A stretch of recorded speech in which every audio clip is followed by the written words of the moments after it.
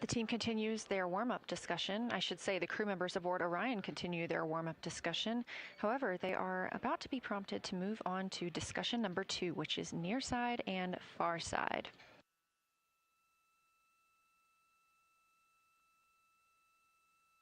Some of the things that they are looking to capture, the ground has prompted them to photograph anything that stands out to them and to compare the near side versus the far side mare in color, albedo, topography, and texture.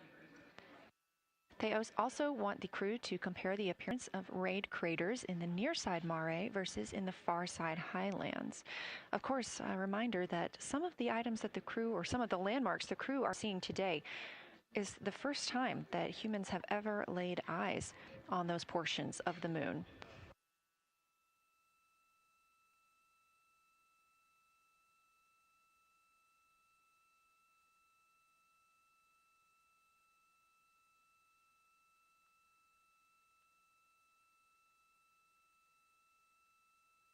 In the targeting package, there are a few reminders of the crew.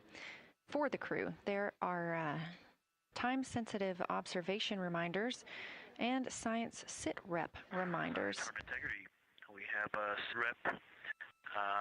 The targets that are being discussed right now, it's the far side, near side comparison, and hearing some great discussion of browns and greens in the Aristarchus Plateau and how those disappear as you go toward the North Pole, and then over to the far side, you lose the color.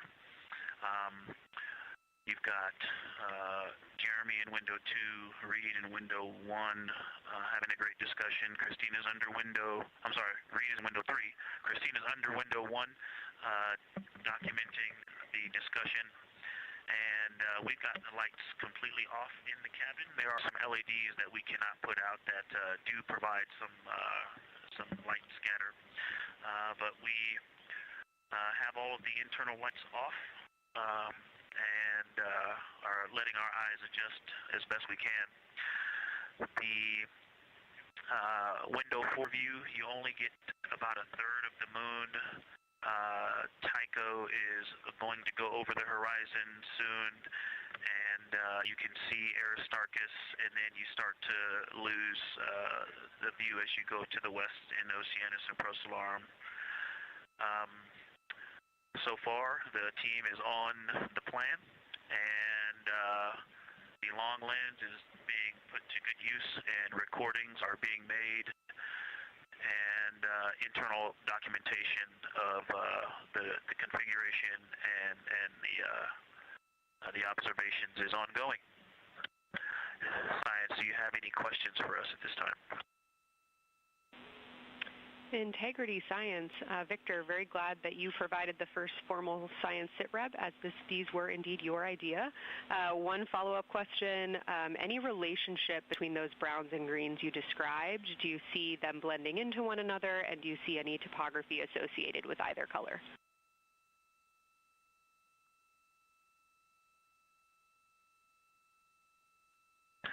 I don't want to bother the window team. I just heard that, overheard that, and so I'm sorry I don't have that detail yet. I will eavesdrop and see if I can pick that up.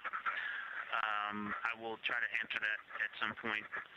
I also heard a comparison of the albedo in Aristarchus, that crater, the very high albedo spot. You can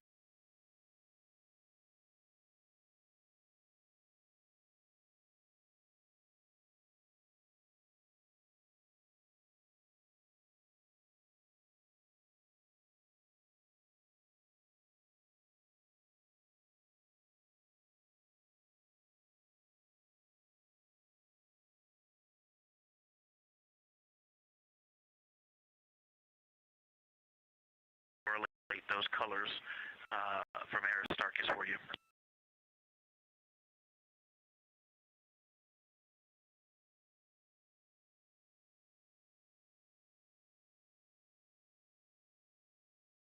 Thanks.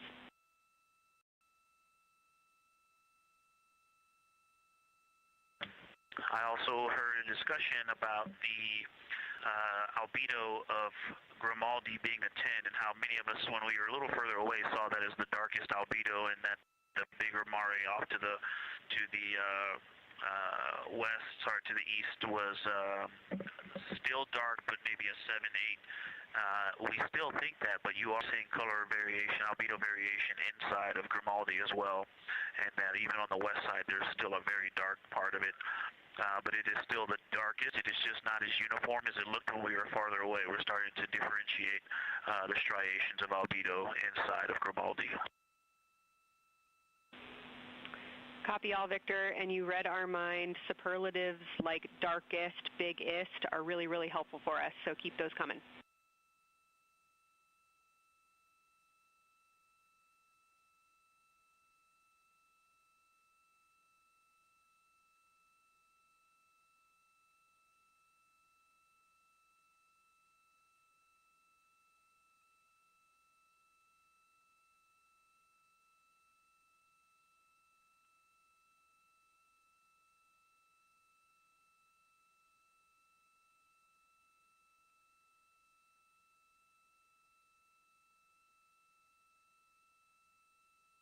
As we were just mentioning, the crew is slated to perform these science sit reps. They are prompted to do so by an icon in their lunar targeting plan. That one coming down from NASA astronaut and pilot of Artemis II, Victor Glover.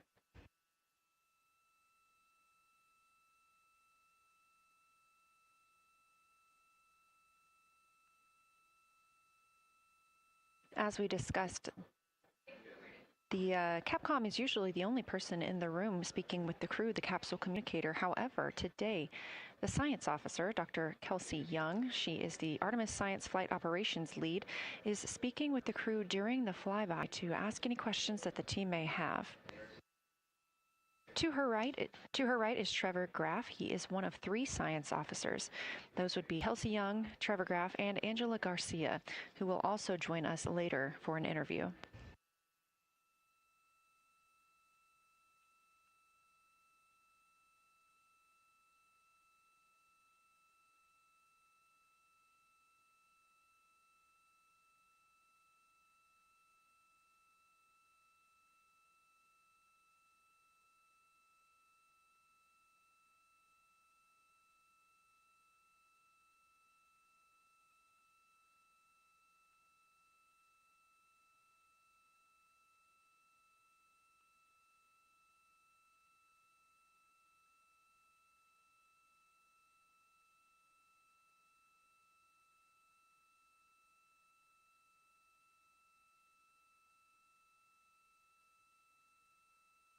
And Houston Integrity Science Integrity was able to get a view out of window 1, which is a beautiful view. I can see the entire moon that they're looking at. We left the T-shirt up there, so I was kind of peeking through the opening in the makeshift shroud there. And once I was able to get 2 eyes on it, what jumped out at me was Vavilov. It's just peeking out of the Terminator. It's clear of the Terminator now, but it just really jumps out because it's still got the low light, low sun angle.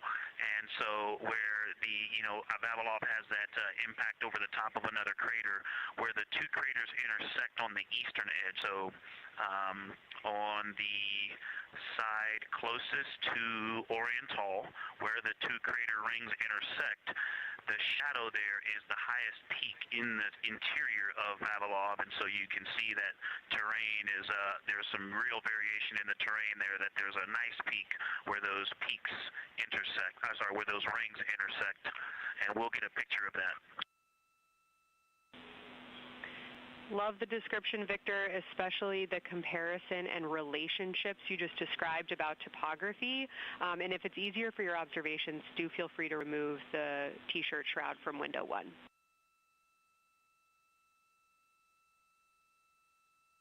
Yeah, absolutely. We will do. Thank you.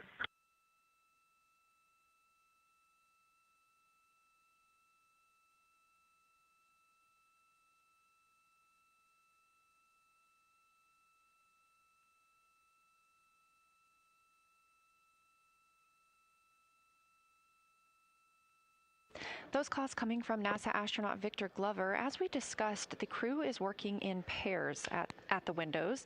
Right now, taking photos are Commander Reed Wiseman, and Mission Specialist Jeremy Hansen. Serving as their support team are pilot Victor Glover and Mission Specialist Christina Cook.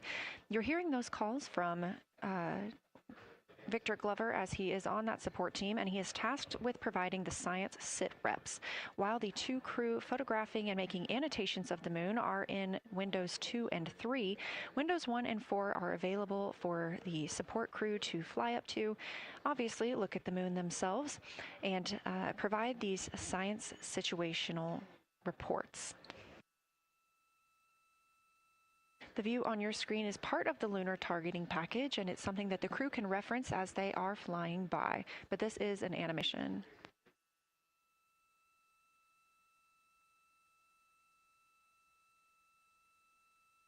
You also heard Glover mention Orion. Orion is a major feature that the team is interested in today, and it's known as the Grand Canyon of the Moon. Until this mission, the Orion Basin had never been seen in sunlight by human eyes. Orion Basin and its surrounding ejecta could fit within a straight line distance from NASA's Johnson Space Center, where we are at today, to Kennedy Space Center.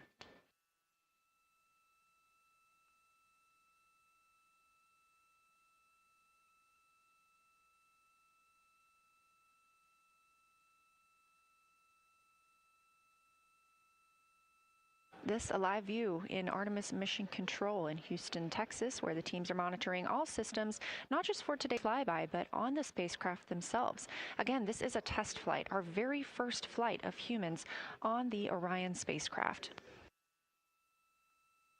This team has been This team has been monitoring the entire time of the mission, as well as we have been live the entirety of the mission, and we will be continuing to do so all the way through splashdown and crew recovery from the Pacific.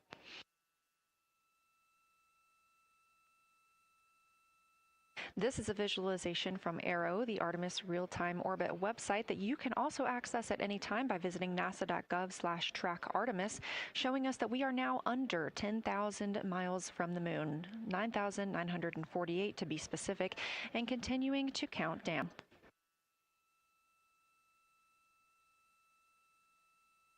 Again, our closest approach to the moon today should come about 6:02 p.m. Central, 7:02 p.m. Eastern. However, we will be out of contact with the crew at this time as they begin transiting behind the moon. At that time of closest approach, the distance from Orion to the lunar surface will be about 4,070 miles. Of course, these are estimates at this time, and we'll be sure to provide you with the official numbers once that closest approach has been reached.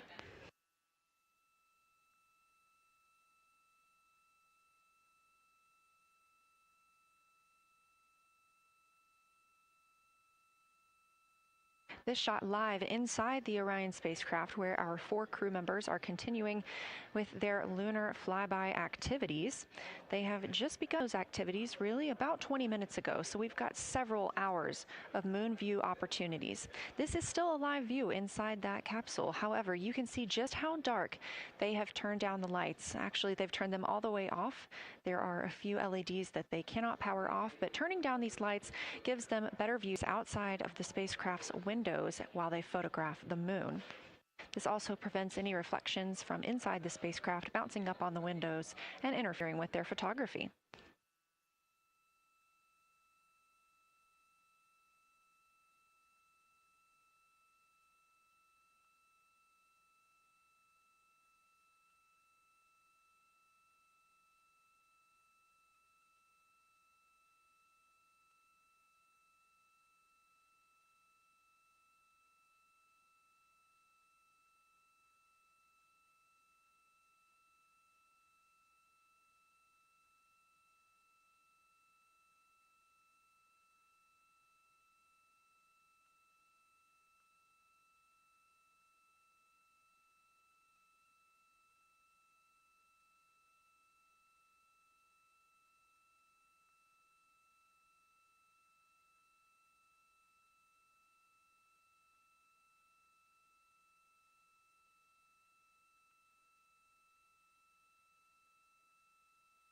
As we were previously discussing, the crew members are serving on teams. The first team being Commander Reed Wiseman and Mission Specialist Jeremy Hansen at the windows photographing what they see. We heard reports earlier that they could see both the moon and the Earth in the same view, and we are looking forward to seeing the moon and the Earth in the same view as well.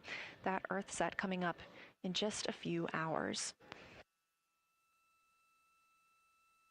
While Wiseman and Hansen are at the windows photographing, Glover and Cook are serving as support crew. They are able to assist with cameras. They are also providing those situation reports, letting us know how the team is working inside the spacecraft, what they're seeing, and how they're feeling about it. Those first blocks of teams will last about an hour, and the crew members are approaching the halfway point into their first observation block. A reminder, we have 5 of those blocks today. So they're approaching this halfway point, during which the crew at the window will switch roles. One will begin taking pictures, and the other will be making annotations on their PCD, that's portable computing device. Both of those crew members at the windows are recording audio of what they see. They are putting on headsets and recording audio into their portable computing devices. Obviously, we are not hearing this right now. This is going to be sent down to the science team, and they will be able to analyze that at a later time. What we are hearing, though, and will continue to hear, are those science sit reps a few times every block. Once this block is complete, about 40 minutes from now, we will have the teams switch. That means pilot Victor Glover and Science integrity, looking out of window 1. I think I may have misreported earlier saying that it was Tycho going over the horizon. That was Copernicus I was referring to. Apologies. It was Copernicus is what is farthest bounding to the east, and that is now like on the horizon or just past it. And Korolev is now a few degrees from going over the horizon. And then, next it'll be Aristarchus Plateau. And so on the west, we are getting a much better view of the Terminator. It looks like we have about 80% illumination of the moon. And Vavilov and 1 Vavilov diameter to the west is where the Terminator is right now. And so other features are starting to peek out there. The center of the illuminated part of the moon is to the lower part is Oriental, and just around Oriental, a lot of light structure is starting to show up. A lot of high albedo, similar to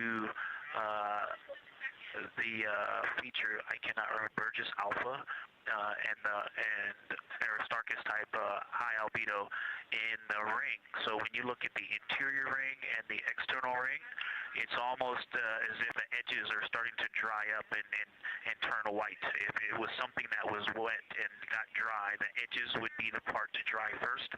You just kind of outline all the topography in the interior of that wall is like it was dusted with chalk or is starting to dry, or maybe dusted with snow. If this was the Earth, I would say there was snow dumped on some of the ridges on the interior of the rings of Oriental. Also, an interesting part of the discussion that I heard between Reed and Jeremy is that from Glushko to Grimaldi, there are 2 dark features there that look like commas, but in the wrong direction. But there's also a lot of interestingness, just a lot of geometry and squiggles and dots and lines that are starting to stand out as more small features come into view. And there also is a lot of variation in albedo. And some of those, the 2 dark features, for example, have on the southern edge of the larger one, the one that's further to the south, there's a very dark, the 1 albedo, like the southern and western part of Grimaldi. And the one to the north, closer to Glushko, is also that same dark albedo. And then around them there are some very high albedo spots just to the north of the southern one, and just to the west of the smaller one to the north. Very high albedo, almost approaching the 10, a 9 or a 10, like Aristarchus.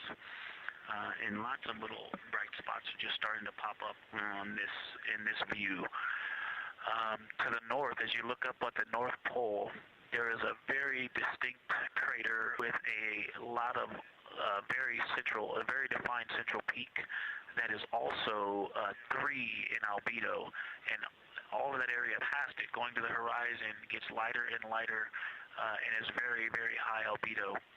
And I will go look and find the name of that feature if I can look that up. And then to the south, really getting some interesting geography and topography in the South Pole Aiken Basin. And the view of the South Pole is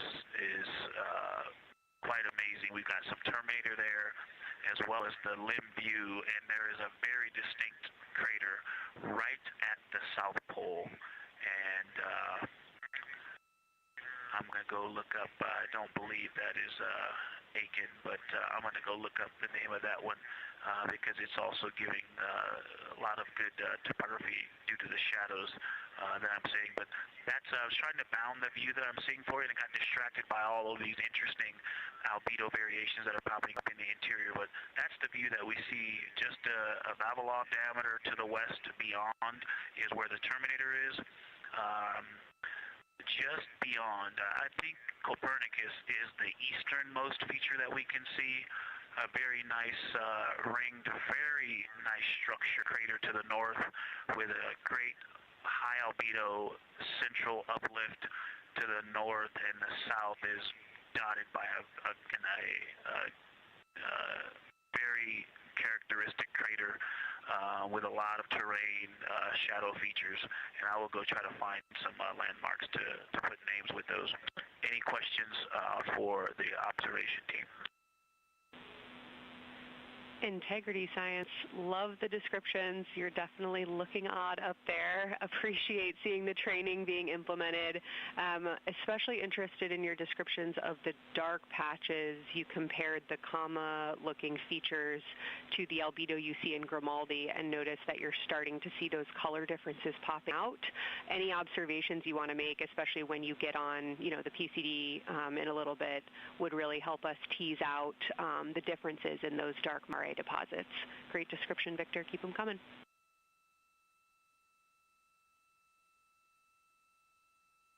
Absolutely will do. I know you've got descriptions on both of the window observers right now as well.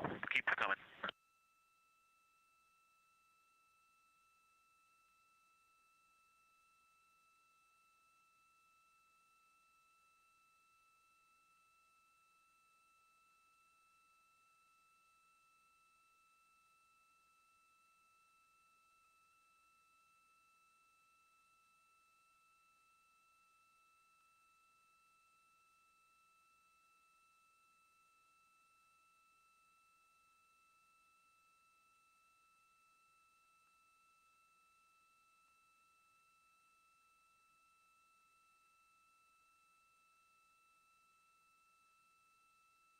Great evidence of how well trained this crew is by the science team. NASA astronaut and pilot of the Artemis II mission, Victor Glover, calling down a situation report, noting several different features on the moon and such descriptions, even saying that it looks like snow on some of the peaks. Obviously, we do not expect that to be snow, but referencing that as some of the lighting on how it looks to the Artemis II crew from their current position.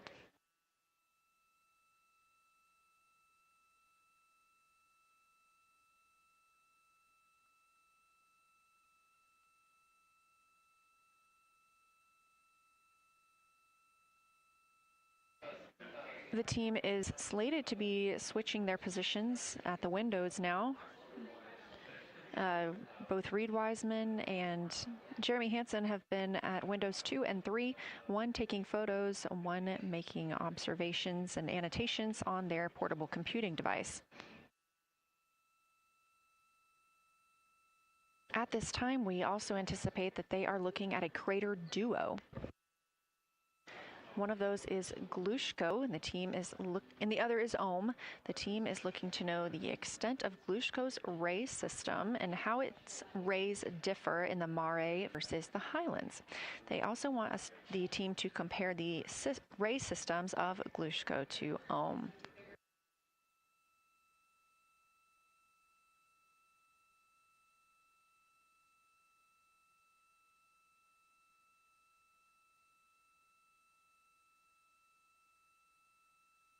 Ohm is considered a young crater.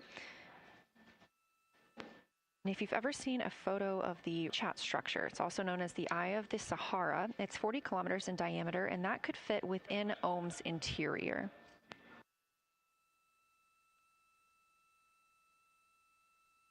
The team is specifically interested in descriptions of that ray visibility, including the color, albedo. Remember, albedo is the brightness or the surface reflection, and the reach.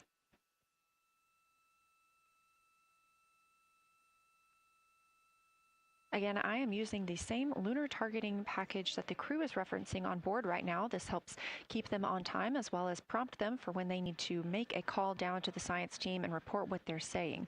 It also gives them reminders of when they need to swap positions at the windows. Additionally, I'm using the Artemis II Lunar Science Passport developed by Amber Turner and the Artemis II Lunar Science team. Now, this passport did not fly with the crew, but they used extensively as a study guide here on Earth. So a lot of the descriptions and comparisons you hear today are developed directly by the science team. We are now 4 days, 20 hours, and 43 minutes. Science, integrity, that crater to the north, that is, it's like we've got one in the north that looks like just a textbook crater, and one on the South Pole as well. The one on the north, I think, is Pythagoras. And what I wanted to highlight about that is it is either a very distinct central uplift or just a very defined area of high albedo. If a majority of the crater, especially the floor of the crater, is, say, an albedo of 5, this center, and only a tenth of the diameter of Pythagoras is an albedo of 2, maybe 3, but it's very bright and it stands out. And then between that crater and the actual, what is the horizon from here, there seems to be another crater right on the horizon, and right on the edge of that is another patch of that albedo. It seems to be between the two craters. It's hard to tell from this grazing angle, but there is another spot just further north beyond Pythagoras. Between the two, I can draw a picture of this one, show you where that very high albedo, again, another 2 albedo surrounded by 5 and most of the area bounding it.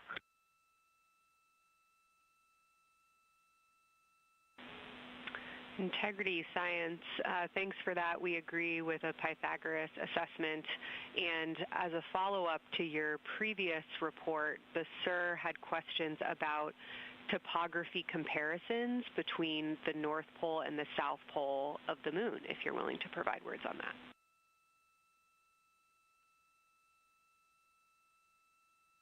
Topography comparisons, absolutely. And if you have any idea what...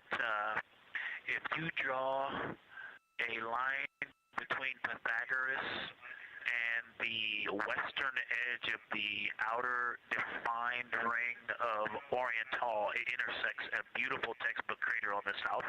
I would love to know the name of that. The topography differences, now the South Pole has a little bit of a benefit that it has more of the terminator, and I can see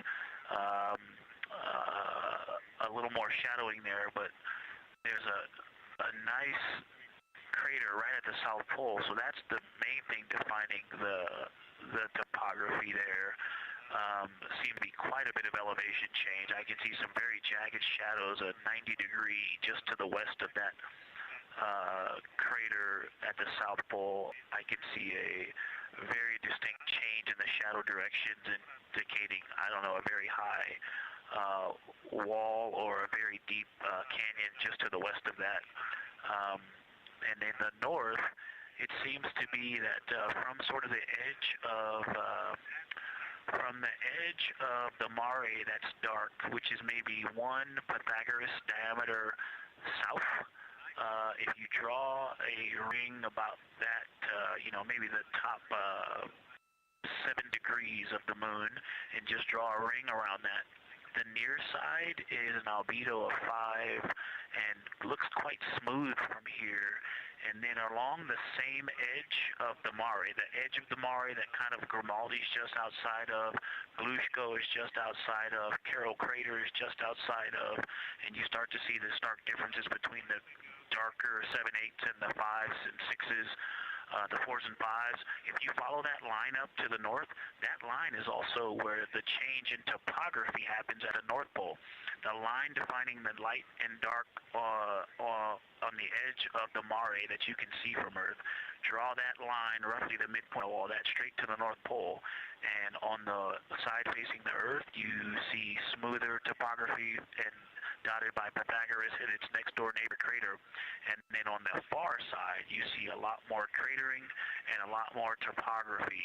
And again, the far side has the benefit of a little terminator there, but I am seeing a variation in the topography. It seems to be more jagged and a more challenging place to find a place to land and to even traverse in the south. All around the South Pole, and at the North Pole, it seems to be it would be more challenging to translate on the far side of the North Pole compared to the near side of the North Pole around Pythagoras. Copy all, Victor. You really help paint a contextual picture of what you're looking at. We really appreciate the way that you're guiding us into the areas you're seeing by drawing comparisons between recognizable features. Thanks for that.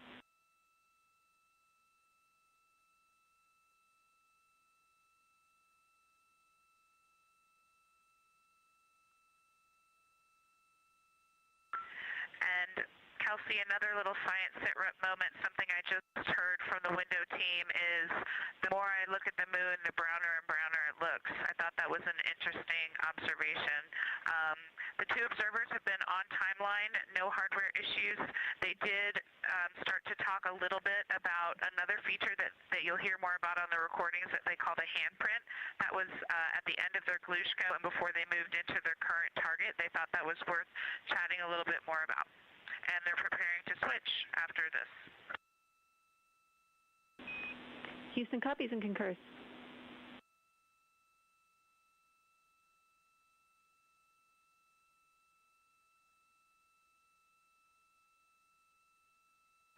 Hey, Houston and Science Integrity, another just observation from the human.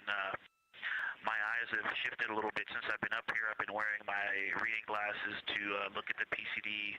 Well, this is a very taxing event on the eyes, looking out the window and seeing the very bright moon, then coming back inside to the dark cabin and trying to work cameras and microphones and logistics and lunch and those kinds of things, and then looking at the PCD, which is dimly lit. It's just been an exercise. It is a difficult thing to manage it. I'm up and down on the glasses and then having to wait as my eyes adjust when I come back in. As soon as I look back into the cabin from looking out the window, I can feel my eyes adjusting, and I just have to work through it as they adjust. Appreciate that report, Victor, and know that we are prepared to read you up targets from the ground if that would give you the ability to keep your eyes focused on the moon and not having to swap between that and the PCD. Just let us know.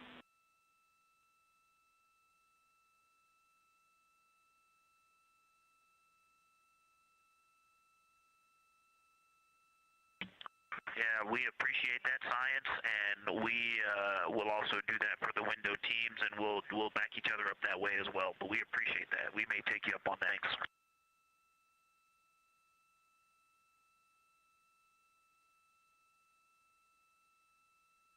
Continued detailed descriptions from the Artemis II crew aboard Orion Again, this is a test flight, the first time we've flown humans aboard this spacecraft. So every detail, even that it's difficult to look outside the window and then back at the PCD, that portable computing device, every single detail is appreciated as we prepare for future missions.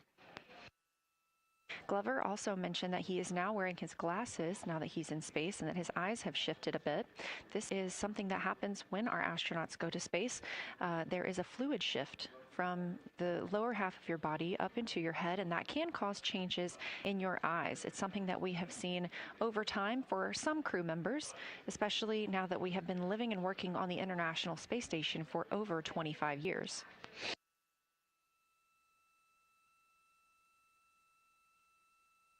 Again, it's clear that these Artemis II astronauts have undergone extensive lunar science training, including classroom instruction, fieldwork, and high-fidelity simulations. Training expeditions even took place in analog environments like the Icelandic highlands and the Kemasassen impact crater in Labrador, where crews practiced identifying and describing geologic features under varying conditions.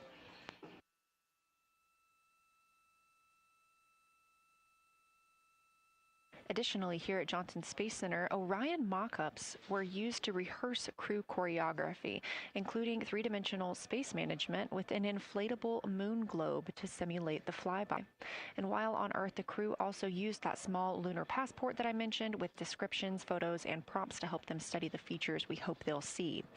Now, this is a view from their lunar targeting package at this time, helping them determine what they're seeing on the moon, as well as on the left, keep up with what their next target will be. As you can see, we have got a long list and an exciting day ahead of us.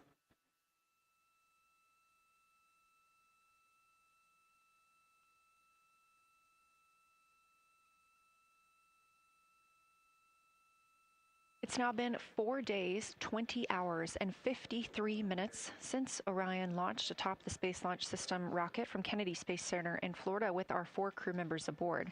NASA astronauts Reed Wiseman, Victor Glover, and Christina Cook, and Canadian Space Agency astronaut Jeremy Hansen.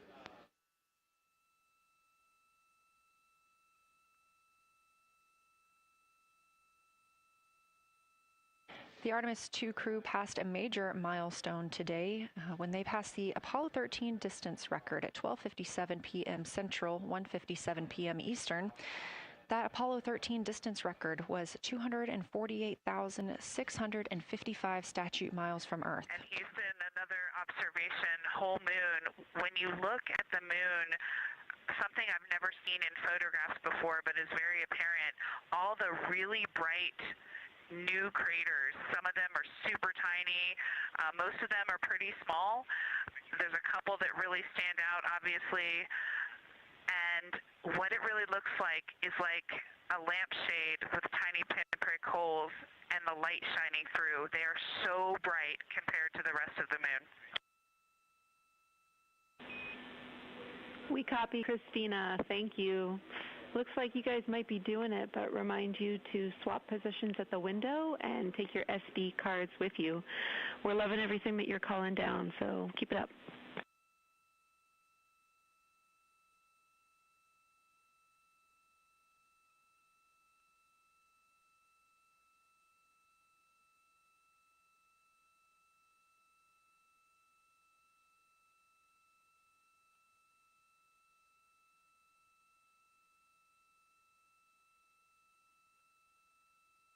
Again, Orion previously surpassed that the Apollo 13 greatest distance from Earth by humans. That was 248,655 statute miles from Earth, and Orion now 250,294 miles away from our home planet.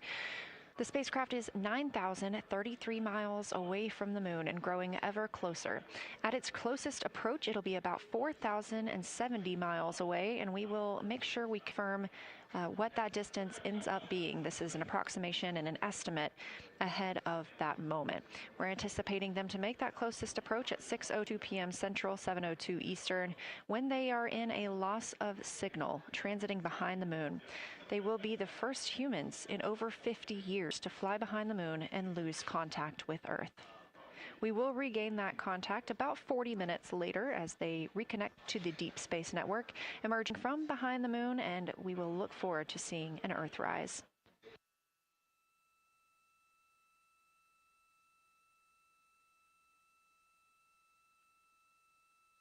Again, the crew is currently in their position swap portion on their timeline.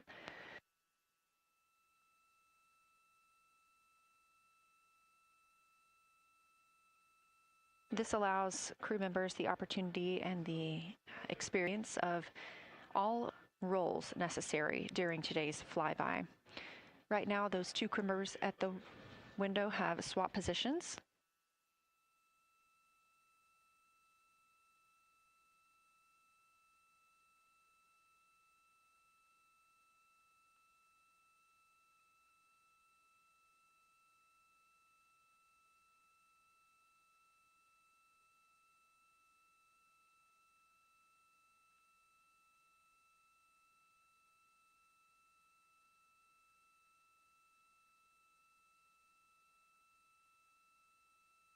Again, the crew at the windows swapping positions. Right now, that crew is Commander Reed Wiseman and Mission Specialist Jeremy Hansen, while Victor Glover and Christina Cook serve as their support flyby crew members. That's why you are hearing Victor and Christina during those science situation reports. Those voices will change in about 30 minutes when they take a turn, taking photos and making annotations while at the window.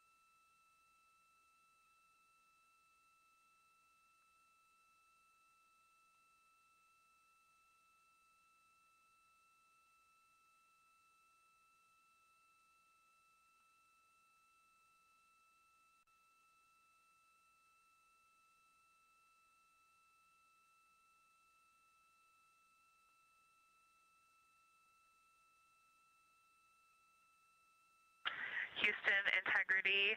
I wanted to provide an observation or a little bit of descriptive nature on something that we saw on the first day we had good moon views. This was when we saw more of the near side, and the ground helped me out with identifying Mare Imbrium.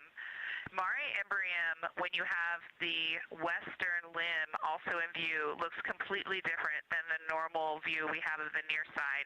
It is the most striking feature of the western limb view that we had. And the mountain chains that form its eastern side are very prominent, but they actually stand out more than I'm used to seeing even on the western side, and the whole thing just feels like a big bump. It actually looks like a large healing wound with a high albedo forming the mountain chain around the impact basin. And I just don't think I had enough chance to describe how striking it was on that western limb view as we were coming in a couple days ago. Christina, science, absolutely love that, especially since that's a feature that all of us here on Earth can observe from home. So I'm sure tonight everyone's going to be going out and looking for evidence of that beautiful topography you just said. Thanks for those words.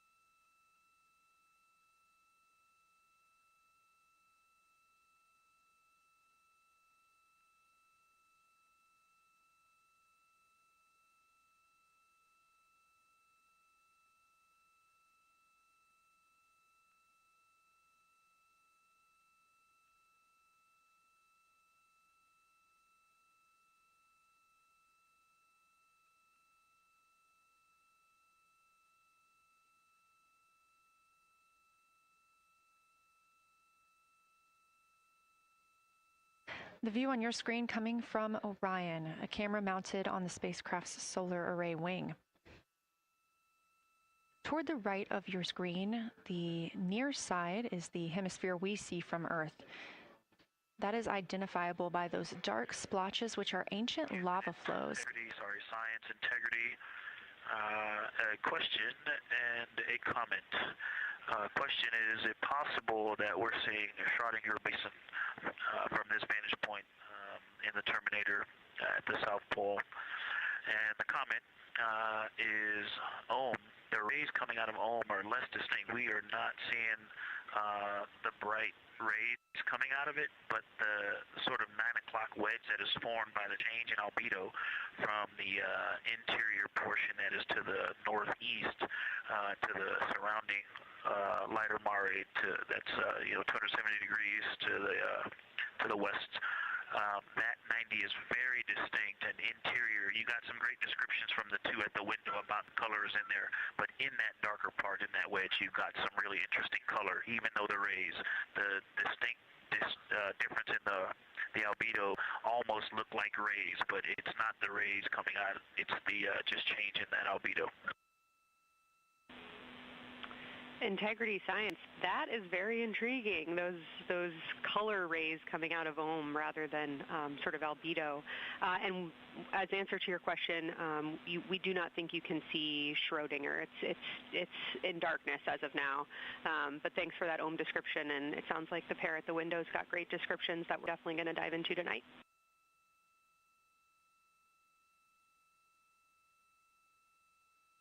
Okay. If you could help me, I would still love to know what it is. There's a very nice crater. You're going to likely have a lot of pictures of it. What would be right in the Terminator at the South Pole or close to the South Pole, where it's intersecting the Terminator right now? Yeah, Victor, we're assuming you're talking about, kind of if you're looking at the Terminator, it's basically like 70% down from the North Pole. Is that where you're looking?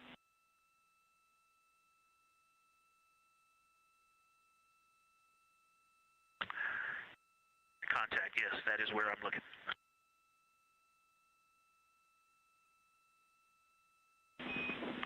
Integrity Houston, that is an enabled caution for wastewater dump required. We have hit our limit.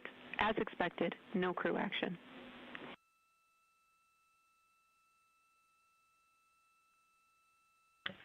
Copy, no crew action.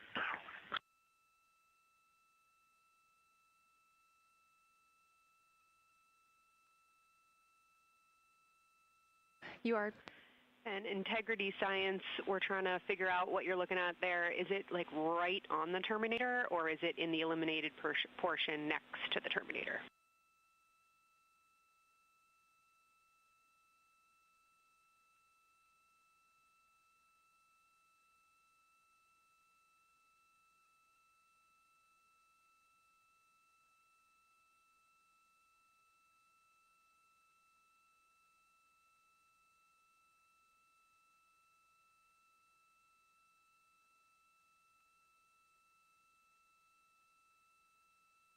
While we wait for a response from the crew, the Terminator is that difference between day and night, or brightness and darkness, that you see on the moon. We see this from the International Space Station as well, looking down at Earth. And science from integrity, excuse my space orientation adaptation. If you draw a line between Glushko through the center of Oriental, and then another line from Glushko through the southern tangent of Oriental, that line would almost perfectly intersect tangentially the crater that I'm talking about, and it is on the Terminator. So yeah, I think I'm not looking at the South Pole. I was a little twisted. That line description was really helpful. I have eyes on the SIR right now, and they are actively discussing lunar geography. We will be back with you shortly.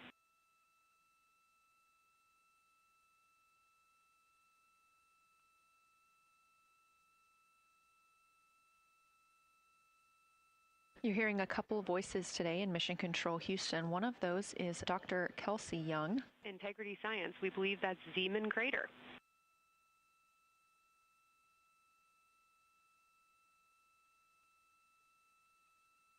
Oh, I floated away from the speaker. Say it again, please. We believe that that is Zeeman crater.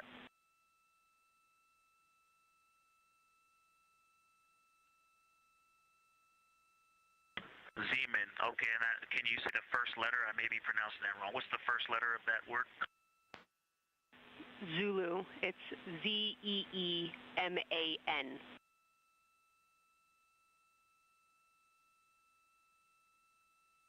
Copy. Thank you for that. Yes, we've got a great view of that. And when I went back to the window just now, the view has completely changed. Our trajectory is taking us to a new view, and I'm looking more into Vavilov. I've got a nice, great view into Vavilov. I'm actually away from the window right now, so I'm going to go try to give you some bounding words on the view that we're seeing. But I've got to get back to a window in a minute. Understood, Victor. You're defining new views of the moon in more ways than one.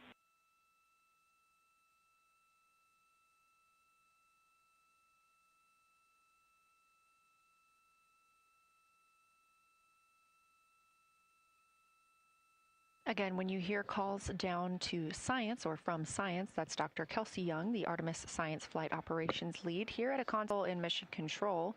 You also hear communications with the crew from Canadian Space Agency astronaut Jenny Gibbons. She is the Capcom for today. She is a backup Artemis II crew member. Those calls from pilot Victor Glover asking about a feature he was seeing, specifically a crater on the moon. Meanwhile, the team here in the science evaluation room was actively working together to determine which feature he was describing.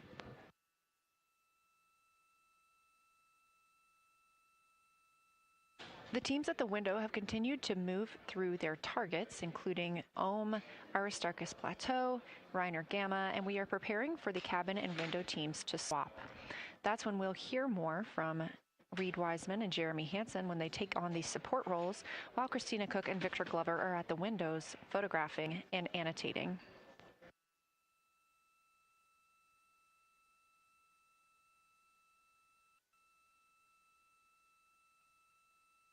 As we briefly mentioned, if you look towards the right side of the moon, essentially,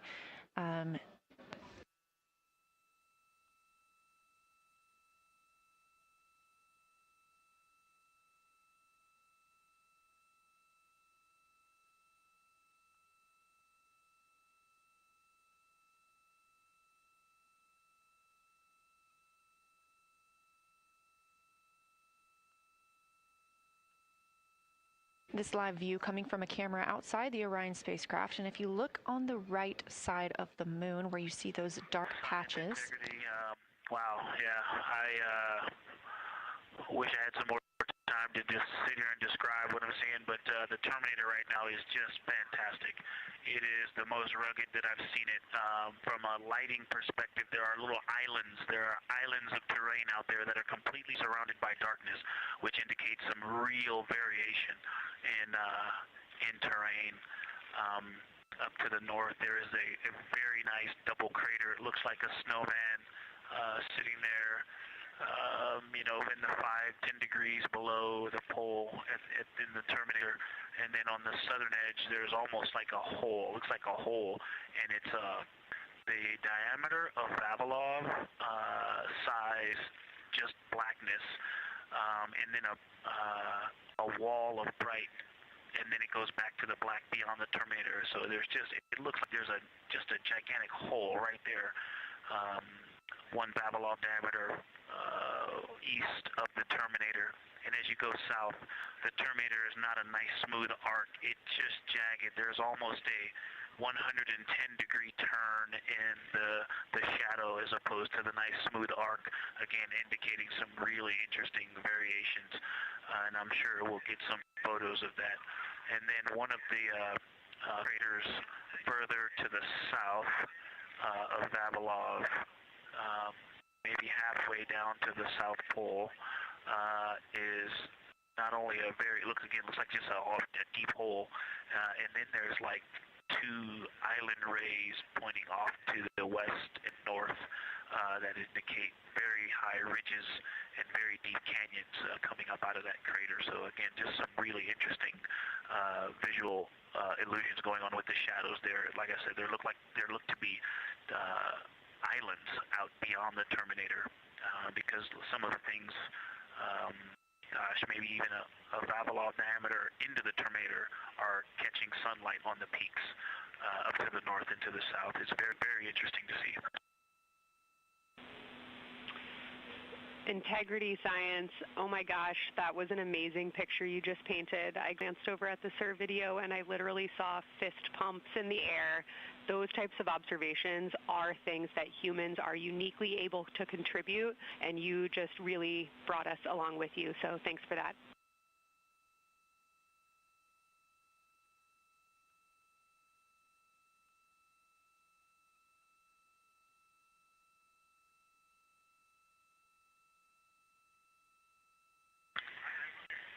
That's awesome, Kelsey. Did you get a SITREP updating you on a slight change in logistics for PCD use? Christina, this is Houston. We did not, but we will take it now.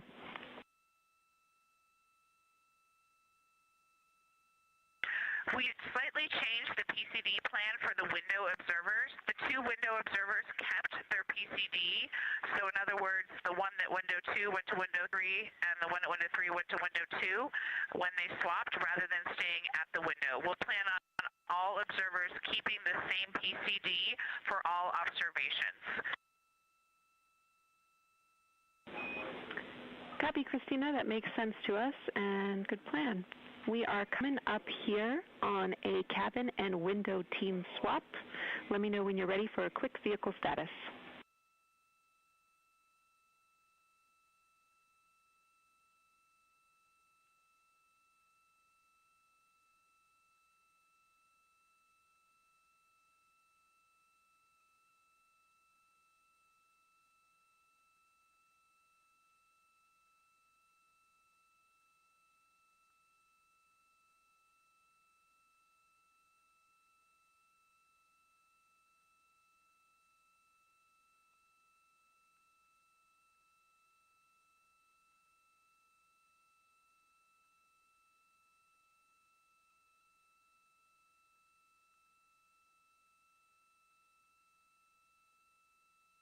As you heard, Science. Houston, go for the vehicle system update. Howdy, Reed. We don't have much for you. We just wanted to let you know that toilet right now is no-go for use as we stick with the predetermined limit for now. All crew members, please use CCUs. Otherwise, Orion is looking very good.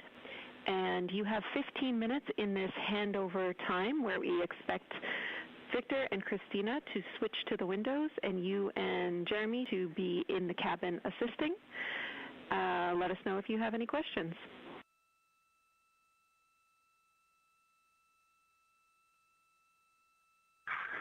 No questions at all, and they're in the swap right now. The first thing I'll tell you, I floated up to the docking hatch window and just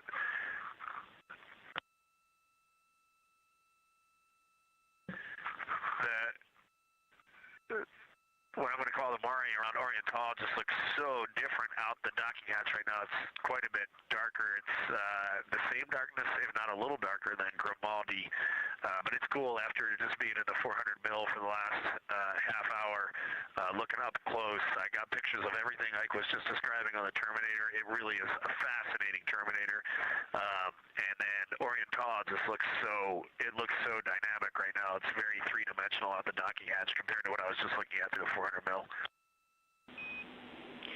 We love it. We are getting a sneak preview from one of our SAW cameras at what you're looking at, and we see some of what you're describing. We cannot wait to see your photos. Thanks.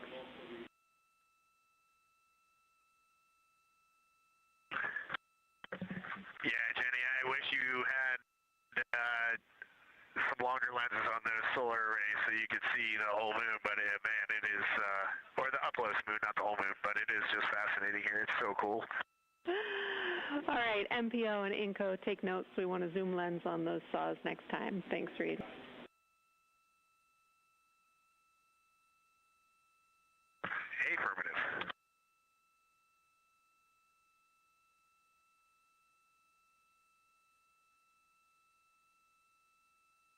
As the crew gets ready to switch positions from the window crew going back to the support crew and the support crew flying up to the windows, this view inside the room, Capcom Jenny Gibbons speaking with the crew, Canadian Space Agency astronaut. The crew has continued to provide excellent descriptions of what they are seeing on the lunar surface. In this picture, or in this live view actually, from Orion and a camera mounted on its solar array wing, if you look at the dark portion on the right side of the screen, those are visible from Earth. That's considered the near side. Those are ancient lava flows from a time early in the moon's history when it was volcanically active. And if you look towards the left, there's that dark, large crater that appears to the left of those lava flows. That's Orion's Hall Basin. It's about 600 miles wide, and it straddles the moon's near and far side. And this mission is the first time that humans have ever been able to see this with their eyes in the daylight. Again, you hear conversation about that terminator. You have a great view of that as well. That's the difference between light and darkness on the moon. Victor Glover explaining that as a very jagged looking terminator due to the peaks that they're seeing and the craters that they're seeing as they prepare to cross over the far side.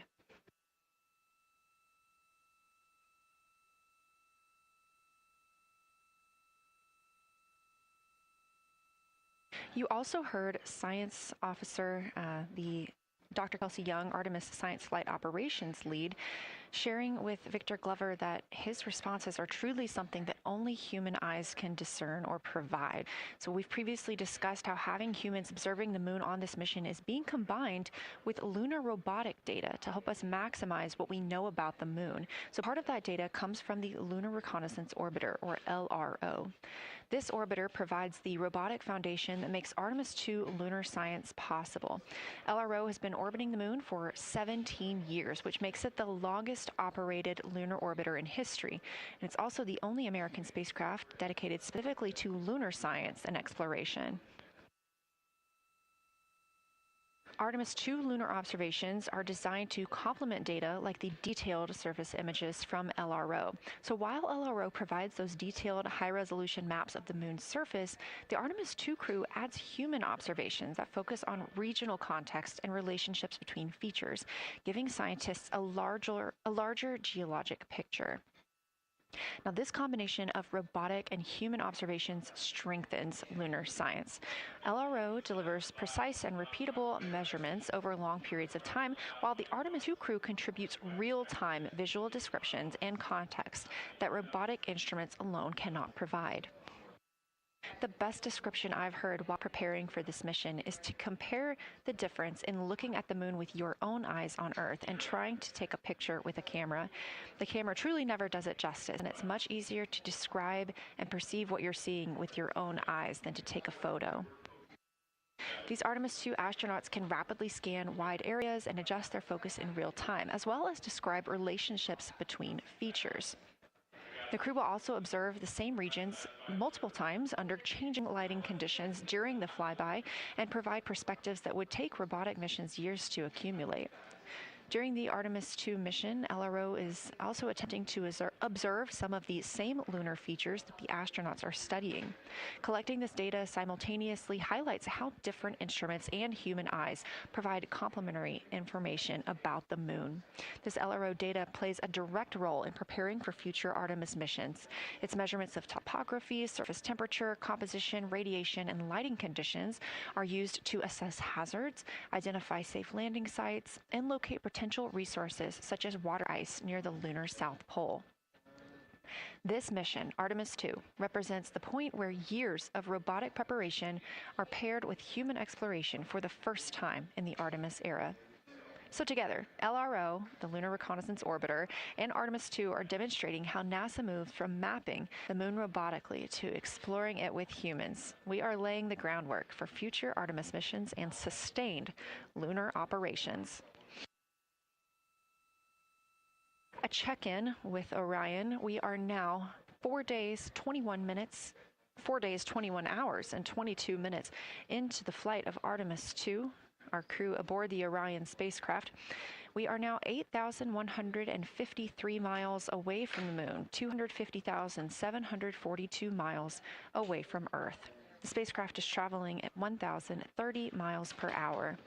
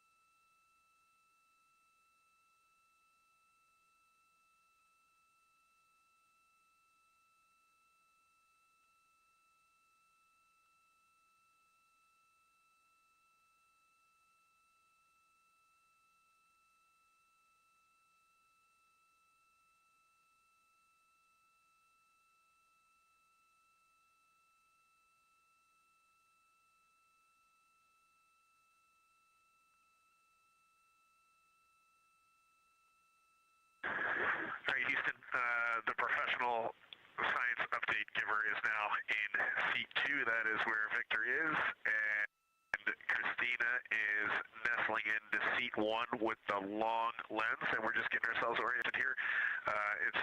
It's a cool view in the cabin. It's actually a cool view to be off the camera now and looking at my crewmates getting up to their observation post and looking in. It's super fun.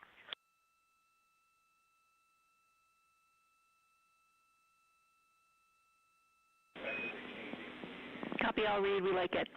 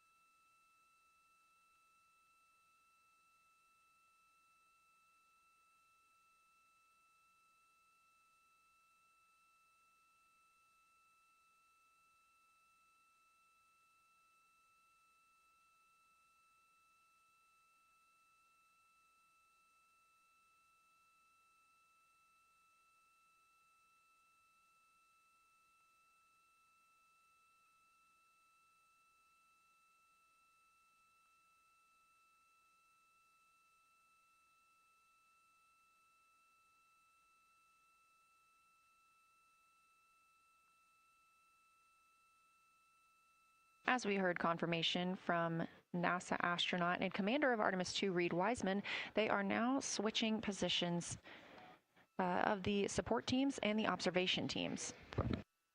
So initially, Reid Wiseman and Jeremy Hansen were at windows 2 and 3 in the Orion spacecraft, taking photos and making annotations in their PCDs, portable computing devices. They were also giving audible descriptions into their PCDs, wearing headsets with microphones and providing recordings that the science team will be able to listen to later. We were hearing from NASA astronauts Christina Cook and Victor Glover as they made observations as part of the support team.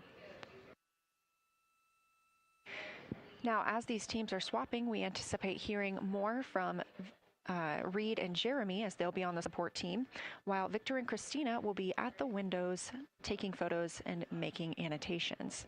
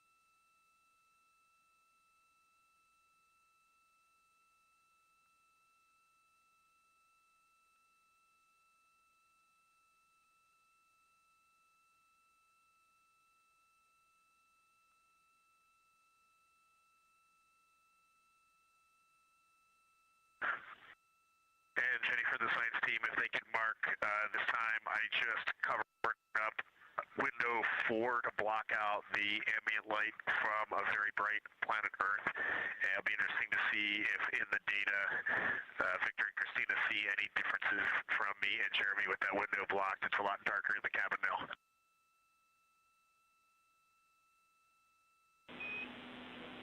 Copy, Reed. We're taking note, and we'd be curious too.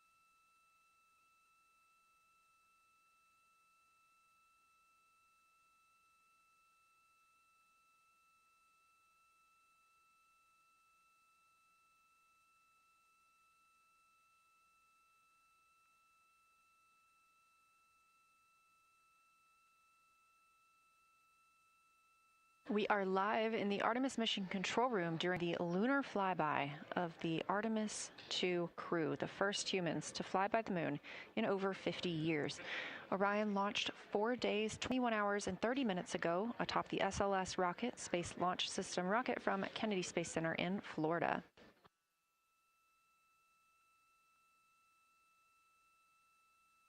Our 4 crew members inside the spacecraft are transitioning their positions.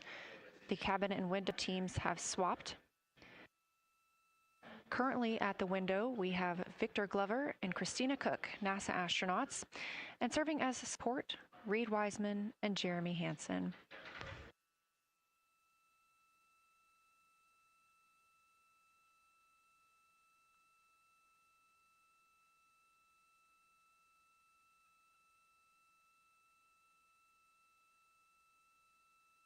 For our crews at the window, they are using handheld Nikons with an 80 to 400 millimeter zoom lens. There are also GoPros on each of the solar arrays on Orion, and that's where this view is coming from right now. We have an interior camera of the crew as well, but they have dimmed the cabin lights. They've actually turned off the cabin lights to allow them to better see outside of the spacecraft. This also helps prevent any reflections from lights inside the spacecraft reflecting on windows while they are photographing the moon.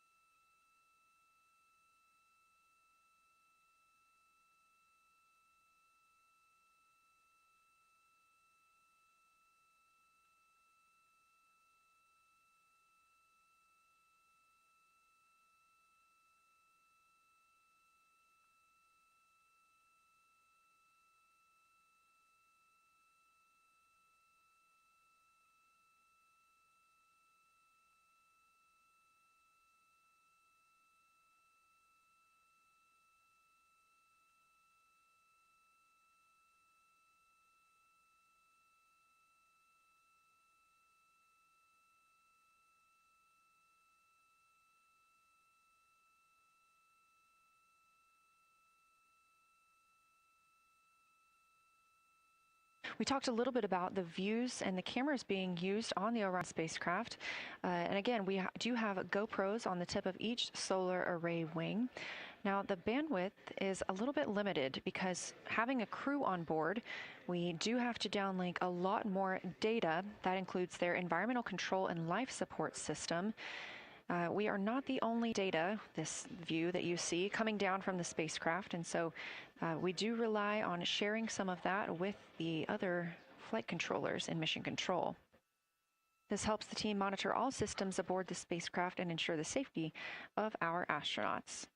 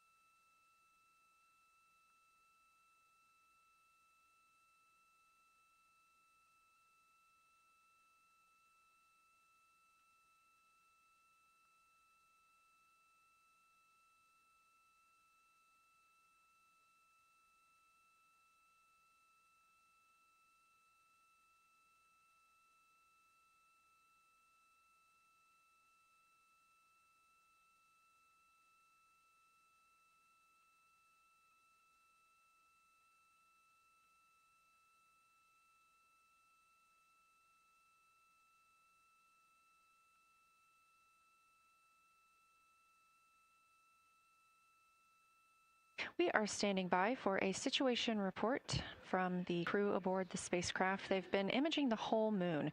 There is now a new crew at the window. That would be Victor Glover and Christina Cook, and so being it's their first time since they have moved up to the window positions, they have a chance to orient themselves and describe and take pictures of any color or albedo variations across the surface.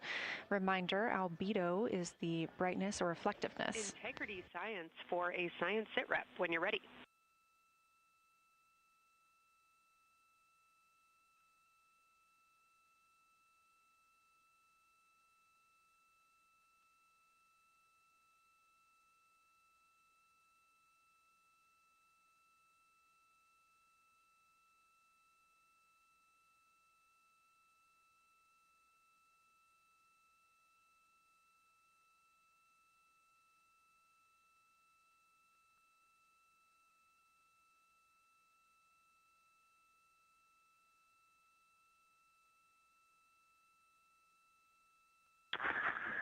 Houston Integrity, we have no external view of the moon right now for the floating crew members, so my only science sitrep is that we have Victor in window 3 doing observations and Christina in window 2 with the long lens.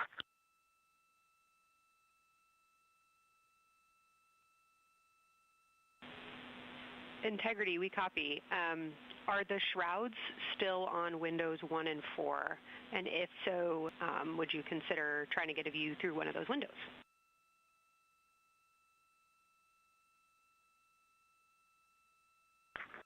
We cannot take the shroud off of 4 because the Earth is too bright and it's impacting Ike's peripheral vision. And then I can get a grazing glimpse out the docking hatch window. I can see Oriental south down to the South Pole. And the primary thing that I see from Oriental right now is just the long trenches that come out. And, you know, when you come out the north side of Oriental, the ejecta kind of boulders across the northern half of the far side. But coming out the southern half of Oriental, I just see those large, here they look like gorges. They're almost like rain when it comes down the Grand Canyon and fingers off into the desert, kind of what it looks like. Also, Burgess Alpha is extremely bright. It's the brightest thing that I can see. Even brighter now than Aristarchus, which is heading off to the Terminator. It's almost impossible now to see Aristarchus, the thing that Jeremy and I looked so much at. I can just barely see the crater rays from Ohm, and I would say for albedo right now, I would go back to Gramati is still extremely dark, especially in that southwest corner, and there are parts of Oriental and the outer ring of Oriental that reach that same level of darkness, especially the rings of Oriental reach the same level of darkness as Grimaldi. And then south of Grimaldi, Jeremy and I were noting a few other just really dark areas of cratering, Mare there, and those have that same darker albedo. But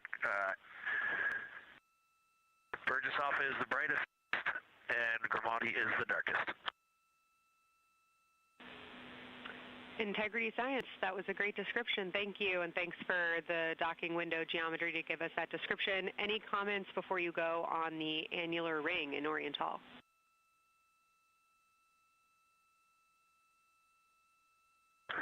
The annular ring, which I think everybody kind of describes as like a pair of lips or a kiss on the far side of the moon from here, is very circular in nature. The northern part of it is wider, darker. The southern part is much lighter. It is very neat looking, and but it is far more circular than I remember it looking in our training. The darkness of the northern side of the annular ring is the same darkness from here out this docking hatch window as the center mare in Oriental. Not quite as dark as Grimaldi, but it is probably only because dust and lunar regolith has kind of impacted over time. Reed, that's exactly what we were looking for. Thanks so much. You have heart hands coming out of the SIR.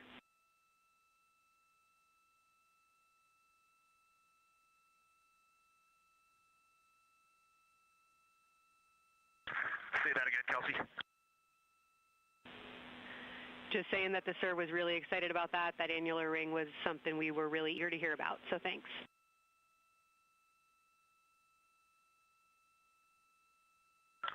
Yep, you bet. And now Victor and Christina are moving on to Oriental. I got them situated over there a little bit late.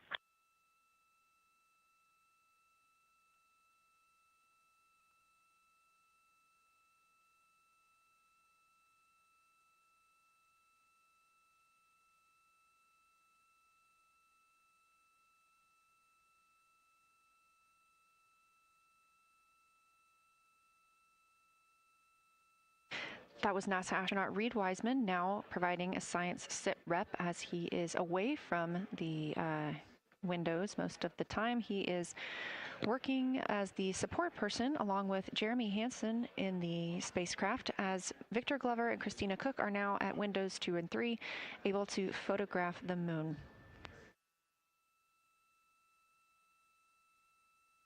Christina and Victor are also providing recorded information to their portable computing devices, that's their PCDs, and the science team will have access to that at a later time.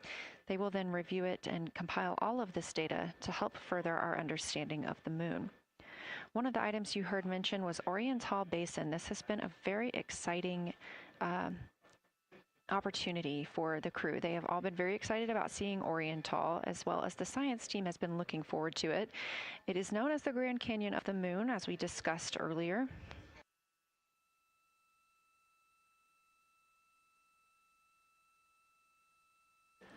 From the pictures, the science team is hoping that the crew will take centered images of the entire basin and surrounding craters in a single frame, but also use those 80 to 400 millimeter zoom lenses to create a mosaic entire basin.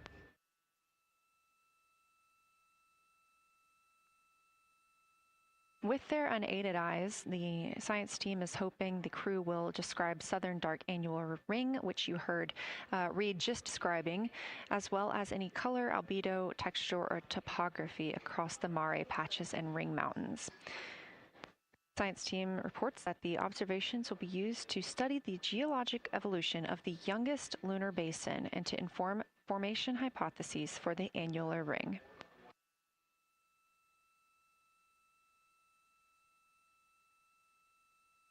And again, another fun fact about Oriental is the diameter is the same distance between Johnson Space Center, where we are today, and Kennedy Space Center, where the crew launched on April 1st.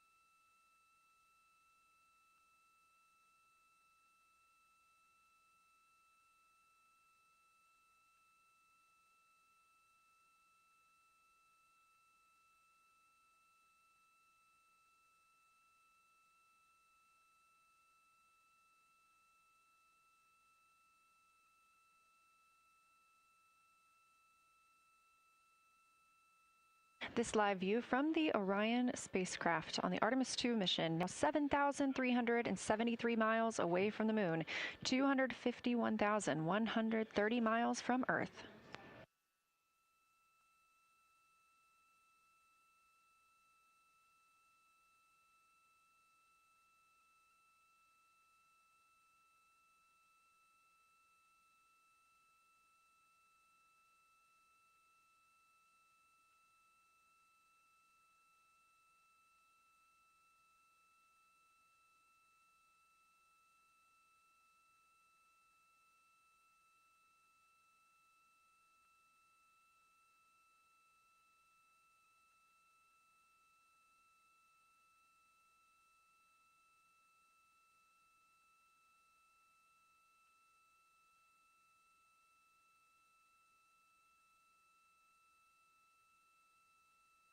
Again, the Artemis II crew passed the Apollo 13 record of the humans farthest from the Earth today at 12:57 p.m. Central Time, 1:57 p.m. Eastern Time.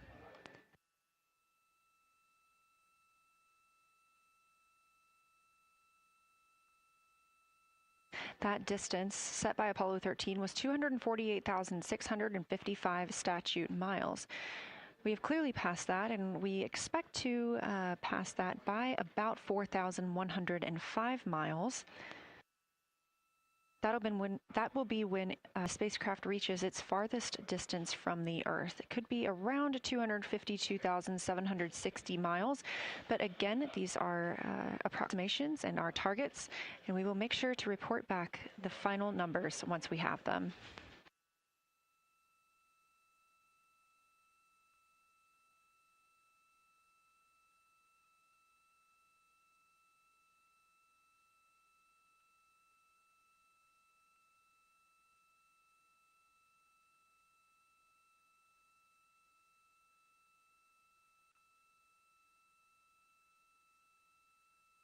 We have some refined times of when we expect to have Earth set of Earth behind the moon while Orion flies behind the moon. That would be about 5:41 p.m. Central, 6:41 Eastern.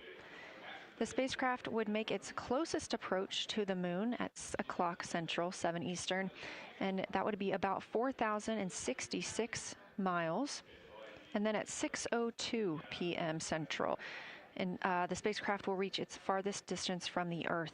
We anticipate that'll be about 252,755 miles, which would be 4,111 miles farther than Apollo 13. We would see Earthrise again at 6:21 p.m. Central Time, and a few minutes later, regain communications with the crew.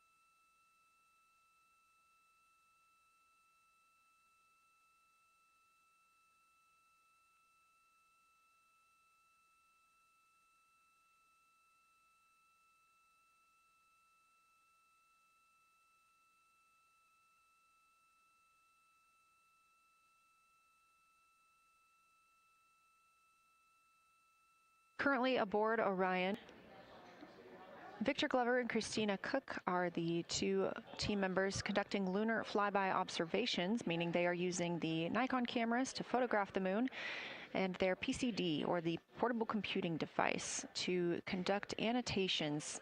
They are both recording information that will be downlinked to the science crew, and tomorrow morning the science team will have a conference with the team while the information is so fresh. They'll be speaking with the crew about their observations and their data collection.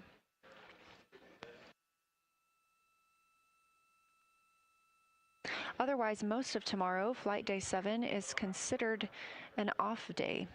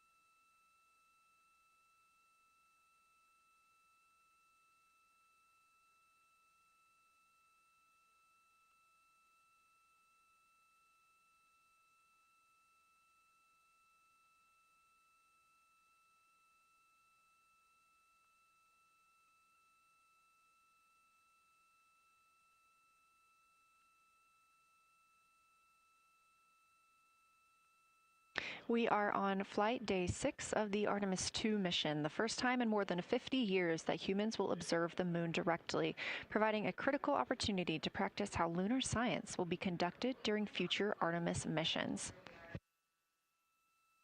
If you're just joining us, the crew is well into their lunar flyby observations, and we anticipate that we will hear from them soon.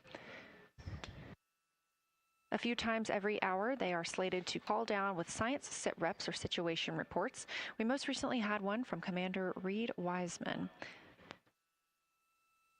He and Jeremy Hansen, mission specialist, were first at the windows today to photograph and make annotations of what they were seeing.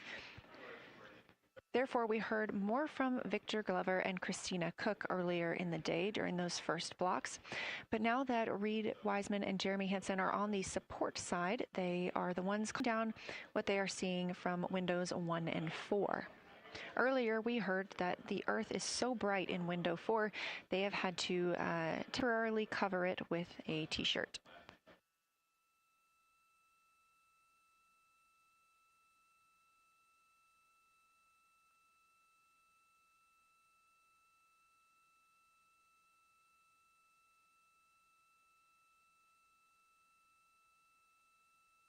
The moon preserves a near-continuous record of solar system history that has been erased on Earth because the moon doesn't have an atmosphere. So things that we experience on Earth, like weather or plate tectonics, don't really apply.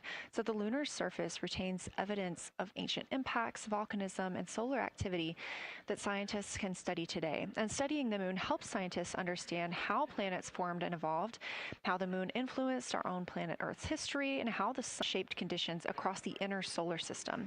The moon also serves as a unique platform for studying the broader universe. Artemis science is designed around questions best answered by humans, working alongside robotic systems, combining decades of robotic lunar data with real-time judgment, context, and adaptability that only humans can provide. This mission, Artemis II, is serving as a proving ground for lunar science operations, which allows NASA to test how science is planned, executed, and supported during a crewed deep space mission ahead of our future Artemis flights.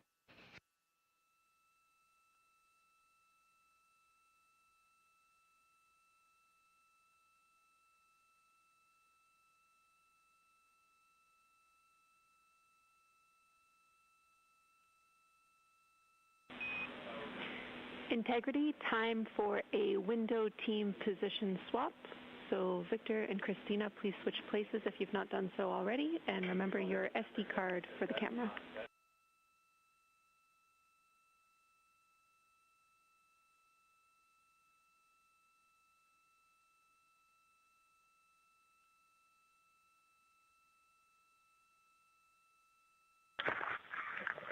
We're in the swap right now. They're wrapping up their last comments, and they'll switch over and change cars in the long lens. Copy.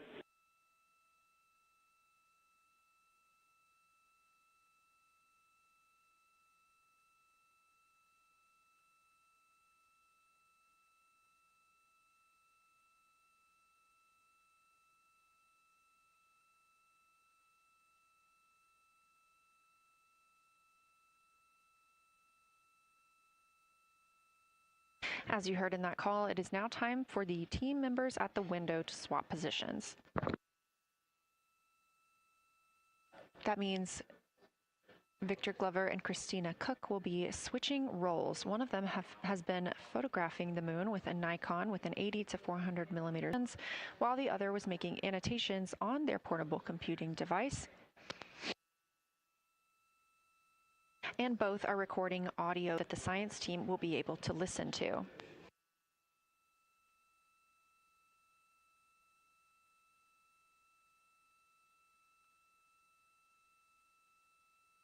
We are now 2 hours and 10 minutes until we expect to lose signal with the spacecraft as they fly behind the moon. And the next target for the crew is considered a crew choice event. They have the option to focus on any regions or patterns or features that interest them.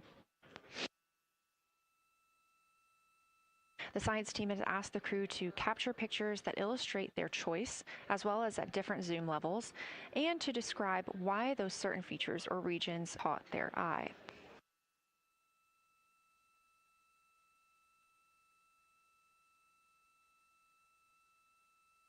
Those recordings are part of what are being saved on their PCDs, portable computing device, that will be sent to the science team for analysis.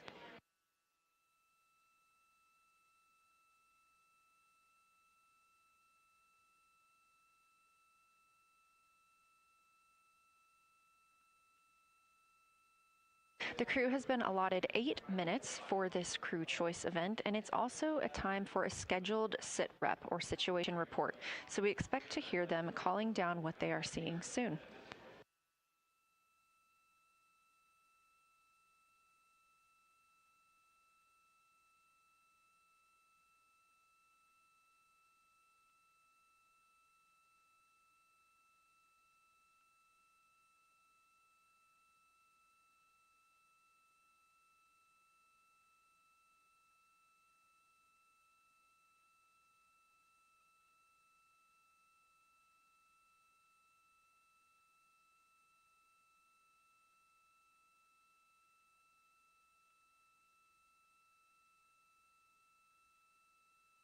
Something that the crew or that the science team has used to help prepare the crew is a cue card.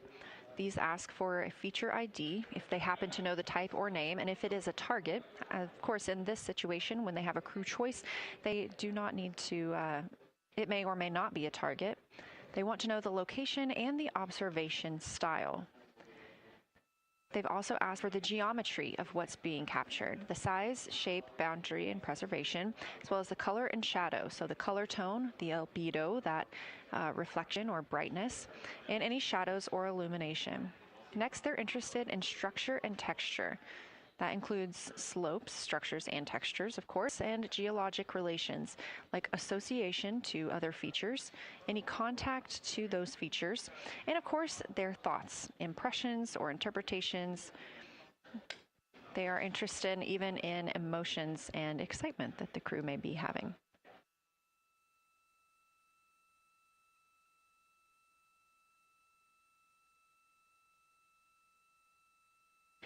This flyby day has been practiced in many ways, even in Sims here in Mission Control Houston. The team also conducted some field work, learning how to look for specific geologic features. They also photographed a large globe, and the science team helped them determine which features they would be targeting and how to look at those.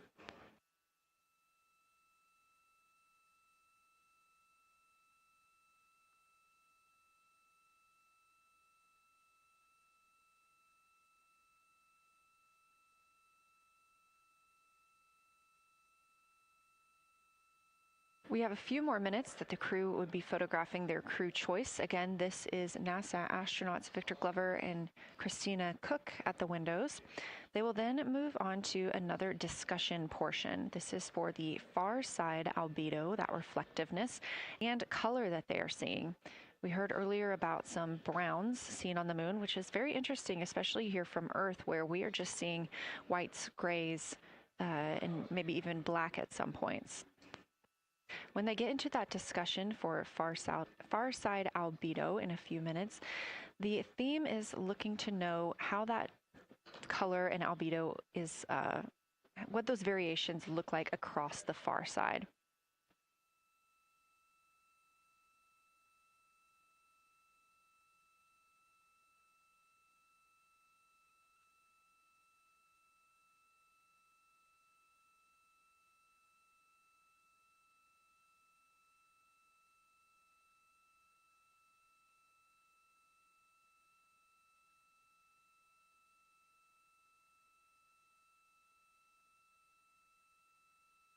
On the right side of your screen, the Science Evaluation Room, or SIR, where team members are looking real time at what the crew is seeing. And even earlier, we're... Houston Integrity, you ready for a science sit rep? We'll take it.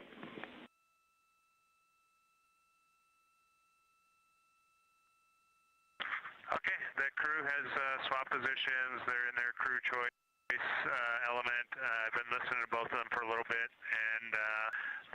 enjoying, they both decided to pick the Terminator, and they're spending a lot of time looking at the Terminator, just talking about the resolution that they can see, the depth of the craters, and the various interesting and unique executions that they can see. So Victor is on the long lens, and Christina is just looking out the window, and I'm sneaking a peek in T-shirt window.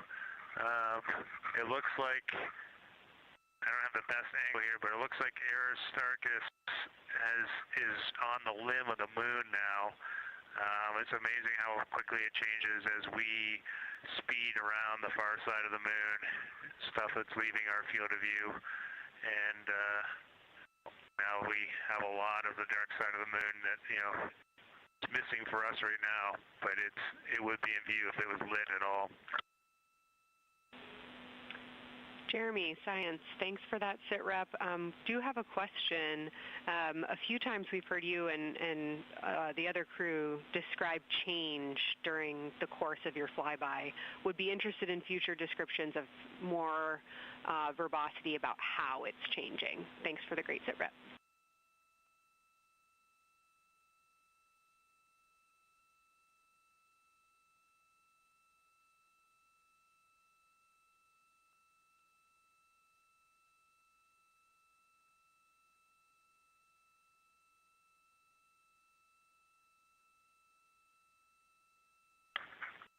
Yeah, Kelsey, sounds good. We are definitely keeping an eye on that. My eyes have just not readjusted. The moon is so bright when you come back to the window. I was just in the interior of the cabin. I've come back to T-shirt window, and it's just overwhelming brightness, and my viewing angle is a bit challenging, so I won't be able to give you great observations from this window. But I will talk about something that I was talking a lot about in my recordings earlier, which was we've been talking about some shades, and so we have obviously the dark and the light gray, and then we've talked about naming some colors, a brownish hue and a greenish hue.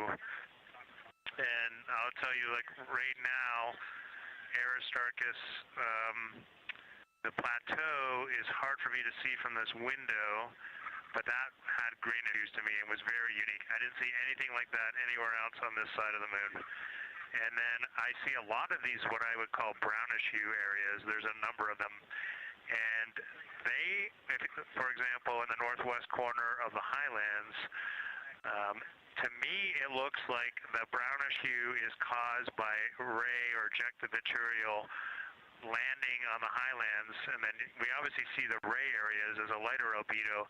In between the rays, where the deposit would be thinnest, that is what it looks like is causing the brown to me. So I saw that in the northwest side of Aristarchus, or sorry, that dark area of the highlands, northwest side of the highlands. I saw it in the highlands to the east of Glushko, and then I see those same brownish hues west of Oriental, and I drew a contact there on OneNote, but that's a huge region, kind of like a piece of pie with the point of the pie pointing at Oriental and then going up towards the northern side of Hertzsprung. And that is an area that just looks like that brownish albedo. That was fantastic, Jeremy. We had heard rumors of the green and brown hues, and so you really read my mind on asking about those. Understand they likely didn't have any contact with each other the way that you described them, but please correct me if I misunderstood that. And then last thing, I'll make the same offer we made to Victor earlier. If it would be helpful for us to verbalize any targets so you can stay at the windows and keep your eyes adjusted to the moon, please let us know.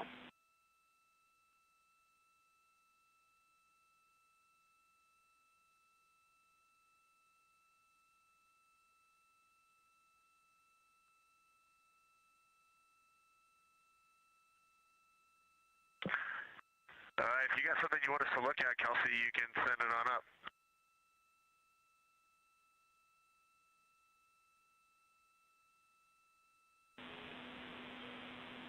Definitely not looking to interrupt your flow, Reed and Jeremy, only offering assistance if you guys want to keep your eyes off of the PCDs.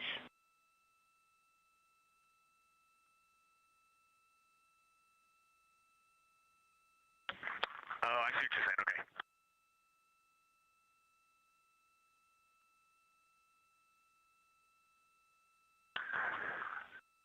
Not really science related, and we definitely learned this at Apollo, but the thing that is just most fascinating, I think, to me and Victor right now is even as rugged as the far side looks, when you look at Oriental and home, it's rugged.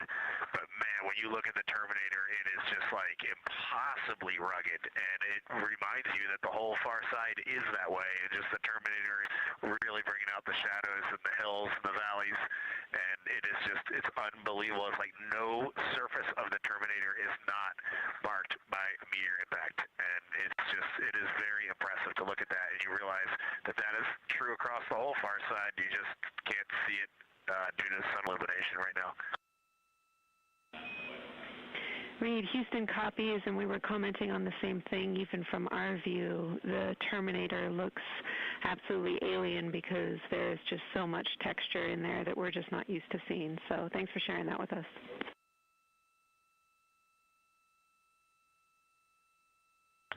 There's also, I don't know the name of it, coming out the south-southwest of Oriental, right on the southern Terminator, is just a massive crater.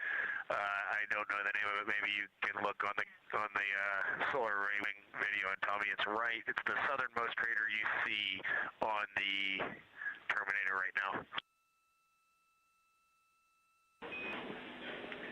We're looking for you.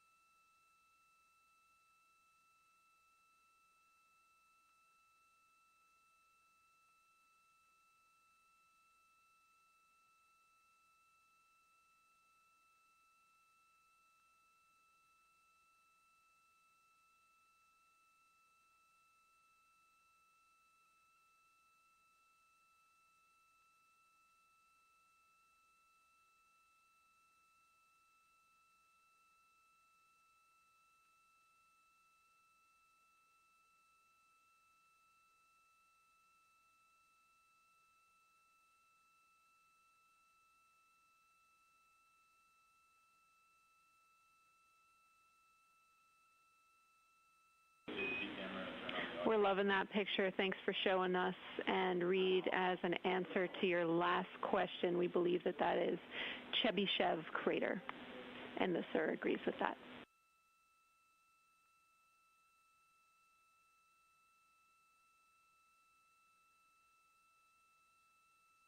Okay, that picture I was just showing you is an 8X iPhone out the docking hatch for the high grazing angle. It's just amazing.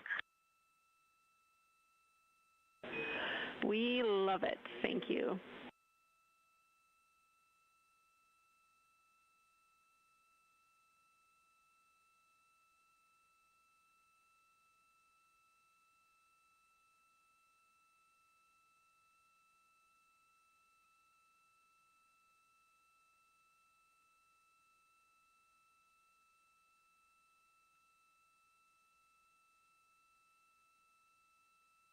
This is Artemis Mission Control in Houston, Texas. Mission elapsed time, 4 days, 22 hours, 12 minutes into the flight of Orion.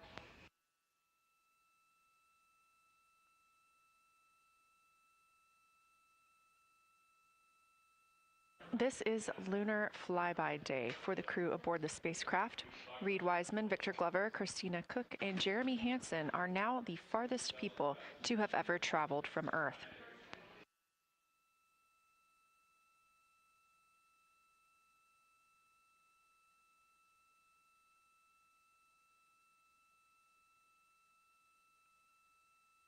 This a live view from inside the spacecraft. They have turned off the lights so they're able to see outside and photograph the moon better with no reflections from inside. And for a very brief moment there. Integrity Science, thanks for those iPhone views. It's helpful to see what you're seeing.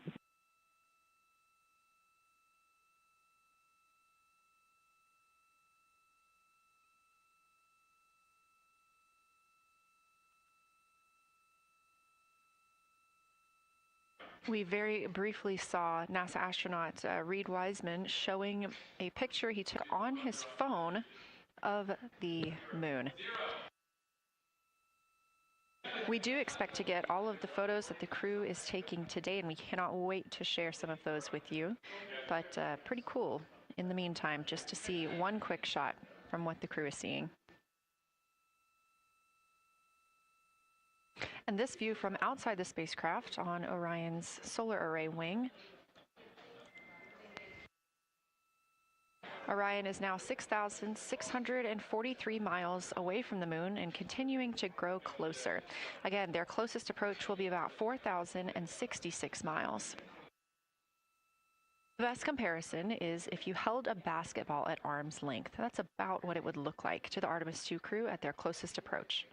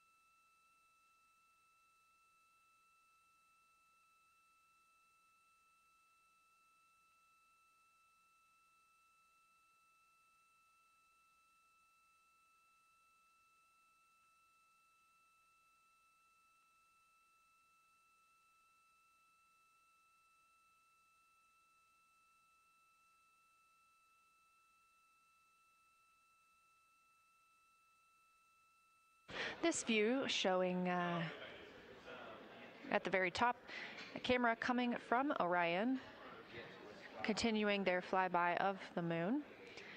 We have 3 more flyby observation blocks after the completion of this one.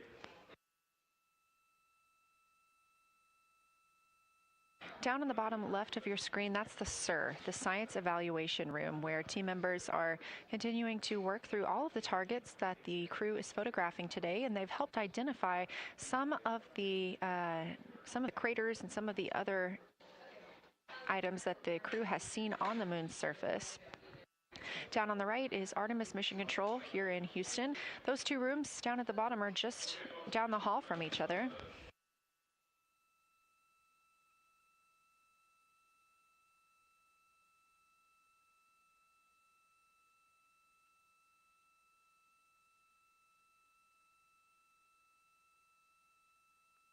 And we are just a few minutes away from the next cabin and window team swap. That means Victor and Christina, who have been at the windows, will fly to the cabin, the background essentially, and be their support crew for Reed and Jeremy. Reed and Jeremy will move back up to the windows.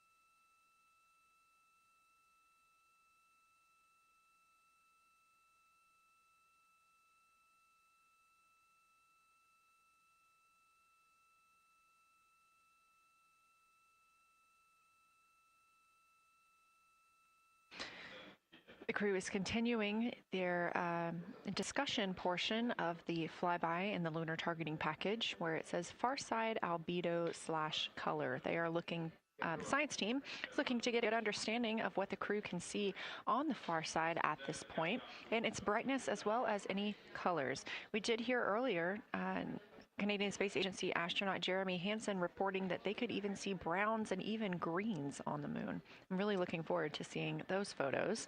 And in just a couple of minutes, the teams will swap from the cabin to the window.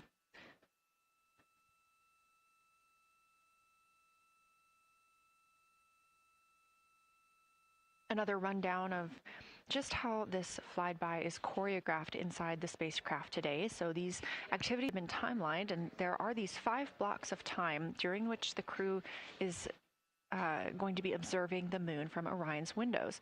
Now we are just coming up on the end of the second block, and we'll start the third soon. So at any time during those blocks, 2 members are at the windows working in a pair. One is taking photos from window 2 and has a blue shroud over the window to help prevent any reflections from inside the spacecraft.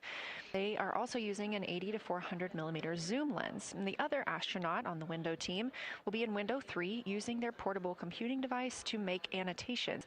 Now, again, both of those crew members are making audio recordings of what they are seeing, and we are not hearing that right now. Those are going to be downlinked later to the science team, who will evaluate them and use that data to inform our understanding of the moon.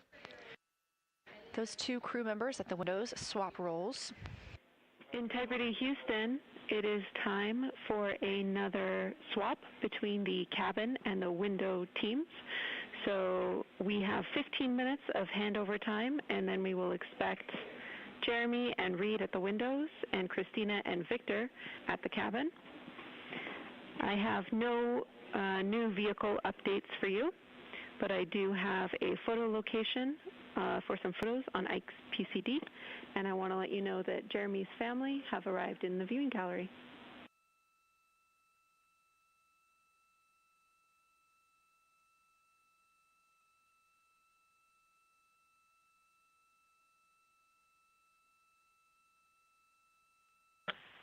Okay, Jenny, we copied most of that. The only thing we're missing is what you meant about the photo location on Victor's PCD. And hello to my family. I think that must be Catherine and Devin that are there. And I'm glad they made it into the viewing room. And we copy it's time for crew swap. The A team's coming out of the windows and the B team's going in. Okay, copy. All I meant to pass for Victor's PCD is that there are some late load photos that were requested that are now in his favorite photos folder. And you're exactly right. We have Catherine and Devin here. They give you a big wave, and they're super excited and happy to see part of what you're seeing.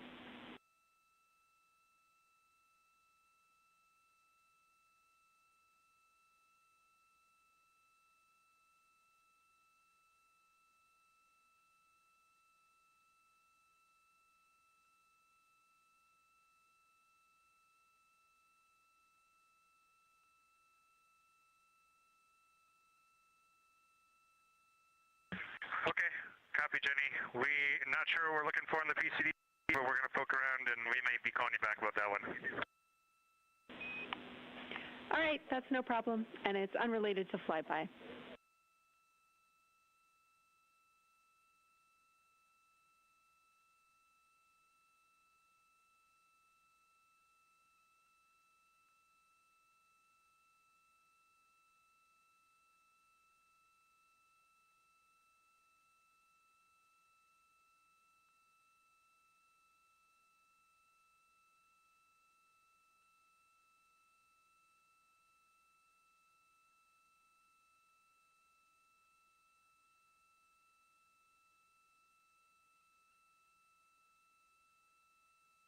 This is Artemis Mission Control here at Johnson Space Center in Houston, Texas. And as you just heard, Capcom, or Capsule Communicator Jenny Gibbons, Canadian Space Agency astronaut and Artemis II crew backup, relaying to the teams in Orion that it is time for a swap from the cabin to the window teams. We're now at the tail end of the second lunar flyby observation block. Again, we have 5 of these today. Most recently, Victor Glover and Christina Cook were at the windows photographing and making annotations, while Reed Wiseman and Jeremy Hansen were in the cabin providing support, whether that is SD card help, but also science sit reps calling down any situation reports for what they are seeing on the moon or anything about the vehicle status. With that call to make a swap, Reed and Jeremy will be back at the windows, making observations for what they see at the moon and taking photos.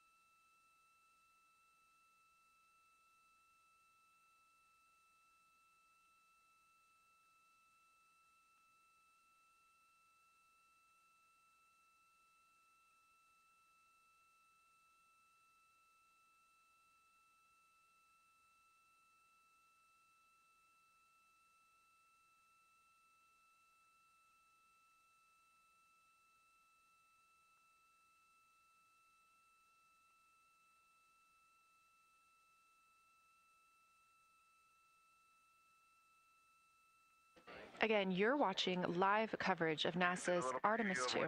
But something that's really awesome up here is we now have the moon and the Earth in window 3 simultaneously, and the moon is a gibbous, and the Earth is a crescent. And I'm guessing in about 45 minutes we'll have 2 identical crescents as we change our position in the universe.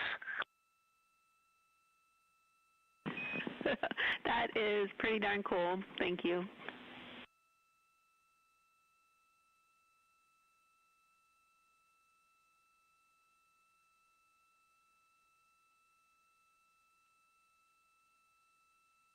That's the Artemis II crew, the first astronauts to fly by the moon in more than 50 years, reporting that when they look out of window 3, one window, they're able to see both the Earth and the moon at the same time now.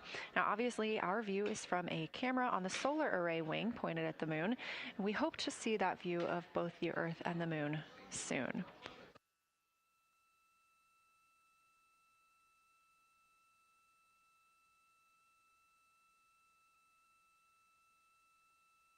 Some upcoming times for what you can expect. In about an hour and 40 minutes, we will have Earth set. And during that time, we will have a view of Earth going behind the moon. Shortly after, just a few minutes later, we will lose signal with the Orion spacecraft. This is tracked as it is going behind the moon and out of reach of the Deep Space Network. At 6 o'clock p.m., the spacecraft will make its closest approach to the moon at a distance of about 4,066 miles. At 6:02 Central, the spacecraft will reach its farthest distance from Earth at about 252,755 miles. Of course, these are approximate, and we will make sure to provide you with the final distances once those are confirmed. At 6:21 p.m., we will have Earthrise from the Orion spacecraft, but we will not have communications with the spacecraft until 6:25 p.m. Central, when we expect to acquire signal with them after they've emerged from behind the moon.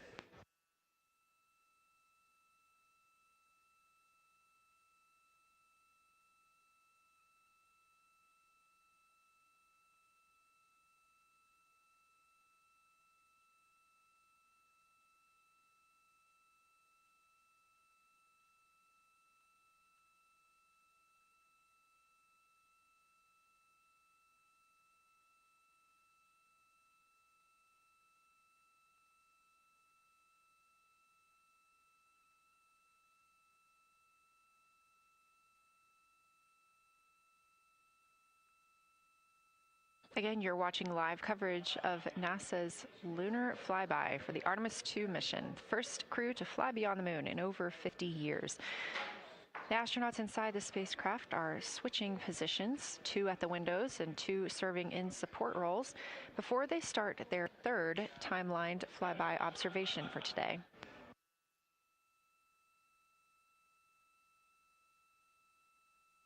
We've heard great calls from the crew so far describing what they're seeing, all well trained by the science team here on the ground.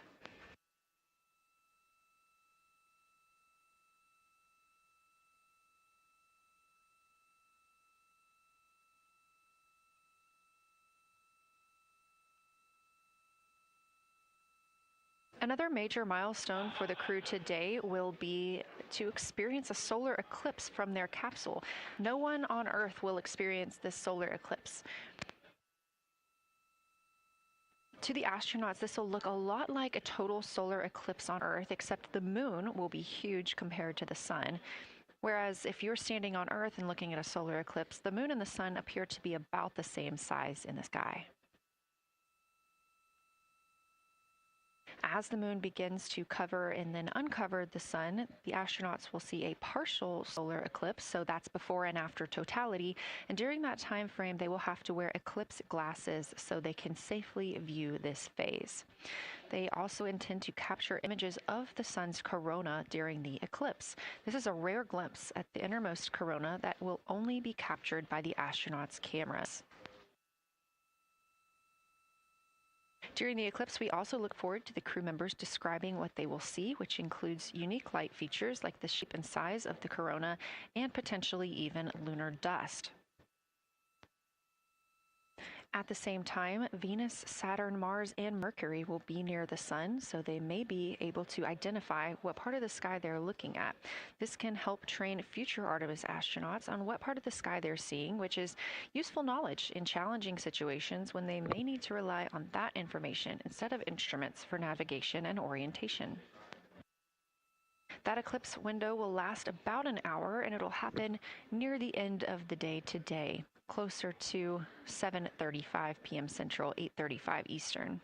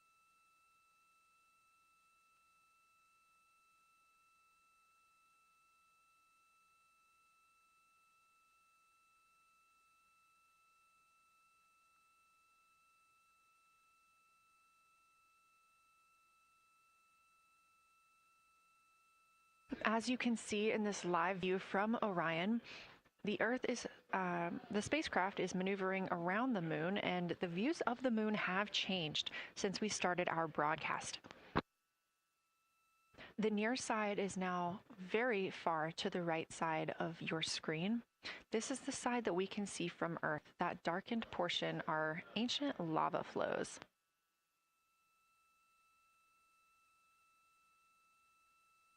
The crater down towards the bottom of the moon is Orion, and this is a crater that was previously never seen before by human eyes until this mission.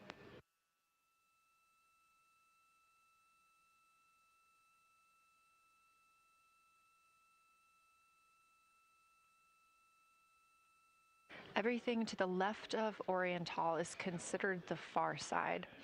And this is what we typically do not see from Earth.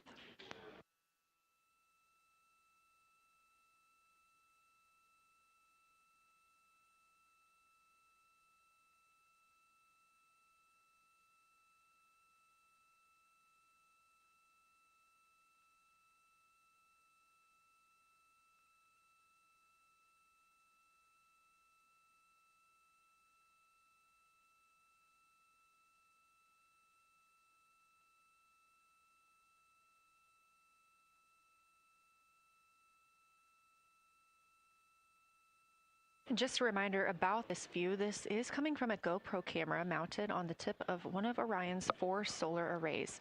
Each solar array has a camera mounted on it, and the bandwidth is limited due to we have a crew on board, and this is our first flight of crew aboard the Orion spacecraft. So having a crew means we have to have an environmental control and life support system. There's a lot of data around, a lot of data to bring down for the crew members to keep us up to date on everything happening aboard the spacecraft. So we have to share our bandwidth when it comes to imagery and data.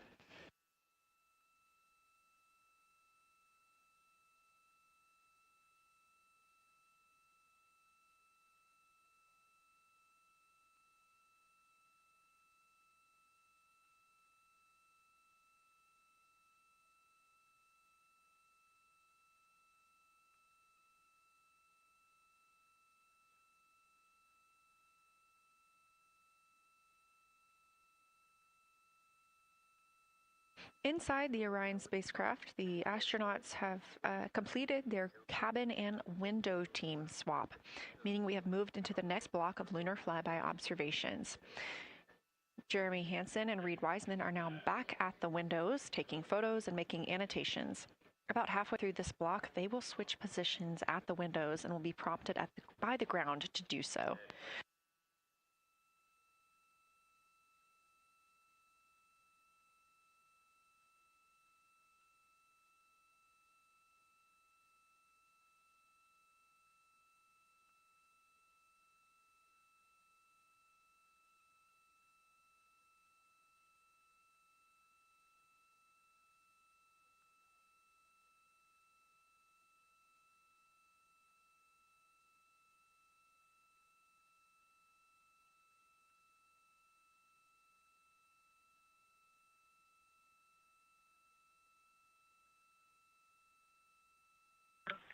Houston Integrity for SITREP. First of all, I'll just talk about the experience that I had during Victor and my observation time. It was an incredible experience. We definitely noted how much more you can see with the zoom lens. Even though we have a great visible eye image, there's just a lot of texture that just pops right out at you when you can zoom in. So almost just using it like a telescope, the camera lens. We really enjoyed our discussion time. That was a great innovation on the lunar targeting plan. We were both able to describe a lot more kind of with flow, I would say, when we were talking to each other. And it was also, we sort of were able to bounce ideas off of each other and come to conclusions. We had, I think, a very successful talking through of some contacts between different color areas, both in the mare and in the highlands, and we identified some really unique texture areas as well. At one point, towards the end of the images of my time in window 3, I just had an overwhelming sense of being moved by looking at the moon. It lasted just a second or two, and I actually couldn't even make it happen again. But something just drew me in suddenly to the lunar landscape, and it became real. And the truth is, the moon really is its own body in the universe. It's not just a poster in the sky that goes by. It is a real place. And when we have that perspective and we compare it to our home of the Earth, it just reminds us how much we have in common. Everything we need, the Earth provides, and that in and of itself is somewhat of a miracle, and one that you can't truly know until you've had the perspective of the other. I'll switch into some logistics stuff. The Peltors, both their batteries stopped providing the active listening, but we have verified they are still recording, and so we are able to have discussion time and hear outside our recordings by just moving the ear cup off of the ear. Other than that, everything's working well technically, and we've been able to find all our targets, and we're having a really great time. Thanks, Christina. We copy those logistics for the Peltors, and also thanks for bringing us into the cabin with you with that description.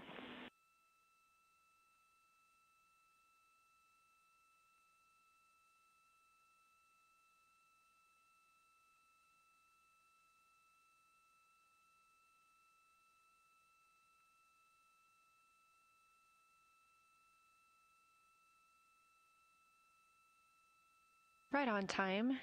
NASA astronaut Christina Cook, a mission specialist for Artemis II, calling down a science sit rep, a situation report.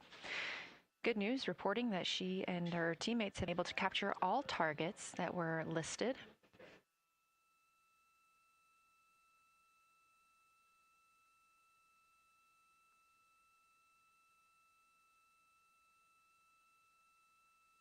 Christina also gave a vibrant description of just how it feels to be there and to see the moon up close and not just something passing in our night sky. Currently, the team members at the window are Reed Wiseman and Jeremy Hansen. Meanwhile, Integrity cabin team for window shroud.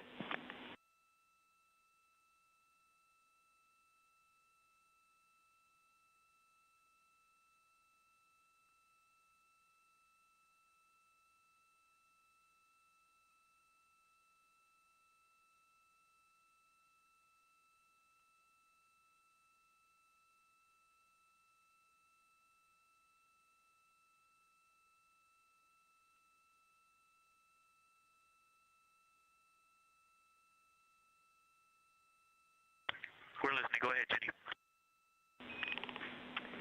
Hey, Victor, we have a temperature constraint on the windows, and the shroud might be getting us close, so we just want to check on the state of window 4's shroud, whether you believe it's still necessary because maybe things have changed with our viewing, and if so, we would like to request to have the shroud removed.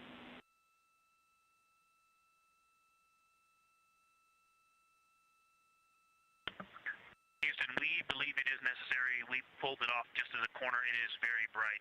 It definitely would affect our night vision and maybe comfort. But is there a time? Can you tell us when we would have to take it off by?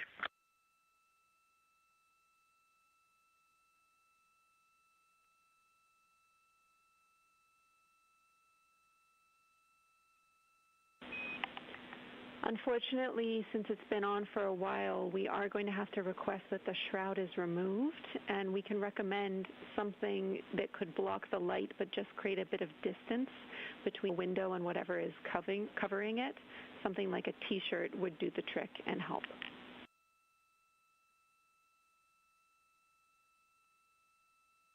Okay, we're removing the shroud, and we'll make it work. Thanks.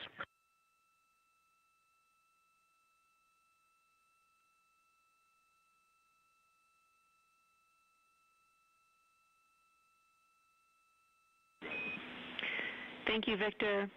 We know it's pretty bright in there now with that window uncovered. We will also offer that airflow on the window would be helpful. So if you want, you can also retrieve the condensation hose, which should be friction fit onto one of the diffusers. And that on the window would also help.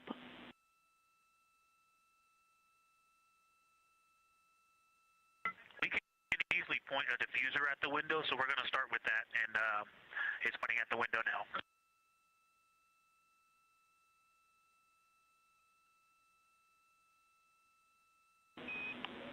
Okay, we'll take that, Victor. Thank you. Please keep us updated.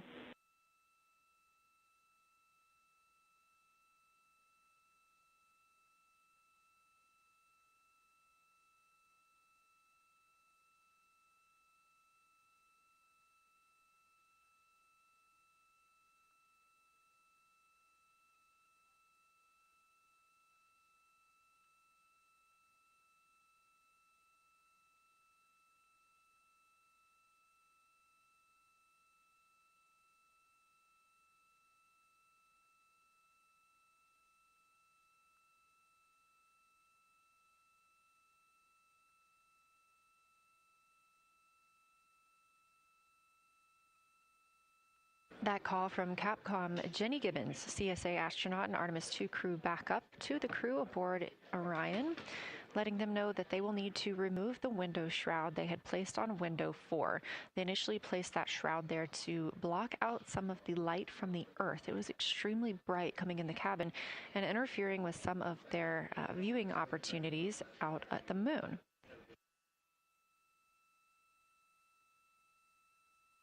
This was a request from ground teams to ensure that they are protecting other systems, and the crew has been offered the opportunity to use something else to cover the window.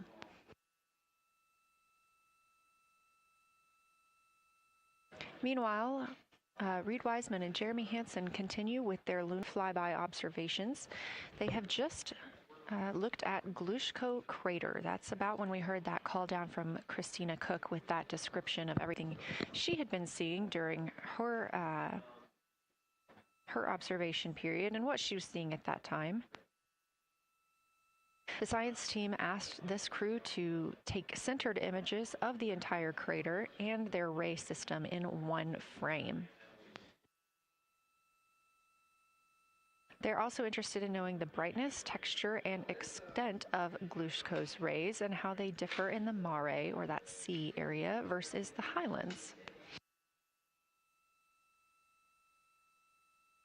Glushko is considered a young lunar crater, and these observations can help understand material properties of those craters.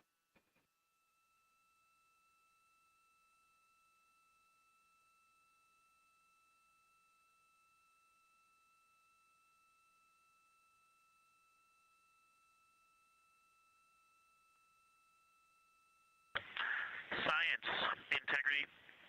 First, I wanted to start off with connecting with what Christina said, that it was very moving to look out the window.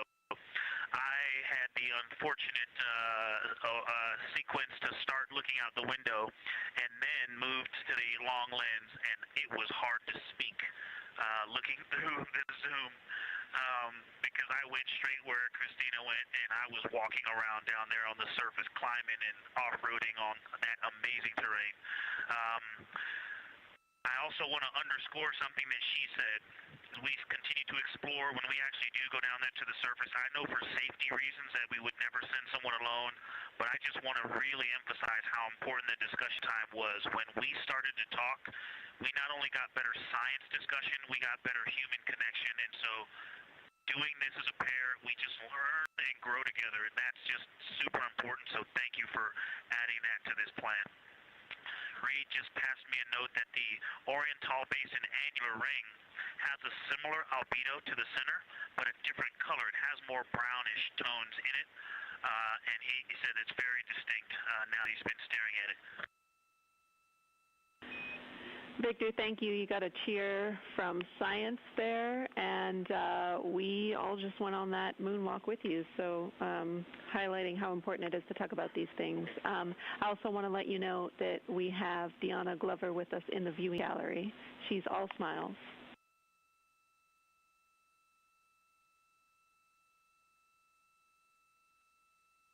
Well, you just got a bunch of cheers up here. Hey, babe. I love you from the moon. We love that we got a hey babe too, and we also have one of your lovely daughters here watching you guys work.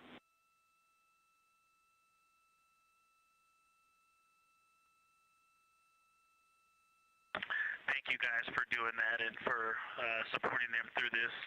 And to all of you, Genesis, Maya, Joya, and Corinne, I love you. And Deanna, I love you. I'm glad you get to be there.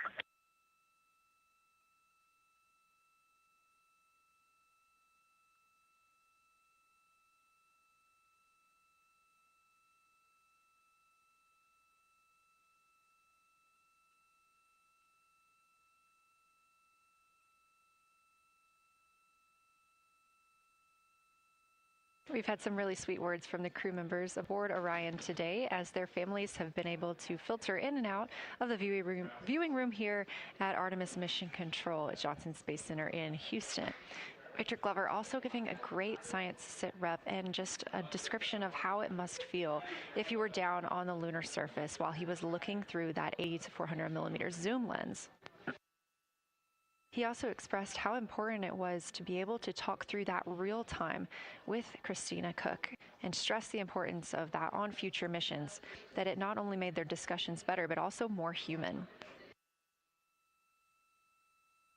Glover and Cook are in the support roles right now, not taking photos or making annotations at the windows, but they are also encouraged to have their midday meal at this time.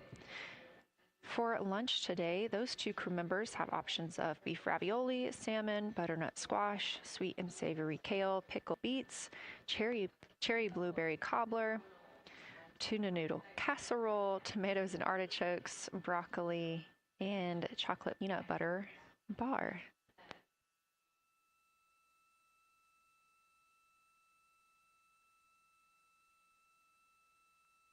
Once Glover and Cook return to the window portion of their flyby today, Reed Wiseman and Jeremy Hansen will get into their midday meal.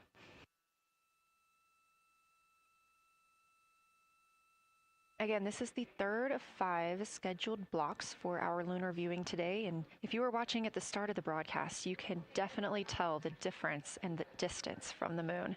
We are now 5,518 miles away from the lunar surface, and again, expecting the crew to get about 4,066 miles away. They are currently 252,050 miles away from Earth, and every mile is a new record, having surpassed the Apollo 13 milestone for furthest distance earlier today.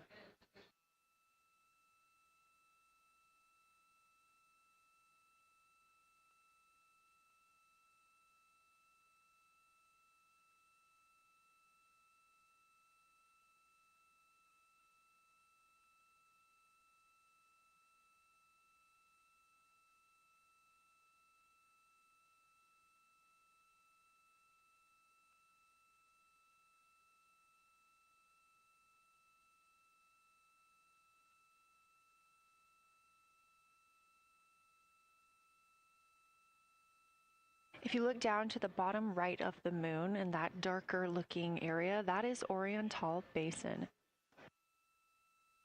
We have continued to lose views of the near side. It is just barely visible over towards the bottom right side of your screen. And then you'll also hear later about that terminator. That's the line between light and darkness while on the moon. It is really exposing some of those craters at this time.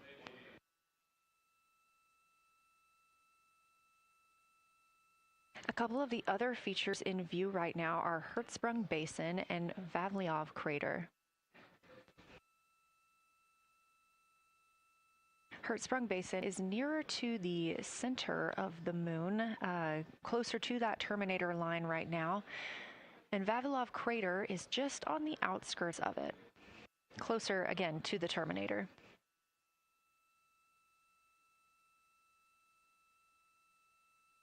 Towards the bottom of the moon and to the left of the terminator line, or currently shadowed in darkness, is Apollo Basin.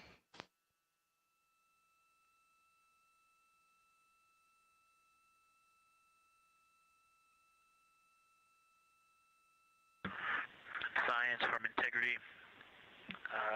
Let me find out how far we are from the moon right now. But our view is about a third of the moon is in eclipse. That beautiful terminator is out there calling to me. We're 4,691 miles from the moon, and what looked like in the terminator about a third of the way up from the southernmost part of the terminator looked like a dinosaur print if one was running to the northwest. Now is clearly a crater with a bunch of craters around it. And that terminator, I can only see about half of it. I'm looking through the docking hatch window right now because we have the Z9 in window 1. But that terminator has moved. I guess I've been using Vavilov the whole time, so it's gone 2 more Vavilov craters to the west. And so a few more features are starting to peek out into the sunlight there with that low sun angle, and so you still have ridges and valleys showing up very clearly. A very jagged terminator, and a few islands of light out there with some high elevation shining in the sunlight in that darkness.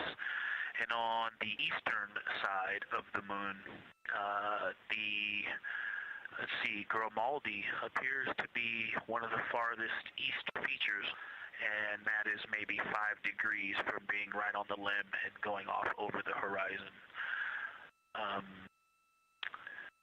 It is interesting, just looking at Oriental, that my first impression of it is all of the dark areas appear lighter, which I think makes sense because it is now facing, well, it's still relatively the same to the sun, but my angle to it is different. So I'm looking at it from a little more, even further to the side as we pass it. But all the darker features appear to be just a little bit lighter from this vantage point. The darker ring structure in the outer and inner ring and the interior, as well as the annular ring portion, everything seems to be just a smidge lighter at this point. Thanks for that description, Ike. Any additional words you can provide on Oriental would be wonderful, as that is such a high priority target for us.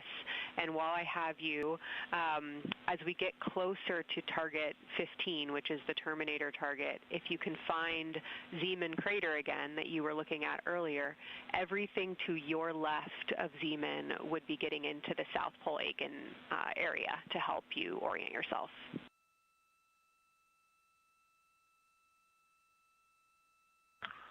Zeeman is a great waypoint out there. I definitely see it.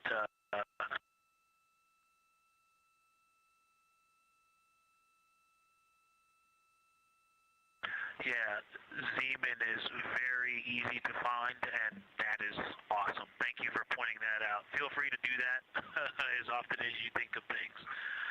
Let's see, looking back at Oriental. Okay, another thing, after looking through the zoom camera, man, you guys are smart. You probably did this on purpose, but after looking with my plain eyes and then going to the 400 millimeter zoom, now looking at it, I see the cliff face as if you were standing in the center.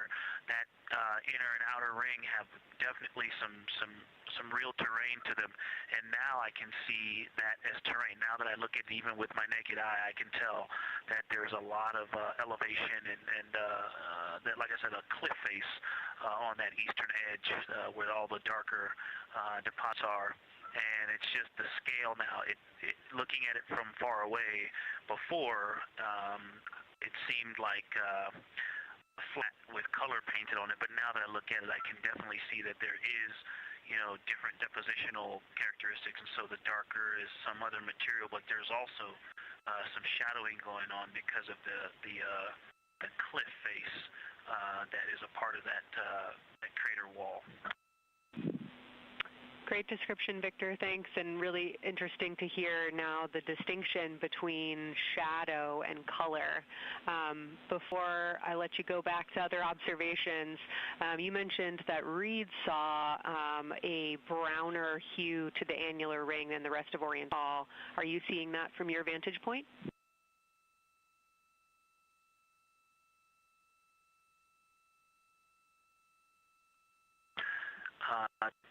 The way that I'm looking at Oriental, again, I'm still in the docking hatch window. There's like a thermocouple right here in the center of the window, and it is the orange Kapton tape color, and so it is unfortunately, it's like trying to look at stars, next to a metropolis. I think it's drowning out any color that I could pick up from the moon. I am not able to see that color, but I have not looked at it through one of the forward face, from one of the windows 1 through 4. I think when I get away from this Kapton tape strip that I would be able to see the variation that Reed's talking about. That is great feedback operationally. Thanks, Victor. I'll leave you to it.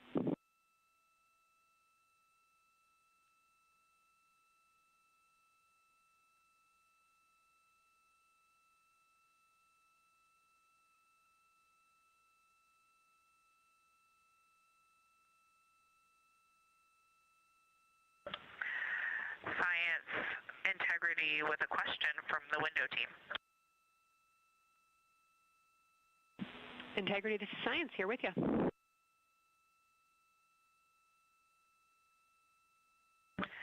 Yes, they have a question to help inform a theory that they're sort of tossing back and forth. What is older, the Mare seas of the near side or Oriental?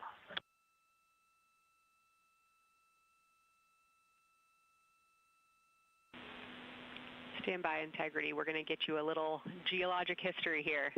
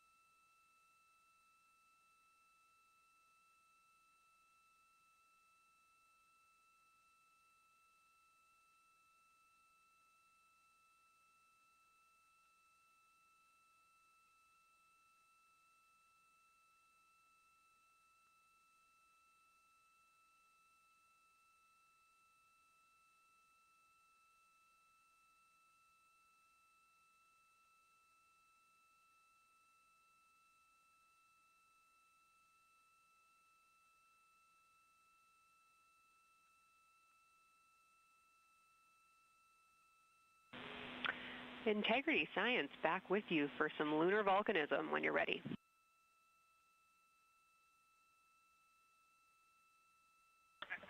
Go ahead. You're making our day down here getting to talk about lunar volcanoes. Oriental, as far as Mare go, is younger than almost all of the Mare on the near side. The exception are features like Aristarchus, which really pop out to you guys and really pop out to us here on Earth. That is younger, but other than that, Oriental is pretty young as far as Mare go.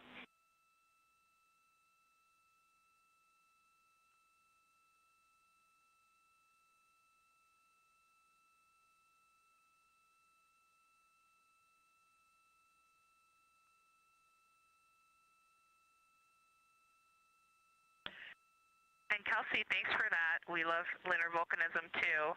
How about when the actual crater was formed?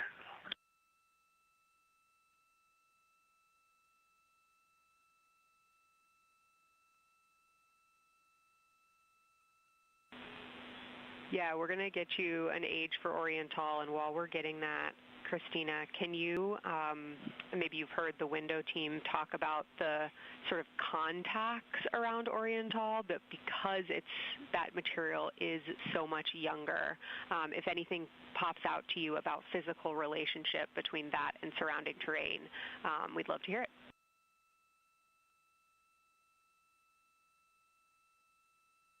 Yeah, definitely. They are discussing a contact relationship that could explain some of the color that they're seeing in certain areas. And so it was really about the ejecta of the creation of the basin and understanding the superposition of its ejecta and Mare on the near side or other features. So thank you. We'll take the insight when you have it.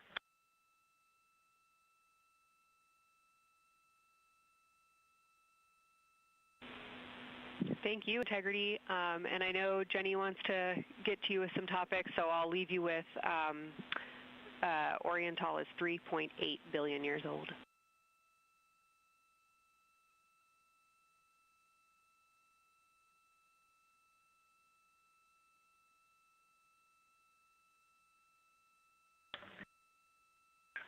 Copy that. So that's on the older side. The actual basin is very old. Correct. As is the case with a lot of mare, typically the big basin formed, and then the volcanic eruption was able to punch through the crust where it was weakened by that basin formation.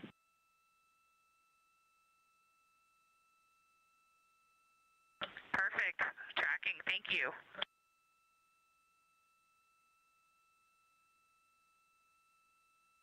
NASA astronaut Christina Cook calling down some questions to the science team on console. The voice you're hearing with those answers is Dr. Kelsey Young. She is joined by Trevor Graff on console today. Christina asking about the age of Orion and specifically the mare regions. Those are those dark regions that you see. They are paved or filled by volcanic deposits.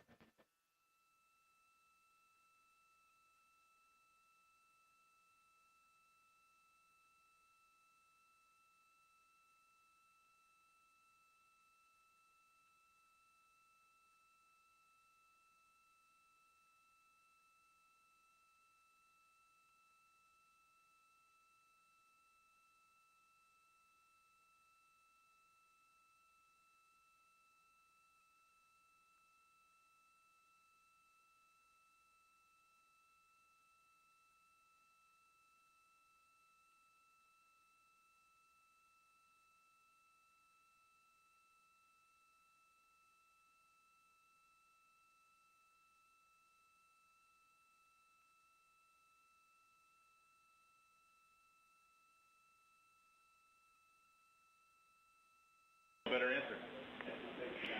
Integrity, it's about time for a position swap at the window. So we will ask Reed and Jeremy to swap positions, and I'll remind you again about your SD cards. And Victor or Christina, I have one window task for the cabin team when you're ready.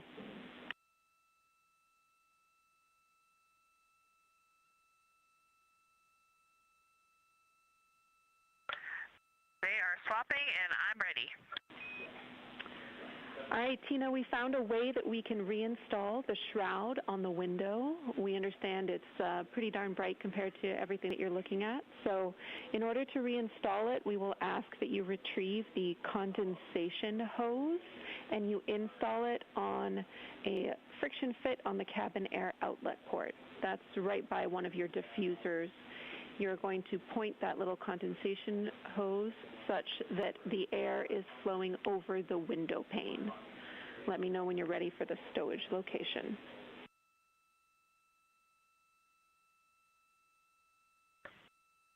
Ready.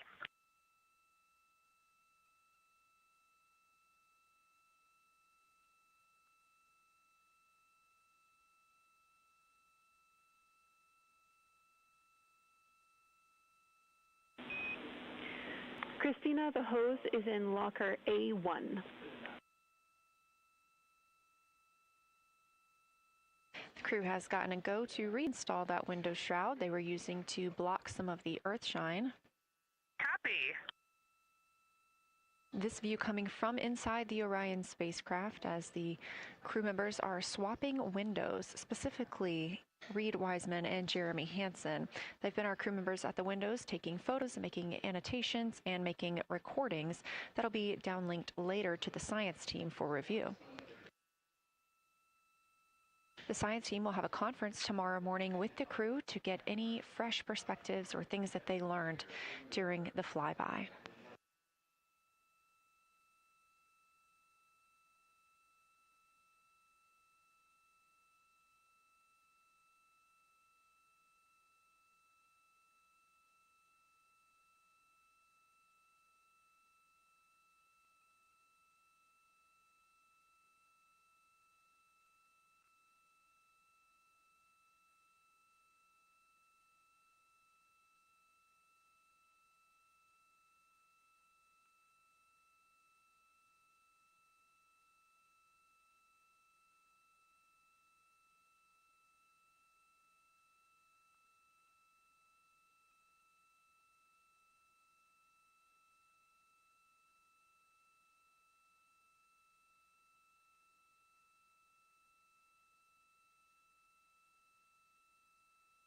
Again, we are now in the third of 5 observation blocks for the crew scheduled for today.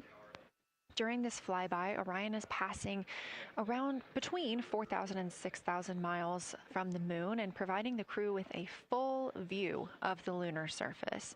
It's a higher vantage point and much farther than Apollo's lunar orbits on average. So from this view, astronauts can observe both the North and South Pole and large-scale geologic features in one single view.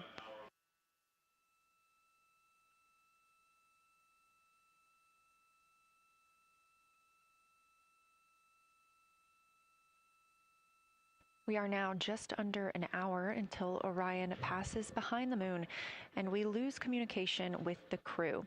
They will be out of reach with any of our deep space network antennas. That loss of signal will last about 40 minutes, and we expect to regain communications with them once they fly behind the other side of the moon. While they are behind the moon, they will also reach their max Earth altitude as well as their closest approach to the lunar surface.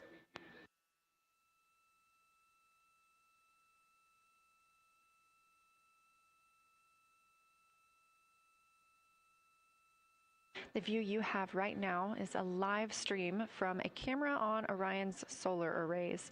You are looking at a live view of the moon, and 4 people are inside that spacecraft taking pictures of it, telling us everything that they are seeing. First humans to do so in over 50 years. They'll be sending those pictures down for all of us to enjoy, and of course, especially the science team, who are very excited for what they are learning today.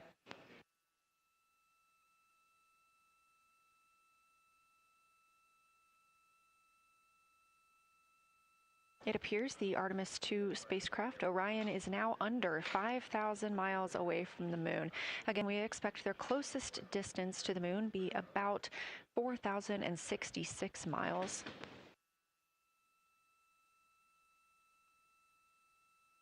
That is an estimate at this point, and we will make sure to share that closest approach distance once we receive it.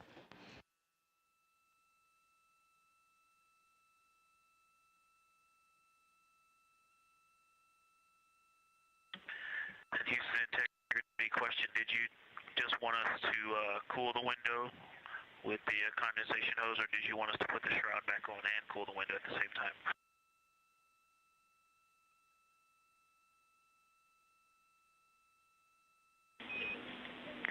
Victor, we definitely want you to cool down window with the condensation hose. It's crew preference whether you put the shroud back on. The hose will allow you to do that if it helps with your lunar flyby.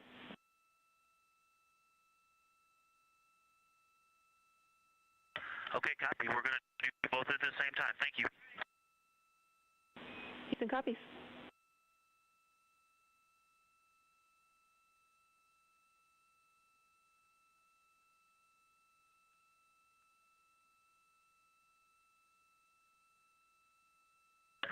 Houston, thank you for that suggestion. The cabin is darkened again, and that makes a big difference for the imagery.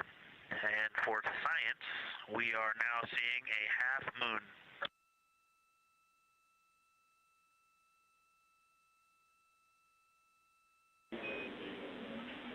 Thank you, Victor. We're happy to hear it, and we see half moon, full moon joy still.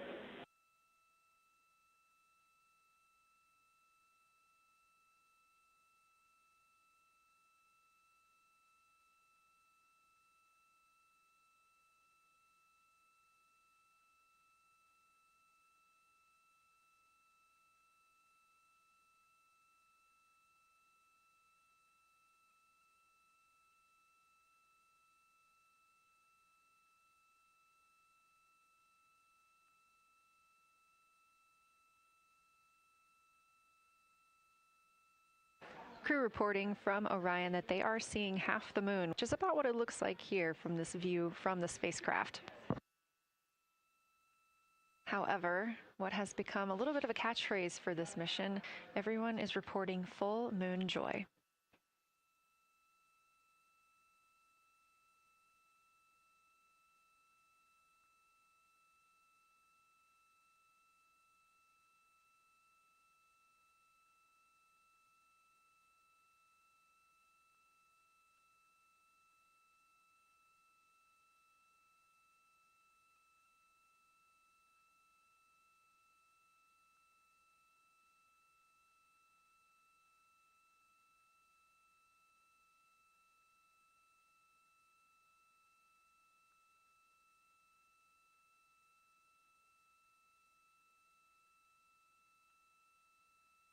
We are keeping up with which targets the crew is tracking through their lunar targeting package. They are just wrapping up their second. Science integrity, another observation the window team commented on and Christine and I discussed a bit is in Hertzsprung.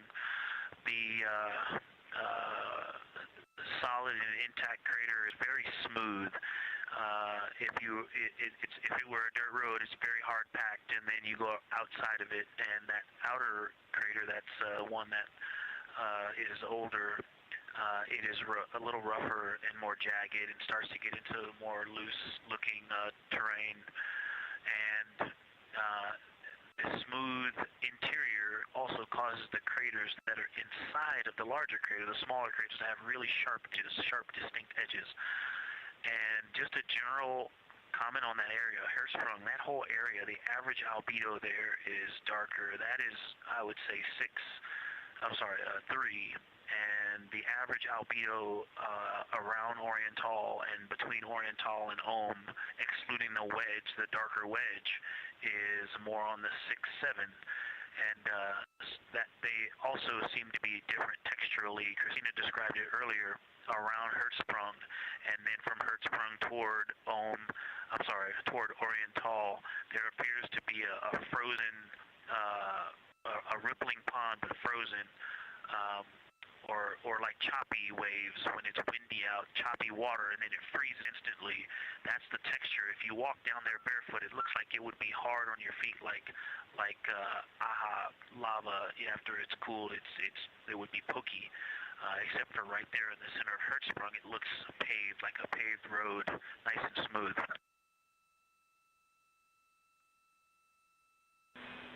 Victor, that's a wonderful description. Going from a paved road to lava reminds us of the Icelandic highlands. Thanks for that.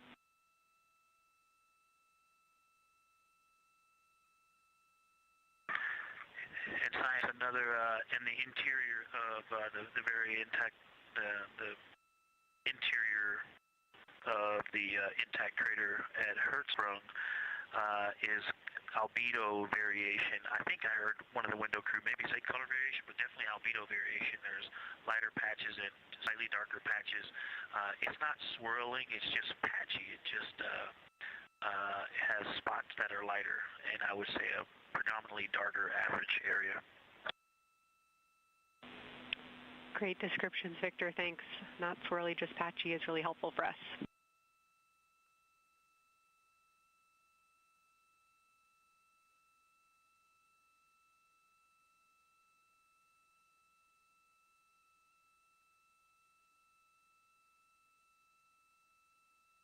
Really great descriptions coming from Science.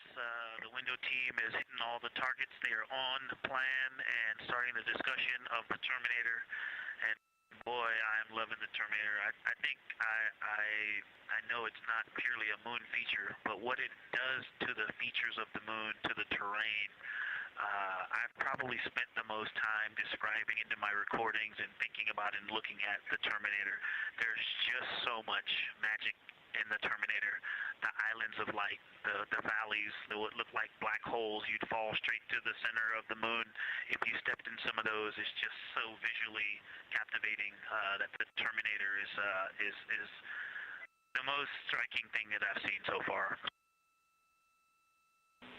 We've been loving your evocative descriptions, Victor. You really are bringing us along with you, and we're following along with visualizations that pale in comparison to your descriptions. Thanks.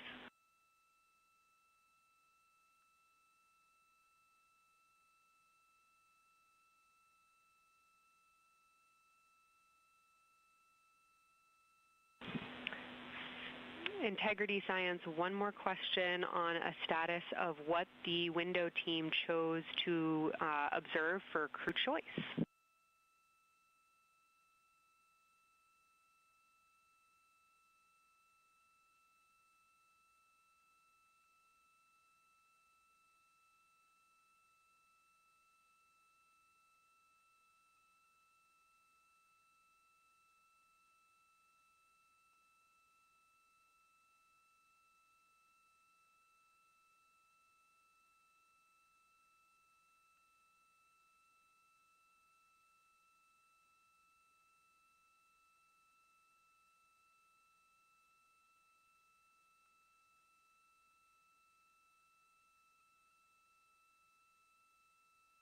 Window 2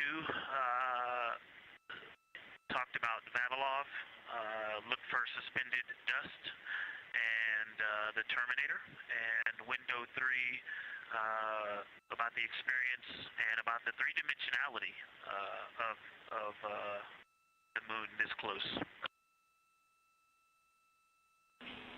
Wonderful. And another observation about Oriental, I would say, is the features going off to the southwest, the two large, almost look like scratches in the surface. I don't know if they're rays or canyons or collapsed lava tubes, but two distinct features that are almost parallel going off southwest from Oriental Basin. They are the first things that made me notice parallax of our trajectory looking out at Oriental.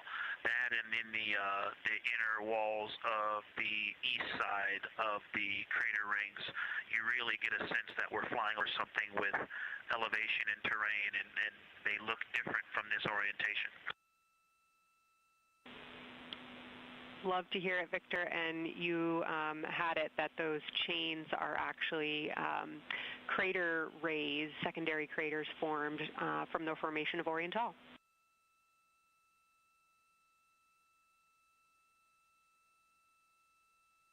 Yeah, speaking of crater rays, the crater rays that are going off to the north, northwest, that run off toward Hertzsprung and I believe toward Vavilov. I'm not looking at it right now, but those crater rays are very interesting. They're all very small. I know you've imaged this, but they're all small and they look like, you know, a big impact launched rocks and things that made smaller impacts down the way. But something very interesting, and again, you can see this in imagery, but some of them are parallel, and then some of them converge toward the center of Oriental. And then I think I even saw some that maybe diverge, which not diverge, but that are convergent, which indicate multiple large impacts that created a lot of secondary impact crater rays. Fantastic, Victor. And I'll note that we can infer that you're looking down at your freshly named Integrity crater, which is near the end of one of those beautiful crater rays from Oriental. Thanks for the description.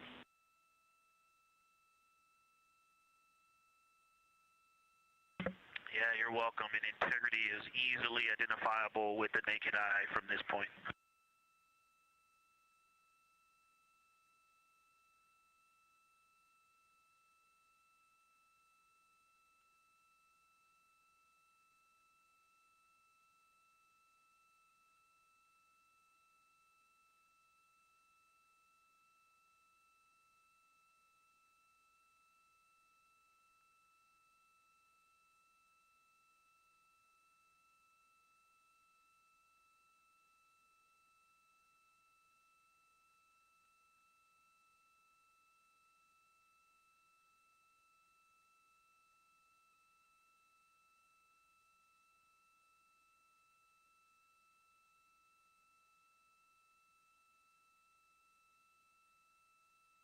We've been hearing some great situation reports from Victor Glover, the pilot of the Artemis II mission, calling down to the science team, letting them know what he is seeing. And one of those things is Hertzsprung Basin. If you look just to the right of the Terminator, that is the difference between light and darkness on the moon. You can see what he's describing when he says Hertzsprung Basin and how it looks a little bit paved in the middle there. It's almost in the very center of the moon in this view, coming from the Orion spacecraft and a camera mounted on its solar array.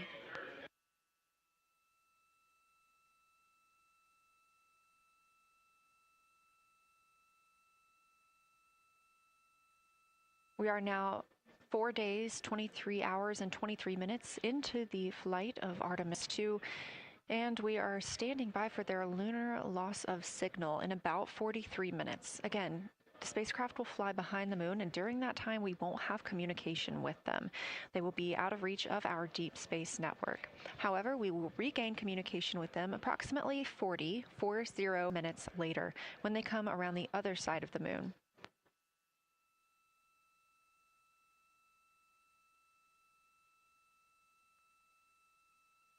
The crew aboard the spacecraft are currently discussing the Terminator, that difference between day and night. The science team is interested in learning about the topography and the color of the lunar surface, and it's already been very interesting to hear that they have seen colors like greens and browns while looking at the moon. Some of the questions that they are hoping the crew will discuss are how do the quantities and sizes of craters and mountains vary along the terminator, and they are looking for the crew to describe the topography of features along or near the terminator. They're also looking for more information on any color or tone variations, and they're hoping that the crew will take images to illustrate their findings. Glover reported earlier that the crew has missed none of their targets when they are photographing at the window.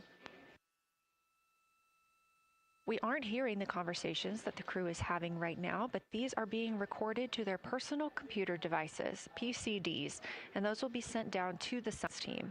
The science team will have a conference with the crew tomorrow morning to discuss their findings and experience when looking at the moon today.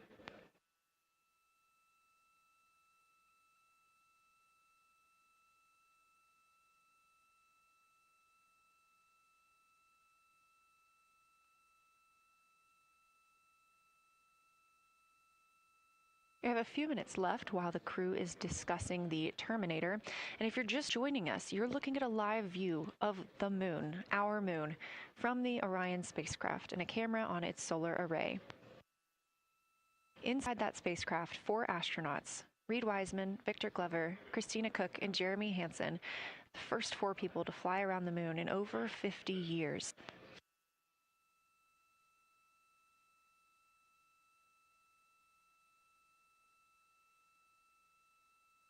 This is our lunar flyby day, and the crew has already surpassed one record today. The crew passed the Apollo 13 distance record at 12:57 p.m. Central, 1:57 p.m. Eastern. Canadian Space Agency astronaut Jeremy Hansen calling down that he hopes it's a record soon broken by other explorers.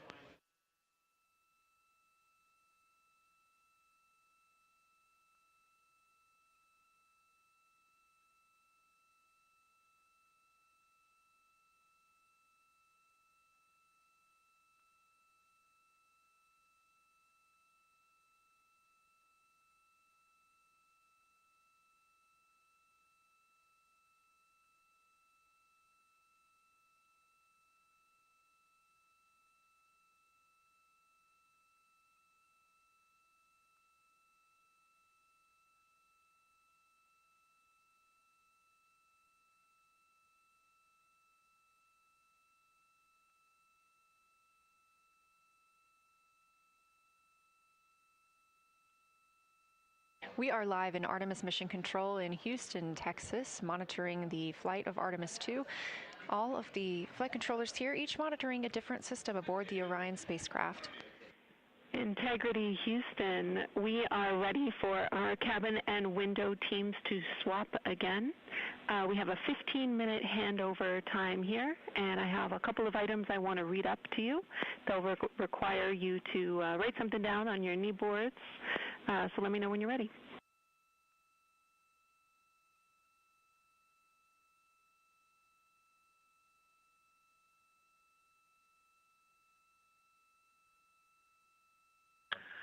Okay, Houston, we are ready. Copy, Integrity.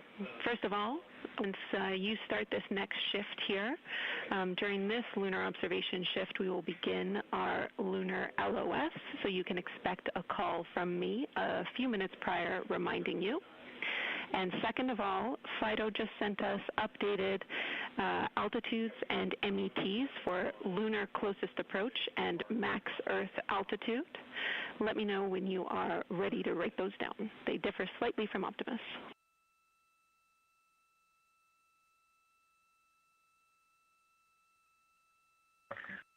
Thanks, Jenny. We are ready to copy. 4 seconds. And the altitude will be 4,067 statute miles.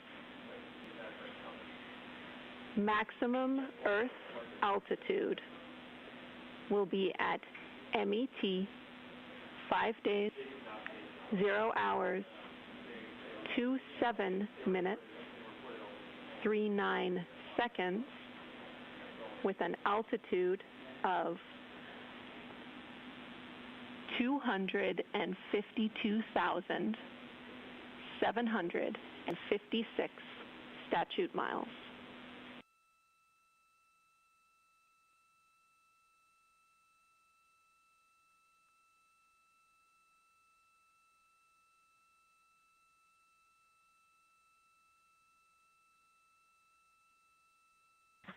The crew really wants to ask for that in kilometers and in parsecs, but thank you for those.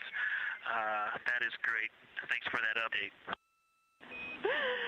I'll send Fido to work, and I appreciate the metric.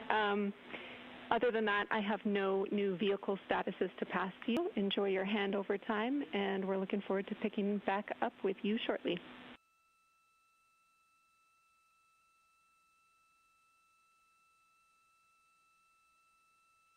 All right, we'll talk to you shortly.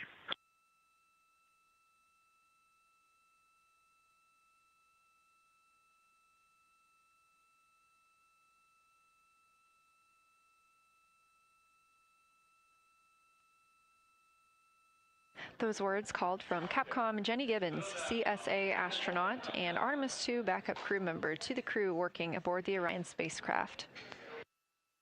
Had a little bit of a view inside the cabin. As you can see, it is very dark. The crew has turned off the lights, and the light that you were able to see is coming through the window, a reflection of Earthshine and from the moon.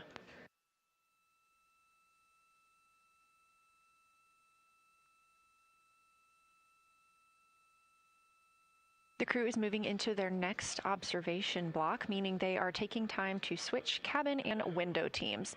We've had Reed Wiseman and Jeremy Hansen at the windows taking pictures and making annotations and recording some audio files that will be downlinked later to the science team. Meanwhile, Victor Glover and Christina Cook were in the background serving as support. They were also timelined to enjoy a little bit of their midday meal. Now that we are swapping positions, the support team becomes Reed Wiseman and Jeremy Hansen. They will be in the background helping with SD card swaps, as well as providing those situational reports to the science team. Victor Glover and Christina Cook will be the astronauts at the window, photographing and speaking into those PCDs, portable computing devices, about what they're seeing on the moon. As you heard Capcom Jenny Gibbons call to the crew, this block is also when we will lose communications with the crew. That LOS, or loss of signal, scheduled to be less than 35 minutes from now. We anticipate to be out of signal with them for about 40 minutes, and will regain that communication once they've flown around the other side of the moon.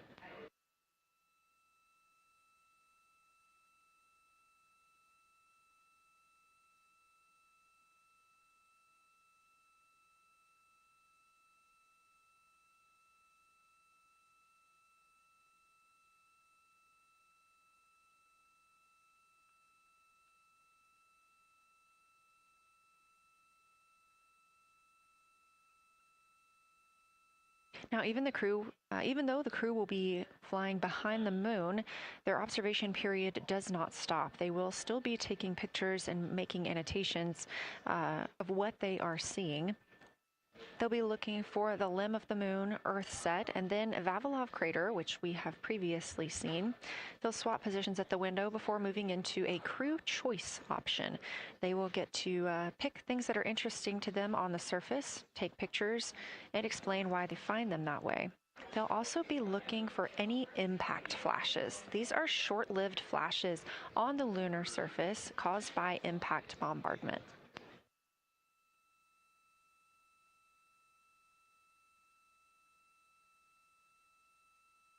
Just before Earthrise, the crew will be looking for lofted lunar dust.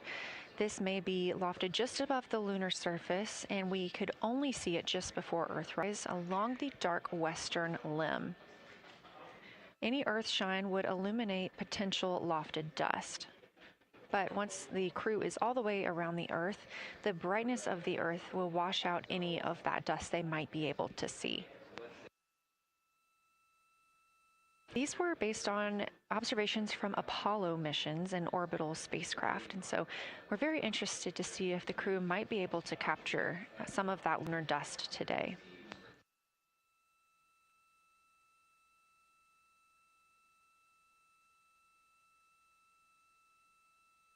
Following that lofted lunar dust target, the next will be Earthrise. We will regain communications with the crew shortly after Earthrise.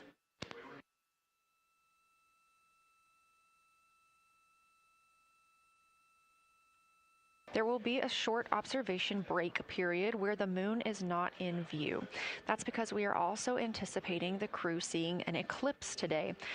The moon won't be in view because the team here in Mission Control Houston will need to change the attitude of the spacecraft and ensure that its solar arrays are gathering light from the sun heading into that eclipse period. So we will have communication with the crew, we just won't be able to see the moon. However, we will have views during that eclipse time frame. During that time, the science team is looking to know it will only be illuminated by Earthshine at that point.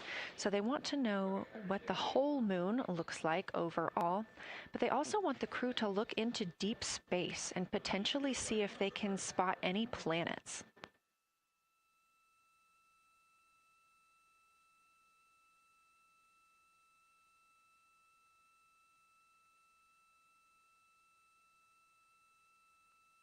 Once the eclipse is over, the lunar flyby period will have ended. We are live through the whole thing, and even once flyby is over today, we remain live 24/7 on NASA's YouTube. Integrity, you got a moment? Go ahead.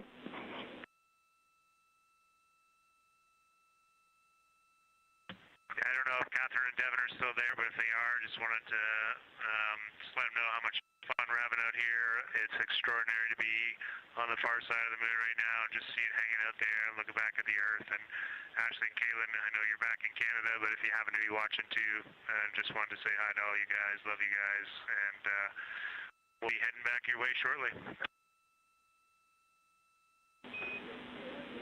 Thanks, Jeremy. I hear they are watching, and your family is still here. So thanks for passing that along.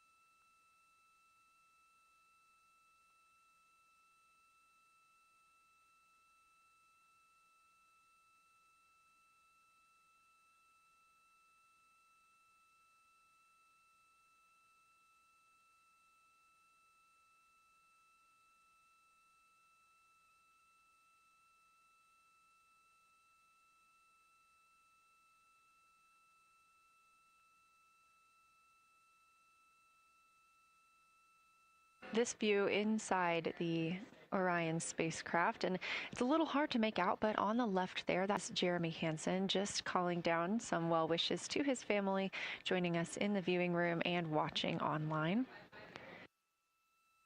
Currently in the window are Victor Glover and Christina Cook. They are taking pictures outside of the window as they are now in their flyby observation block.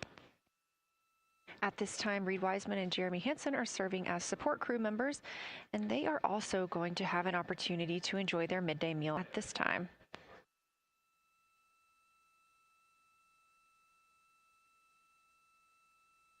On the lunch menu today for Reed Wiseman and Jeremy Hansen, we have vegetarian chili, salmon croquettes, chicken with peanut sauce, sweet and savory kale, pickled beets, chocolate pudding, barbecued beef brisket, spaghetti and meat sauce, Italian vegetables, butternut squash, candy-coated chocolates, and maybe even a little bit of coffee.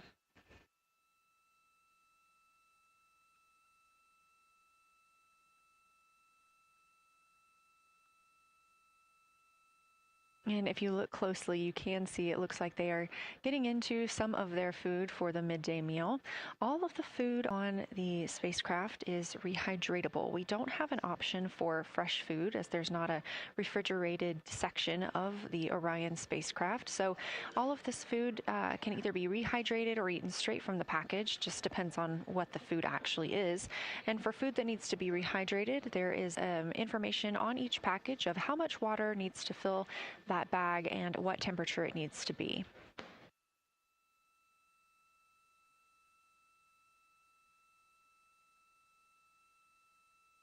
We are now 4 days, 23 hours, and 39 minutes, 40 minutes actually, into the flight of Artemis II, the spacecraft now under 4,500 miles from the moon.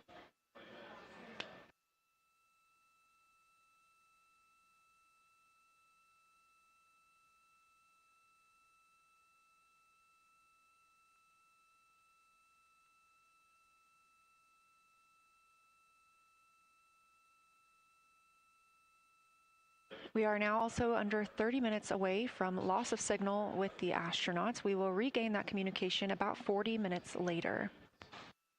They will still be photographing the moon and documenting what they're seeing while they're behind the moon. And we especially look forward to potential Earthset and Earthrise views.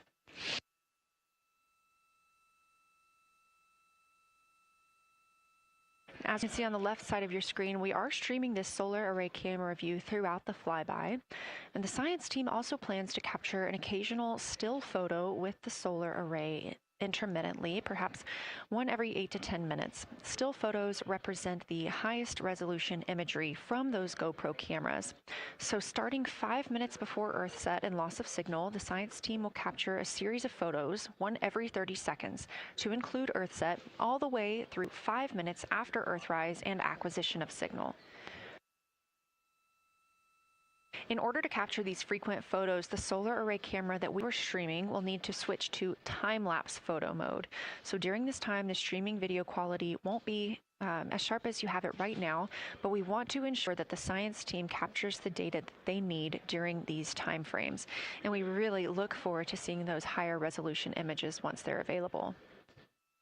But with the view you are seeing right now, we are sharing bandwidth on the Orion spacecraft with every system that is keeping the spacecraft powered and the crew alive, especially the environmental control and life support system. As this is the first flight with crew, this is also the first flight of a life support system, keeping the crew healthy and safe on the way to the moon and the way home.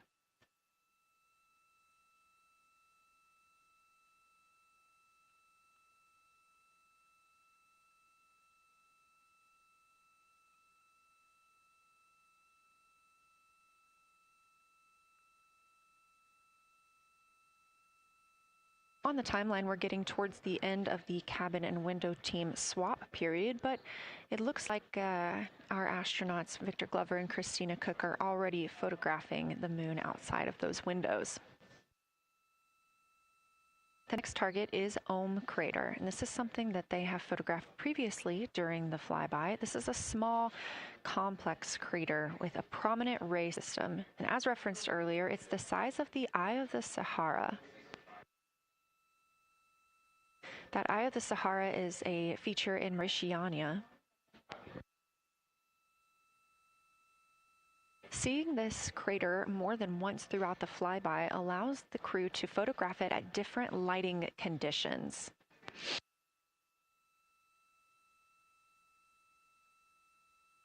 Those different lighting conditions help expose different portions of the target and can help the science team learn a little bit more about how it formed and what it is today.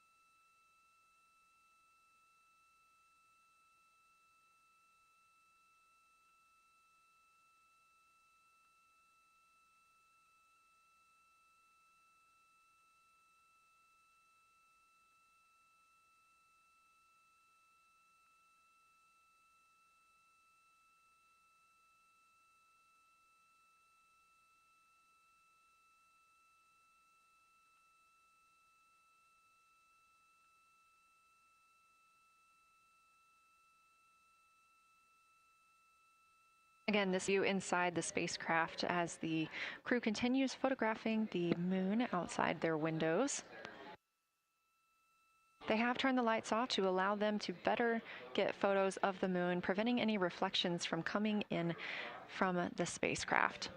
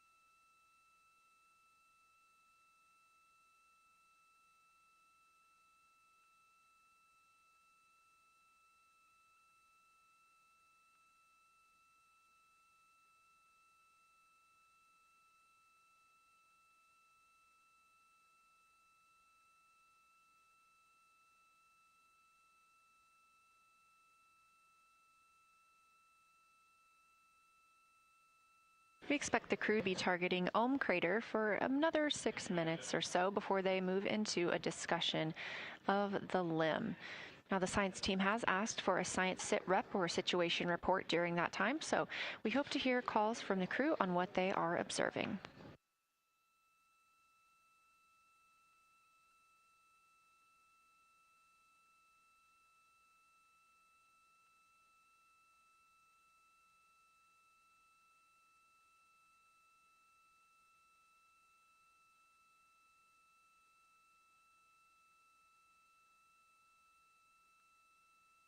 If you've been following along, at the start of the day, we did have much more of the moon visible. And even just an hour or so ago, we could see about half of the moon. We are now continuing to see more of the far side and that darkness where the moon is not reflecting light from the sun.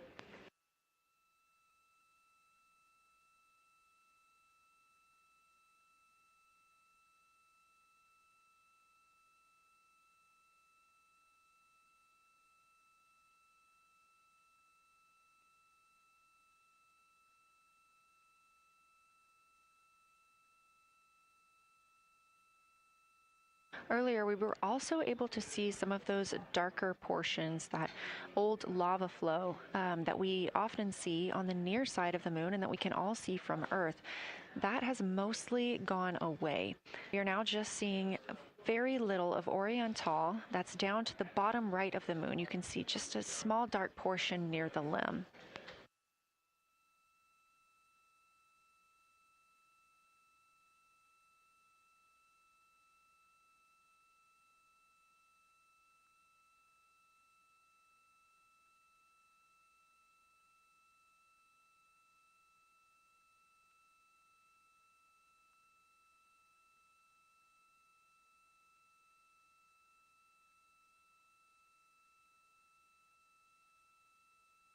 We are now about 18 minutes away from loss of signal with the Orion crew. Again, we use the Deep Space Network to communicate with the crew members when they are this far from Earth. This is the first mission since Apollo when we have had humans on the Deep Space Network.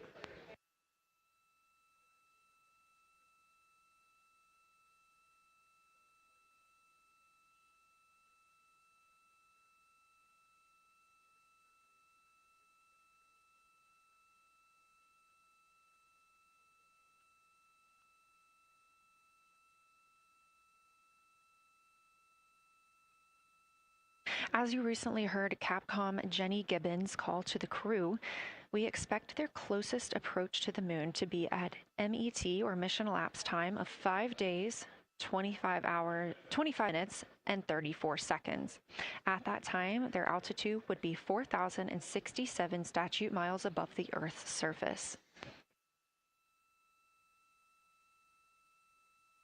Just over 2 minutes later, they will reach their maximum distance from Earth. At mission elapsed time, 5 minutes, 5 days, 27 minutes, and 39 seconds.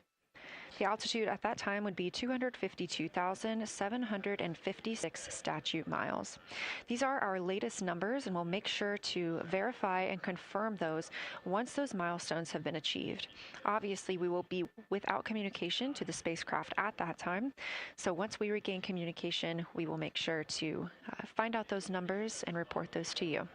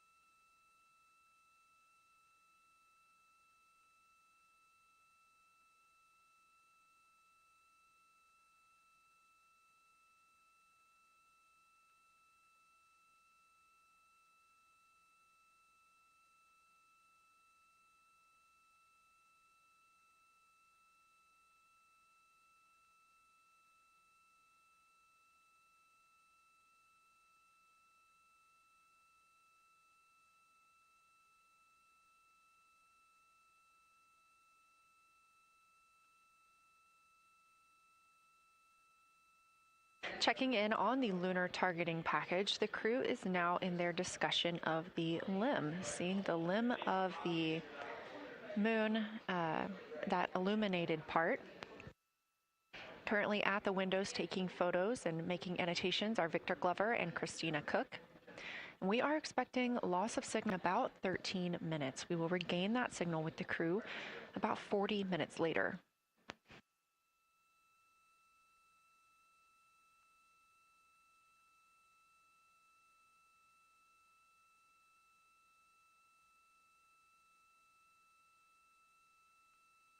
A milestone worth mentioning that this day marks the first time in more than 50 years that humans will observe the moon directly, a critical opportunity to practice how lunar science will be conducted during future Artemis missions.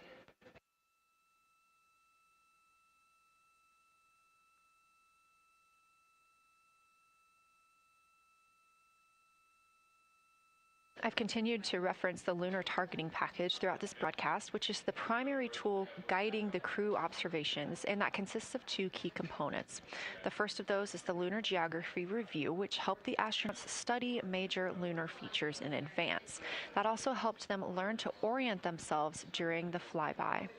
The Lunar Targeting Plan provides a detailed timeline of observation targets, background science context, and specific instructions for the picture the crew should take, and verbal descriptions of what will be helpful to the science team reviewing those pictures later.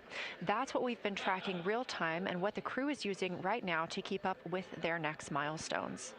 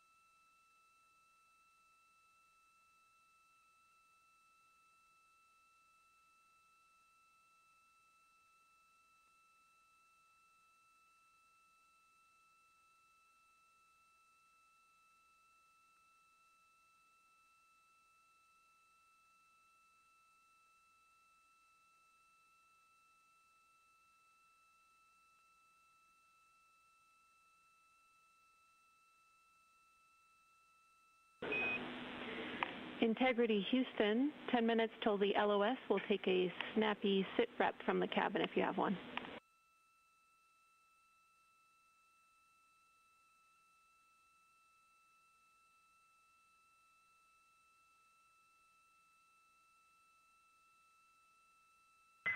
Okay, Jenny, that came, we missed most of that, but just a 10-minute warning, is that what you're saying? 10-minute warning for the LOS, and I'll take a quick sit rep from the cabin, please.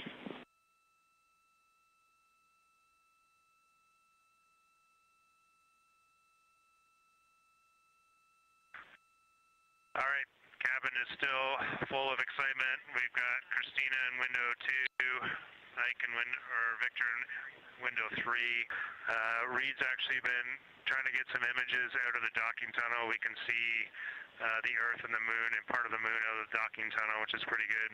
And I'm just grabbing some footage right now with our interior cameras.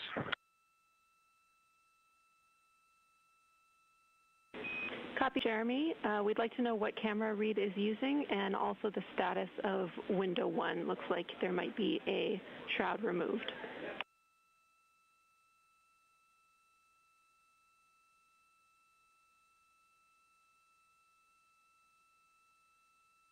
Okay, Reed was using the Z9, and the T-shirt shroud is still on window 1, but we took the camera out of it, so maybe that's what you're noticing. But when I looked in there, I saw a lot of sunlight reflecting around.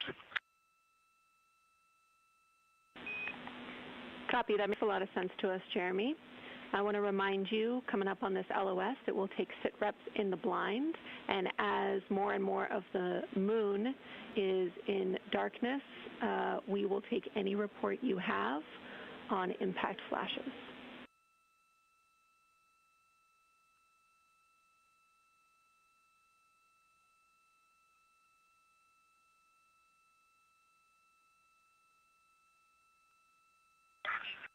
All right, Jenny, you have to say again your last. There's a lot of conversation here, and I was on the other side of the cabin, so I missed all of it.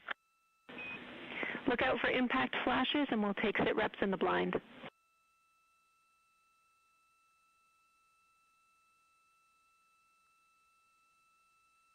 Okay, impact flashes, sit reps in the blind. We got it. And yeah, just so you understand what's going on with window 1, there is light coming through the outer hull from window 2 into the inside of window 1, if that makes sense. Like I can see the inside of the vehicle when I look between the 2 panes of glass. Copy.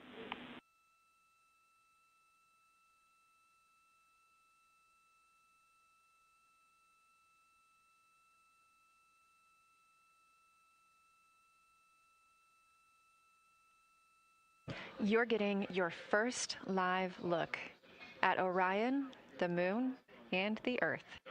Everyone in this picture.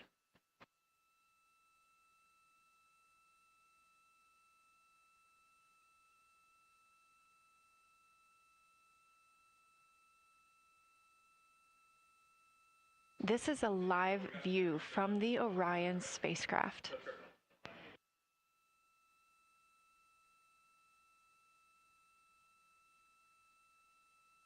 Currently aboard Orion, 4 crew members, Reed Wiseman, Victor Glover, Christina Cook, and Jeremy Hansen.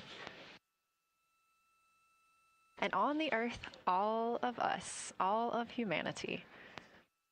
You can see the moon is starting to get a little bit dimmer as the astronauts are going to pass behind it. Now 6 minutes and 26 seconds away from that loss of signal. Again, we will be out of communication with them for about 40 minutes until they come around the other side of the moon and we can re-establish contact.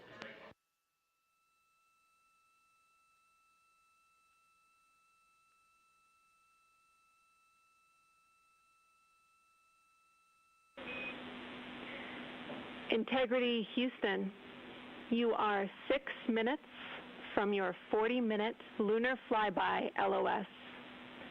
From all of us, it's a privilege to witness you carrying the fire past our farthest reach.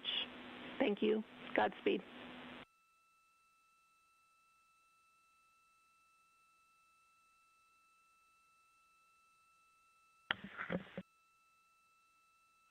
Thank you for that, Jenny. And thank you to all of you for allowing us the immense privilege to be on this journey together.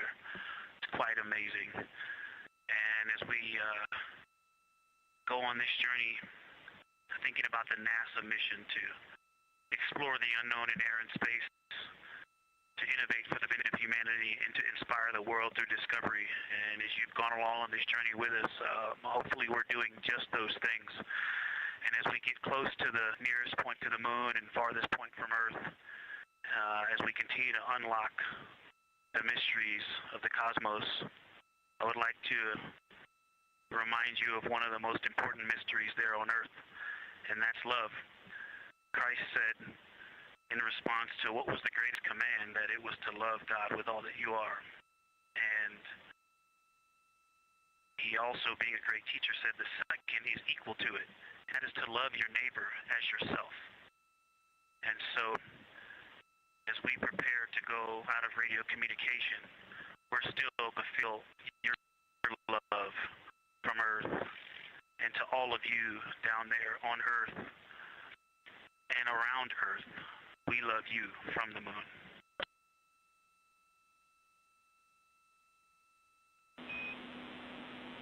Houston copies.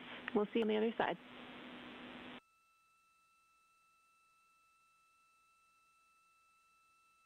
We will see you on the other side.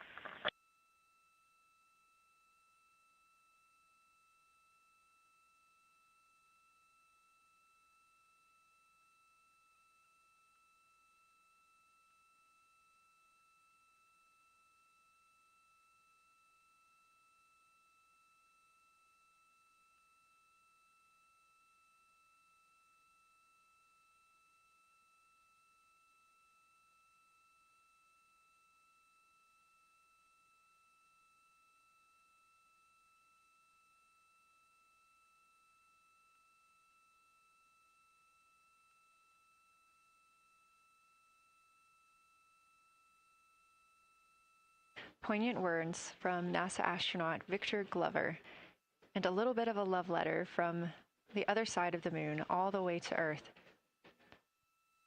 Glover touching on the teachings of Jesus, including to love your neighbor as yourself. We are now less than 3 minutes away from loss of signal with the Orion astronauts.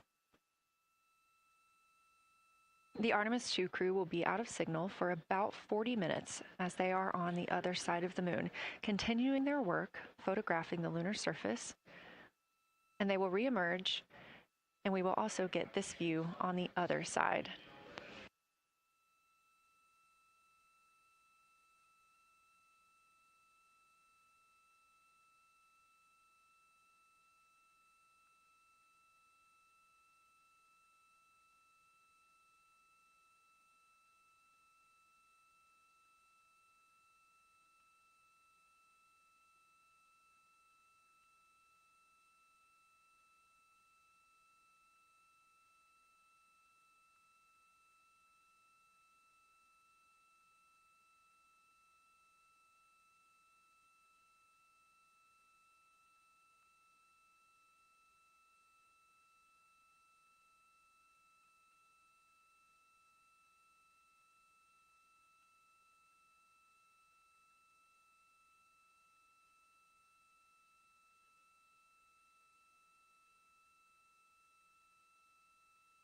Just about a minute and a half now until we lose communication with the astronauts aboard Orion on the Artemis II mission.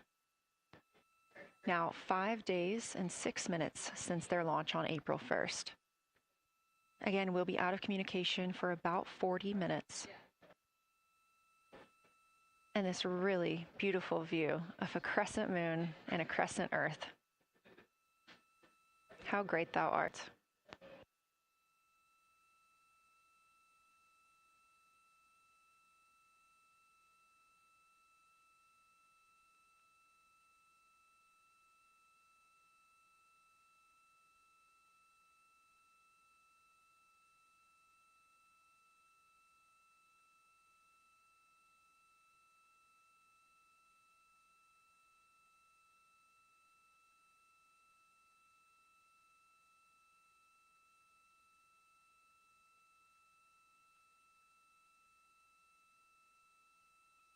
"30 seconds now until we expect loss of signal.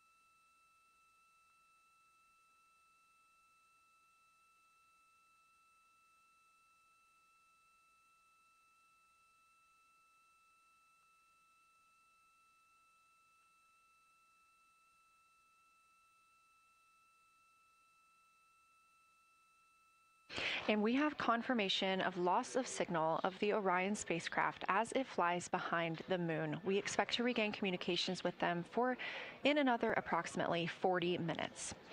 This was expected as their spacecraft is now out of direct line of sight with Earth and behind the moon. And this is a poignant moment as it's the first time in over 50 years that we have humans completely unreachable by anyone else on Earth. No matter how distant or secluded, we could reach anyone living on Earth, but while the crew flies behind the moon, it's simply impossible to make contact with them. This is a live view inside the Science Evaluation Room here at Johnson Space Center and just down the hall from Mission Control. This team has been monitoring the flyby all day as the team has continued capturing targets on the lunar surface.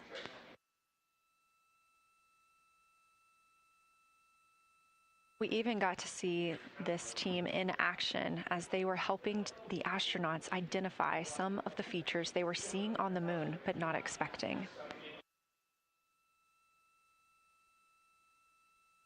There will be a couple of milestones during this loss of signal.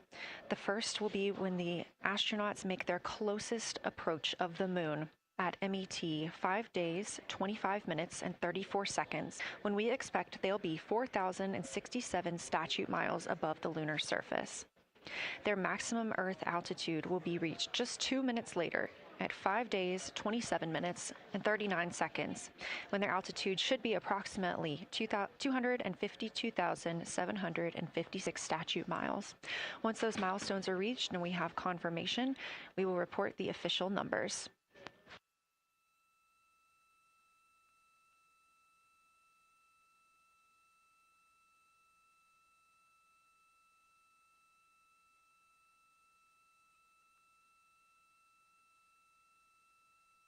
Throughout the Artemis II mission, astronaut voice, images, video, and vital mission data must traverse thousands of miles, carried on signals from NASA's powerful communications systems, the Near Space Network and the Deep Space Network. Let's learn a little bit more.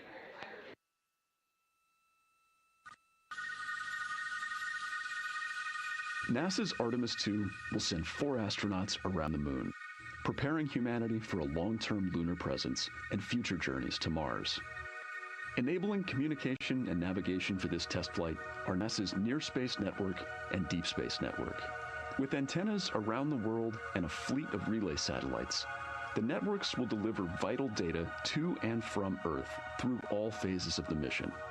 The networks are seamlessly integrated at NASA's Johnson Space Center in Houston, Texas, where Mission Control coordinates the network handovers. These transfers represent a delicate dance between the two networks, exchanging support as the mission shoots toward the moon. On the launch pad and during their early orbit phases, NASA's Orion spacecraft and Space Launch System rocket will rely on communications and tracking services from the Near Space Network. After its translunar injection burn, the Deep Space Network's global array of antennas will serve as Orion's primary communication support during lunar orbit. As the mission journeys farther into space and away from Earth, signal strength weakens and bandwidth is conserved for crew communications. The astronauts will have a near constant connection to Earth, ensuring their safety on a journey farther into space than ever before. We say near constant because as Orion goes behind the moon, a planned loss in communications will occur. The Deep Space Network will be standing by to reacquire the signal as Orion reappears.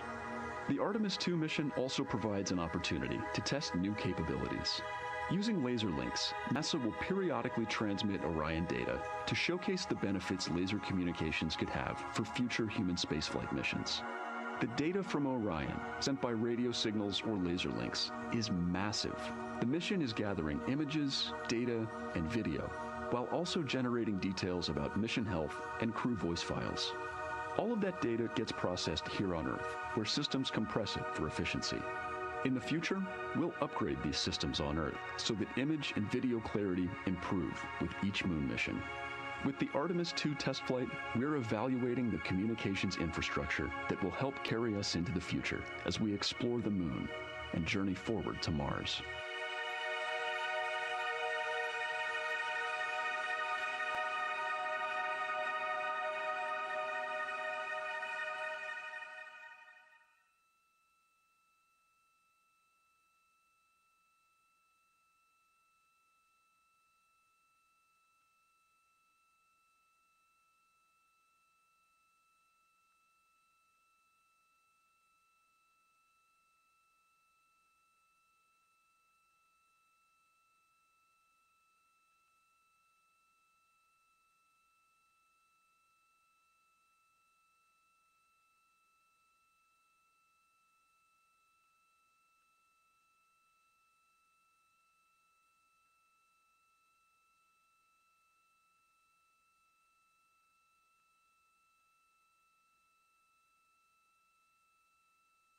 We are now about 33 minutes until we expect to regain communications with the astronauts aboard Orion. And in the meantime, I've got Dr. Kelsey Young, Artemis Science Flight Operations Lead, here with us. Thanks for joining me, Kelsey. Thanks for having me. This is such an exciting day. Oh, no kidding. It has been so cool to hear you communicating directly with the crew. And I know that you have been preparing for this for years, so I am so excited for you and for your team. So just to get into that background a little bit, tell me about your background and what you've been doing on console. My background is as a field geologist. Actually, I studied impact cratering in the field for my PhD, so all these descriptions of impact craters have me just absolutely swooning.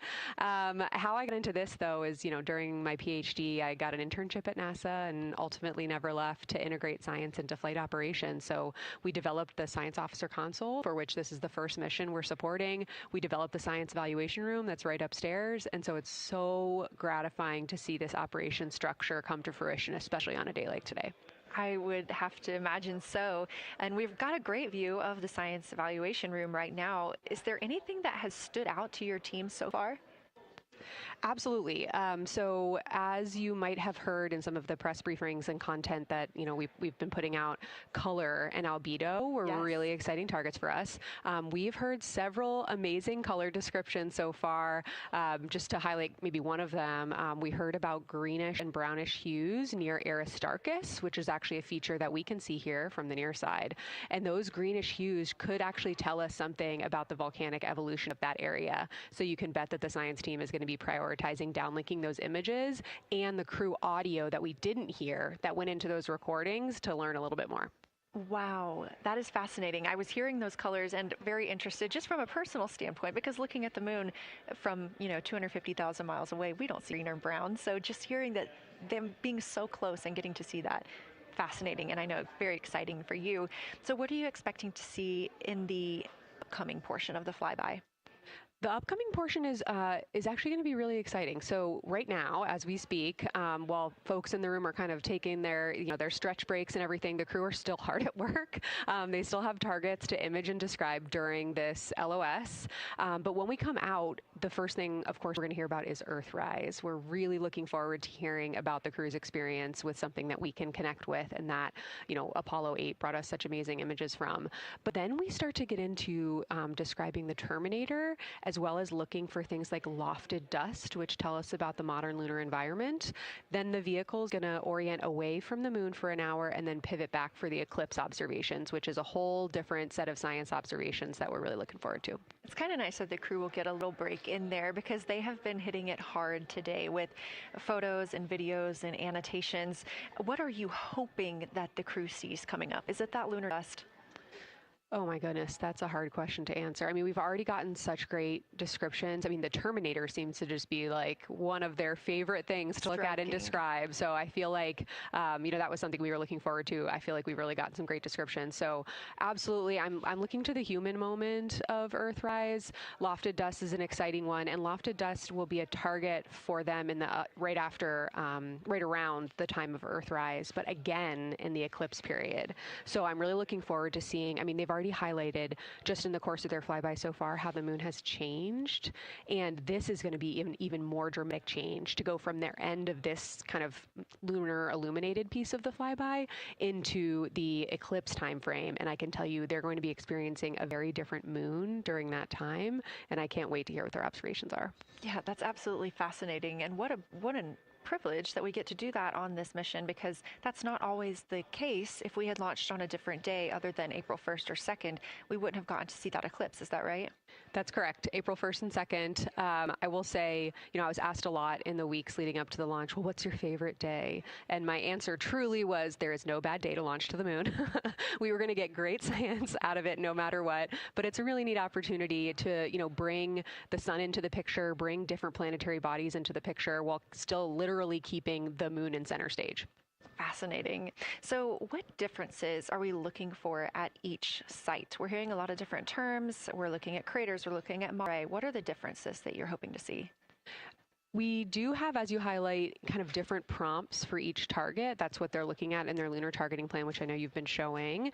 And we have even different prompts for the person with the, the really long lens on the camera versus the people with the unaided eye. And you've heard the crew talk about, oh my goodness, when I go from one to the other, I can really detect different nuances. And that's something that we experienced in simulations, but hearing them actually, see it for real has been really gratifying. But we're looking for different things based on the target. Sometimes we're looking for color. Sometimes we're looking for texture. For the Terminator, we're looking at kind of what texture and morphologies pop out to you and what kind of diversity you see along the Terminator. You've heard, Victor especially make some comments about future impacts for exploration. So already I think that their descriptions in this first part of the flyby have told us something scientifically, but also about future surface missions. Well, it was so interesting to hear Victor talking about he was imagining in his mind's eye being down on the surface and walking around. That was very cool to hear.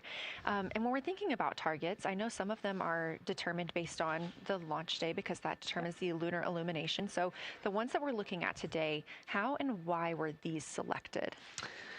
Such a wonderful question. This really gets at at the heart of some of our really highest priority science questions. Illumination conditions is a big one, right? So of course we need the targets that we're interested on the lunar feature to be illuminated by the sun in order to view them, but the timing in which they see them during the flyby enables us to ask different questions. So you heard in the pre-flyby crew conference talking about, well, the same pair, Reed and Jeremy, will get to actually look at Glushko crater twice, and that looking at it from different illumination angles allows us to understand that feature better and connect color and albedo with topography and morphology. Then you have other craters where you want to look at it with the sun shining on it obliquely versus straight on, and that tells you something different about the scientific objective that drove the target being on the targeting plan in the first place. We've talked a little bit with the viewers today about what the crew is able to capture in this short time frame of those craters in different lighting conditions. Could take years for something robotic to be able to do based on attitude maneuvers and where the sun is at. So can you just talk a little bit about the importance of having both the robotic operation and having the crew? Absolutely. We definitely don't want to minimize the impact of orbiting spacecraft. Lunar Reconnaissance Orbiter is the one that's often referenced. Data from LRO and its payloads have really been instrumental in getting us, frankly, to this point for Artemis II and future missions. But the human experience, the crew observations that we've already been hearing about, it is such a perfect complement to the orbiting spacecraft data because they are able to have this unique perspective. They are far enough away where they can make these contextual observations. You've already heard it. How many times have we heard the crew and their science sit reps say, if I track this feature from all the way up here in the northern hemisphere down to the southern hemisphere, here are comparisons I can make. That right there is not something we had the ability to do with the Apollo missions, and it allows just literally in the blink of an eye to synthesize observations that it would take, a really significant effort to coordinate with different orbiting platforms, and they're making it like that. Wow. It has been very, very exciting to hear all of their calls so far. And so I've heard they were able to capture every single target so far too. Is that correct? I think that's correct. And I think it's important also to remember that, and I know the science team is anxiously awaiting this, we've been hearing from the crew members who are not at the forward windows, right? Those crew who are, really in the thick of the observations, they are recording minutes-long observations per target on their crew tablets. We will be getting those down starting here in a couple hours, and that's going to contain really meaty science information that we haven't heard live yet, and that's going to form the basis of my conversation with them tomorrow morning, where we're going to have a really deep dive into the science and absolutely nerd out about what they were able to do today. One of the most gratifying things for me today is hearing multiple crew members say, thank you for putting the discussion times in the targeting plan, because when we have had the ability to put multiple brains on a problem, we have elevated each other. And I'm looking forward to them, sleeping on it overnight and then us actually being able to really, truly have an elevated science discourse tomorrow. Well, we're looking forward to it too, and I cannot wait to hear everything that you guys get to learn overnight from some of those audio recordings and just everything that they'll be able to share tomorrow. So, Kelsey, I know you are very busy. You've done a great job today, and thank you so much for joining us for this interview. Thanks for having me. It's such an exciting day. We are now expecting acquisition of signal in about 24 minutes. As a reminder, the Orion spacecraft has flown around the other side of the moon, where they are out of contact with our deep space network.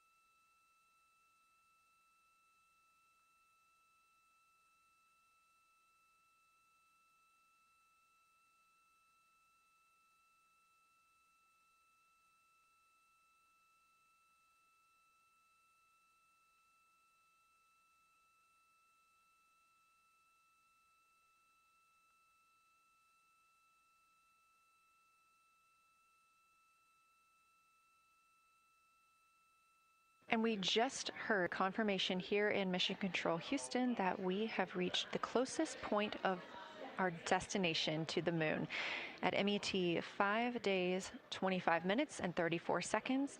And we anticipate the spacecraft's altitude is approximately 4,067 statute miles above the moon.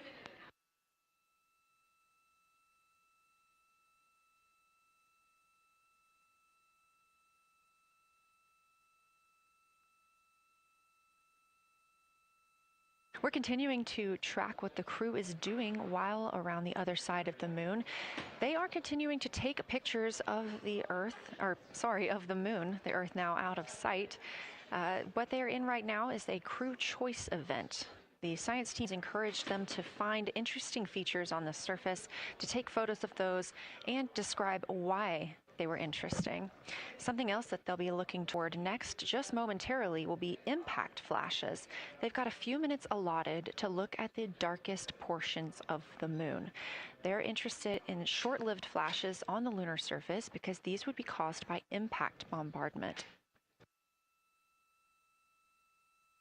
After their impact flash targeting, the team is interested in if the crew can see lofted lunar dust.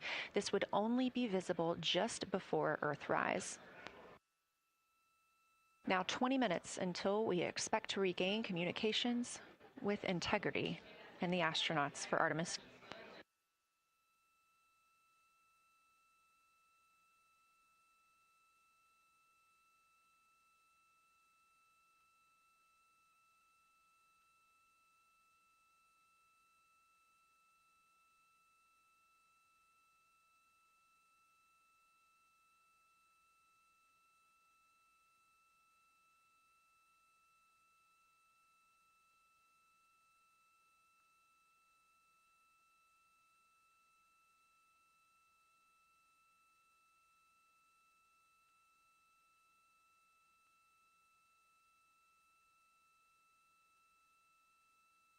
We're live in Mission Control Houston at NASA's Johnson Space Center, but there's a team over 750 miles away also monitoring today's operations. And of course, just like us, they are in LOS, or loss of signal, with the spacecraft. This is LUCA, the Lunar Utilization Control Area, and it's joined by LISA, the Lander Engineering Support Area, which are twin control rooms that will support missions and operations in lunar orbit or on the moon's surface in real time at NASA's Marshall Space Flight Center in Huntsville, Alabama. The LUCA and LISA are right next to each other and just a short walk away from the SLS Engineering Support Center, which is used during launch, and the POIC, where science on the International Space Station is monitored. LUCA primarily supports Artemis science operations, while LISA will provide engineering support for landing astronauts on the moon. During this mission, Artemis II, teams in the LUCA will use the facility to support first-of-its-kind science operations to better understand the deep space effects of microgravity and radiation on the crew's physiology, immune systems, and ability to complete various tasks. The data from these science operations will inform future crewed flights to the moon. For future crewed missions to the moon, members of the NASA Human Landing System Mission Insights Support Team, a group of engineers, safety leads, flight operations experts, and technical authorities will work in the LISA. There, they will monitor lander systems in real time and be involved in key decision-making processes throughout the mission. Teams are using the LISA during Artemis II to observe mission operations and using the opportunity to inform and prepare for future crewed landings to the moon's surface.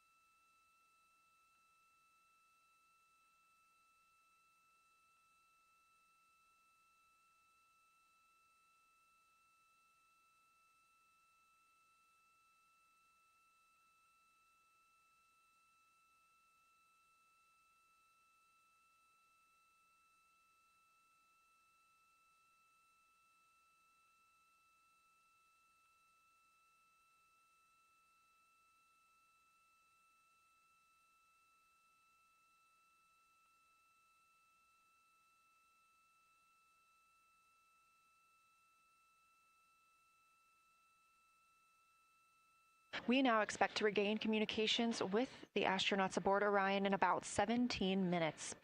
In the meantime, a little overview of how our crew members flying by the lunar far side at an altitude of between 4,000 and 9,000 miles are testing the capabilities of the Orion capsule. Artemis II visualization lead Ernie Wright has simulated views of the flyby using detailed topographic maps of the lunar terrain and photorealistic lighting scenarios. The Artemis II crew members have been using these visualizations to prepare for this historic mission, which is paving the way for future exploration of the moon's surface and beyond. So the most exciting thing to me about Artemis II is just the return to the moon. We haven't been there in 50 years. Human eyes are going to see parts of the moon that haven't been seen by anyone before. It also recommits us to exploring the solar system in a way that we haven't in a long time. And I think it provides an opportunity for younger generations to understand the excitement of doing that kind of exploration. Artemis is our return to the moon after 50 years. The emphasis of Artemis is going to be, first of all, science, but second of all, learning to sustain a presence on another world. First on the moon, but we're hoping that that's a stepping stone to Mars and other destinations in the solar system eventually. Artemis II will be a flyby mission. It's not going to land. We're testing all of the technology that we've created for flying to the moon since Apollo. A lot of systems have been modernized, and we need to make sure that all of those work. The astronauts will be looking out the window at parts of the moon that have never been seen by human eyes before. They will be flying by the moon at an altitude that's much higher than Apollo's orbits. And so they will see the entire disk of the moon, including areas that are closer to both the North and South Pole that astronauts from Apollo never saw. All of that depends on the lighting, which we really won't know until launch day, but we can practice with different lighting scenarios. It's hard for people to sort of picture that in their mind. If you can make a visualization of it, show them a movie, that helps everybody choose the targets and also practice aiming at those targets. The astronauts have actually been looking at these visualizations through the lens of the camera and practicing aiming at the various targets. This is a map of the surface of the moon, obviously, but it shows what the Apollo astronauts could see in sunlight while they were in orbit. The brighter parts are the parts that they could see. The darker parts, like this entire area here and places that are farther north and south, are places that they couldn't see in sunlight, either because it was nighttime there or because it was beyond the horizon of the astronauts. All of the Apollo flights orbited the moon at a distance of about 110 kilometers. Because the astronauts were flying at such a low altitude, their horizon was actually quite close, and they couldn't see the North and South poles. And this whole area over here was not in sunlight at the time. And it includes this amazing impact feature here called Orion. Orion is a very large impact feature. It's about 650 kilometers wide. It's got multiple rings. These are rings that form like ripples in a pond from the impact, but of course it's on a huge scale. The middle of Orion has that sort of dark basalt lava covering it, like the dark spots that we see on the near side. It's one of the biggest ones that's more on the far side than the near. So seeing it with human eyes and sort of picking out features that maybe you don't even see in robotic cameras is an important goal for the mission.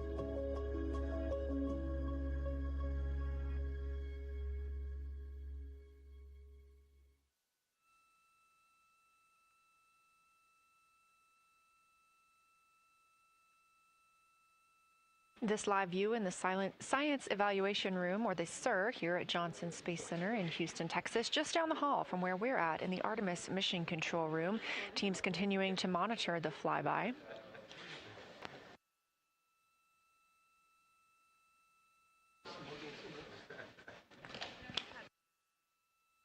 The crew continues their observations of the moon, even though they are out of touch with Earth. We expect to hear from them in 12 minutes and 26 seconds. Again, this is approximately 40 minutes loss of signal while they are out of reach of the deep space network. Right now, they are imaging or attempting to image lofted lunar dust. Throughout our coverage, we've talked a lot about the science and engineering behind today's lunar flyby, but we also spoke to the crew about what the moon means to them and how they see its place in human history.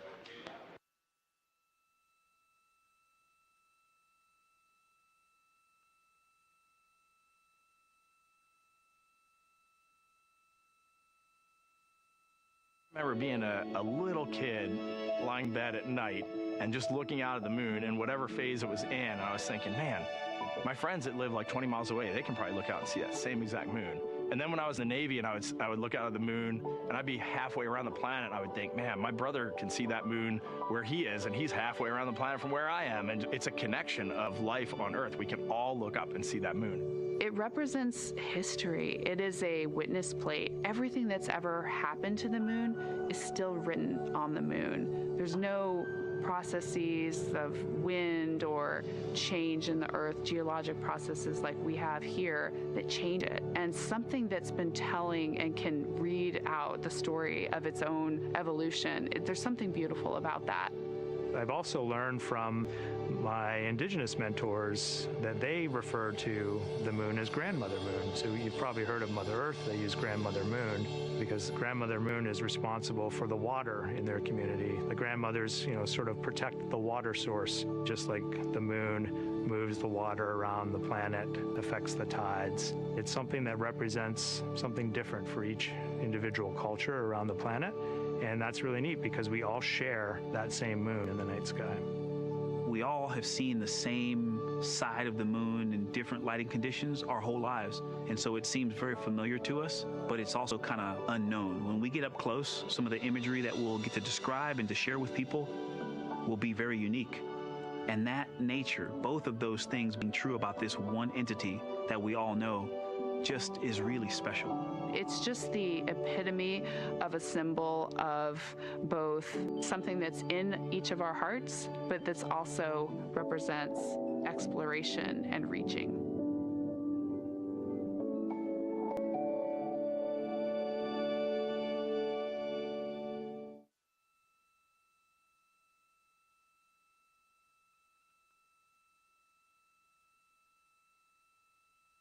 You're looking at a live view inside Artemis Mission Control here at Johnson Space Center in Houston, Texas. We are currently out of contact with the Artemis II crew. This was a planned, or not really a planned, but a tracked loss of signal that occurs when the crew flies behind the moon. We use the Deep Space Network to communicate with the crew, and when they are behind the moon, they are out of reach of that Deep Space Network. And when you consider our nonstop communications during the time in which we live, this is even more striking. For the Artemis II crew, they're only currently communicating with each other. Now, we expect to regain those communications in under 9 minutes from now, and we also are hopeful for a view of Earthrise. Despite being out of communication, the crew is continuously capturing imagery of their predetermined lunar targets.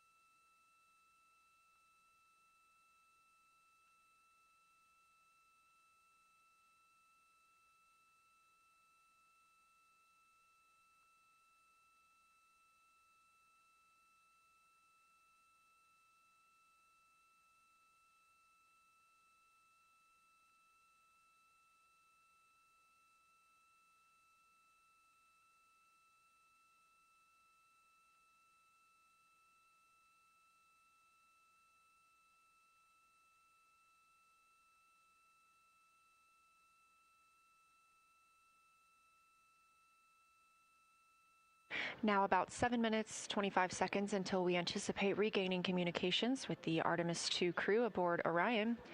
In the meantime, Artemis II Lunar Science Deputy Lead Marie Henderson is training trained these astronauts to capture and document their views of the lunar surface for all of us to enjoy back here on Earth.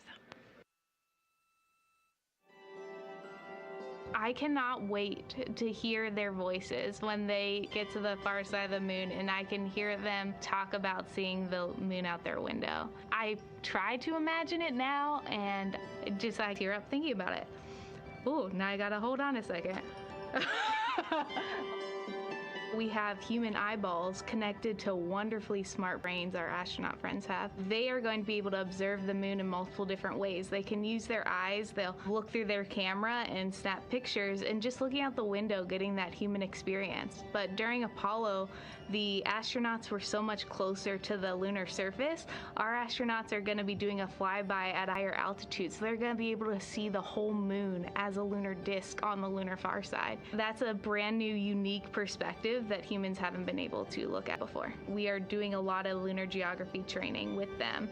They have study sessions and quizzes they can do that are assigned to them. You know, even if you're an astronaut, you still get homework. We actually get in the mock-up. In that enclosed physical space, we have to think through the hardware that they have, the cameras, the computers, their microphones to make these observations. There's 4 windows up front. Through one of those windows, one of our astronauts will be using a Nikon D5 camera with an 80 to 400 millimeter lens. So something that allows them to zoom in really far and actually take more detailed observations of the surface. It's almost like looking through a pair of binoculars as well. It's just like being a geologist out in the field. They're telling us what they're seeing, looking for colors, textures, different morphologies, and comparing the region that we're having them look at to the regions that are around them.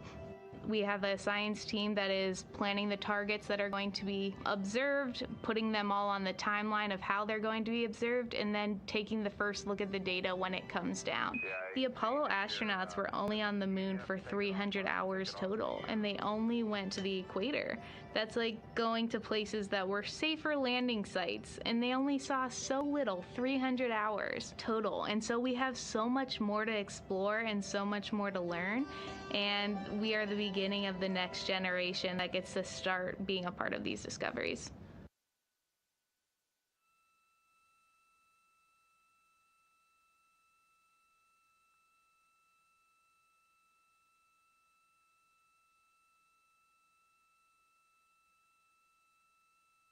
We are now 4 minutes and 28 seconds until we expect to regain communications with the astronauts flying aboard Orion on the Artemis II mission. They are now flying behind the moon. While behind the moon at an MET, or mission elapsed time, of 5 days, 25 minutes, and 34 seconds, we expect this was the point in which they made their closest approach, 4,067 statute miles above the lunar surface.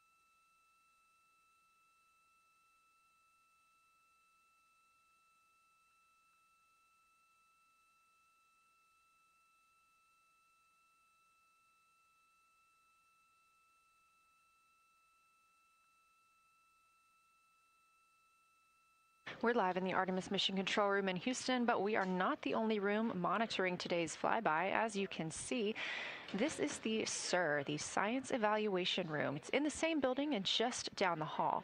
It's a multidisciplinary science team supporting the Artemis II crew in real time, including experts in lunar geology, impact cratering, volcanism, polar science, imaging, and visualization.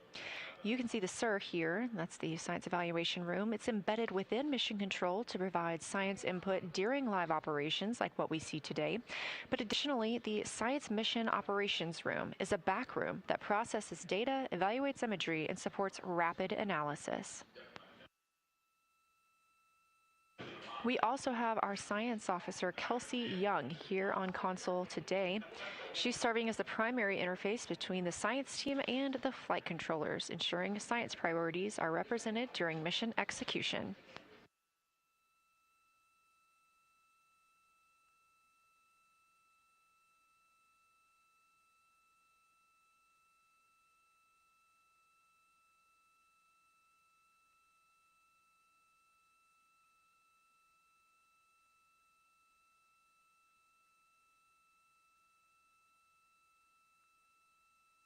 Coming up on 1 minute and 36 seconds until we contact Orion.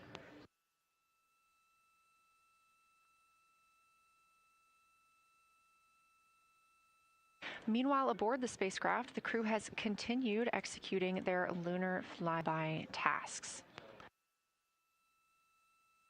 As we discussed earlier today, these activities have been precisely timelined, and this is the fourth of 5 blocks of time during which the crew will be observing the moon from Orion's windows. At this time, pilot Victor Glover and mission specialist Christina Cook are observing the moon at windows 2 and 3. One crew member is in window 2 with a blue shroud over the window, taking photos and using an 80 to 400 millimeter zoom lens, while the other astronaut is in window 3 using their portable computing device, also known as a PCD, to make annotations. And both of those crew members are making audio recordings of what they are seeing. They are wearing headsets connected to their PCDs, and those audio recordings are being sent to the science team tonight. We are not hearing those live. However, we have been hearing quite a lot of great descriptions from the crew who have been serving as the support. Right now, the support team members are Reed Wiseman and Jeremy Hansen.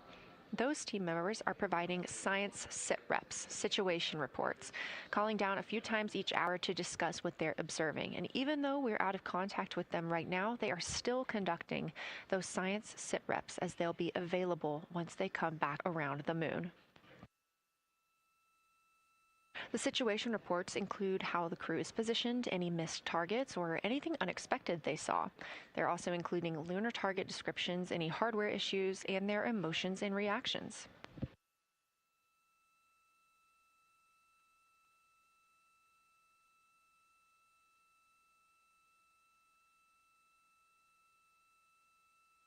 Again, we are standing by to acquire signal from the Orion spacecraft.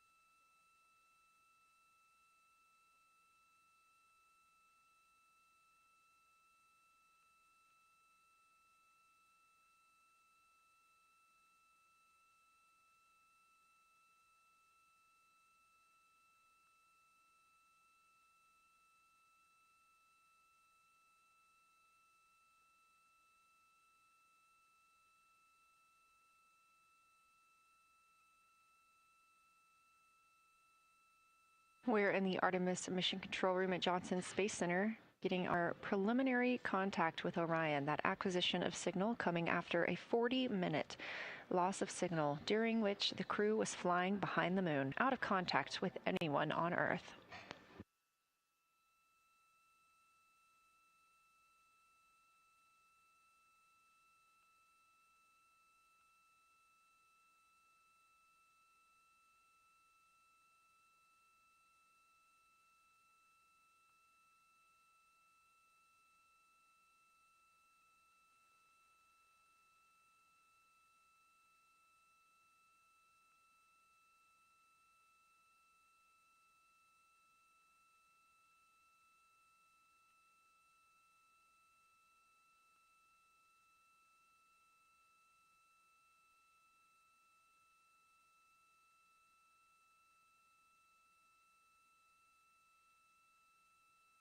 We are getting our first views from Orion after the loss of signal. Orion has come back around the other side of the moon, and that little crescent that you see is Earth, over 252,000 miles away.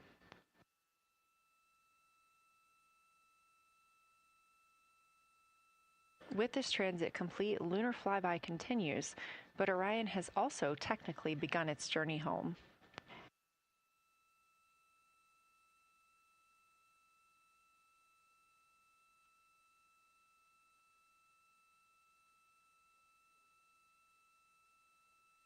Right now, the crew are getting a few moments to enjoy and take photos of Earthrise for themselves, and we expect to contact them shortly. But we do have good signal coming from Orion.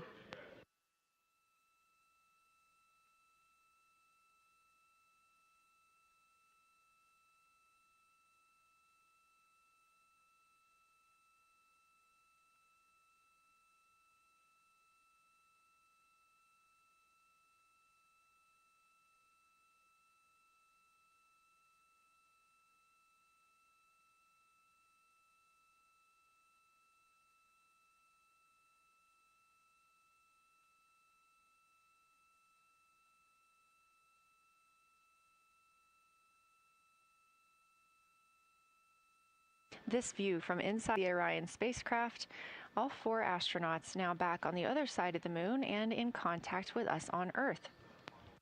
Their tasks for lunar flyby did not stop as they went behind the moon and out of contact with us. We anticipate during that time they were attempting to image some impact flashes, short-lived flashes on the lunar surface, which would be caused by impact bombardment and potentially even lofted lunar dust. Right now, of course, they are getting pictures of Earthrise. After this target, they will get a short observation break. It's about an hour long, actually. Houston, integrity, comm check. Integrity, we have you loud and clear. How many?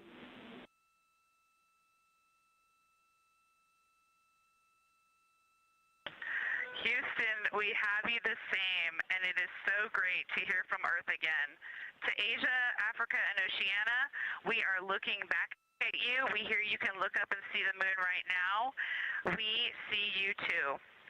When we burned this burn towards the moon, I said that we do not leave Earth, but we choose it. And that is true.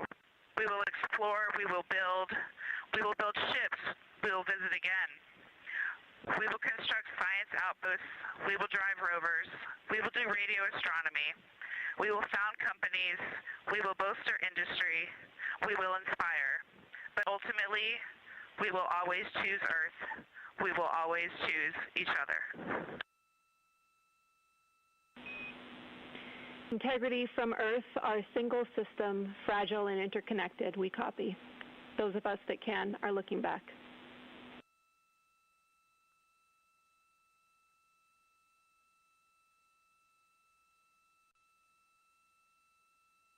We are happy to say we copy.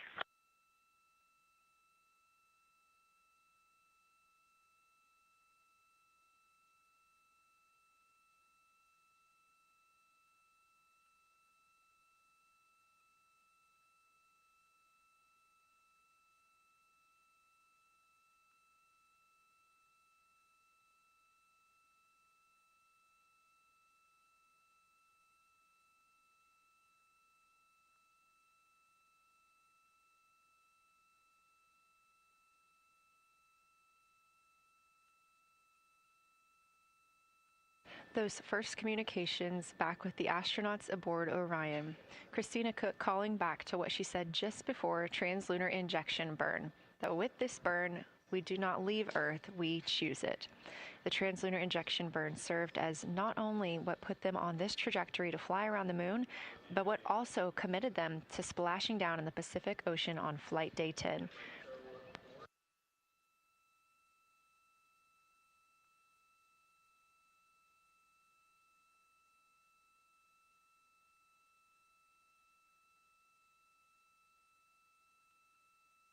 At this time, the crew is entering an observation break.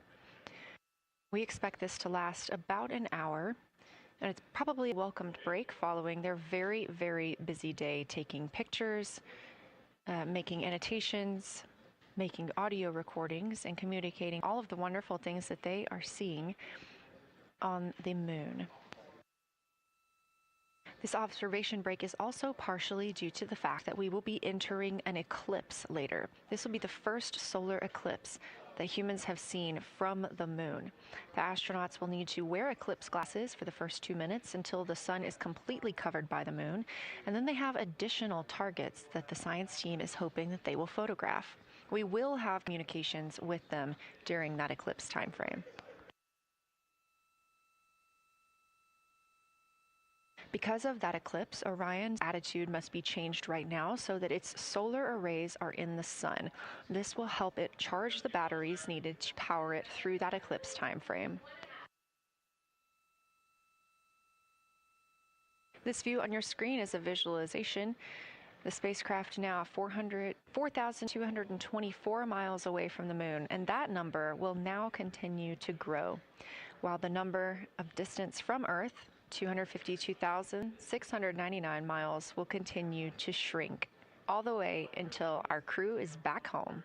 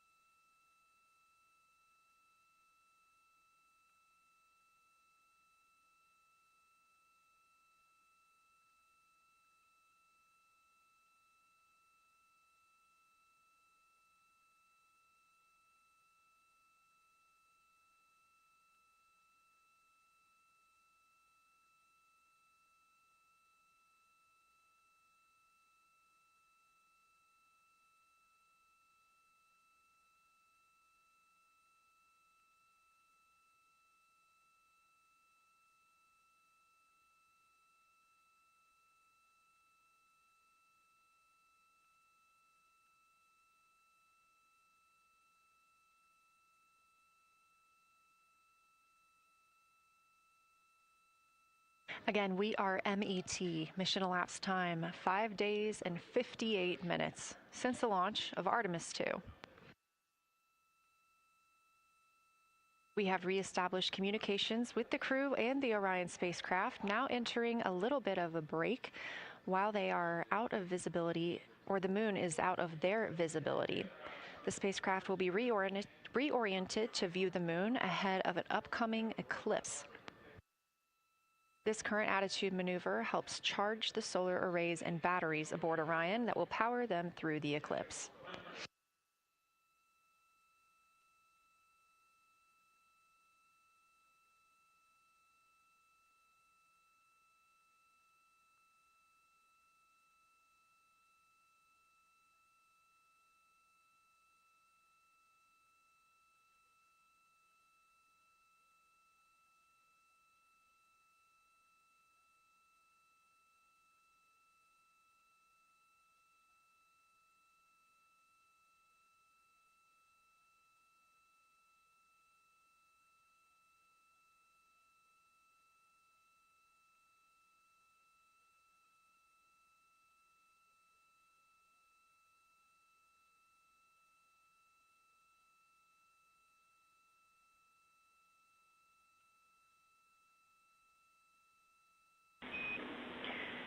Integrity, Houston.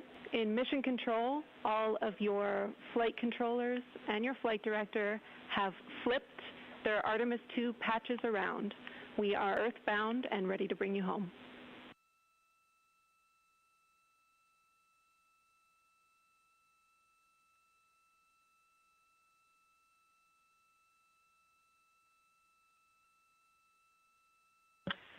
That's great.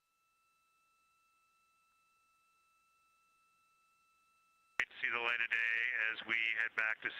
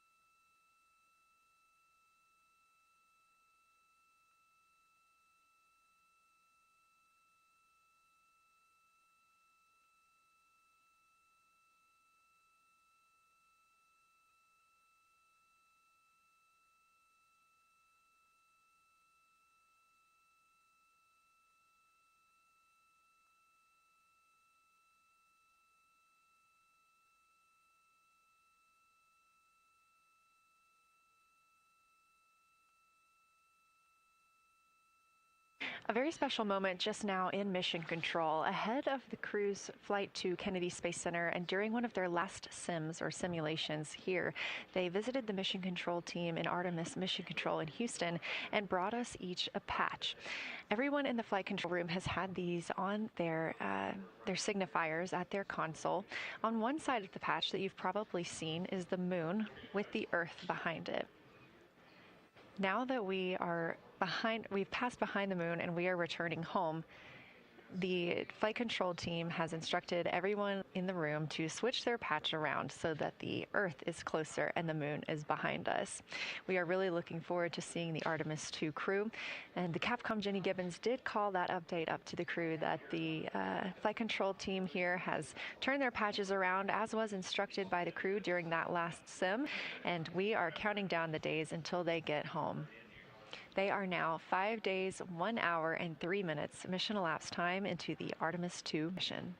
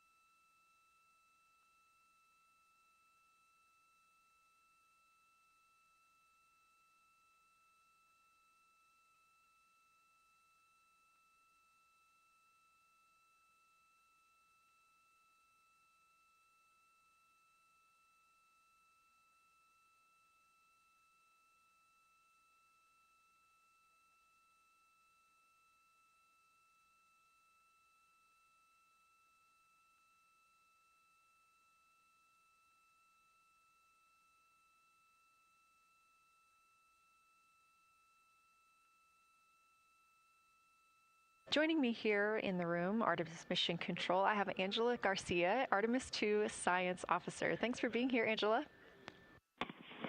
It is an honor to be here. What a day. Everyone's been buzzing. I can't contain myself. So it's been a really awesome day. So you're sitting on console at the science console now. Have you been in the SIR earlier today? There's a lot going on. So I went here first, and then I'm going to go there after.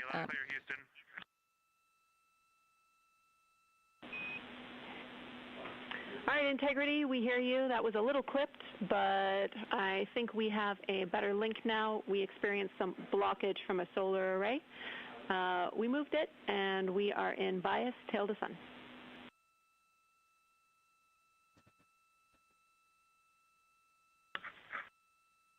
Okay, Houston, you're coming in loud and clear, and copy, we're in bias tail to sun now.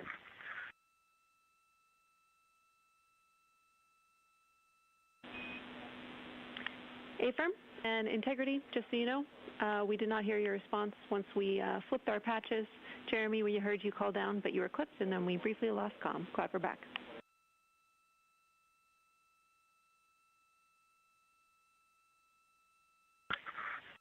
Okay, copy that.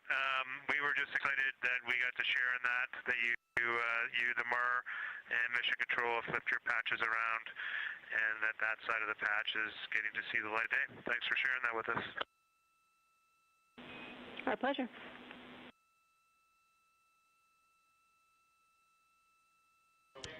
Okay, Angela, so can you tell me a little bit about your role supporting Artemis II and the science preparation for the mission? Yes, so I'm one of the 3 science officers. So Kelsey's been on console all day. I'll take over kind of closer to the end of the day. And then Trevor Graff is on the planning shift. And so it's the 3 of us in this 24-hour cycle supporting the mission. And so the science officer console is a brand new console to Mission Control. And it's not every day that you get a new discipline incorporated into mission control. So it's been such a significant milestone for us. And it's just a testament to like the commitment that Flight Operations Directorate and NASA have, that they're going to be integrating science and maximizing science throughout Artemis. So it's really exciting. And then the science preparation. So I'm on the operations team, but I'm also on the training team. So all the incredible training and shout outs that you've gotten today just warms my heart. It warms everybody's heart in the science evaluation worm. I promise you that. But so all the classroom training, the field training, the mission simulations, right? We were a part of all of it. And, that is what we did to get the crew to be, they are a part of the science team. And they are the forefront, that nice edge. And they're just been doing such a great job today. I know. I imagine that you have to be pretty proud of them. Their reports have been fantastic. So I would like to know a little bit about how you have developed procedures for this crew. What kind of science activities are they carrying out inside the spacecraft? Yeah, so the procedure development has been a unique challenge. I would say the exploration science that we're doing is inherently pretty flexible, and operations is, I'd say, inherently has more structure and rigidity. And so to marry the two and to operationalize the science that we want to get done has been a challenge. But I think we've been able to go through these processes and create good products at the end and have a good plan. And yeah, it's been really great. What was the second part of your question? Just what kind of these science activities that they're performing, which of those have you really had a hand in? Yeah, so a lot of the procedures help organize what the crew is doing in the cabin. And I know we've talked a lot about, what they've been doing, and they've been doing a lot, and it's been a little dark, so I can re-explain what some of those things that they're doing. So the observation blocks are about an hour long, and the crew is organized, the 4 crew members are organized into 2 pairs of 2, the window team and the cabin team. And the lunar targeting package that you've been showing up and that the crew have on their handheld tablets is really the instructions for the window team. So the window team, the 2 crew members are looking out the window. One has the camera with the long lens. One has, they're just looking out the window with their unaided eye, and they're taking these detailed observations. And then halfway in that observation block, they do the window team position swap. So that's what Capcom's been calling out, and they'll switch positions, so each crew member has a chance to have that long lens. And then that's just what the window team is doing. There's also the cabin team, where they also have duties that they're doing. We're asking a lot of the crew in this time. And then the cabin team, they have the interior camera, and they're taking images inside the cabin. They're also supporting the window team, where, you've heard some call-outs where looking out at the bright moon and then looking inside the dark cabin and looking at their LED screen is a lot. So the cabin team is also helping support, target, and guide the window team into specific targets on their plan. They're also helping call out these science situational reps. So they're looking out a different window and listening in to what the crew who are really down and in the science on the window team are doing, and they're giving us insight. And those recordings that the window team is doing are going to be uplinked or downlinked overnight, and we're going to be able to chew on that data. But yeah, they're helping. They're doing a lot. And so making sure we have a plan that's flexible, but also make sure that we check off all those boxes was really important. So tell me a little bit more. You talked earlier about the analogs that the crew has done. What kind of analogs or environments were really useful for this? Yeah, so for procedure development, right, you have so many different environments that you can do. You have classroom, like we said, you have the Orion mock-up, you have simulations, and at least for developing the plan, we kind of did it in a tiered approach, because each of those different analog environments helps us answer a slightly different question and has higher fidelity. So we would start with the classroom. So we would we would just get into a classroom, we would put all the hardware on the table, and then we'd almost role play of like, you be Victor, you be Reed, you be Jeremy, and I'll be Christina, and like, let's just do the plan how we think we should do it. Write that down, and then just keep iterating on that, and then Integrity Houston for a tag up pre-forward link LOS in place of the Flight Director Conference.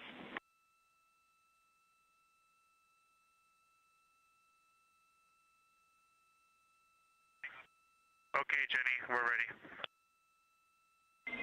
All right, crew, I'm going to roll through a couple of topics here. The first two are for timeline. First of all, read for your toilet maintenance. It is a shortened toilet maintenance where you do not have to do the oxone changeout. That portion of the procedure is canceled. Victor, you have an HHP stop activity on your timeline. We need you to perform that as scheduled for bandwidth reasons. For your next portion of flyby, in particular the eclipse, we want to remind you that you can take off the eclipse glasses when the sun sets and you are simply looking at the corona.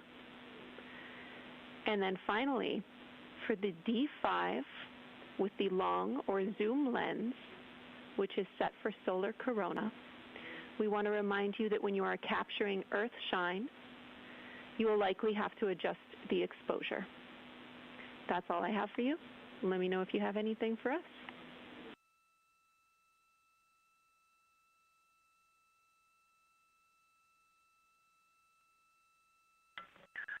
Okay, Houston, we copy all. Thanks for those words, Sydney.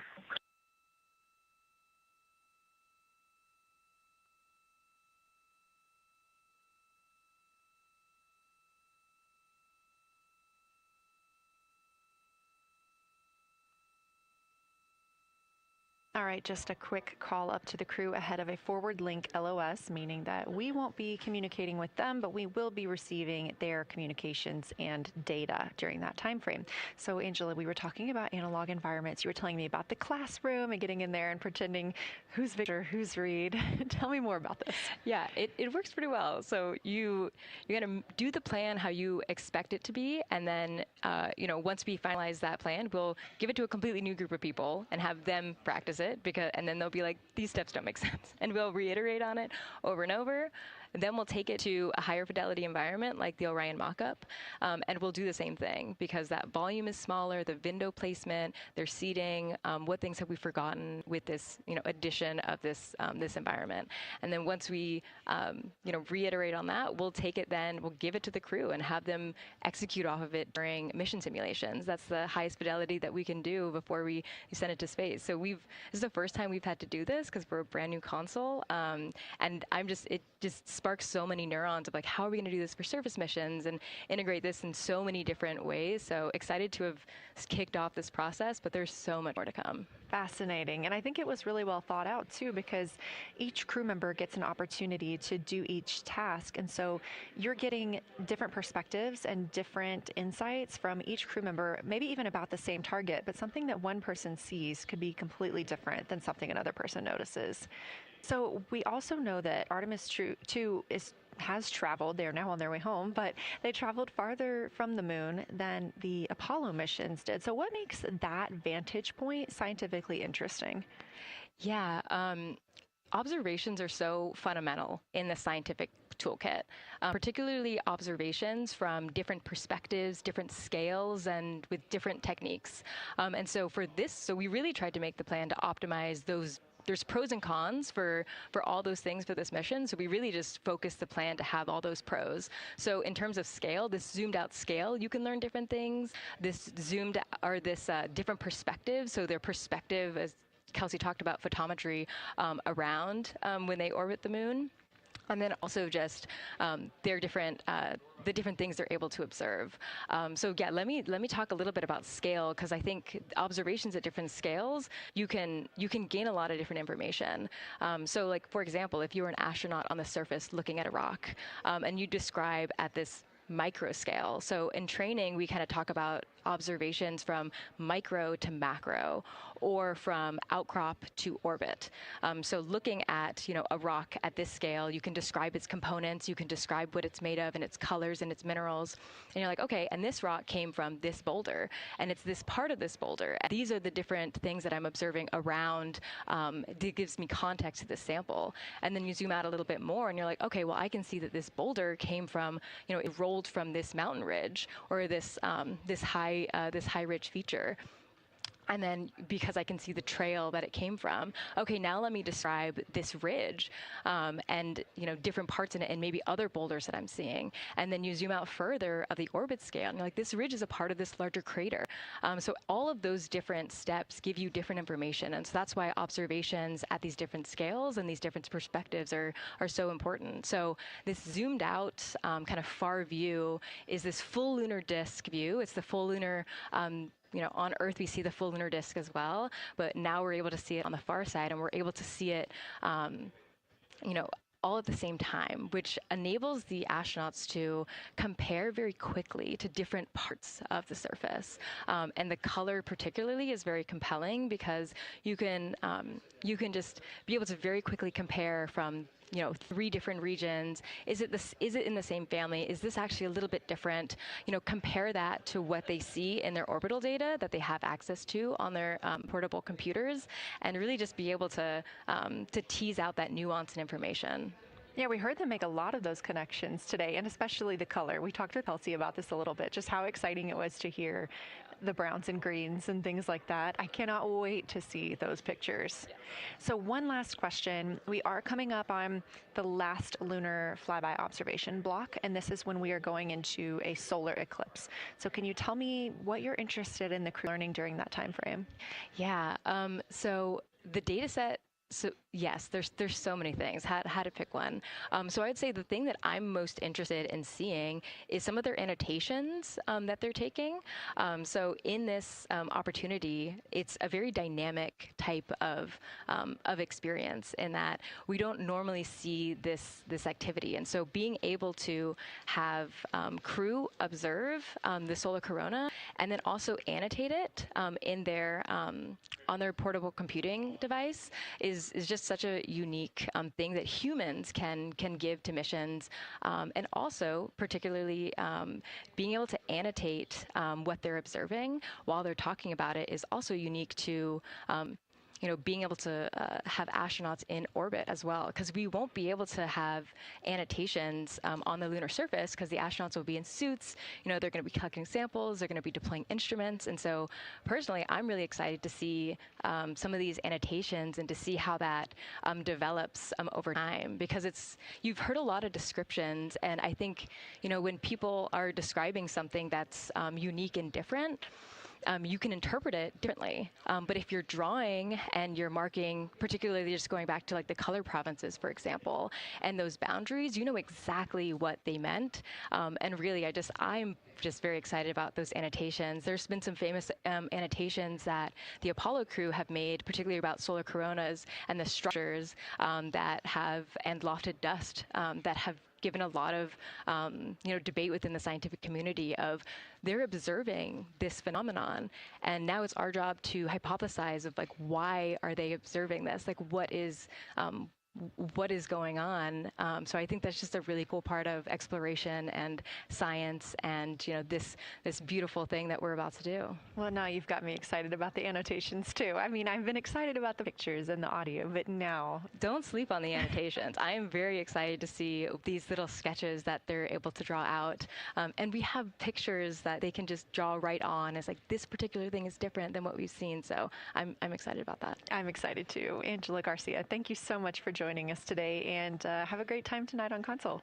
Thank you, and you've been doing a great job, and so excited to see where we go from here. Thank you so much.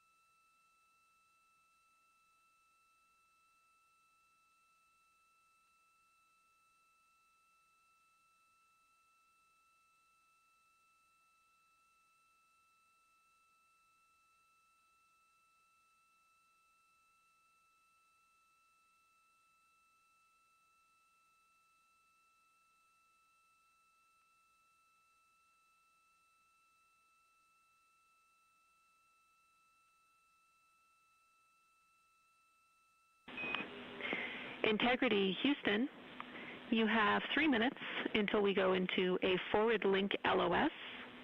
We will be back up with you in about an hour during the eclipse on Madrid.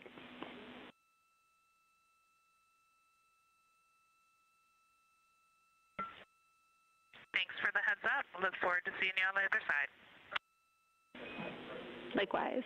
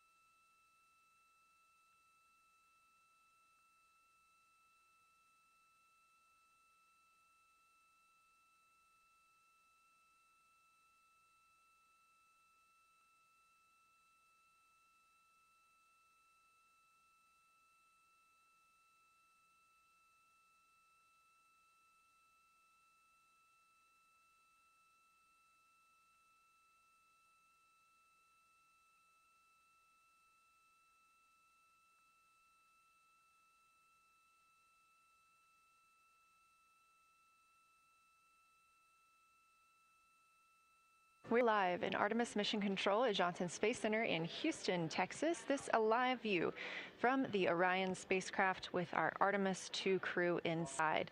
That's Reed Wiseman, Victor Glover, Christina Cook, and Jeremy Hansen. We are still live for our lunar flyby coverage. The crew is in a short break while the spacecraft is pivoted away from the moon. We are going to be going into a solar eclipse. This is the first time anyone has ever seen a solar eclipse from the moon. So it's going to be a unique vantage point for our crew. But ahead of heading into that solar eclipse, we need to charge the batteries on the Orion spacecraft. Therefore, we have positioned the solar arrays into the sunlight to allow time for those batteries to charge.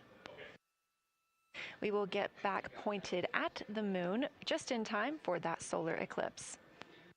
We are also in a forward link LOS. What that means is essentially we cannot send calls or commands to the crew right now from the ground. However, we clearly get all of their data and communications.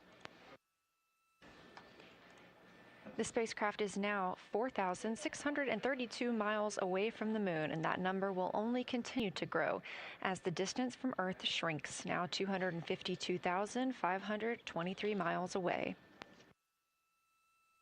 Our closest approach to the moon today was approximately 4,067 statute miles in altitude.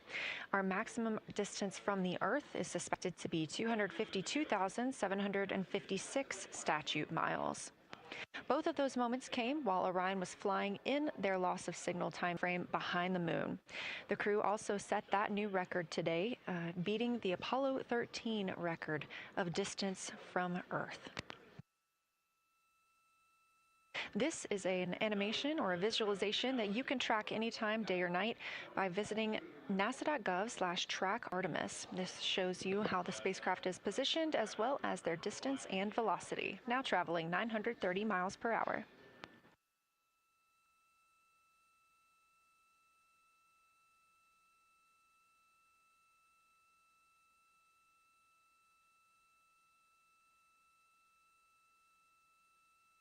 During this break in their time today, the crew is working on a couple of other tasks. Some of those include their National Geographic timeline test. National Geographic was selected through a competitive process by NASA to help tell the story of Artemis II. So you've seen the crew with some GoPros inside the cabin, taking videos and pictures, and with other cameras as well. National Geographic plans to leverage its portfolio of media assets, including magazines, social and digital content, and television programming for engagement opportunities. Throughout the flight, the crew has been timelined a little bit each day to film from a shot list provided by National Geographic, and that includes their morning routine, talking with their families, exercising, and just their overall thoughts about the mission. And I cannot wait to see that footage.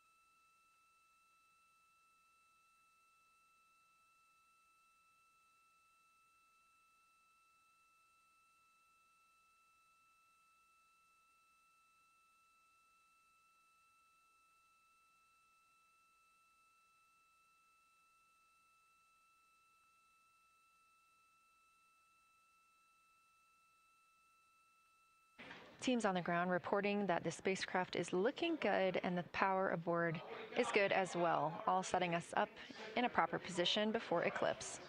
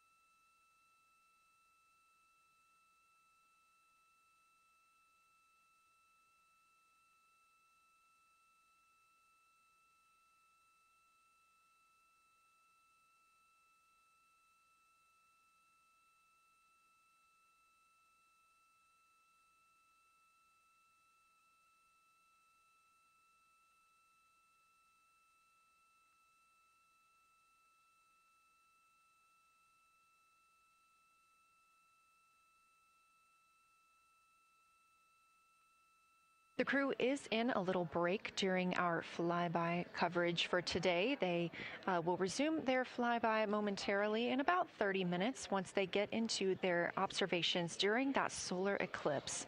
Now, the moon is our nearest celestial neighbor, orbiting Earth at less than 250,000 miles on average. When our astronauts venture there for future Artemis missions, they'll target landing sites near the lunar South Pole. There, ancient rocks, minerals, and trapped water ice will not only provide resources for human explorers, but they may also contain clues to the formation and evolution of our planet and the solar system. Let's learn more about the lunar South Pole with this video featuring Dr. Kelsey Young, Artemis Science Flight Operations Lead. We learned a lot from the Apollo samples, but we still have a lot left to learn about the moon. The Apollo missions visited only a pretty narrow swath of the moon. All the missions were concentrated near the near-side equator. Really interesting and really critical insights were unlocked with the Apollo samples, but we have so many questions still to answer about the moon and the evolution of the moon. And liftoff of Artemis I. We rise together back to the moon and beyond. NASA's Artemis missions are NASA's plan to send people to the surface of the moon. We'll be sending people and roving assets and scientific equipment to, among other things, answer a lot of really compelling science questions. Scientists have a lot to learn about the moon. It's our nearest celestial neighbor here to Earth, so what the moon has experienced, we've experienced. Except here on Earth, we have things like plate tectonics, oceans, forests, people that erase the rock record. Whereas on the moon, that whole record of our planet's history, of the moon's history, is just kind of waiting there at the surface for us to explore. The South Pole, which is Artemis missions are going to target, is specifically interesting for a couple key reasons. We think there are volatiles at the South Pole of the moon that are not present near the equator. Things like water and water ice that are trapped in the lunar regolith, which basically just means lunar soil, that can easily become untrapped from that lunar regolith, and scientists can scoop up and study for return to Earth.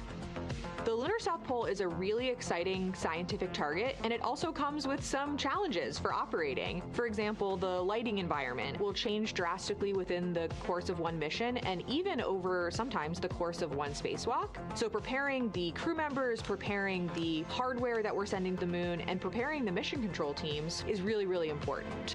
The South Pole Aitken Basin is particularly exciting. We think it's one of the oldest and largest impact basins in the solar system. And if we can get the right rock from the South Pole Aitken Basin and bring it back to our labs here on Earth, we can use that sample to constrain the entire evolution of our solar system and really understand the timing of how the moon and our planet and the entire solar system evolved.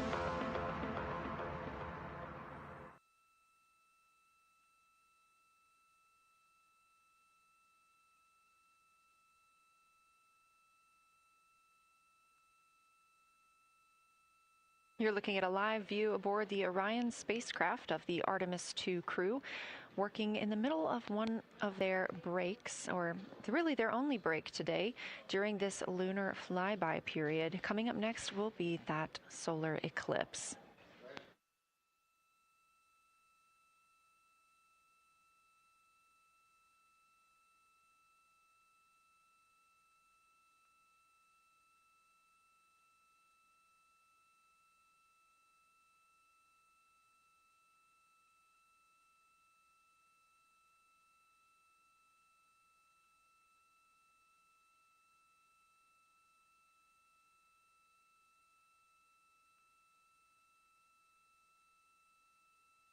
Throughout the Artemis II mission, and of course throughout today, you've likely heard the crew being called with the name Integrity. The Artemis II crew members named their Orion spacecraft Integrity during a news conference September 24th, 2025. The name Integrity embodies the foundation of trust, respect, candor, and humility across the crew and the many engineers, technicians, scientists, planners, and dreamers required for mission success.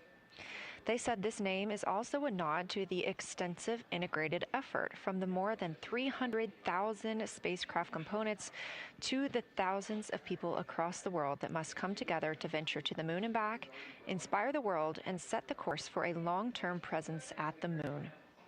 The crew also said that integrity is rooted in a shared core value of NASA, the agency's astronaut office, and the CSA, the Canadian Space Agency.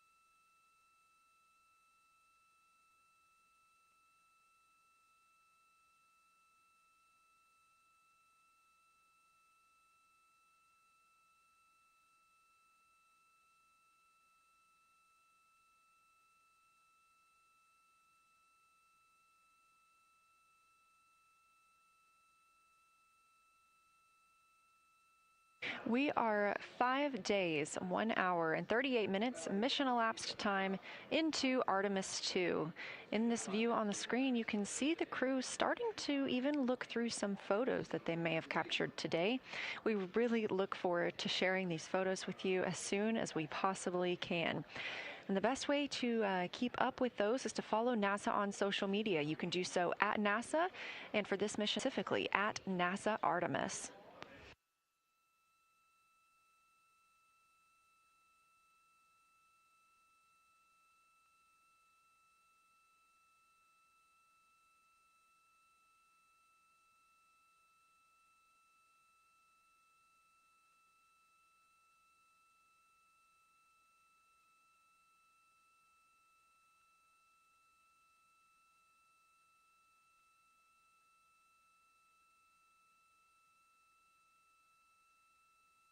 Again, we are in a forward link LOS, or forward link loss of signal with the crew, meaning that we're not able to communicate or send any commands to them right now as they were. This is a tracked event that occurs at times, but they could still provide communications down here to us, and we are obviously still receiving their video and their data.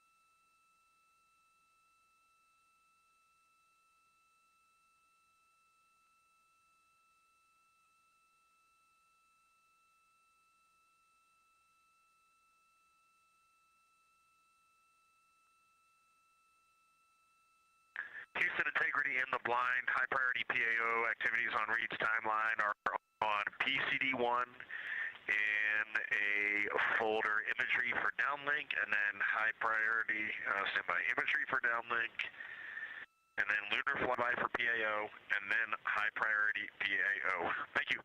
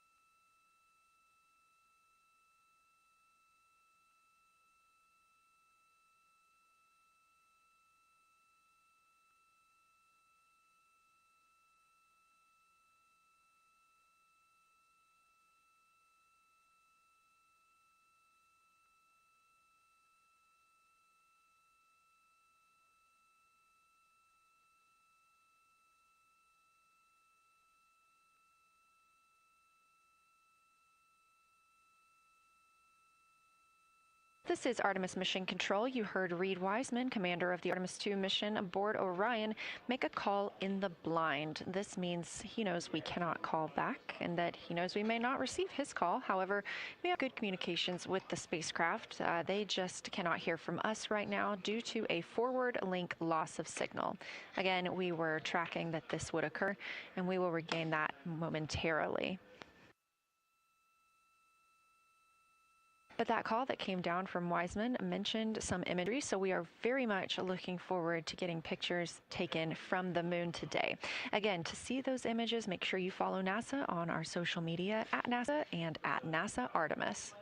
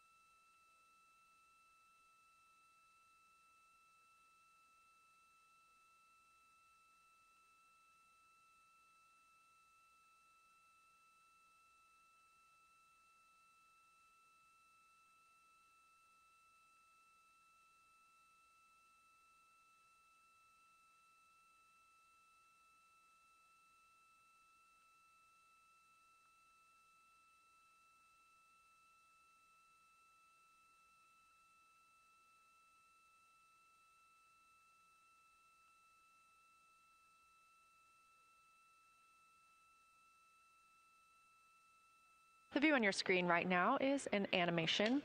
This is called ARROW, or Artemis Real-Time Orbit website. You can visit this for yourself at nasa.gov/trackartemis, and you can watch as we continue to grow closer to Earth and farther away from the moon.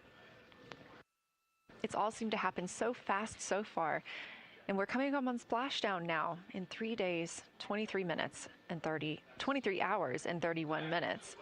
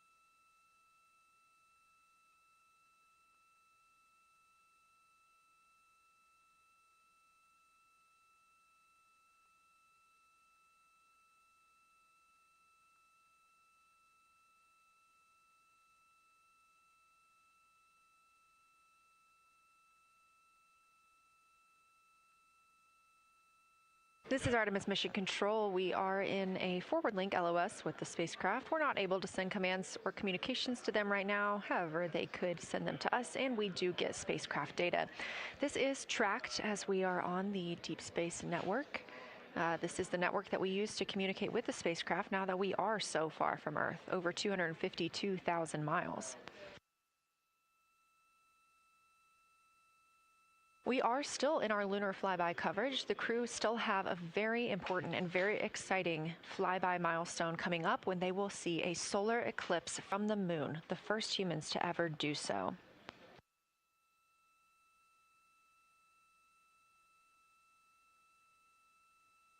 Something that we also have to consider when it comes to our missions and launches is space weather. So since the Apollo 16 and 17 missions, there were some solar eruptions near that time frame that could have been dangerous to our explorers. Over those 50 years since those storms, the data, technology, and resources available to NASA have improved, enabling advancements towards space weather forecasts and astronaut protection, which is key to NASA's Artemis program to return astronauts to the moon.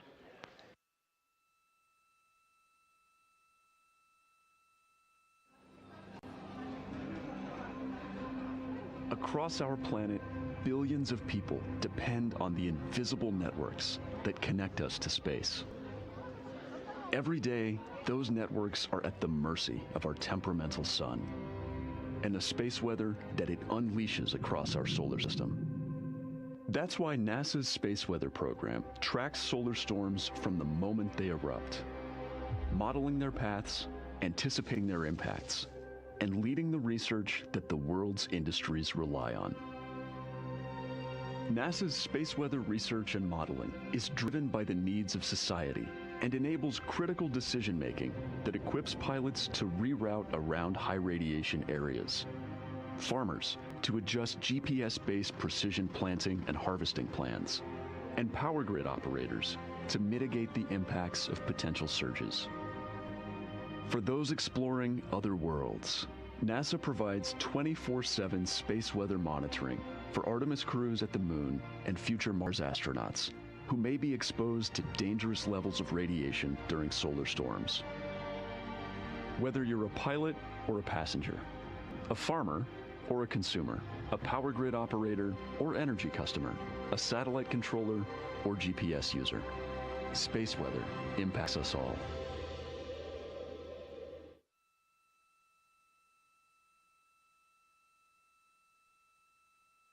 This is a live view from the Orion spacecraft on the Artemis II mission. It's now been 5 days, 1 hour, and 54 minutes since we launched.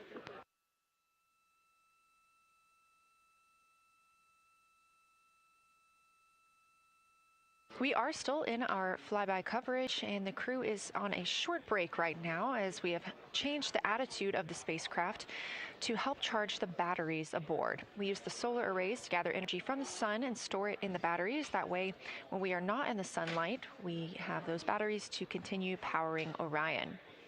Now, we're doing so because the Artemis astronauts are about to experience a solar eclipse from their capsule.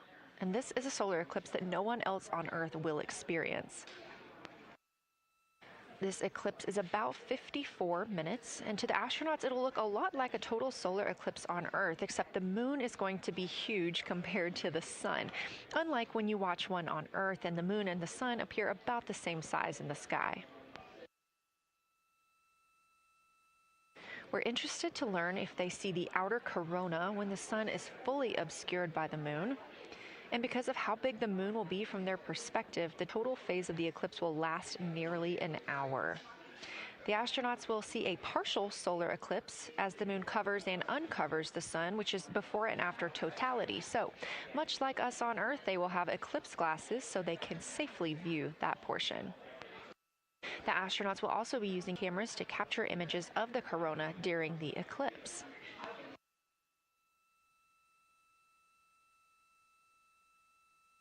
There also may be some other planets visible during the eclipse, including Venus, Saturn, Mars, and Mercury. If they can identify what part of the sky they're looking at, this can help train future Artemis astronauts on what part of the sky they're seeing. This provides useful knowledge in challenging situations when they may need to rely on that information instead of instruments for navigation and orientation.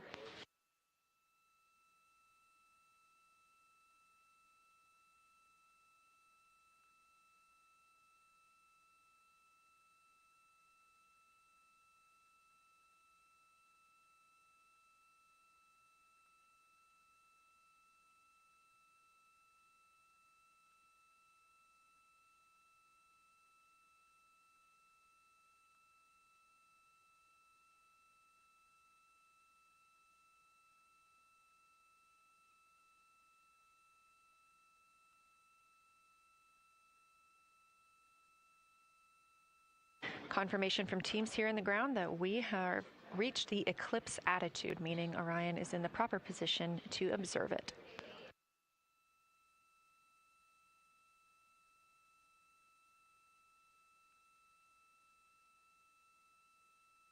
The astronauts' break during this observation period is now over, and we are resuming their lunar flyby observations. The first of these is sunset. This is the solar corona that we'll be looking for. It's the outer atmosphere of the sun. The science team is also interested in if the astronauts can see polar plumes. These are thin streamers that project from the sun's north and south poles. Additionally, they're interested in seeing if the crew can witness coronal loops. These are arcs close to the sun's surface. And something else that we've previously mentioned is lunar dust. This is dust from the moon that is lofted above the lunar surface and illuminated by the sun. It was reported visible by Apollo astronauts.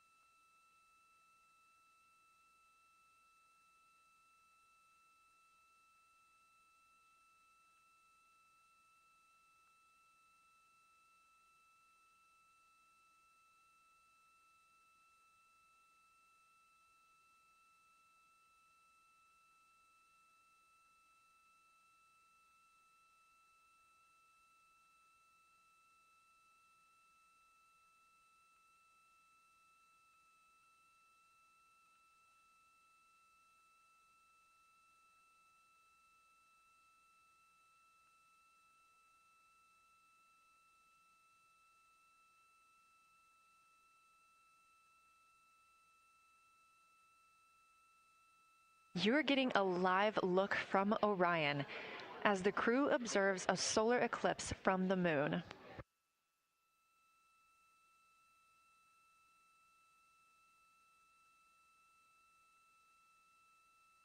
Again, this solar eclipse is only visible to the crew on the spacecraft. It's not visible to anybody on Earth. The science team is interested in several different targets for them during this time frame. And we're personally looking forward to getting those images as well.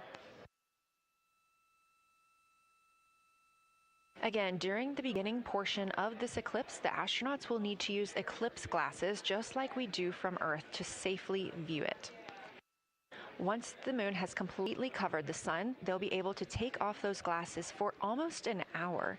Totality on Earth during a solar eclipse lasts only a couple of minutes. So this opportunity gives them a chance to look out into deep space and to look into see if there are other planets nearby.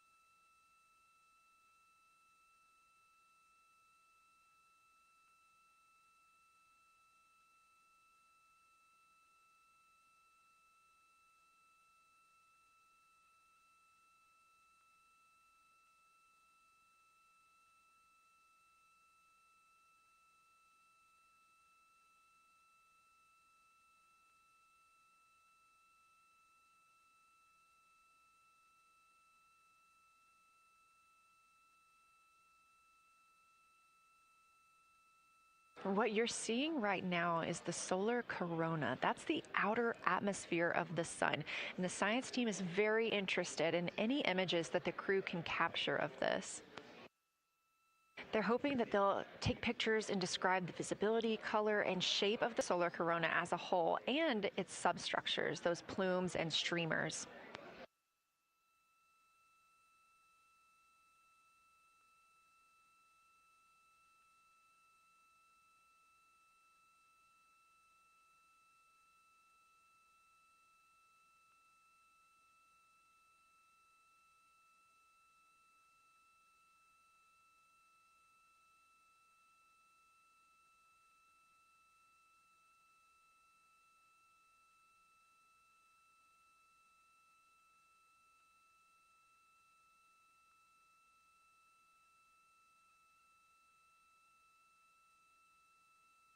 Science, integrity, and the blind. This is continues to be unreal. The sun has gone behind the moon, and the corona is still visible, and it's bright, and it creates a halo almost around the entire moon.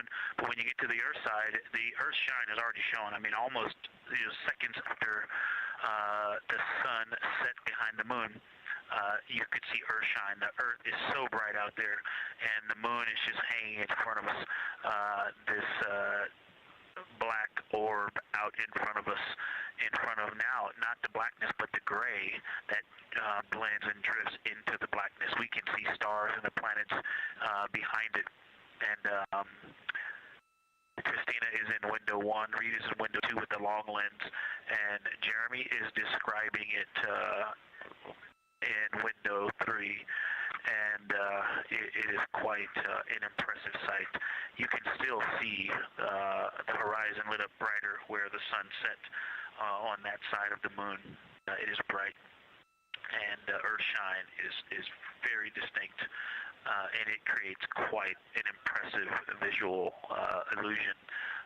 Wow, it's amazing.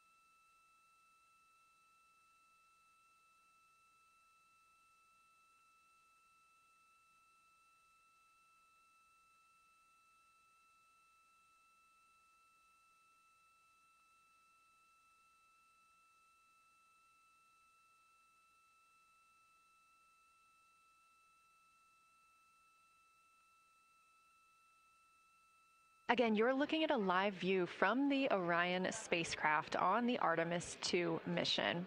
Orion is now 252,125 miles away from us all on Earth. We're here in the Artemis Mission Control Room in Houston, Texas, and what you had just before we lost that view quickly was the corona of the sun peeking around the moon as the astronauts are entering a solar eclipse for this portion of the lunar flyby. We're now over 5,500 statute miles from the moon. That closest approach today was just about 4,067 statute miles away. And teams in the room beginning to get a little busier and filter in and out as we are stepping through a handover. The Orbit 1 team is handing over to Orbit 2, who will continue monitoring lunar flyby and all of the systems aboard the Orion spacecraft.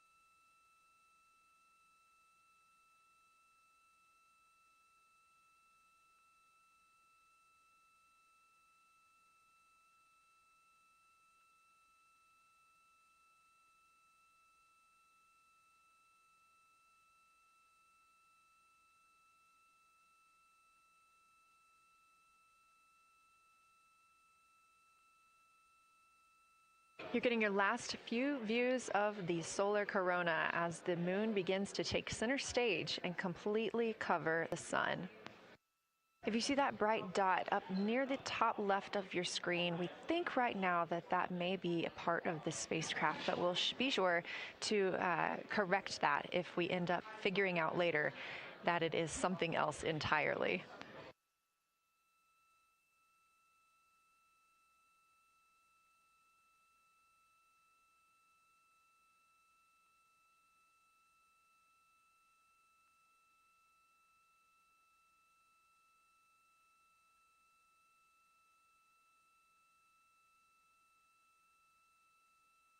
It has been an absolute honor to join you here today for the lunar flyby of Artemis II, the first time humans have flown by the moon in over 50 years.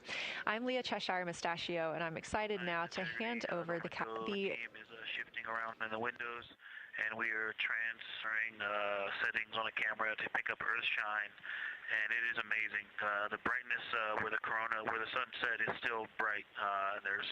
I think there may still be corona visible, but that part of the horizon is still lit brighter, and you still have a distinct Earth shine.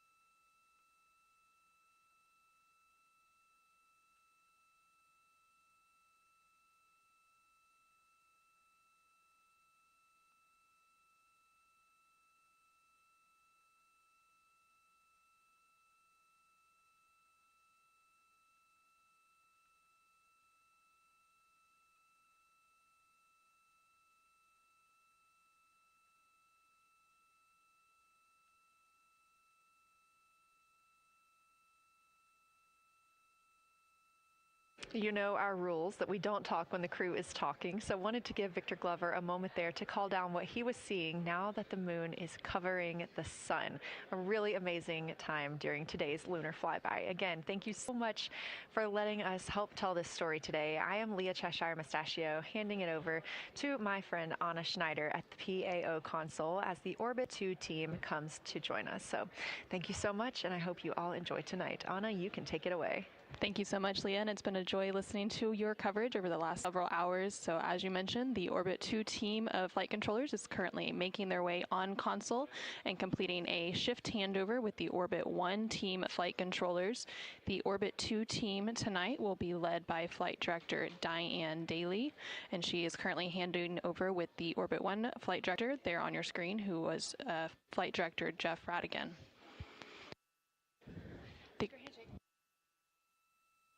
The Artemis II crew currently on board the Orion spacecraft. It continues to observe the eclipse that they are witnessing. There's about 43 minutes remaining in that eclipse period.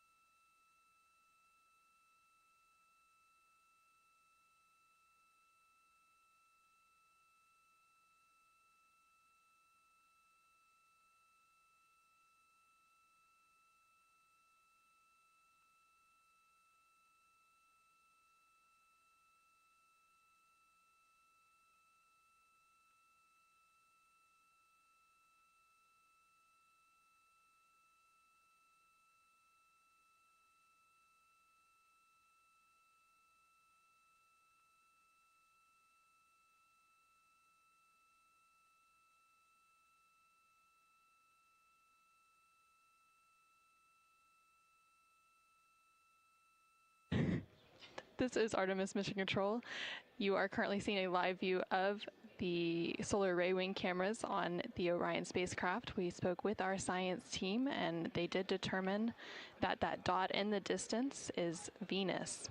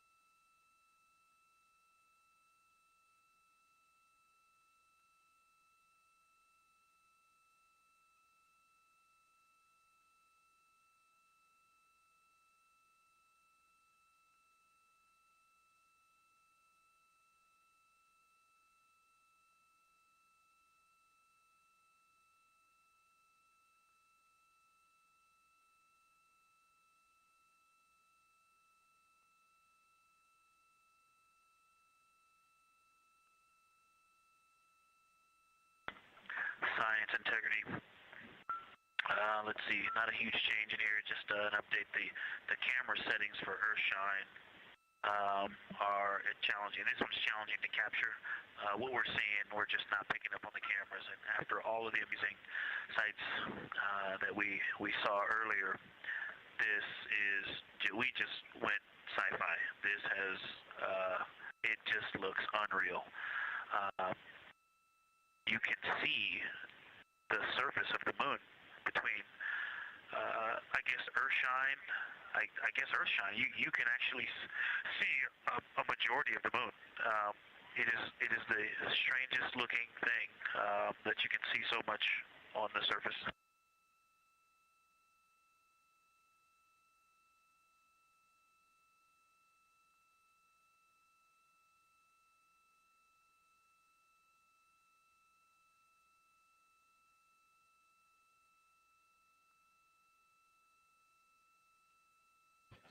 This is Artemis Mission Control. You were just hearing some communications called down from NASA astronaut Victor Glover, currently on board the Orion spacecraft. They are currently observing an eclipse. There's about 39 minutes remaining in that eclipse period. Currently, we are in a forward link LOS, or loss of signal, so the crew can communicate down with... He's seen 2 meteors, science.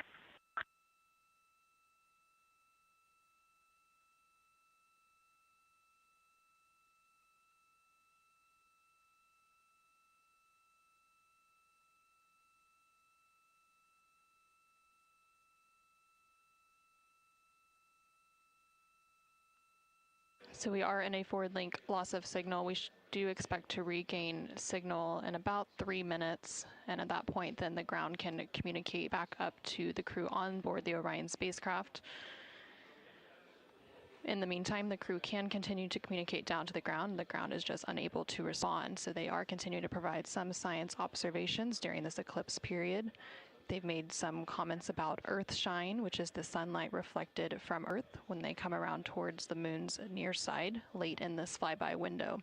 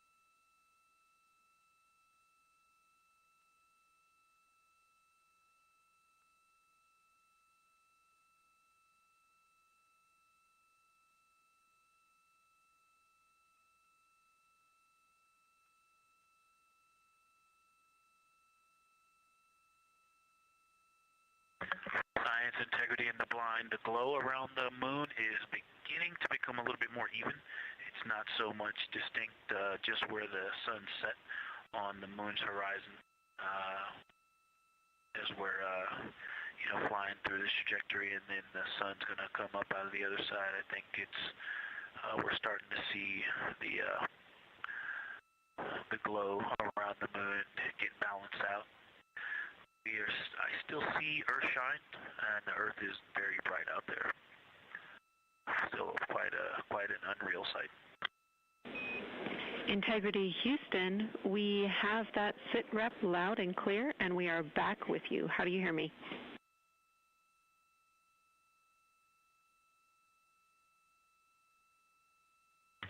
Hey Jenny, we have you loud and clear, thanks. Copy. Victor, we're handing you over to science for some critical questions. Thanks for your report.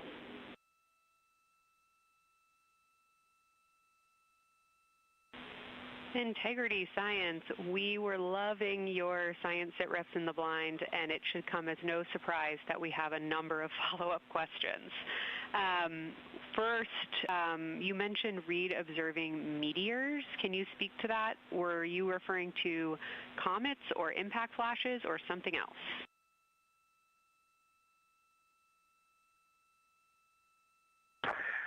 Yeah, there was a little bit of giddiness. We have seen 3 impact flashes so far. I saw 2, and Jeremy has seen 1. Undoubtedly, Jeremy saw 2, so that's 4 total. Undoubtedly, quick impact flashes. It was not sun glint off of particulate from the thrusters or the purge tanks. It was definitely impact flashes on the moon. And Jeremy just saw another one. Go ahead with your next question. Amazing news. I literally just looked over at the SIR and they were jumping up and down literally. If you could describe where on the moon you saw them, please.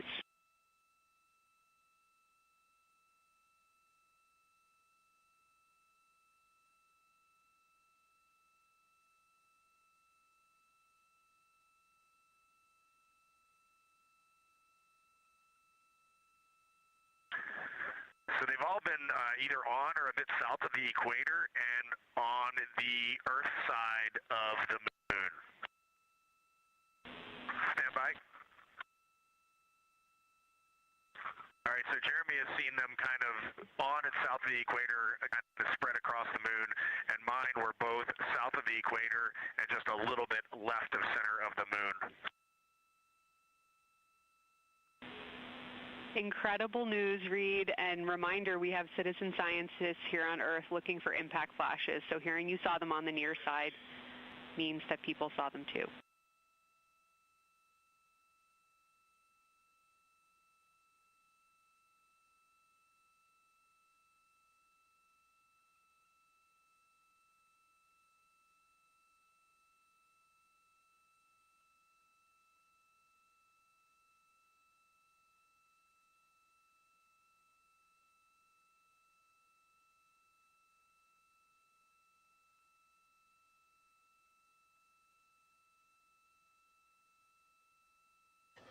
This is Artemis Mission Control. We have regained that signal, so the team here in Mission Control was able to call back up to the crew on board the Orion spacecraft as they continue their lunar flyby. Specifically, they are now in that eclipse period.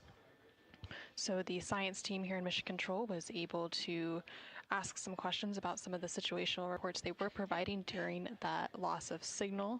Specifically, they were interested in some of the meteors that they mentioned seeing and those impact flashes, and they did provide confirmation that they did see at least 4 impact flashes during that loss of signal. Are you still with us, Houston, or do we lose you? Integrity, I hear you loud and clear. How do you hear me?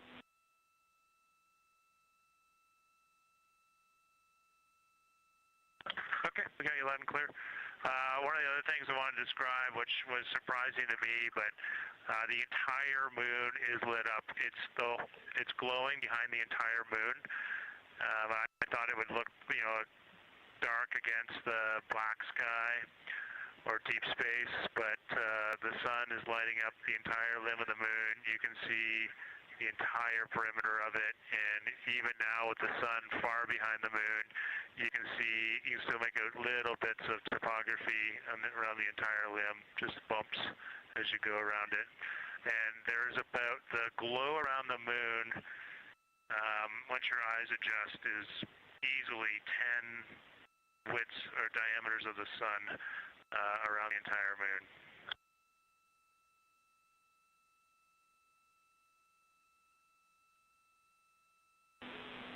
Incredible to hear, Jeremy. Were you able to actually pick out any discrete features on the lunar surface? And if so, how do they look different than when you observe them in solar illumination?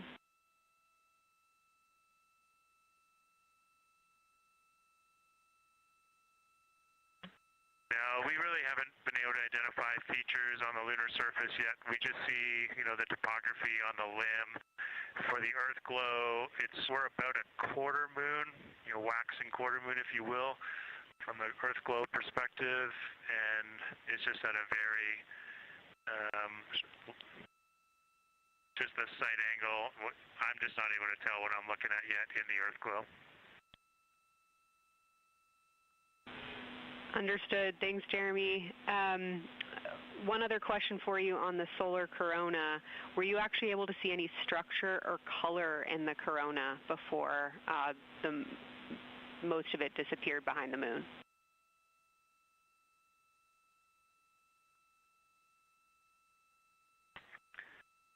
Yeah, I didn't pick out any color, but definitely structure.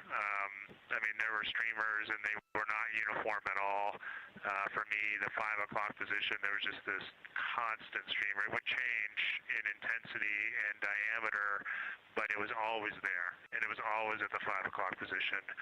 I only saw one plume, and it came out of basically the 3 o'clock position of the sun. That was very short-lived when I could see the plume.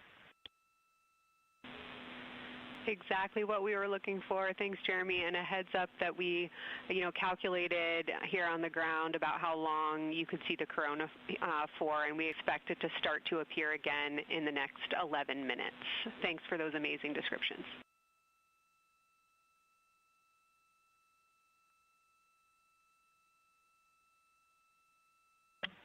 Okay, we're excited to see it all again. Integrity Houston, we're following along as well. That was outstanding. If you haven't already, just reminding you to swap positions at the windows.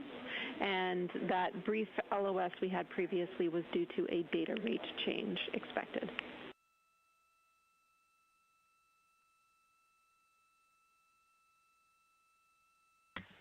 Okay, we copy that, Jenny.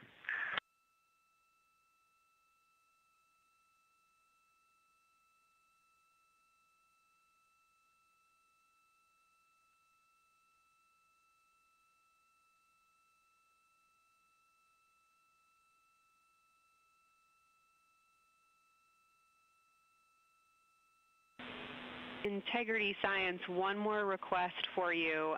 While it's still fresh in your mind, any annotations or sketches you want to make of what you're seeing either around the corona structures you just mentioned or even on Earthshine would be so appreciated.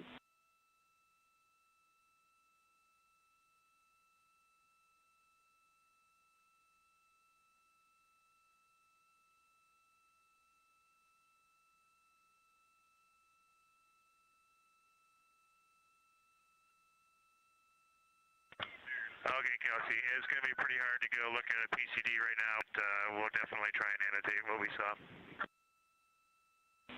And if the annotations come in the next block where you're cleaning up your documentation, that sounds like a good plan to me.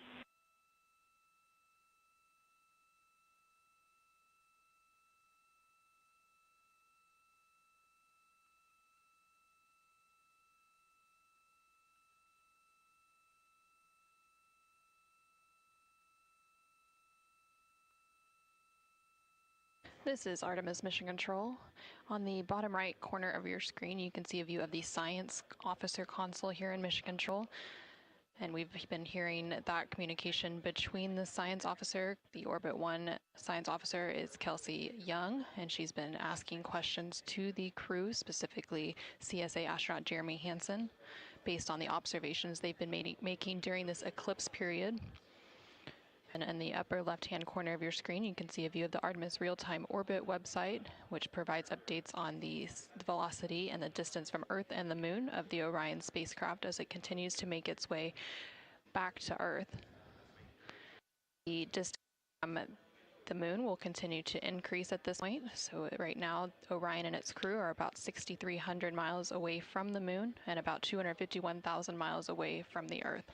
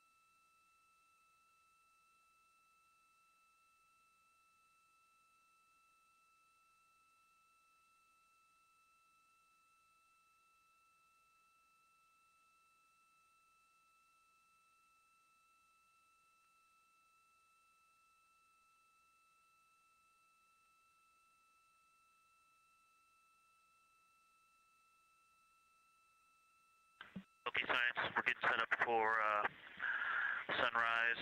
The window teams are, Christina is supporting, and also Xena in window 1.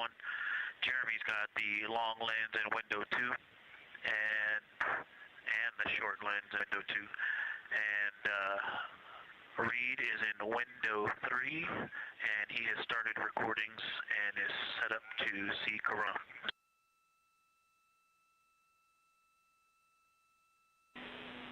Great sit rep, Victor. That sounds like a good config, and we're showing coronal effects start to appear on your video camera. So in the next few minutes, we should start to hear your observations.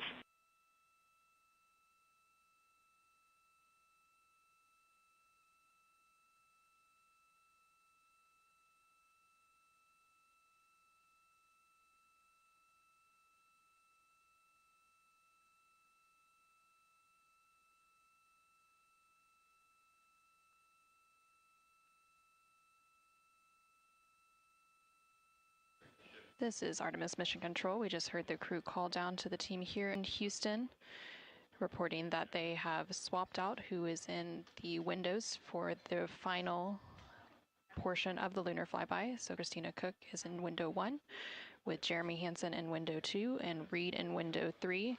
Reed is focusing on observing corona, which is the solar corona, which is the sun's outermost atmosphere. There is about 18 minutes remaining in the eclipse period. Science, and Houston, integrity. I know this observation won't be of any scientific value, but I'm really glad we launched on April 1st because humans probably have not evolved to see what we're seeing. It is truly hard to describe. It is amazing.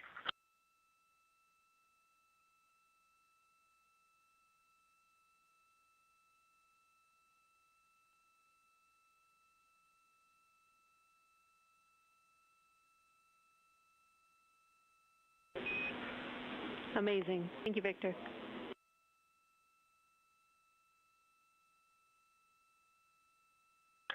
just one more logistics note, we have gone as dark as we can in the cabin. We have turned the DUs all the way as dim as they can go, so you can't see anything on the screens. Every bit of light in the cabin affects the view. You're definitely seeing the brightness go closer. It's definitely brighter on the Earthshine side, and so we're expecting to see some corona here soon. We copy all. Excited for what you see next.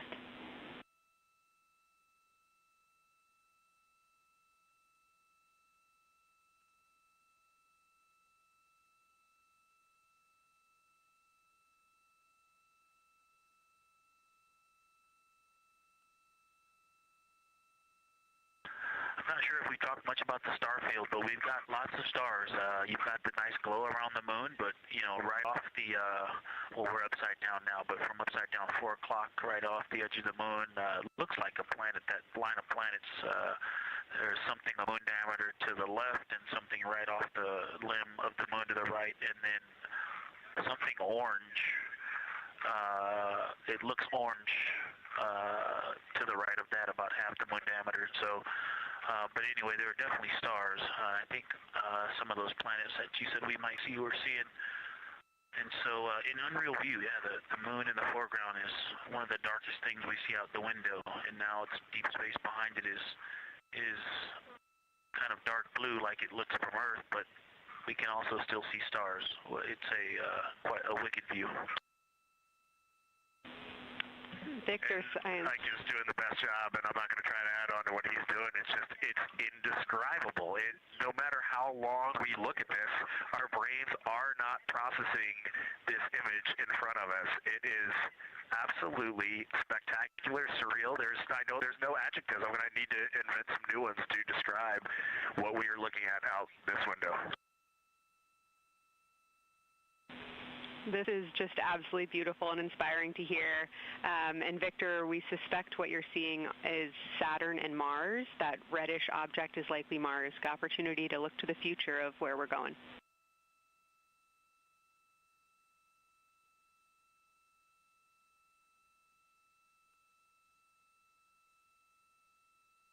Yeah, we can absolutely see the color of Mars. That's awesome.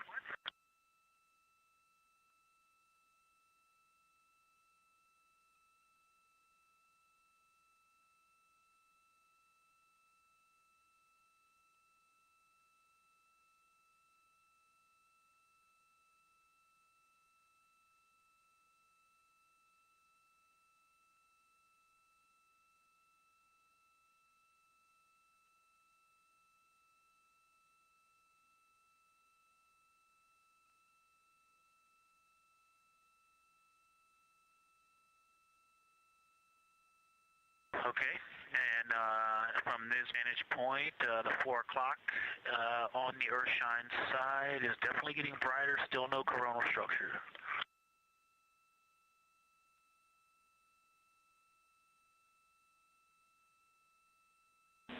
Houston copies.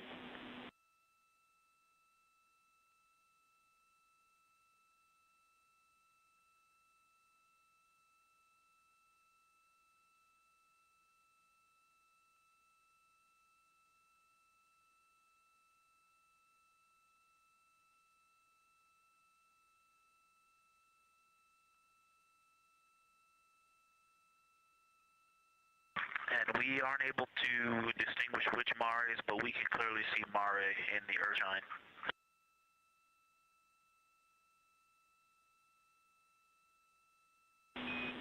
We copy.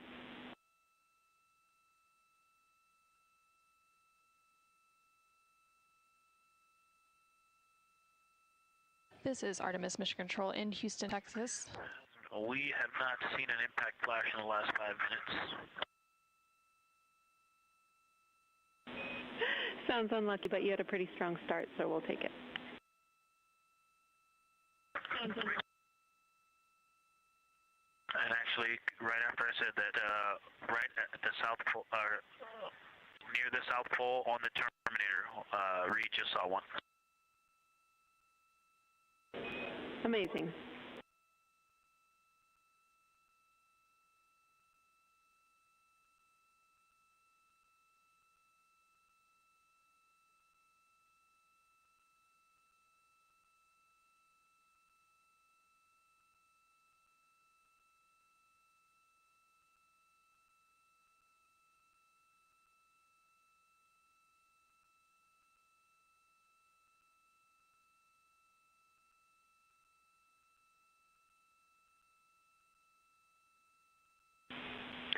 Integrity Science, and as you look around our solar system neighborhood, you should see Saturn setting behind the moon right now.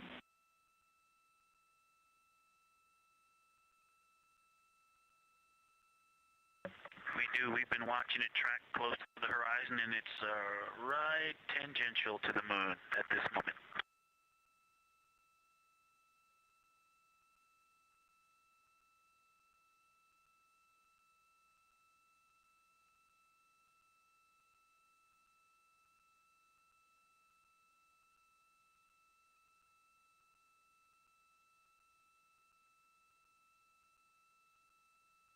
This is Artemis Mission Control in Houston, Texas. We are currently 5 days, 2 hours, and 44 minutes into the Artemis II mission, and we have about 11 minutes remaining in the eclipse as at the latter half of the lunar flyby that the Artemis II crew is experiencing on board the Orion spacecraft. We've received several different call downs from the crew and questions up from the science officer here in Mission Control. One of the things that they said that they were able to see is Mars off in the distance, and then the science team also confirmed that they should be seeing Saturn setting behind the moon. They've also acknowledged seeing several different impact flashes, and these are flashes of lights from meteorites striking the surface of the moon. They've also mentioned the solar corona, which is the sun's outermost atmosphere. Here in Mission Control Houston, the Orbit 1 and Orbit 2 teams have officially completed their handover. So the Orbit 2 team is now leading here in Mission Control, and that is being led by Flight Director Diane Daly, and the Capcom here in Mission Control will be Tess Caswell. And you can see there on your screen on the right-hand side is the Flight Director console, and Diane Daly is in the far right of that screen, and Tess Caswell, the Capcom or capsule communicator, is in the far left hand of the screen.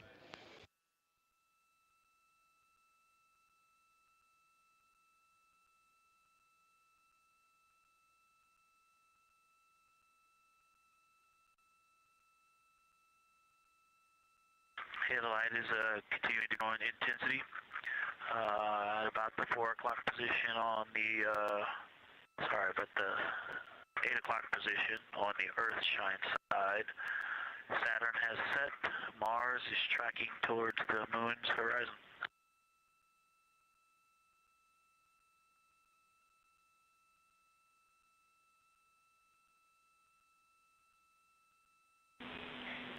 Integrity Science, we copy, and we're starting to see it on the vehicle stream. Looking forward to any coronal observations you can share with us.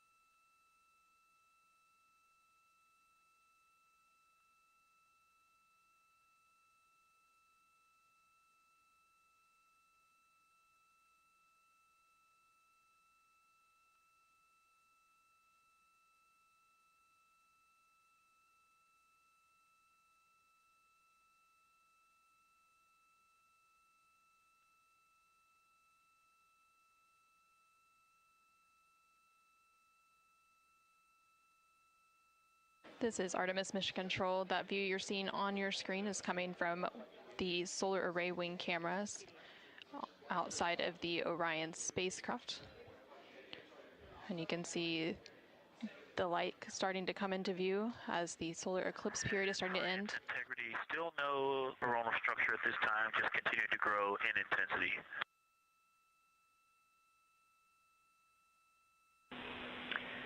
Copy, Victor. And reminder, you still should have several minutes before the eclipse classes need to go on, and we can send you up a reminder when you're close to take your eyes away from the D5 viewfinder, but you should be good for several more minutes.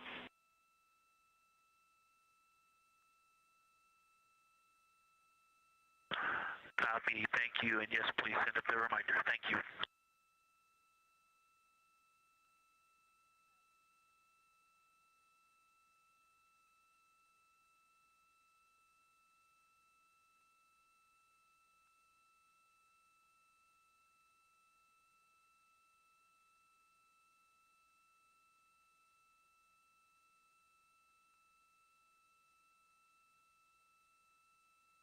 Okay, we all think we're starting to see something. I believe the most popular term is baby hair. As the light grows in intensity and the horizon on this side becomes very distinct. You can still see Earthshine, even though the sun's brightness is definitely growing in intensity.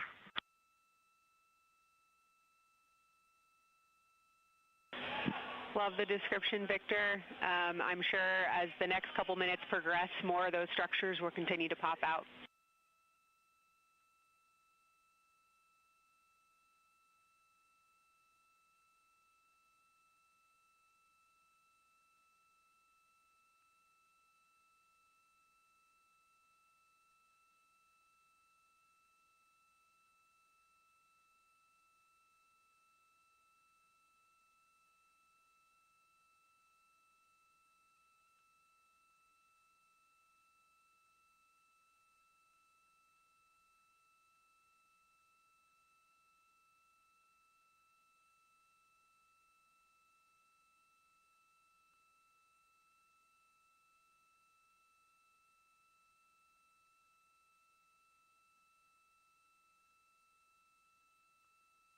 This is Artemis Mission Control in Houston, Texas. The Artemis II astronauts on board the Orion spacecraft are currently observing an eclipse. And to the crew on board the spacecraft, the eclipse looks much like a total solar eclipse here on Earth, except the moon is much larger compared to the sun, unlike a terrestrial solar eclipse where the moon and the sun appear the same size in the sky. We are definitely starting to see structure. That baby hair is rapidly growing out toward the 9 o'clock and the 8 o'clock.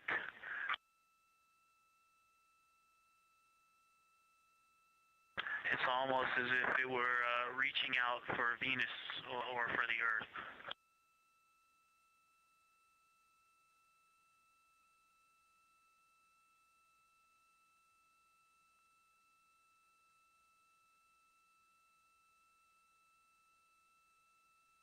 If you've ever seen the spotlight off the top of the Luxor at night in Las Vegas, this looks like what that wants to be when it grows up.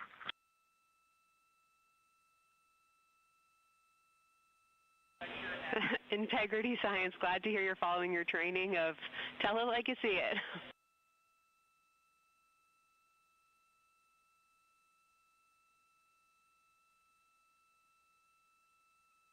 So far, it's pretty symmetrical. There are 2 or 3 streamers that are growing in intensity and in magnitude, and it's slowly starting to widen, starting to spread out across the horizon. Pretty amazing view.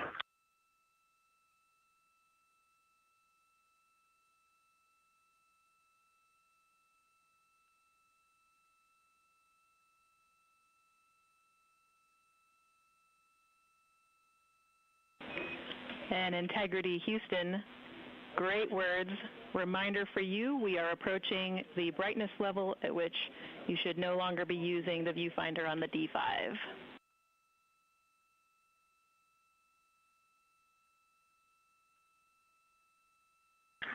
Integrity copies, and thanks for the heads up.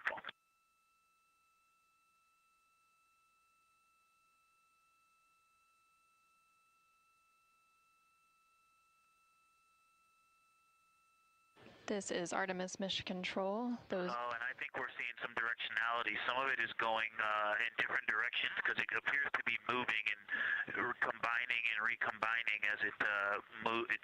It's pointing in different directions, and some of it appears to be going like down toward the south pole of the moon, but it's and then coming back together and going out towards Venus and the Earth. And depending on how I stare at it, it looks like one large structure, but then it definitely has wisps, and you can see 3 or 4 structures inside of it. It's like watching a flame. It's like looking at a flame, and stand by. And so it has some inherent movement. Now there's a very bright spot. There's a very bright spot in the center of it. There's a towering light of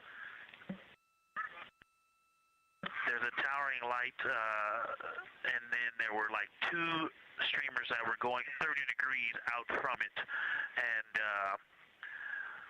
now it is just extremely bright.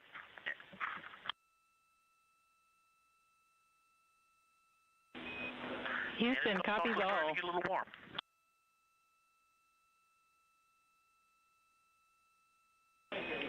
And we copied all. We wanted to remind you at this point on the eclipse glasses. Should be about time for those.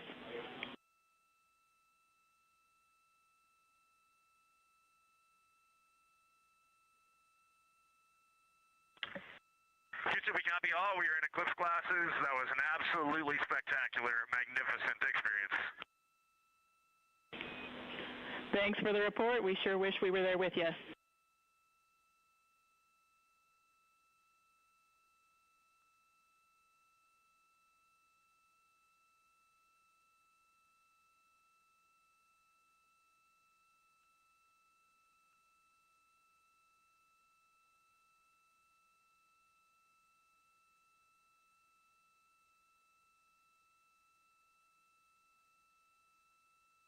This is Artemis Mission Control. The eclipse period is coming to an end, and we did hear that call up that the crew now has to put on those eclipse glasses to be able to protect their eyes for this final portion of the eclipse. And these views coming to you from the solar array wing cameras on the Orion spacecraft. Houston, if you could give me about 20 new superlatives in the mission summary for tomorrow, that'll help my vocabulary out a bit. Thank you. We will solicit input from the team.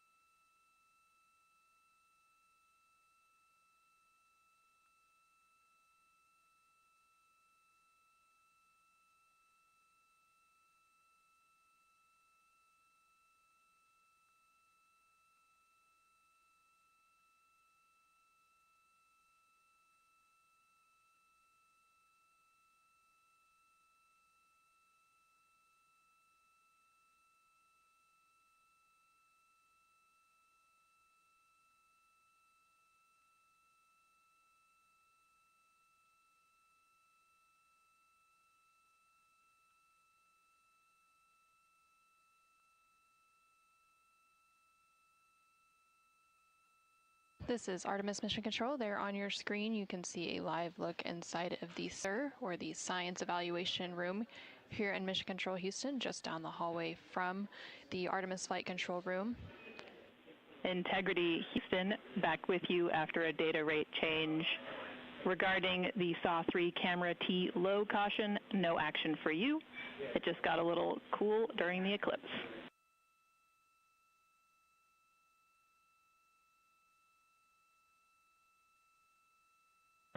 Okay, we copy, and if you didn't copy my request for the mission summary to add about 20 new superlatives to help my vocabulary, I would appreciate it. We copied it fantastically.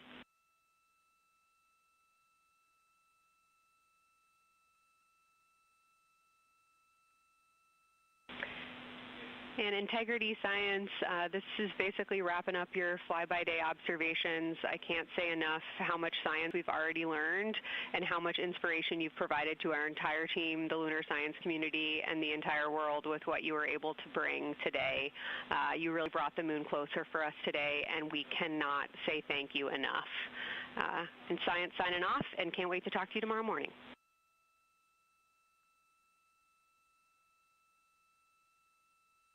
To your entire team, Kelsey, to the entire NASA science team, you all really turned to when we shifted launch dates to April 1st, and you got the most incredible package together for us to go do some great science and some great, truly human experience moments here. And we were well prepared, and we appreciate all of you. And this is what we do best when we all come together and work as a team. So you all knocked it out of the park. Thank you for giving us this opportunity. Beautiful words, Reed. Thanks so much.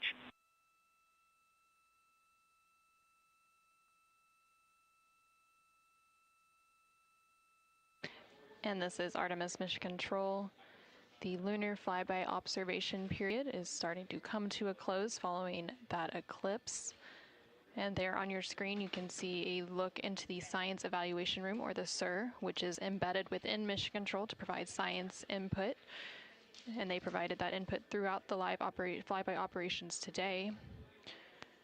They also have a back room called the Science Mission Operations Room that processes data, evaluates imagery, and supports rapid analysis. And then, of course, we have the science officer on console here in the Artemis Flight Control Room, which you can see a view there on the bottom right-hand corner of your screen. The science officer throughout the flyby operations today has been Kelsey Young, who is the Artemis Science Flight Operations Lead. And then to her left is Angela Garcia, who will be the science officer taking over for Orbit 2.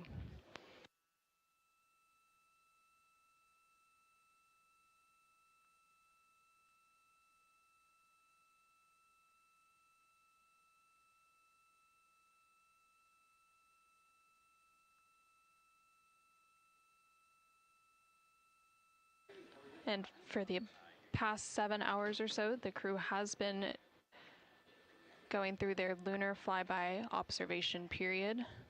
And now they will wrap up that period and complete some final tasks and begin downlinking some of the amazing imagery that they've captured throughout the day, as well as some of the observations that they've recorded. And now on your screen, you're seeing a live look from the Orion spacecraft from those solar array wing cameras. The solar eclipse period ended just a few minutes ago, and during this eclipse, towards the end of the flyby window, it lasted about an hour, and it was when the sun was hidden from view behind the opposite side of the moon from the perspective of the Orion spacecraft and its crew. And during that time, the crew saw a mostly dark moon, and they used the opportunity to analyze the solar corona, which is the sun's outermost atmosphere, while it was visible. And then once the sun was completely out of view behind the moon, the crew looked for impact flashes, which they reported seeing multiple impact flashes, and those are flashes of light from meteoroids striking the surface of the moon. They also looked for dust lofting above the limb or the edge of the moon, along with some deep space targets, including planets, and they noticed Mars off to the distance, and we also saw Venus on one of the solar array wing cameras early on in the eclipse period. The crew also looked at parts of the moon illuminated by Earthshine, which is the sunlight reflected from the Earth when they come around toward the moon's near side at the very end of that flyby window.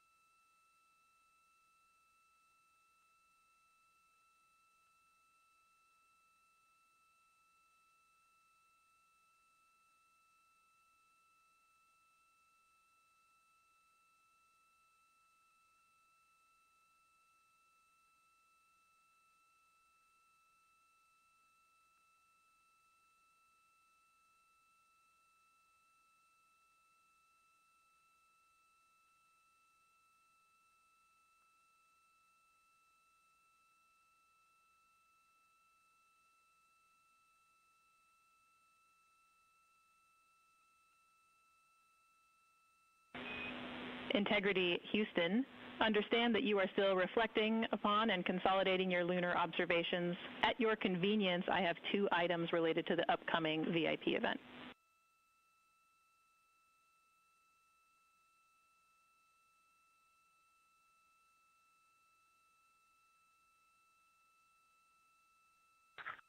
Go ahead.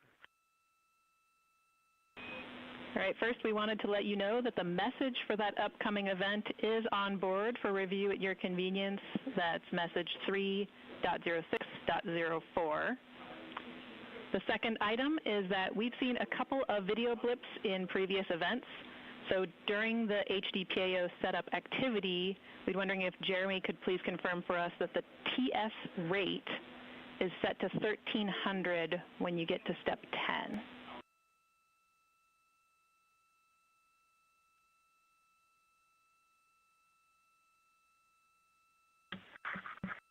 Okay, Jenny.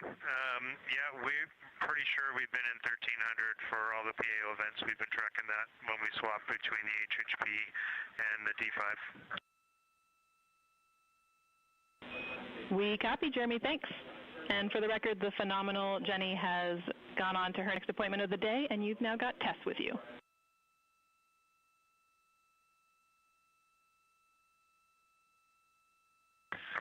I'm sorry, Tess. Great to have you on board Integrity. No worries. Happy to be here.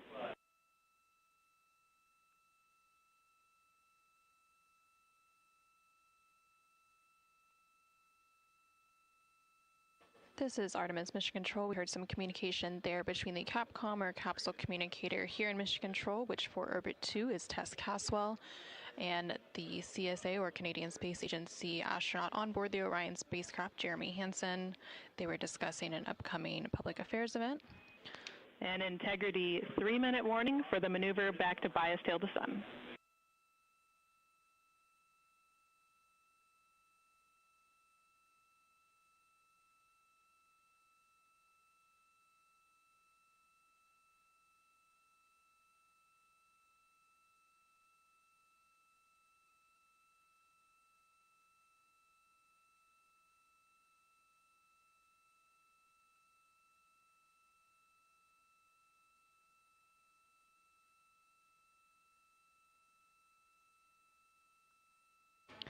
The crew on board the Orion spacecraft recently completed their lunar observation period.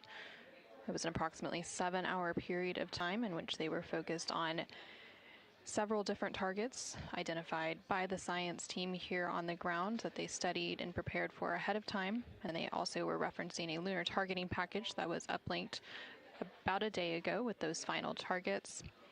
Now they are completing some post-lunar flyby activities, so they're working to clean up their observations that they've made and also working to downlink some of the photos that they've taken throughout the day.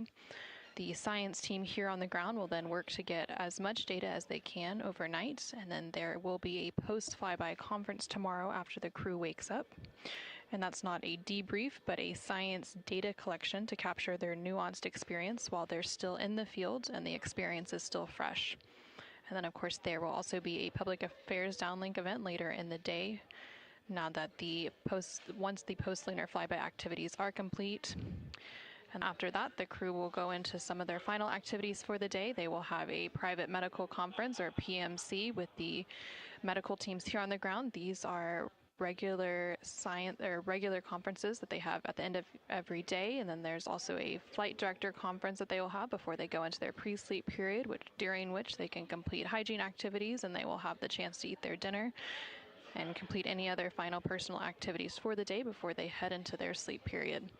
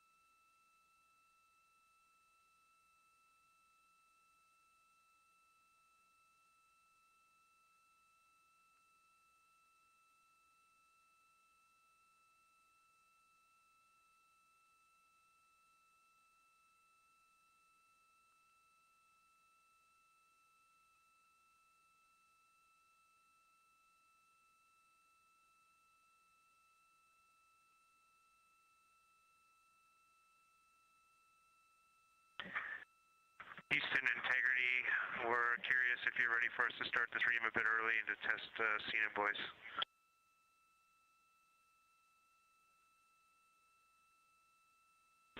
Checking.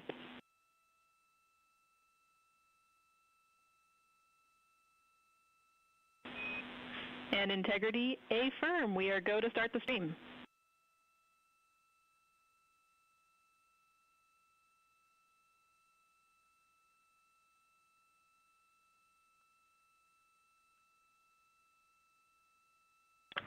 Okay, Houston, the stream has started.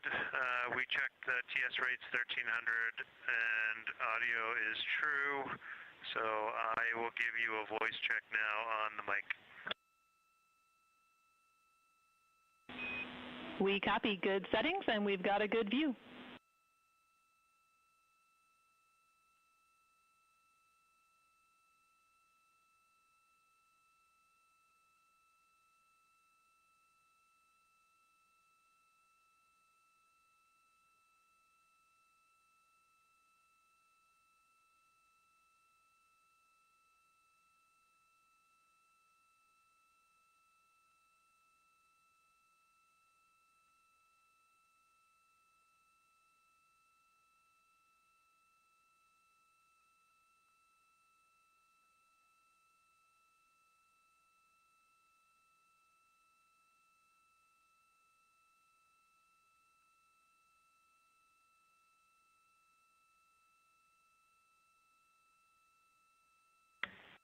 In test, I sent an audio check down on the handheld mic. Did you get it?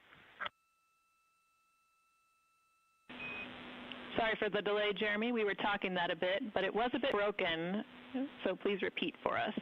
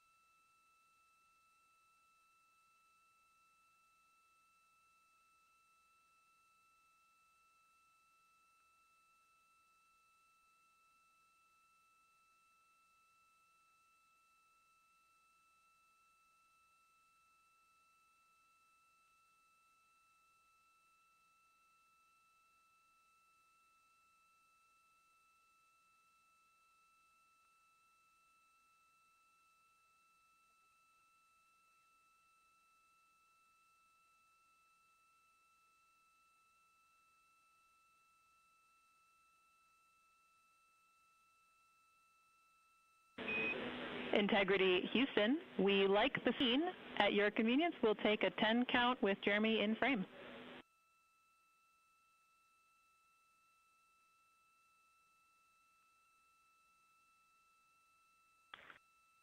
Okay, copy that.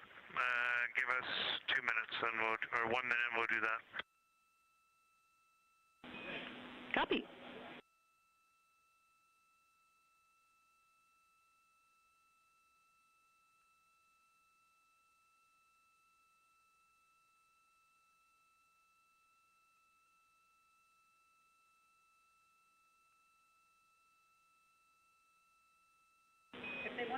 Great voice check and good words. We like the scene.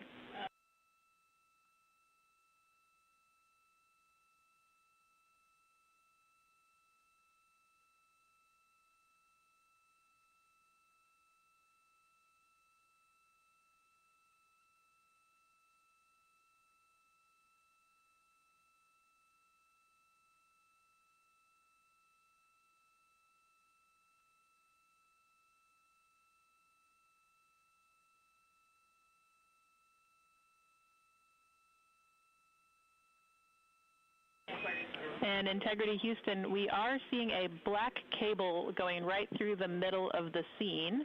At your convenience, if you would please move that, PAO would appreciate it.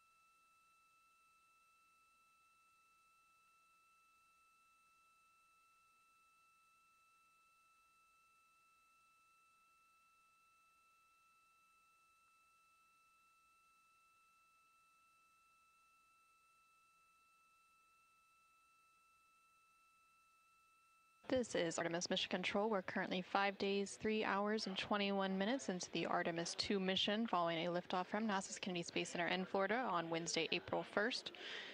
The crew on board the Orion spacecraft is currently wrapping up their lunar flyby cleanup activities. They're making final... Houston Integrity, high priority PAO images from the eclipse are on PCD-1 in a so-named folder. We copy, Christina. Thanks.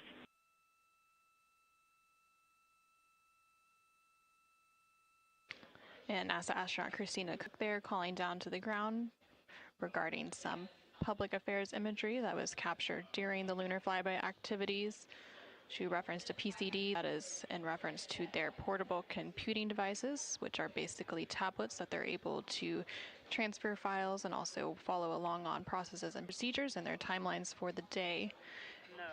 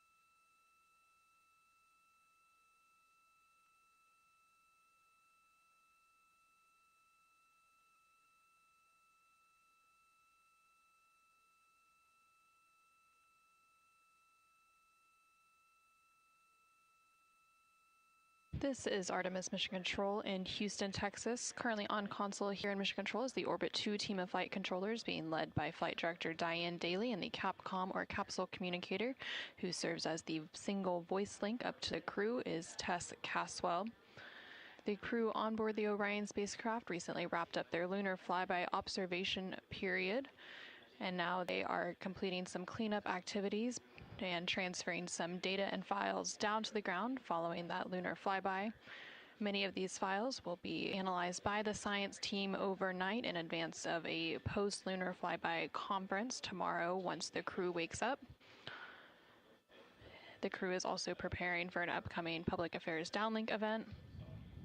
And then following that downlink, they will have a few final activities for the day, including a private medical conference with their team here on the ground. These are standard conferences that happen at the end of every day, and they'll also have a private conference with the flight director here in Mission Control to go over the vehicle status and any other questions or concerns they may have for the remainder of their flight.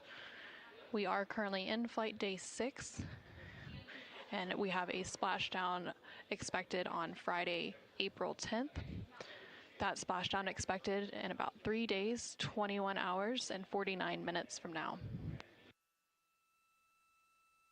During the lunar flyby, and as part of this too, it marked the first time in more than 50 years that humans were able to observe the moon directly and provided a critical opportunity to practice how lunar science will be conducted during future Artemis missions. The moon preserves a near-continuous record of solar system history that has been erased on Earth, and with no atmosphere, weather, or plate tectonics, the lunar surface retains evidence of ancient impacts, volcanism, and solar activity that scientists can study today. Studying the moon helps scientists understand how planets formed and evolved, how the moon influenced Earth's history, and how the early sun shaped conditions across the inner solar system. The moon also serves as a unique platform for studying the broader universe. The science on Artemis is designed around questions best answered by humans working alongside robotic systems, combining decades of robotic lunar data with real-time human judgment, context, and adaptability. Currently on your screen, you're seeing a look at the Artemis real-time orbit website. You can access this website at any time throughout the mission at nasa.gov/trackartemis. It provides updates on the velocity as well as the distance from Earth and the distance from the moon of the Orion spacecraft and its crew. The crew currently on board the Orion spacecraft includes NASA astronaut Reed Wiseman, who is the commander for the mission, NASA astronaut Victor Glover, who is the pilot, alongside the 2 mission specialists, who are Christina Cook and Jeremy Hansen of the Canadian Space Agency. Currently, the Orion spacecraft is about 250,000 miles away from the Earth, and that distance now will continue to close down ahead of that splashdown on April 10th. And they are now about 8,100 miles away from the moon, and that distance will continue to increase as they are now in the return leg of their journey.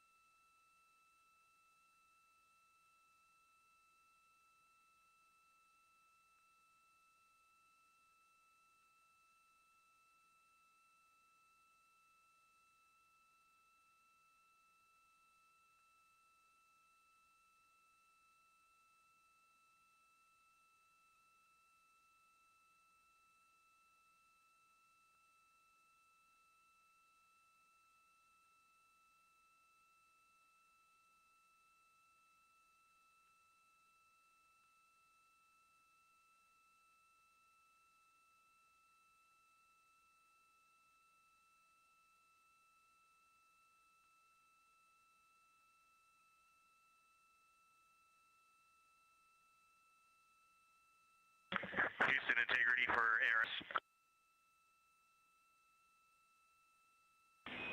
Go ahead, Integrity.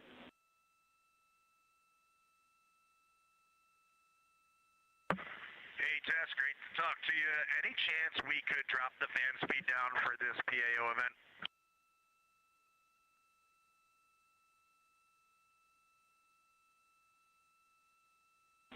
We will put that in work. Great to be talking to you, too.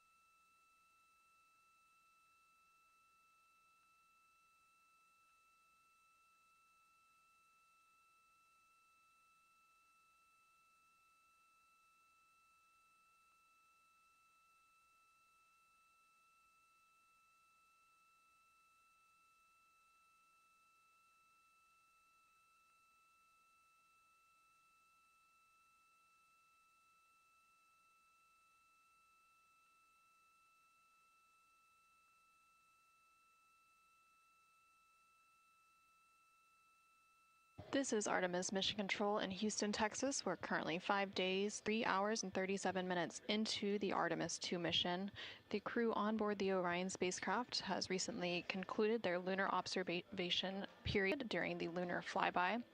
As part of that lunar flyby, the Orion spacecraft and its crew made the closest approach to the moon at a distance of 4,067 miles away from the surface at approximately 6 p.m. Central Time, 7 p.m. Eastern Time. Now, although the Artemis II mission is a new opportunity to study the moon, teams are also conducting other scientific experiments, including on the crew themselves. Here's a little bit more about the science of the mission. Artemis II is our return of humans to the moon, flying around the moon on board Orion. But along with that, we're doing a lot of great science. One of the exciting things about the Artemis missions to the moon is that science is actually a fundamental pillar of why we explore, why we're going, what we're doing in Artemis. I think it's incredibly exciting that not only are we testing the vehicle, but we're testing science on board. Science where the astronauts are conducting experiments, science riding along with the astronauts. We have astronauts looking outside the window and really observing the lunar surface. It will help us understand the deep space environment. It will help us understand how that environment affects our astronauts, our systems, and life in general. So deep space is a challenge for us because you have to leave Earth's protective magnetic field. Here in low Earth orbit, the crew members are protected from some of the harmful radiation. Going to the moon, they'll no longer be protected, so they'll have a higher radiation exposure. Much like Artemis I, we have so many radiation sensors and detectors that are inside the capsule so that we can fully understand and appreciate the radiation environment for protecting our astronauts. In my hand here, I'm holding a tissue chip model. This is the exact design that it's going to be flying alongside the astronauts. We'll be collecting samples from each of the crew members, and we can make these organ chips out of the astronauts themselves. So every crew member will have their own avatar on board, and then upon return, we can evaluate that deep space environment and what that compares to the astronaut themselves. Not only are they going to help change the course of medicine for the astronauts, but revolutionizing that on Earth as well. We're looking at sleep, we're looking at team dynamics, we're looking at how you interact with the environment. We're also looking at the immune system. So what are the biomarkers? We're using saliva as a method to study hormones and different things in your body that may change during a mission like this. And then finally, how do we function after microgravity, being close to the moon, then returning to Earth? Which will ultimately help us achieve our goal of getting human to Mars. And then on top of that, we have an opportunity to look at the moon from deep space on the far side for the first time in over 50 years. Having human eyeballs and brains back around the moon is going to unlock a new generation of lunar science discovery. The human eyeball is capable of taking in so much data in just a split second. They'll be able to tackle impact history, volcanic history. They'll be able to look at how the albedo, or kind of the shade and hue of the moon and the color of the moon, can tell us something about how that terrain evolved over time. We're integrating science in ways that have never been integrated into human exploration before. We have a front room mission control flight controller position called the science officer. We have a brand new science back room where it's basically our brain trust of lunar scientists and geologists supporting the crews of the future. And Artemis II will allow us to really test how this works so that future missions are really set up for success. We'll also be deploying some CubeSats. They're small shoebox-sized spacecraft of their own. They're each provided by another country, one of our partners. As they conduct their research, they'll complement what we are doing at the moon with Orion. It is so incredibly exciting to be a part of this mission. It has been, really one of the privileges of a lifetime. I can see the work I'm doing benefit crew members right now and benefit the crew members in the future. So it's incredibly exciting and it's very rewarding. As this rocket launches humanity off of the Earth, we'll be setting the stage through our science to prepare humanity to leave Earth and explore the solar system.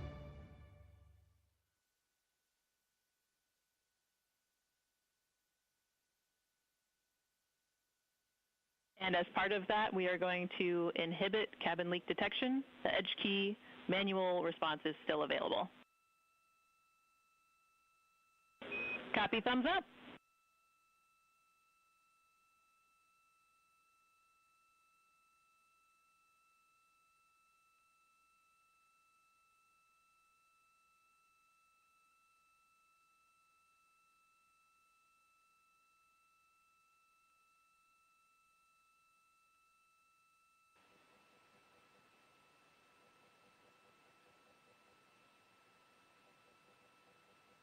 This is Artemis Mission Control. Again, we're hearing some communication between the ground here and the Artemis Flight Control Room in Houston, Texas, specifically the Capcom or Capsule Communicator, who for Orbit 2 is Tess Caswell, and the crew on board the Orion spacecraft, that spacecraft named Integrity by its crew. They are preparing for an upcoming public affairs event, so they are discussing the camera views, which we will see here shortly. There on your screen on the left-hand side, you can see the Artemis Real-Time Orbit website, or ARO.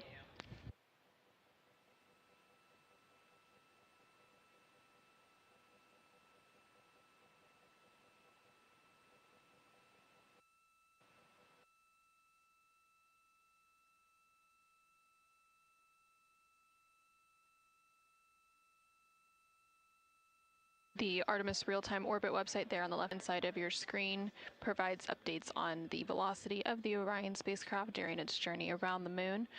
Following a lunar flyby earlier today, which concluded about an hour ago, the crew has been conducting some cleanup tasks, so they've been transferring some of their documentation, their photos and data that they captured during the flyby to the ground to be evaluated by the science team, and of course some of that imagery will also be evaluated by the public affairs team here at NASA and then shared with the world once it's available. The crew will also have a post-lunar flyby conference with the science team tomorrow following their sleep period to go over some of their observations while it's still fresh and at the top of their mind. On the bottom right-hand corner of your screen, you can see a look into the Artemis Flight Control Room here in Mission Control Houston, specifically the Flight Director console and the Capcom or Capsule Communicator console. The flight director currently on console for Orbit 2 is Diane Daly, and throughout the Artemis II mission, there are 3 shifts or orbits of flight controllers who provide 24/7 coverage and support to the Artemis II crew and the Orion spacecraft and its systems during its journey around the moon. We are expecting a splashdown on Friday, April 10th. That splashdown will take place in about 3 days, 21 hours, and 33 minutes.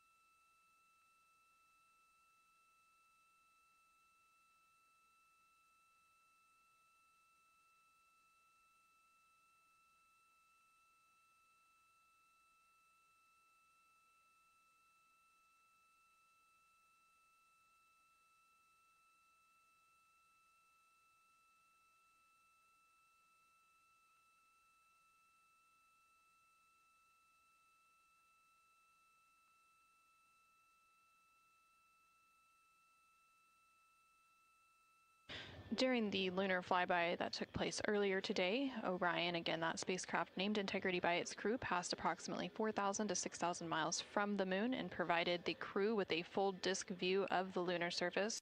And from that higher vantage point, much farther than Apollo's lunar orbits on average, the astronauts were able to observe both poles and large-scale geological features in a single view.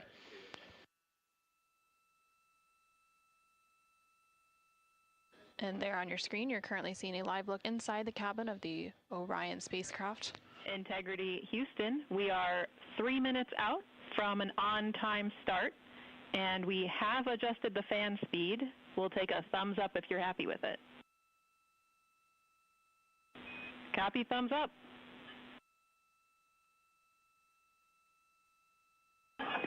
Superlative thumbs up.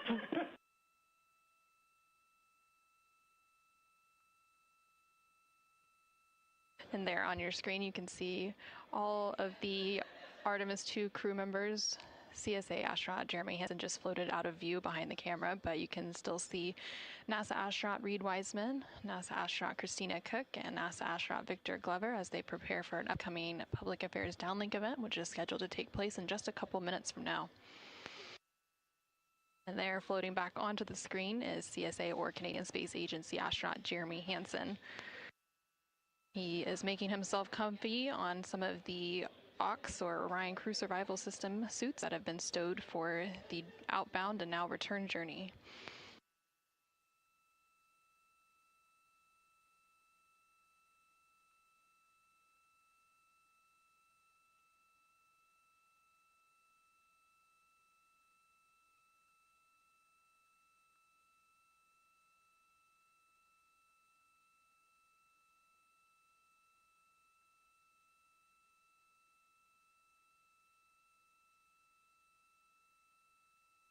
Shortly after the completion of these couple of public affairs downlink events, the crew will begin winding down for their day, and they will have the opportunity to eat dinner. Some of the items on their menu today for dinner include chicken with corn and black beans, sweet and sour pork, rice pilaf, spicy green beans, citrus fruit salad, and maple cream cookies. All of the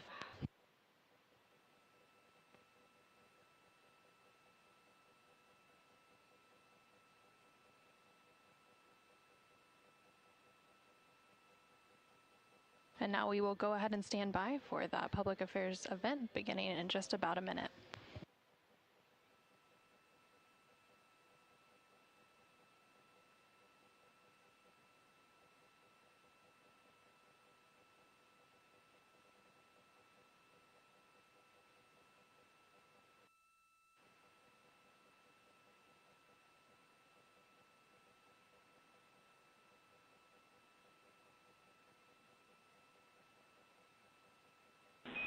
Integrity Houston, no action for the DU-1. Caution, we're taking a look.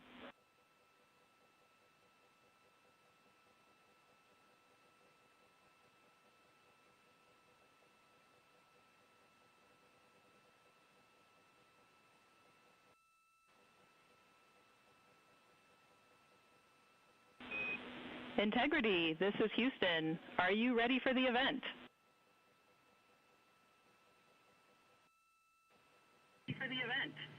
Hello, Houston. Integrity is ready for the event. Administrator Isaacman, this is Mission Control Houston. Please call Integrity for a voice check. Integrity, Jared Isaacman, comm check.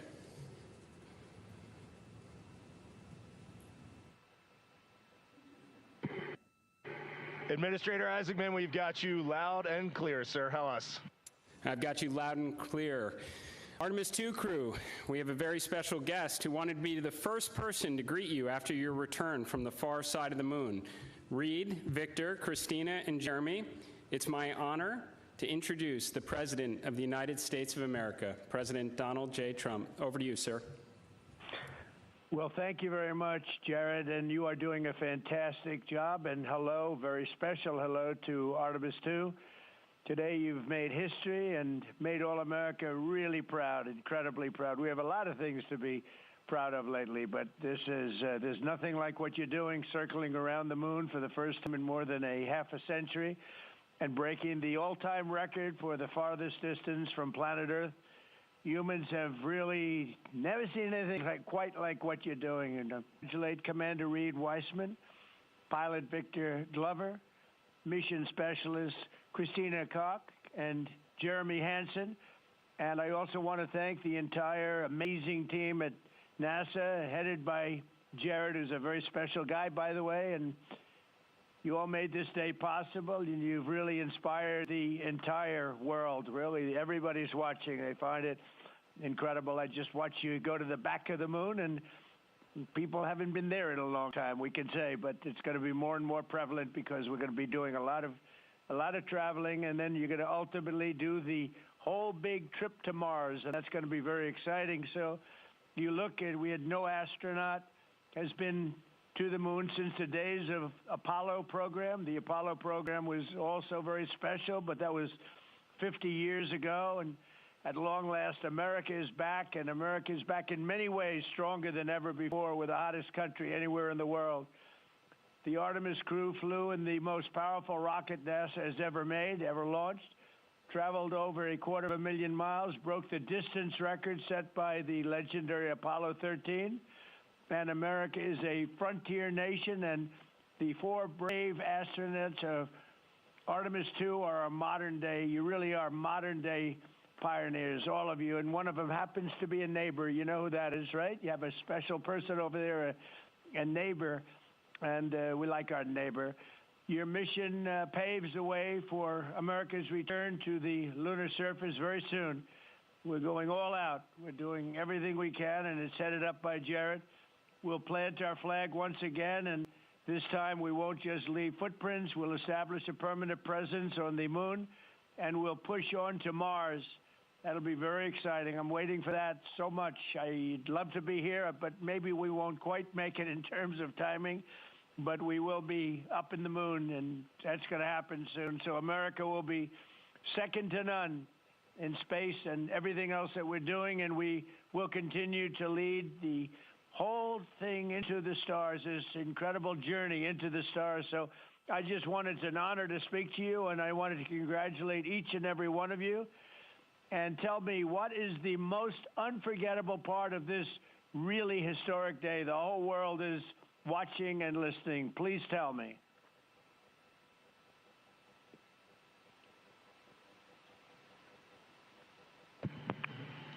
President, this call is certainly special to all of us, and we really have a lot of faith in our administrator, Jared Isaacman, who is with you. We appreciate his leadership in NASA and in the international community. We are doing great things, and we are proud to be a part of.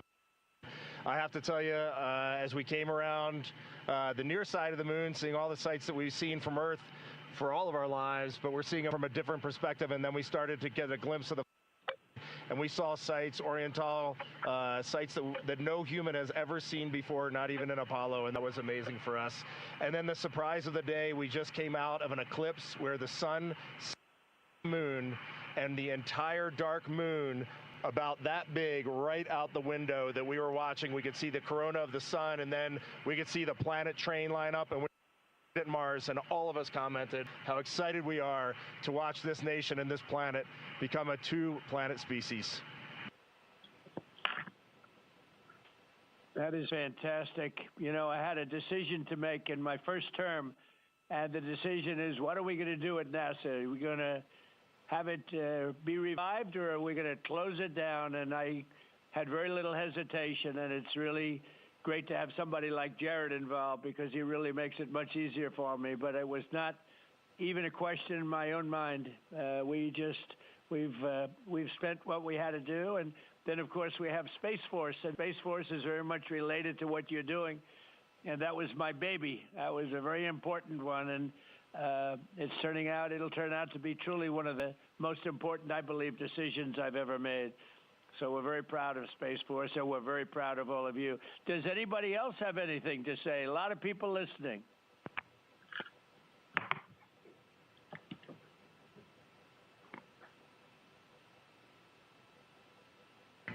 Mr. President, be here with you speaking about our incredible day today. I think one of the biggest highlights was coming back from the far side of the moon and having the first glimpses of planet Earth again after being out of communication for about 45 minutes. It really just reminds you what a special place we have and how important it is for our nation to lead and not follow in exploring deep space. I'd like to ask, what was your feeling when you had no communication, zero communication? All of a sudden it was cut off by, obviously, your very special location. What was your feeling when you had no communication? A little bit different, perhaps.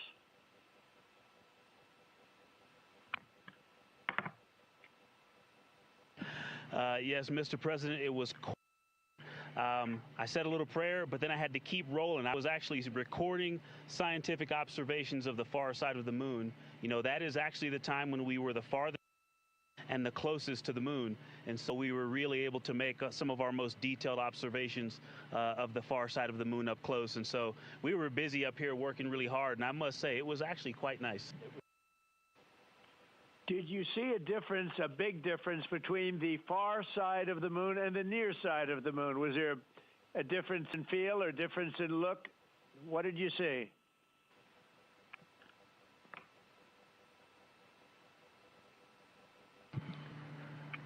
Well, Mr. President, we certainly did, and our science team really set us up well to understand what they thought we might see.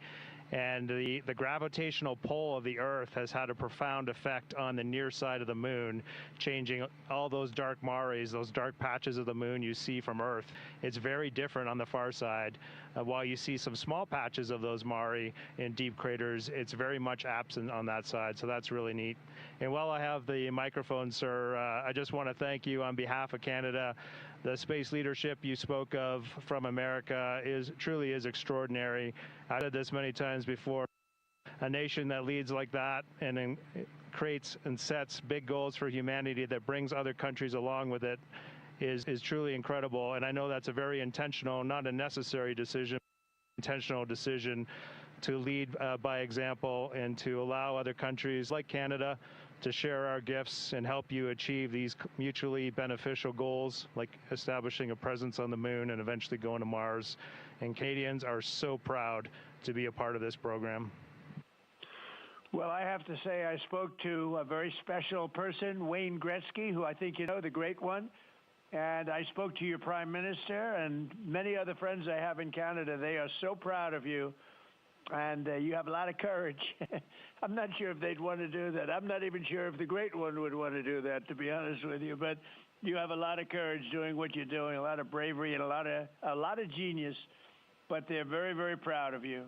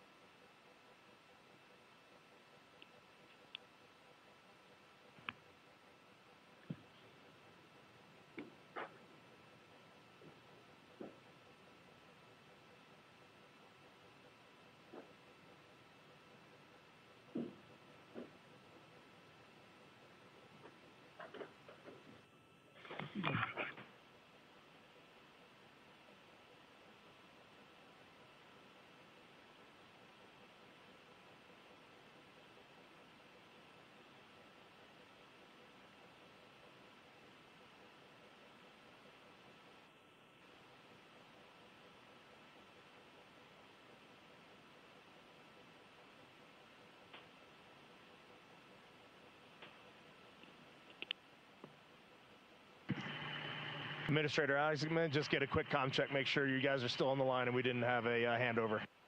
I am. Yes, I am. And integrity, and back over to you, Mr. President. Yeah, I think we might have gotten cut off. It is a long distance. It's a long ways. The reception's been great.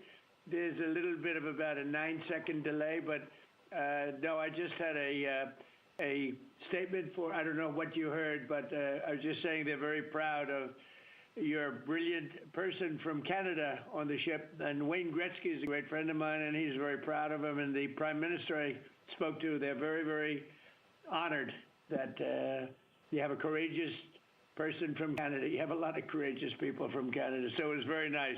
I'm not sure if you heard me say that, but it was very nice.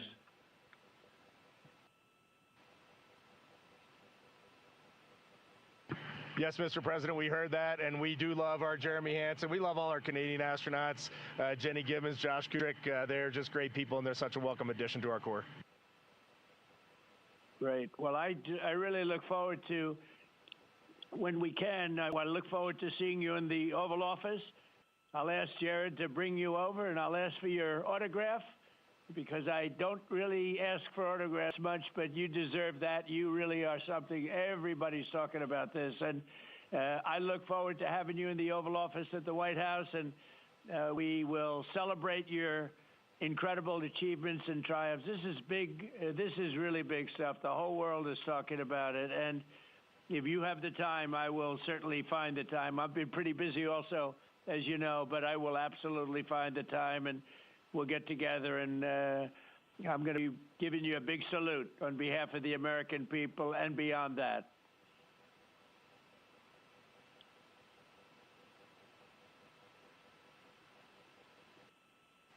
Thank you for that, Mr. President. And when you want us, we will be there. And thank you for your leadership. Thank you to Jared for his leadership. Really, thank you for taking the time out today to visit NASA. It's really special for us, but it's really special for the team on the ground. A whole team of people all around the world pulled this off, and we just want to say thank you to all of you for this. It is the thrill and honor of a lifetime to have been on this journey. Today was amazing, but this 3-year journey has been amazing, and it was made possible by the American people and the Canadian people, and we're so grateful to you all. Thank you very much. Well, thank you very much. And Jared, congratulations. We'll see you soon. And I know that you have Mars very much in your mind, so we'll start thinking about that pretty soon, I think. And thank you. Congratulations to everybody. I'll see you at the Oval Office. Thank you for your time, Mr. President. It's been an honor. Thank you very much. Bye. Bye. Integrity. This is Houston ACR. That concludes the event. Thank you. Thank you to all participants. Integrity, we are now resuming operational audio communications.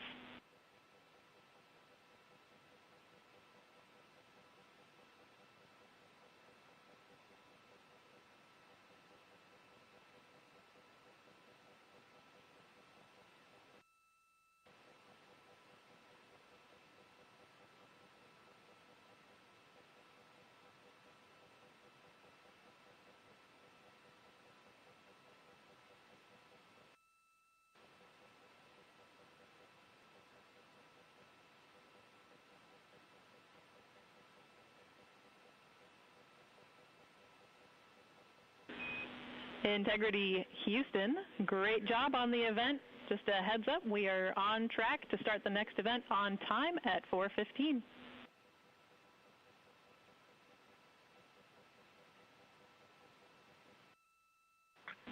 Okay, sounds great. We'll be ready.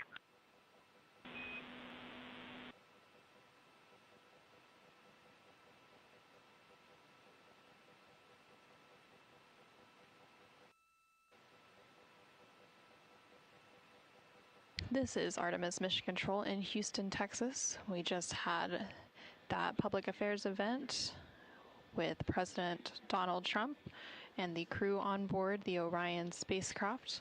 And coming up in about 10 minutes, there will be another public affairs event. That event taking place at a mission elapsed time of 5 days, 4 hours, and 15 minutes. Currently on your screen, you're seeing a look at the Artemis Real-Time Orbit website, which provides updates on the velocity as well as the distance of the Orion spacecraft from both Earth and the Moon. The Orion spacecraft and its crew, that crew including Reed Wiseman, Victor Glover, Christina Cook, and Jeremy Hansen, are currently about 250,000 miles away from the Earth, and that distance is starting to become smaller as they are now on the return leg of their journey. And they are about 9,300 miles away from the Moon. They made their close approach to the Moon. Integrity Houston with a question about fan speed.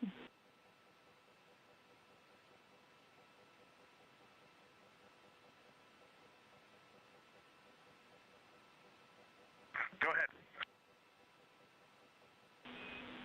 Hey, Reed, we were wondering if this adjusted fan speed is something that you would like to keep going forward, or if it was just a specific change request for the events this evening.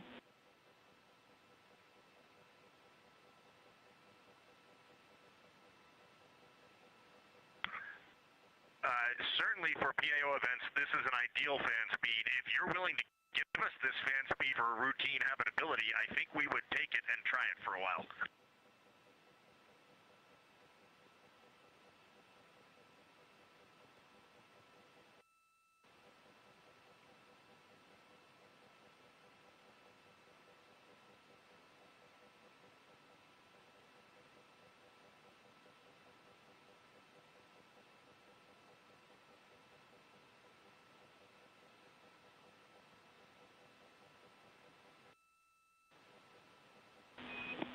And Reed, we are able to support keeping the fan speed in this config. Happy to keep it here to collect data.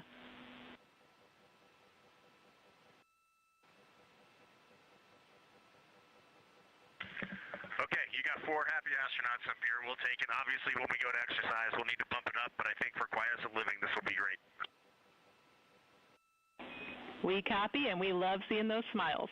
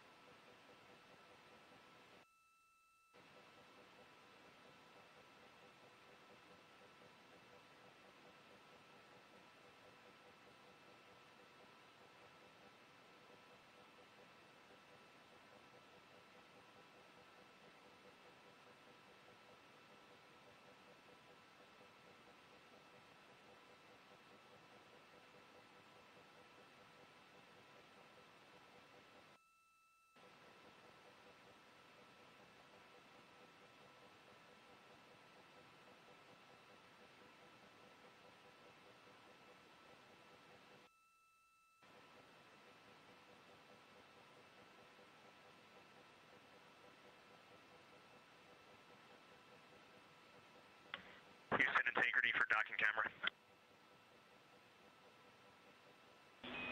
Go ahead.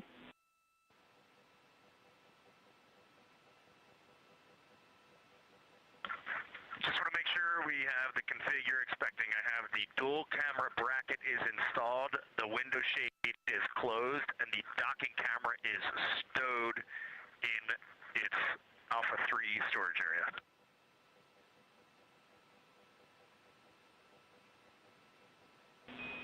That's a good config.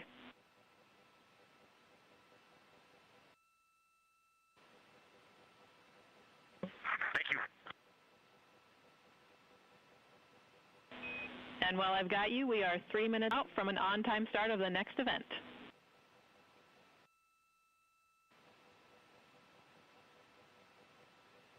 This is Artemis Mission Control in Houston, Texas. You can see a live look of the Artemis II crew inside the Orion spacecraft cabin as they prepare for another public affairs downlink event. There on your screen is CSA astronaut Jeremy Hansen along with NASA astronaut Reed Wiseman and NASA astronaut Victor Glover popping up. Earlier today, the crew completed their lunar flyby observation period, during which the Orion spacecraft and its crew passed approximately 4,000 to 6,000 miles from the moon and provided the astronauts with a full disk view of the lunar surface. And from that higher vantage point, the astronauts were able to observe both poles and large-scale geological features in a single view. Towards the tail end of that observation period, they also were able to see an eclipse. And that eclipse period lasted about an hour and was when the sun was hidden from view behind the opposite side of the moon from the perspective of Orion. Since then, the crew has been working to clean up some of their observations and transfer some of the data and imagery down to the ground to begin processing, and the science team will take a look at that imagery as it comes down ahead of a post-lunar flyby conference tomorrow with the crew following their sleep period. Now we are standing by for a second public affairs event taking place in about a minute.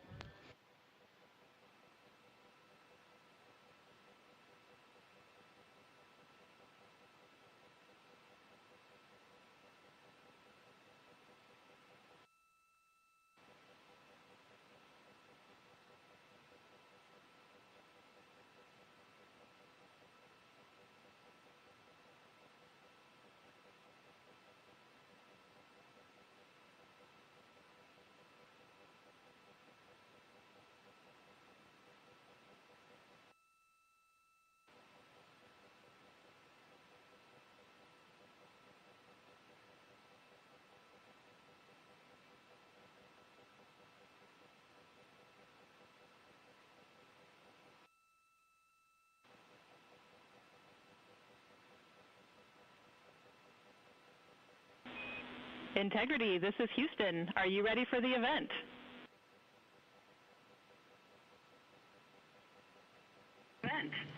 Houston, Integrity is ready for the event. Administrator Isaacman, this is Mission Control Houston. Please call Integrity for a voice check. Integrity, Jared Isaacman, ComCheck.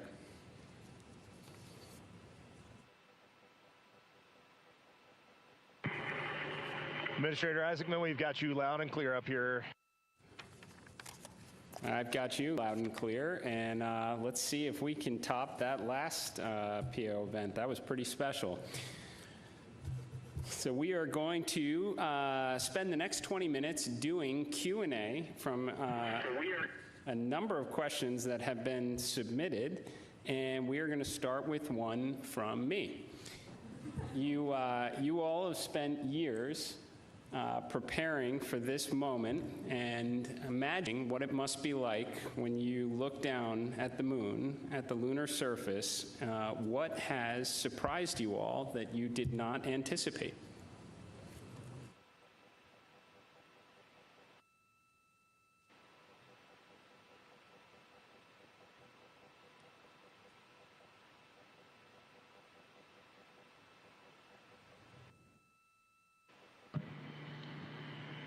Go ahead.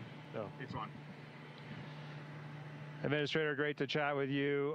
Just something that just shocked me because really using imagery and just the three-dimensionality of it. You know from your experience of seeing the Earth from space how it just seems different, and you look out in depth of things. And when we were on the far side of the moon looking back at Earth, it was just so obvious. You had this sphere out in front of you of the moon and this three-dimensional. You really felt like you weren't in a capsule. You'd been transported to the far side of the moon, and it really just bent your mind. It was an extraordinary human experience. I'm so grateful for it.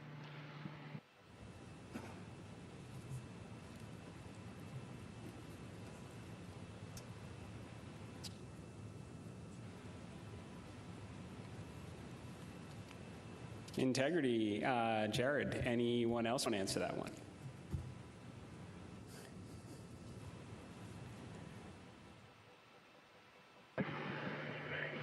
You know, we had an amazing launch. The SLS is quite a powerful rocket, and got us into a 1,200 by, eventually a 100-mile orbit, and it clearly power and speed. And then we did our translunar injection, and we were going quite fast. And so with all of that speed, though, it still took us days to get here. And so the scope of all of the things to a 321-foot tall rocket was amazing. It just puts the power required to do this in perspective. But then even with all that power and to get to those velocities, it still took us days. And the breadth of the distance we had to cover, watching the distance from Earth count up and the distance from the moon count down was one of the most surprising things I've enjoyed. Well, as I was trying to formulate an answer, at first I anything because there are so many things to choose from. I'll try to just narrow it down, but I'm going to go with something we did yesterday, a manual flight test objective, where we just basically got to sit at the vehicle. It was Jeremy and I this time, and just drive around using the rotational hand controller, basically just drive it with the stick, and how well it handled, how tight the control algorithms were, and watching it respond when we actually degraded it on purpose by going into 3 degrees of freedom control, by actually inhibiting some of the jets, which even though we have jet redundancy, of course, for each other in these complicated algorithms. So it was just amazing to be in a deep spacecraft and just be flying it around by hand. The one other thing I'll say, how fast it has gone by. I'm not ready to go home. I can't believe that something this cramped of quarters can fly by and still be fun every single minute. And I'll just close out with, I think just scale, Jared, is the thing that is just blowing my mind. You flew Polaris Dawn to some amazing apogee numbers, and on the International Space Station we're 250 nautical miles up, and that's the most beautiful view I think a human could ever experience. And we are dealing with numbers that are 250,000 miles, and every time Mission Control points to this vehicle, either at the moon or at Earth, and it reminds me every day that humans have to go, we've got to explore, we got to go further to expand our knowledge, expand our horizons. And every time we take another step forward, it makes the world seem a little bit smaller and a little bit more manageable. And just putting these numbers in perspective, it is impossible as a human to look at these displays and comprehend them. But here we are, and NASA is doing this, an international team is doing this, and they're doing it very well.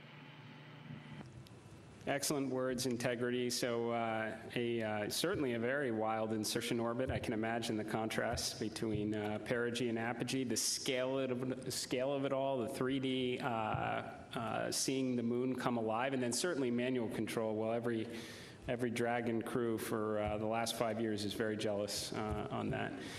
Okay, so we're going to questions here. This one, the Artemis II crew, inspire all of us, but what inspires you?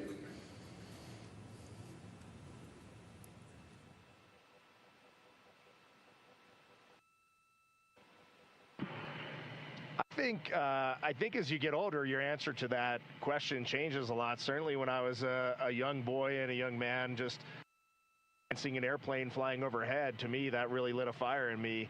And then I think when you reach your middle age, it is interesting to watch leadership throughout the world kind of change the course of human.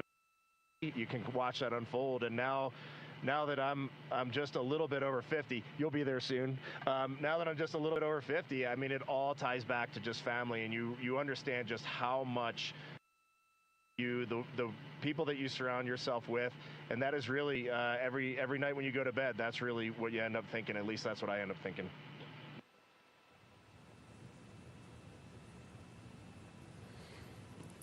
Thank you. All right, so here's a question. It's a good one. So for the Artemis III crew, what is the advice you would pass along for the next astronauts that will go in Orion?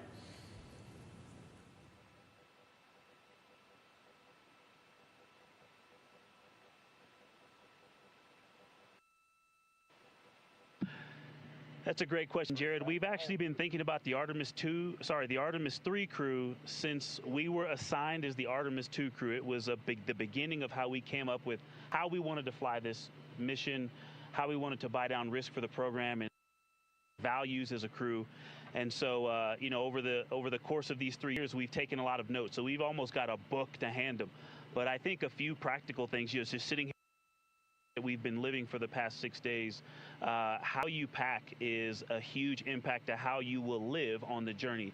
And so things like food and your hygiene products, and then, you know, you know what's going on with our waste management system, the technology that we have, practicing that and being familiar with that and being prepared mentally.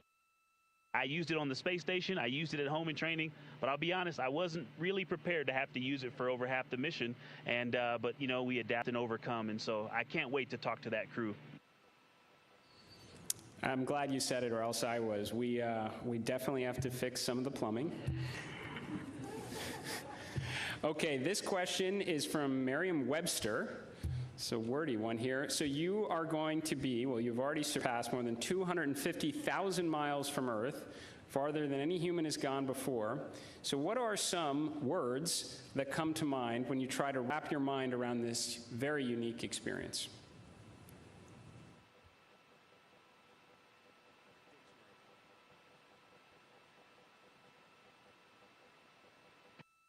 I'll be honest with you, the main word, because superlatives just don't do it justice, is humility.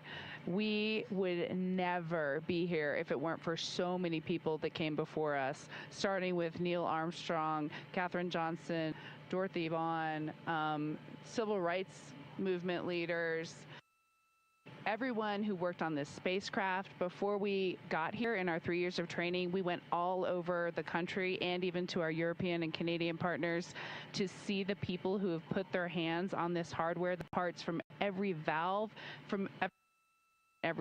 to this entire thing, the people that put on harnesses every day to rig it up in the VAB. They all passed the record. We definitely didn't pass the record up here alone.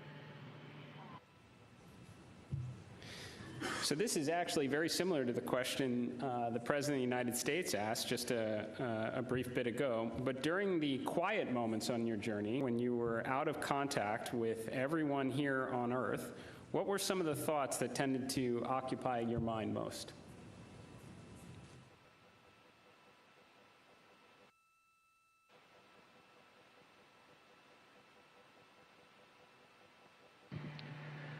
Yeah, as Victor said earlier, when we were on the far side of the moon and out of contact with planet Earth, we all knew it, and it was a milestone. We saw Earth disappear, the Earth set. But we were so busy with the science, and we have such faith in our vehicle integrity, such faith in mission control, that we were just at complete peace and just doing our job. And just trying to do a good job to collect as much science data as we could while we were on the far side of the moon, and we were just giddy in here, like of our lives. He's being a bit humble, but as soon as we went out of comm with planet Earth, we did have maple cookies. As we just gathered together for about 30 seconds, each one of us had a maple cream cookie, and then right back into the science. But we had to take a moment to honor that time going behind Earth, and it was going behind the moon and out of touch with Earth, and that was a very surreal moment for this crew.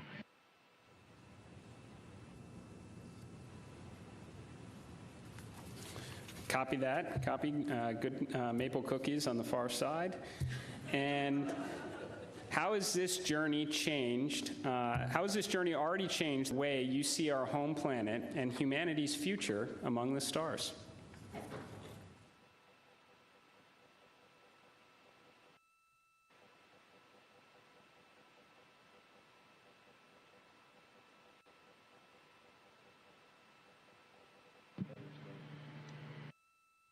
There's so many directions I think we could go with that, and I just, I think that there's, global, but I think real impact is local, and is to see the Earth as an entire thing and look at it, this system, and to see it all in once.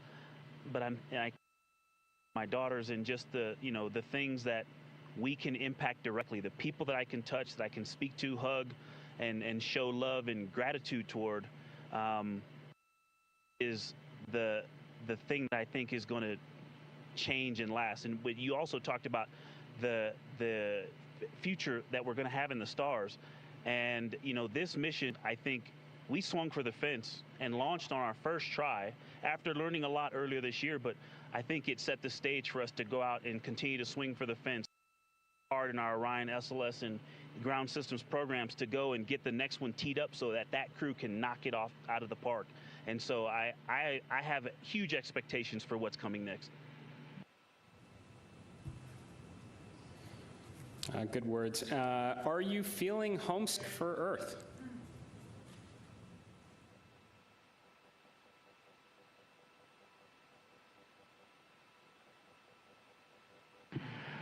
I will tell you, last of my eyes, I did start thinking about getting home. It's not homesickness at all, but the first time probably in 3 years, I let my mind get past the moon and back towards home, and I had to catch myself right there. You're an operator just like we are, and that is the place to be when you're up here. We got to look one step ahead. What's next? What's our next burn? How are we setting up our trajectory to get home? And we are going to do that. We are locked in, and we are definitely excited for the second half of this mission. And we are on guard. We are first crew to fly this vehicle. We are ready for any contingency in any scenario, and we are going to stay locked in every second until we are back on that Navy ship and then home reunited with our families. And copy that. Astronauts like being in space. That checks out. Okay, there's a lot of questions from the space photography community. How are the pictures going so far?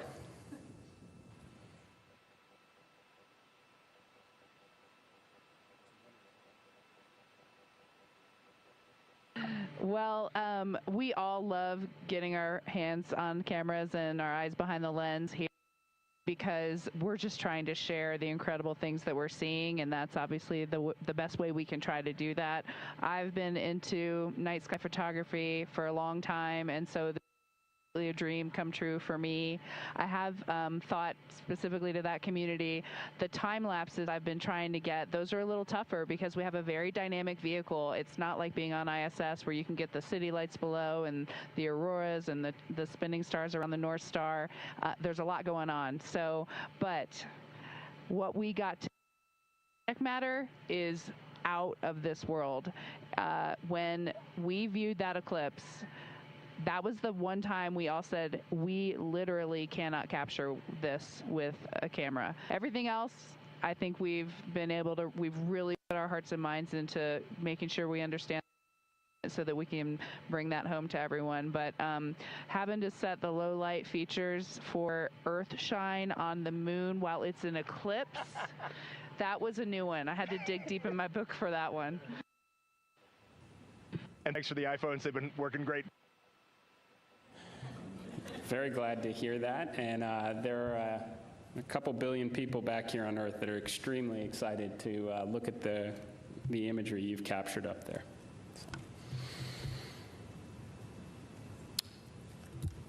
Okay, well, I want to thank you all. Integrity. So Reed, Victor, Christina, Jeremy, on behalf of NASA and space-loving people across the world, thank you for taking us with you to the moon. Thank you for your courage, all of your beautiful words that we've heard. You represent the absolute best of us. We are proud of you, and we look forward to welcoming you back safely to the good Earth very soon. Godspeed, and go Artemis II.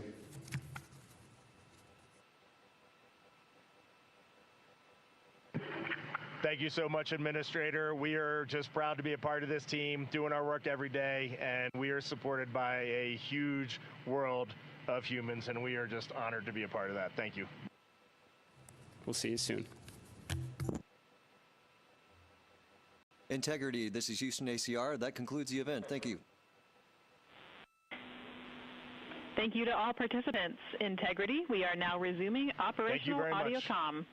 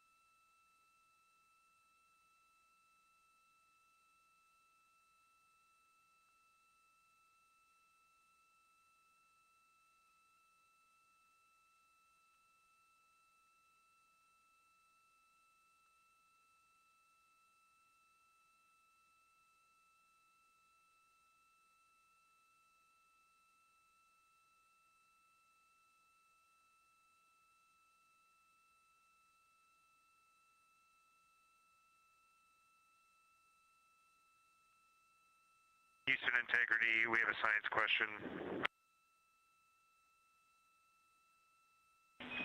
We are ready to copy.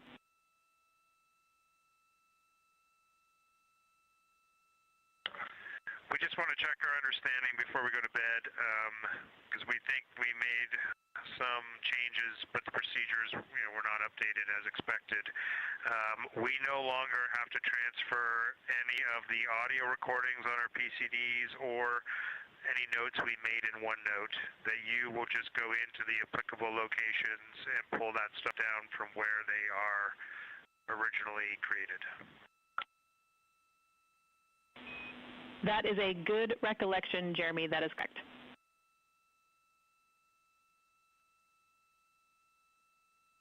Okay, so we are transferring photos into 4 science folders on all 3 PCDs.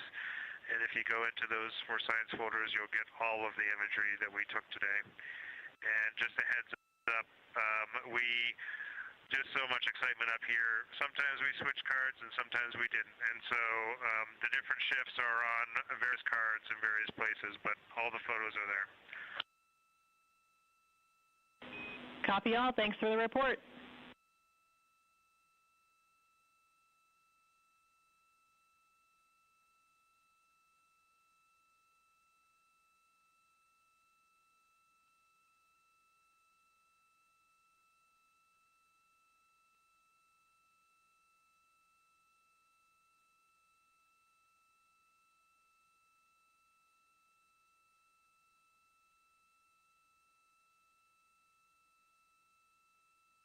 This is Artemis Mission Control in Houston, Texas. We're currently 5 days, 4 hours, and 52 minutes into the Artemis II mission. You just heard some call down from the crew on board the Orion spacecraft, and you can see a live view of the exterior of that Orion spacecraft there on your screen. They are working to downlink some of the imagery that they captured throughout the lunar flyby today. And here shortly, they are also going to wrap up some of the final activities for the day, which includes a private medical conference with their medical teams here on the ground, as well as a private conference with the flight director here on the ground to go through vehicle status and any questions, comments, concerns they may have ahead of the next flight day. After those private conferences are complete, they will then enter their pre-sleep period. During this pre-sleep period, the crew has about 2.5 hours to decompress for the day. They can also complete any necessary personal activities and hygiene activities, and it's also when they have an opportunity to eat their dinner. The meals provided to the crew throughout the mission are from the Space Food Systems Laboratory here in Houston, Texas. That team works closely with every human spaceflight crew, both on the Artemis missions as well as missions to the International Space Station ahead of launch, to taste their food and go through their standard menus and what they will expect, as well as some training on how to use the food warmers, as well as how to rehydrate some of that food. Some of the food that the crew may be eating for dinner tonight includes chicken with corn and black beans, sweet and sour pork, rice pilaf, spicy green beans, citrus fruit salad, maple cream cookies, as well as shrimp cocktail, Turkish fish stew, Caribbean chicken, mashed potatoes, cauliflower with cheese and butter cookies.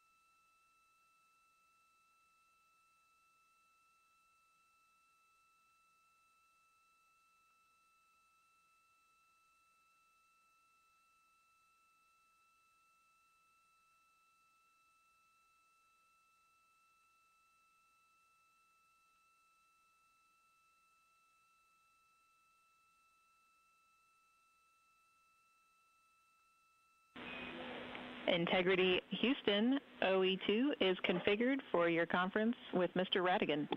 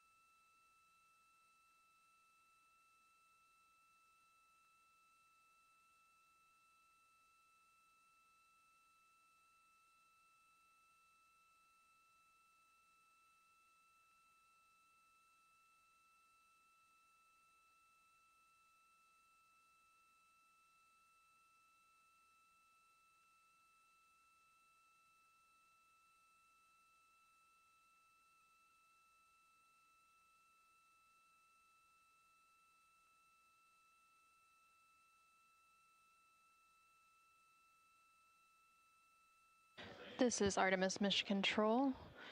You are currently seeing a live view of the Orion spacecraft. This view coming to you from one of the 4 solar array wings or SAWs. They each have cameras mounted to them that provide these live views. And in the distance you can see a crescent Earth. That of course is now the destination for the Orion spacecraft and its crew now that we are on the return journey leg of the mission following today's lunar flyby. We are targeting a splashdown in the Pacific Ocean off the coast of California on Friday, April 10th. That splashdown will take place in about 3 days, 20 hours, and 13 minutes. The crew is wrapping up their 6th flight day. They are currently in a privatized conference with the flight director here in Mission Control. They typically have a private conference at the end of every flight day.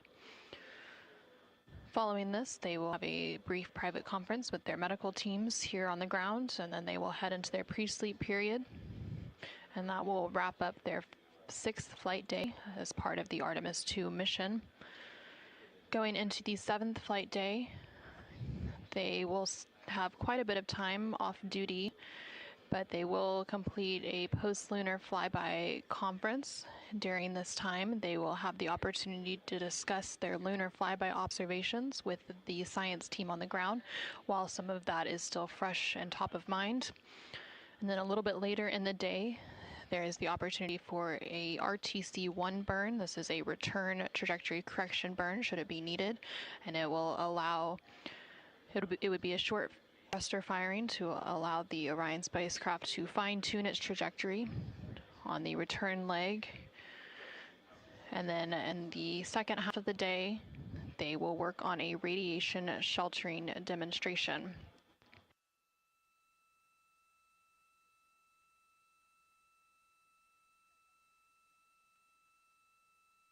During that radiation shelter demonstration, the crew will build a radiation shelter within the cabin of the Orion spacecraft and prepare lockers for radiation shelter ingress or entering into them.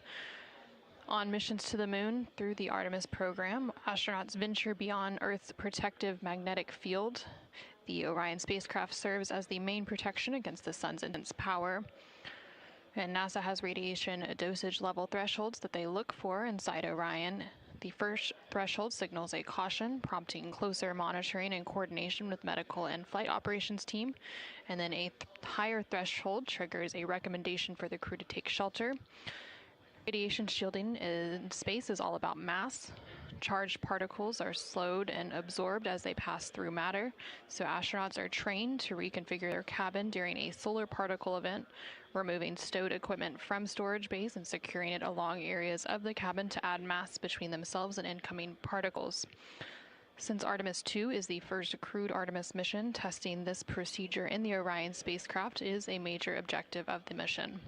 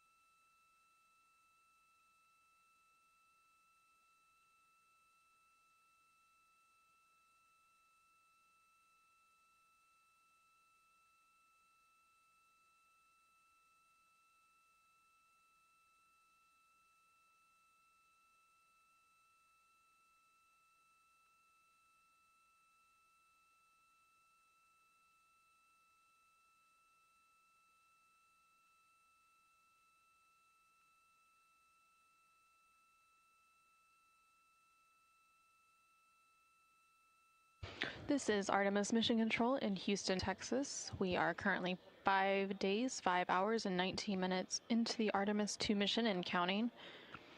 Currently on your screen, you can see a live view from the Orion spacecraft named Integrity by its crew.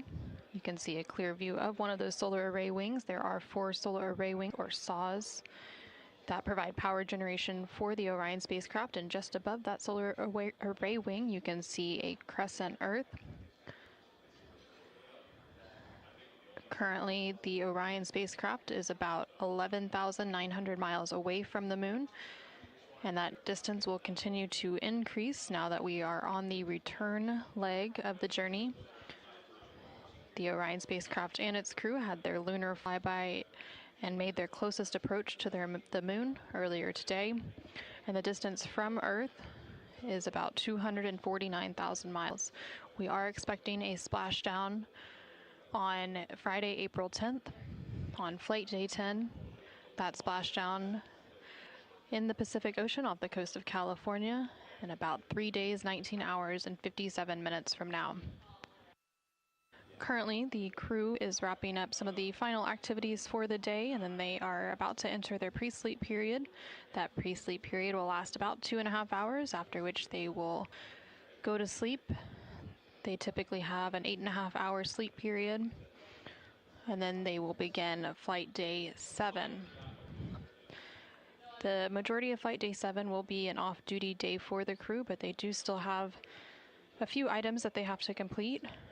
One of those is a post-lunar flyby conference, and this will be directly with the crew and the science team here on the ground to discuss some of their lunar flyby observations as part of the data collection to allow the crew to talk through what they experienced and what they saw while it's still top of mind and fresh following today's lunar flyby observation period.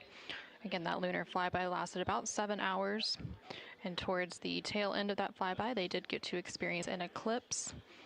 Following that post-lunar flyby conference, the crew will have a little bit of a break. They will be able to exercise, have their midday meal, and then there is the opportunity for a return trajectory correction 1 burn should it be needed. These return trajectory correction burns allow the Orion spacecraft to fine-tune its path on the way back to Earth. On the outbound journey, there were originally 3 planned outbound trajectory correction burns. The first 2 of those burns ended up being canceled as it was determined they were not needed due to the accuracy of the translunar injection burn, or TLI burn, which took place on Flight Day 2. The third and final of those outbound trajectory correction burns did take place on Flight Day 5, and it ended up being a 17.5-second burn to fine-tune Orion's trajectory as it made its flyby around the moon. So again, there will be an opportunity for a return trajectory correction burn tomorrow should it be needed. And then in the latter half of their Flight Day 7, they will complete a radiation shelter demonstration.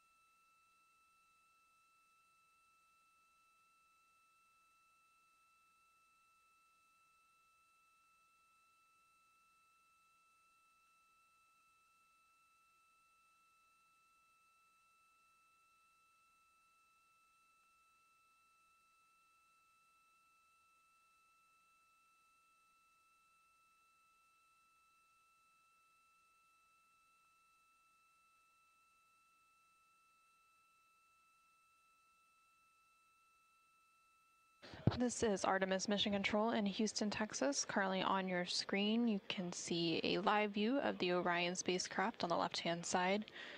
Those views coming to you from the solar array wing cameras. The crew is currently in their pre-sleep period. During this period, they have the opportunity to eat dinner and also perform any necessary hygiene activities and other personal activities ahead of going to sleep. We do expect the crew to enter their sleep period in a little under 2 hours, about an hour and 45 minutes from now. Also in that view on the left-hand side, you can see a crescent Earth in the distance, just above that solar array wing. The right-hand side of your screen shows a visualization from the Artemis Real-Time Orbit website, or ARO. This website is available at nasa.gov/track-Artemis for the duration of the Artemis II mission and provides updates on the spacecraft's velocity as well as its distance from the Earth and the Moon as it makes its journey back home here to Earth, again with that splashdown targeted for Friday, April 10th. Following a lunar flyby observation period of about 7 hours earlier today, the crew then worked to clean up some of their observations as well as the imagery and data that they captured and collected and began downlinking that. And we do expect to have some of that imagery available here shortly. During the Artemis II lunar flyby, the crew collected 3 primary science data sets, which included images, verbal descriptions, and written annotations to be able to provide scientists with multiple layers of context for each observation. The handheld imagery was captured using Nikon cameras, including an 80 to 400 millimeter zoom lens dedicated to lunar targeting. And those images were designed to capture regional context and relationships among large geologic features rather than fine surface detail. And then the verbal descriptions were the highest priority science data set on Artemis II.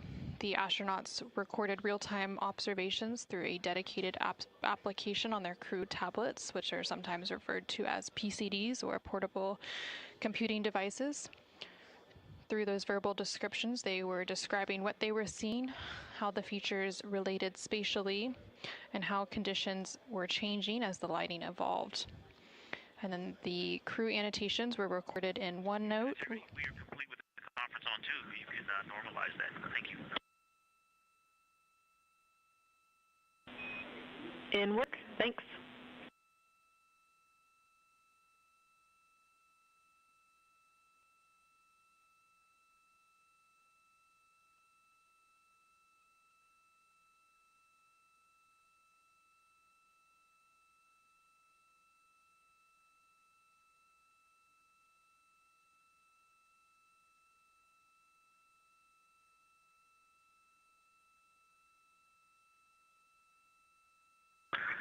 And Houston Integrity, the actorcraft data is on PCD2. We copy.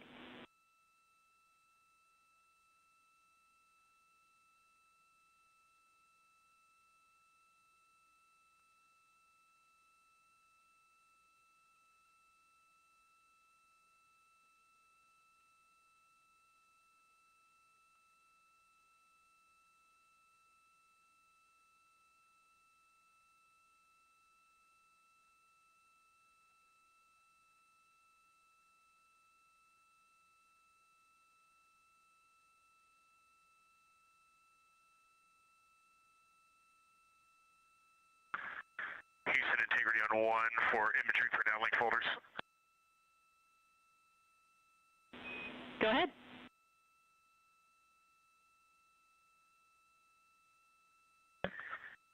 Okay, on PCD1, I have noticed I have 2 imagery for downlink folders, and I have been using both of them today. One is on the C drive, and one is in C users CDR desktop imagery for downlink. So when they're downlinking from PCD1, please have them check both folders, and then after, it looks like there was an alias placed on my desktop, and that has caused that confusion. So likely my fault, don't recall.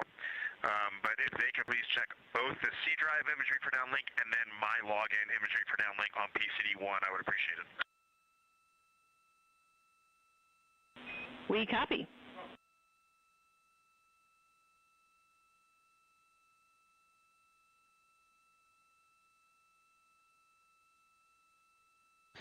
And we just heard some communication there between the crew on board the Orion spacecraft. Some of that first communication was coming from NASA astronaut Victor Glover, who was wrapping up a crew preference conference. These are private conferences, often between the crew and their family and friends on the ground.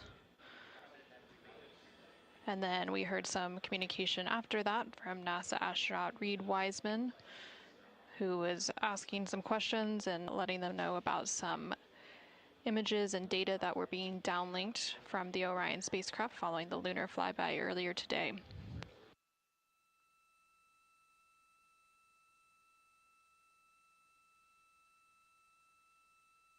During the lunar flyby, in addition to the images and verbal descriptions and written annotations that the crew was collecting, the Orion spacecraft's vehicle-mounted cameras also supplemented the crew's observations by providing high-resolution still imagery and lower-resolution video before, during, and after the flyby from perspectives unavailable inside the Orion spacecraft itself. In preparation for the lunar flyby and the Artemis II mission, the Artemis II astronauts underwent extensive lunar science training, including classroom instruction, field work, and high-fidelity simulations. They had training expeditions that took place in analog environments, such as the Icelandic highlands, where crews practiced identifying and describing geologic features under varying conditions.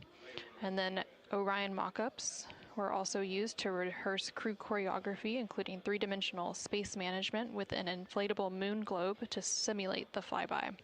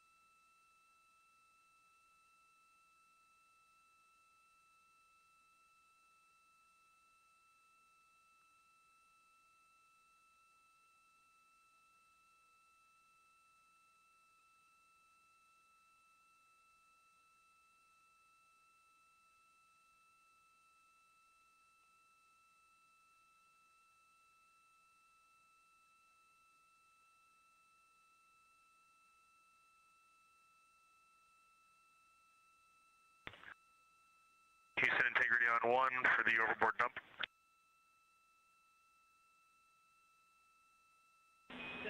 Go ahead.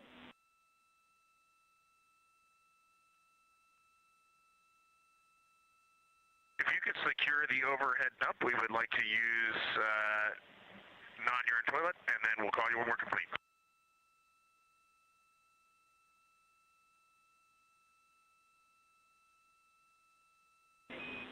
We are putting that in work for you, and I have two other updates for you while I got you, if you're okay with a little bit more interruption to your pre-sleep.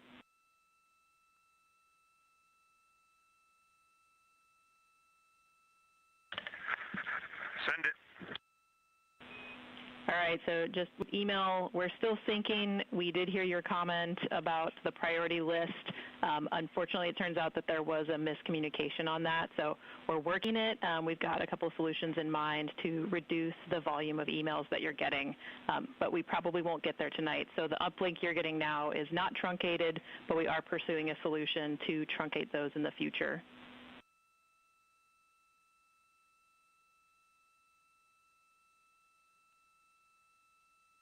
Okay, and what's your ETA on how much longer you want us hands-off email, or we're just not going to have access tonight?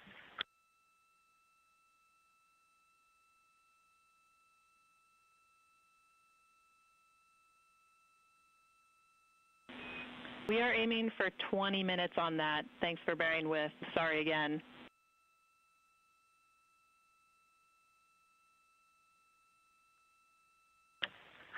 Yeah, it's no big deal. Email around the moon was not something we expected to have anyway. Well, you guys regaled us with so much moon joy today. We were really hoping to pay you back. But we'll let you know as soon as that sync is complete. The second thing we had for you is that we are going to start doing some playback from the ACU. So on OE2 will be unavailable for about an hour while we are playing back some of your comm from earlier.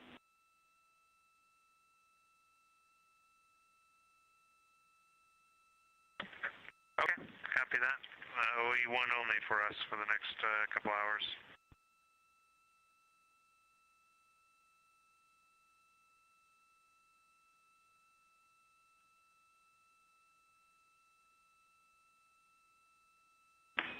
And last but not least, the overboard vent valve is closed, so you are go to go.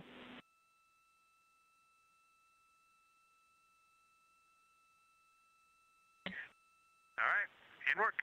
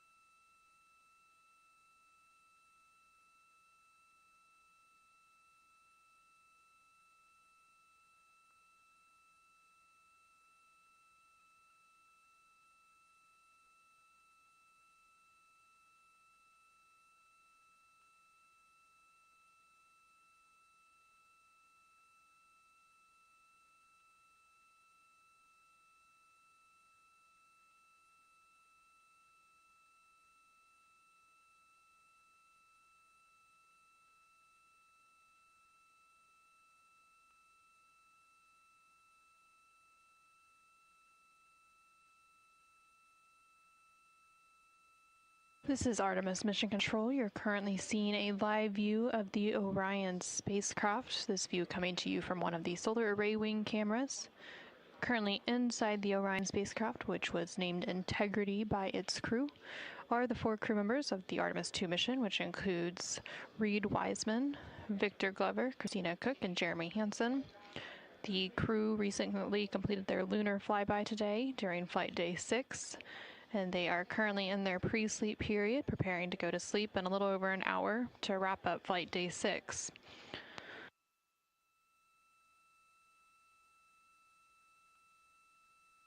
During the upcoming flight day 7, which will begin upon crew wake, the crew will have a relatively light duty day.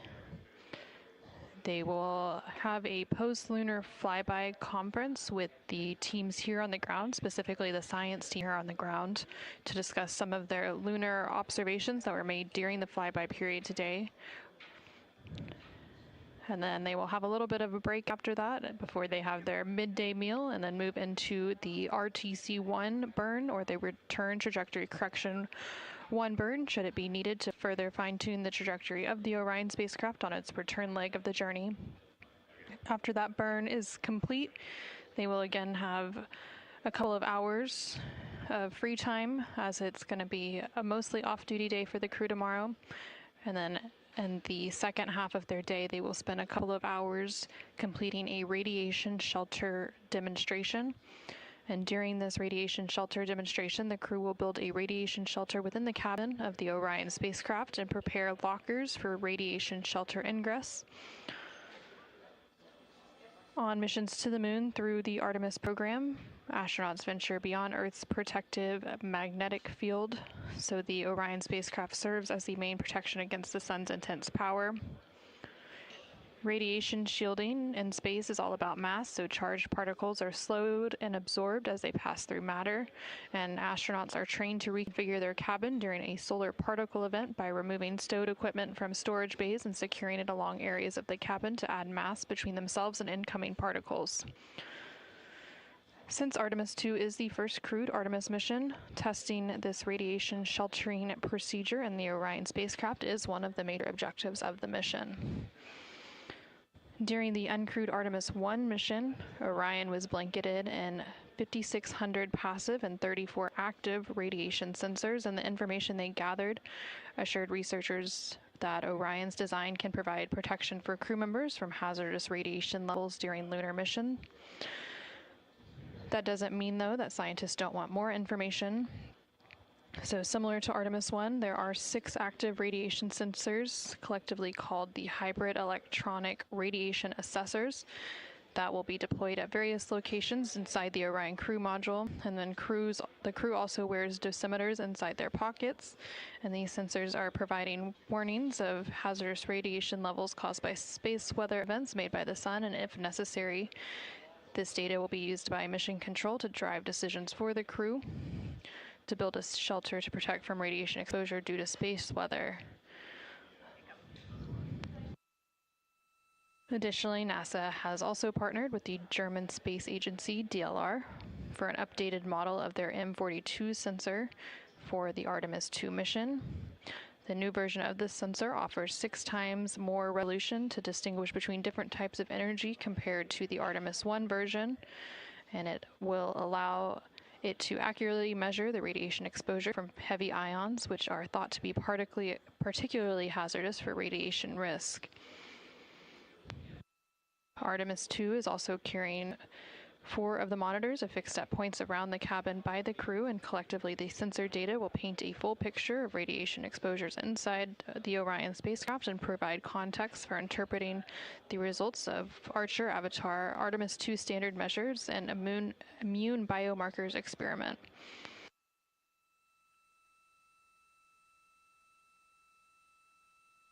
Currently on your screen, you can see a view of the Artemis Real-Time Orbit website, or ARO. This is available at nasa.gov/trackartemis and provides updates on the velocity of the Orion spacecraft along with its distance from the Earth and from the Moon. So the distance from the Moon is now increasing following that lunar close approach that took place earlier today. There's now just under 14,000 miles. Integrity Houston with a couple more cleanup items.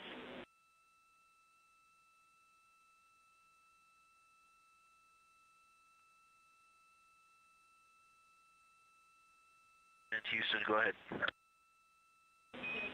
Hey, I wanted to let you know that our email sync is completed. You can all now use your email. We also wanted to give Reed a heads up that we are merging those imagery for our downlink folders into one. So going forward, he should only see one on his PCD. Not to be alarmed if you see one disappeared. And then last, thought you guys would be happy to know we have implemented your feedback for tomorrow. So we are ensuring that everyone will have exercise. We are also going to move the RAD shelter demo to flight day 8, where it is going to be condensed to focus on the highest priority objectives.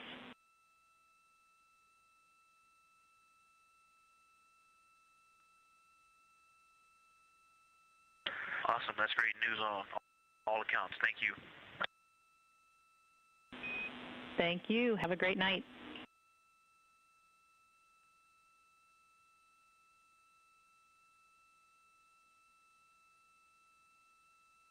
And we just heard some... Thank you, Tess, and you have a good night, too. And we just heard some communication there between NASA astronaut Victor Glover on board the Orion spacecraft and the Capcom, or capsule communicator here in Mission Control, Tess Caswell for Orbit 2. They were discussing an update that was being made to the crew's email on board the Orion spacecraft. That update now complete, and they were also discussing some of the activities that were scheduled for Flight Day 7, which is tomorrow. They did mention that they are actually going to move that radiation shelter demonstration that I was just mentioning a few moments ago. So that demonstration is now moving to Flight Day 8 to allow the crew to have a larger, more off-duty day tomorrow with less tasks on the timeline.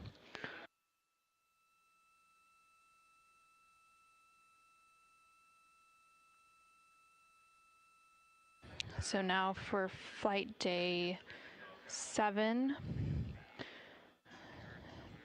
the crew will just have their post-lunar flyby conference, and then possibly that return trajectory correction 1 burn should it be needed. Otherwise, they will have a pretty light duty day tomorrow with some free time to do as they please on this return journey back to Earth. Again, that splashdown targeted for Friday, April 10th.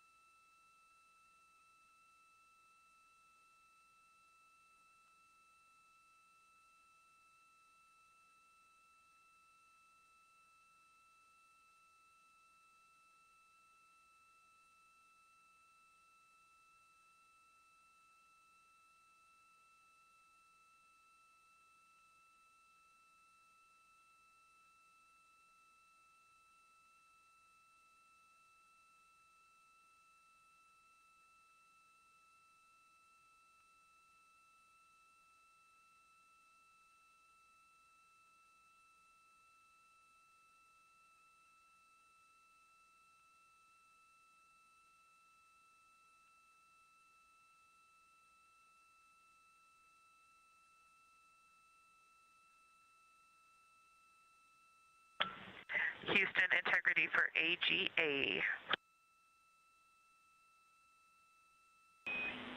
Go ahead for AGA, Christina.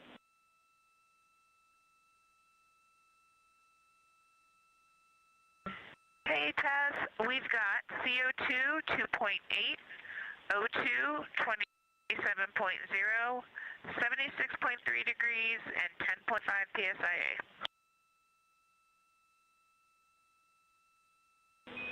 We copy all. Thanks so much.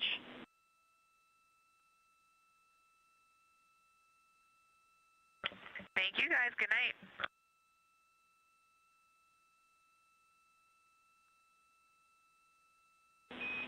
Have a wonderful night, and just for your awareness, we are still standing by for your go to resume the wastewater dump when you guys are ready.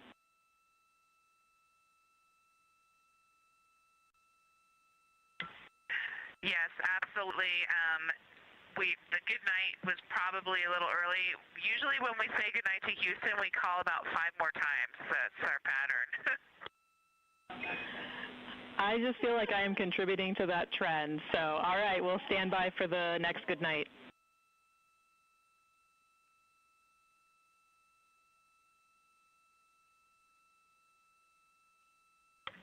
Okay, good night, Tess. We'll talk to you soon.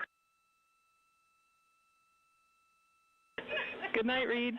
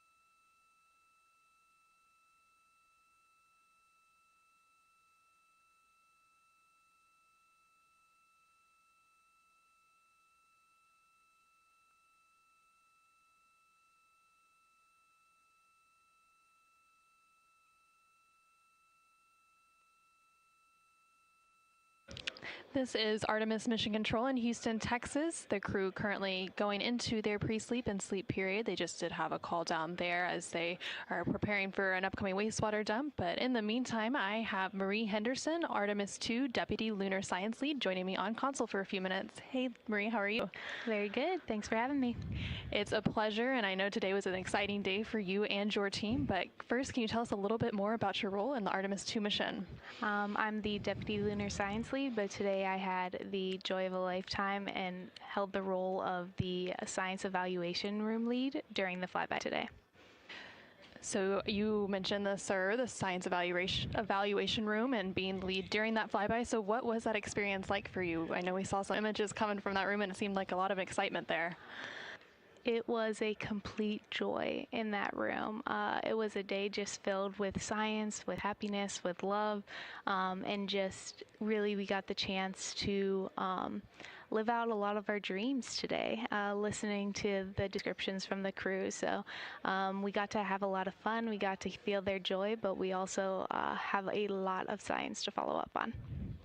And so today, I think, was just the beginning a little bit, and there on your screen, for those at home, you can see a look inside the Science Evaluation Room. Now it's a little bit empty as folks have wrapped up that lunar flyby, but again, it's just the beginning for some of that data. But for those who may not know, what was the role of the SIR or the Science Evaluation Room during the flyby? So today during the flyby, we had a documentation of the flyby, and also you heard some of those great questions and science conversations that came down today.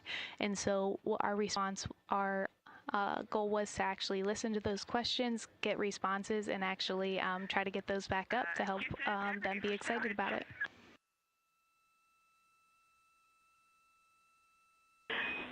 Go ahead.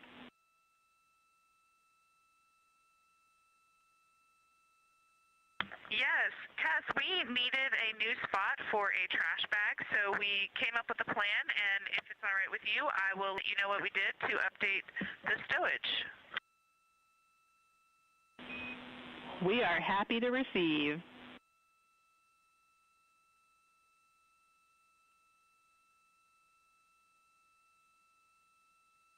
Okay, we managed to fill bag 2 of locker D with 3 trash bags and some other dry trash packaging stuff. That was the last location y'all gave us. We then emptied bag 8 of D by deploying all of the nitrile gloves in there. I'm seeing 3 packs of 30 and 1 pack of compaction plates into the toilet.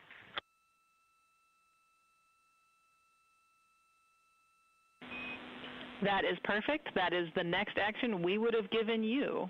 So, bravo.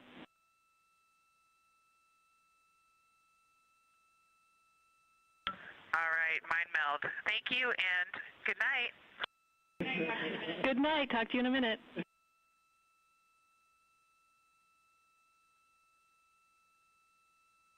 And we just heard some communication there between NASA astronaut Christina Cook. Exactly. Currently on board the Orion spacecraft. Again, they are in their pre-sleep period, preparing to go to sleep, but they are being a chatty bunch this evening, and they were just calling down about some stowage. There is actually a position here in Mission Control, the IVA, or Intravehicular Activity Officer, that tracks where everything is and where everything is stored on board the Orion spacecraft. Again, I am here with Marie Henderson, Artemis II Deputy Lunar Science Lead. We were just talking about some of the moments from the flyby, so can you tell us a little bit about what some of the biggest moments are that stood out to you during the flyby? Yeah, I think that first time we started to hear their descriptions of colors coming down was one of those things that we have been talking about, training them on. We know it's one of those things that the human eye is uniquely capable of picking up. And so that is one of those things we really were excited about. But just listening to that eclipse, watching the video of the eclipse, and then also hearing the words that they saw some impact flashes, it was just, it was a dream. And we have so much work to do, and we're very excited about it. So the crew following the flyby was in the process of downlinking and beginning to downlink some of that data and the imagery, but now that the lunar flyby is complete, what comes next for you and your team? So we actually, the members of our SIR team, most of them have gone home, but we had another shift of scientists come on. They are in our Science Mission Operations Room, the deliciously named S'more. So they are working right now, and so they are waiting for that data to come down and start processing it. And so by that, we are going to inventory all the images, all the audio files that we got, and they're going to get that organized and start putting the first scientific analysis on that data. It'll be exciting, and we're so excited to see some of those images, and of course we'll share those with the world once we are able to and once we have those. And tomorrow on flight day 7, you will have the post-lunar flyby conference with the crew. What insights do you hope to gain from that opportunity as well? Yeah, we're really excited about this post-flyby crew conference tomorrow because we've only done one part of our data collection. And so we have heard from them during the flyby just through over the air. But the other 2 members who were at the windows, they were collecting recordings on their personal computers and also taking those images. So we have a lot of observations to listen through. And then tomorrow we'll actually get to ask more questions.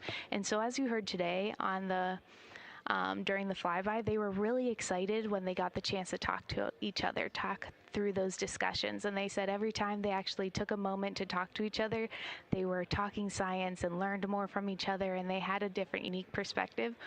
We as scientists want more of that. And so we have this chance tomorrow to talk to them during the crew conference. And it's almost like when you're on vacation and you want to journal and write down everything that happened before you take the long flight home and have to go back to work.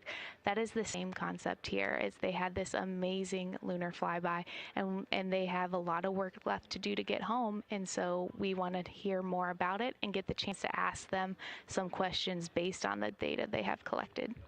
And I can just hear the excitement in your voice, and you keep smiling as you talk. So I can really tell that it was an exciting day for you, and there's just so much more ahead from this opportunity. But from your perspective, what excites you the most about the scientific opportunities that Artemis II opens for future missions? This is just the beginning. This is the beginning of our science in Artemis, and we know that every single mission going forward will give us the opportunity to learn more. There are a lot of open hypotheses on the moon, and I'm really excited that maybe we get a little closer to closing some of them today. Well, thank you so much, Marie, for joining us, and it was a pleasure to watch your team in action during the lunar flyby, and we can't wait to see what scientific insights y'all deliver for us the rest of the mission. Thank you so much. Thank you.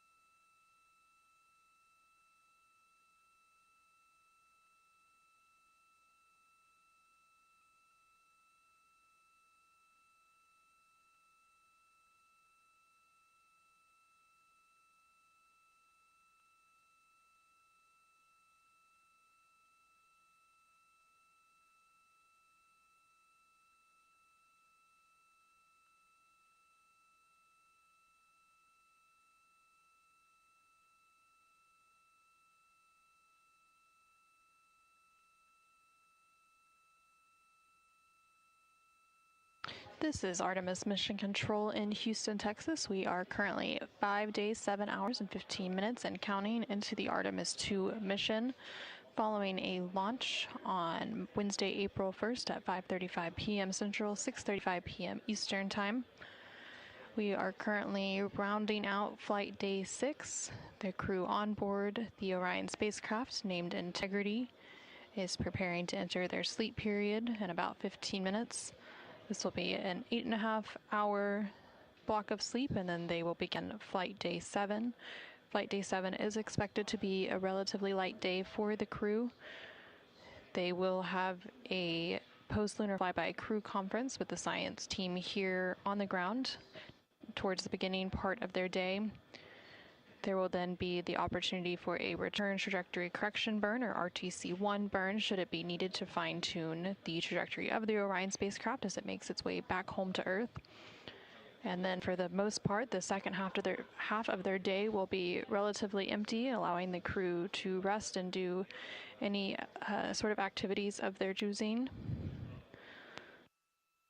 Today, the crew spent most of their time in a lunar flyby observation period, during which they captured imagery. They also captured voice recordings and made annotations of what they were seeing on the moon to provide to science teams here in Mission Control. Those science teams beginning to receive some of those downlinked assets, and they'll continue to receive some of that imagery throughout the night. And the science team will begin evaluating some of that in preparation for that science post-lunar flyby conference tomorrow. Currently on your screen, you're seeing a live look of the Orion spacecraft. This view coming to you from one of the 4 solar array wings on the Orion spacecraft. Each of those wings has a camera, and from this view you can see some of those thrusters at the bottom of the service module. Those thrusters would be used in that return trajectory correction burn 1 tomorrow should it be needed. Now you're seeing a view of the Artemis Real-Time Orbit website, or ARO, which is available at nasa.gov/trackartemis. This provides updates on the velocity and distance of the Orion spacecraft and its crew from the Earth and Moon throughout its journey around the Moon and back home to Earth. Now that the lunar flyby and the lunar close approach has been completed, the distance between the Orion spacecraft and the Moon will continue to increase, so they're now about 16,000 miles away from the Moon, and that distance separating the crew and the home planet of Earth will continue to decrease all the way up until a splashdown, which is targeted on Friday, April 10th. That splashdown is predicted to take place in about 3 days, 17 hours, and 59 minutes. And again, should that return trajectory correction 1 burn be needed tomorrow, that would take place in about 18 hours and 9 minutes from now.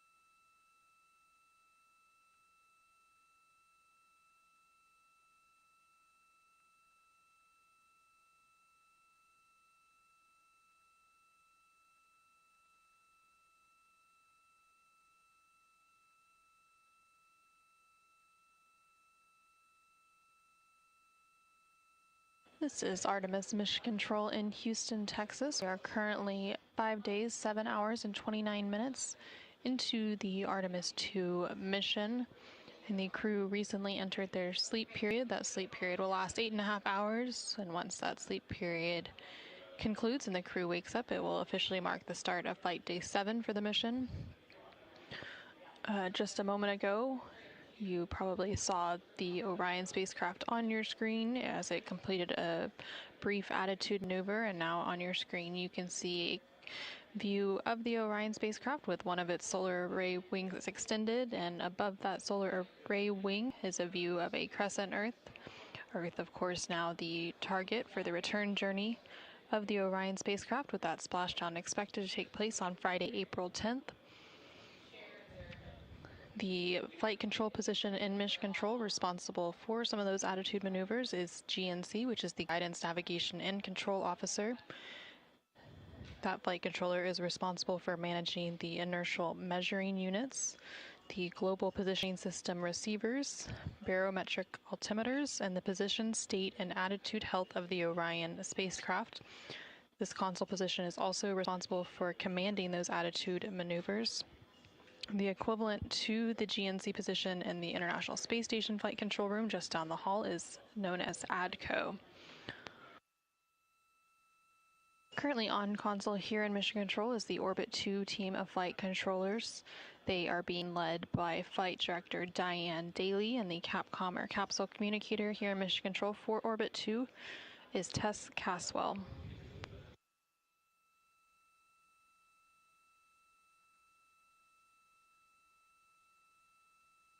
And there on your screen on the right-hand side, you can see that Flight Director console and that Capcom console next to each other. The team here in Mission Control is staffed 24/7 throughout the duration of the Artemis II mission. The team rotates through 3 shifts a day, known as Orbit. So currently the Orbit 2 team of flight controllers is on console, and the Orbit 3 team of flight controllers will be coming on console to complete a shift handover in about 2 hours from now.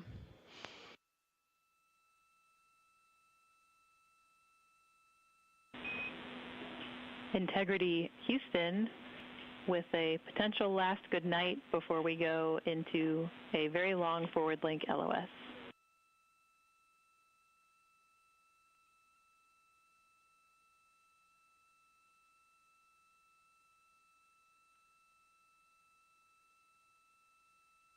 Go ahead. Hey, sorry to bug you again, but the team here is looking to resume venting before we go into this long LOS. We did want to make sure that you guys know the team here has decided that there is no constraint to fecal use of toilet during vent ops. So we would like to resume the vent if you're okay with that, knowing that you can continue to use toilet for fecal purposes while we do so.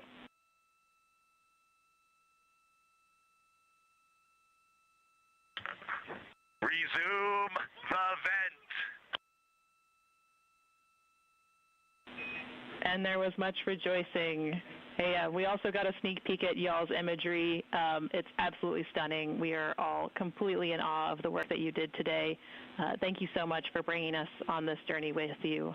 We hope you have sweet dreams of moon joy.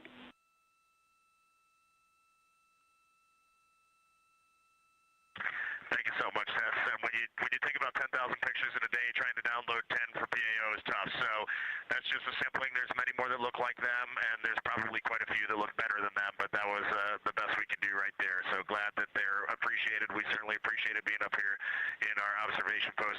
Hey, one thing while I got you for tomorrow morning, I know we're trying to make it a light crew day, but if you could still give us our wake up on time at the beginning of post sleep, we would appreciate it so we can get our science going and get our morning about us. We will make that happen for you. Have a wonderful night.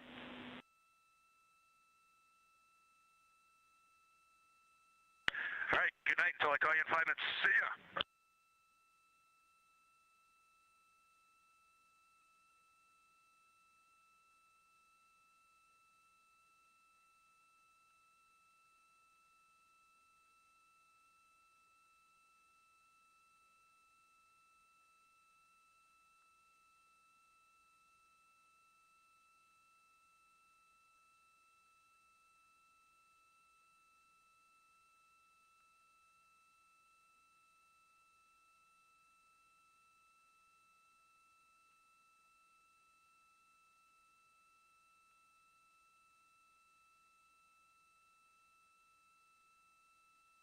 This is Artemis Mission Control. Some final communication for the evening there from the Orion Commander Reed Wiseman and the Capcom or Capsule Communicator Mission Control, Tess Caswell, who you can see there in the center portion of the right block of your screen.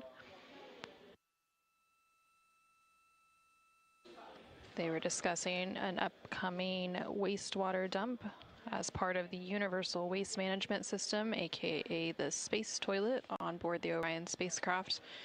They conduct periodic wastewater dumps where they vent the wastewater overboard.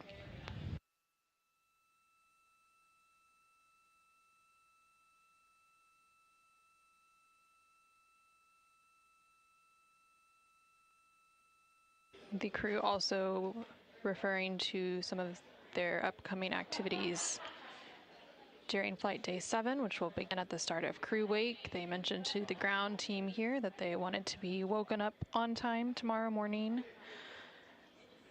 Throughout the duration of the mission, the crew has been woken up by wake-up music, which was selected by the crew ahead of the mission. And that tradition dates back to some of the Apollo era missions. And then tomorrow during Flight Day 7, it will be a relatively light day for the crew. A good portion of the day will be spent in an off-duty day, but at the beginning of the crew day, they will have that post-flyby conference with the science team here in Mission Control to discuss some of their lunar observations that were made during the flyby.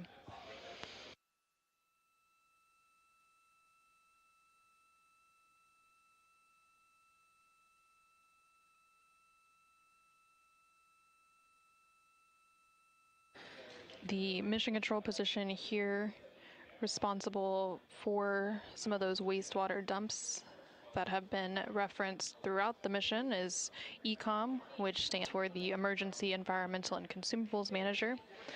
They are responsible for the internal thermal control systems, the air and water supply and purification systems, and they also manage emergency response. The equivalent flight control position in the International Space Station flight control room just down the hallway is known as Ethos.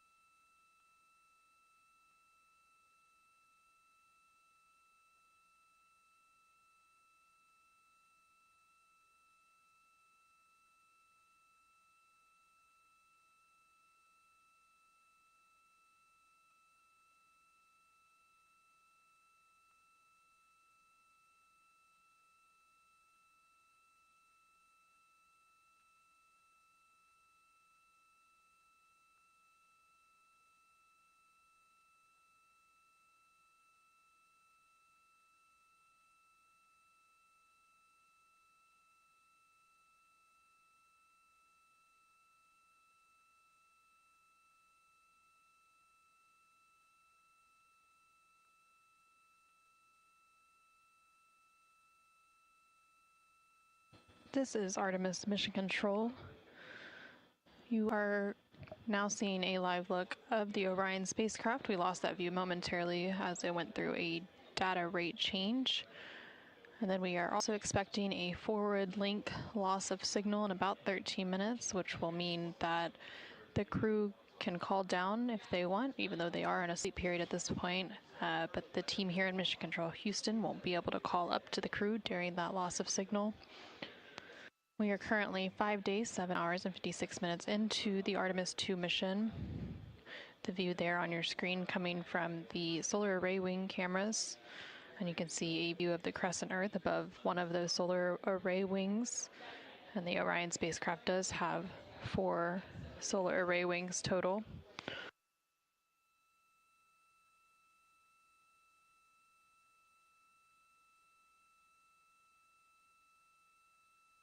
The flight control position here in Mission Control that monitors some of those data rate changes is known as INCO, which stands for the Instrumentation and Communications Officer, and they manage the communication systems of the Orion spacecraft, including the phased array antennas, baseband signal processors, and audio systems.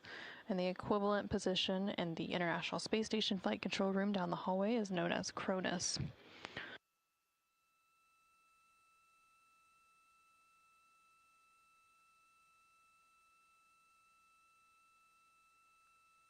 The crew on board the Orion spacecraft entered their sleep period about 20 minutes ago. They will remain in this sleep period for about 8.5 hours total. And this is rounding out flight day 6. The crew spent the majority of their day today on flight day 6 making science observations and capturing imagery as part of the lunar flyby, during which Orion and its crew passed approximately 4,000 to 6,000 miles from the moon and provided the crew with a full disk view of the lunar surface. And from this higher vantage point, the crew was able to observe both poles and large-scale geological features in a single view. And the Artemis II crew also became the first humans to directly observe certain far-side regions of the moon with unaided eyes. During the flyby, the crew also surpassed the Apollo 13 distance record and reached the farthest distance from the Earth during their mission at a distance of 252,756 miles, which was 4,112 miles farther than Apollo 13. A couple minutes prior to that farthest distance, Orion made its closest approach to the moon at a distance of 4,067 miles.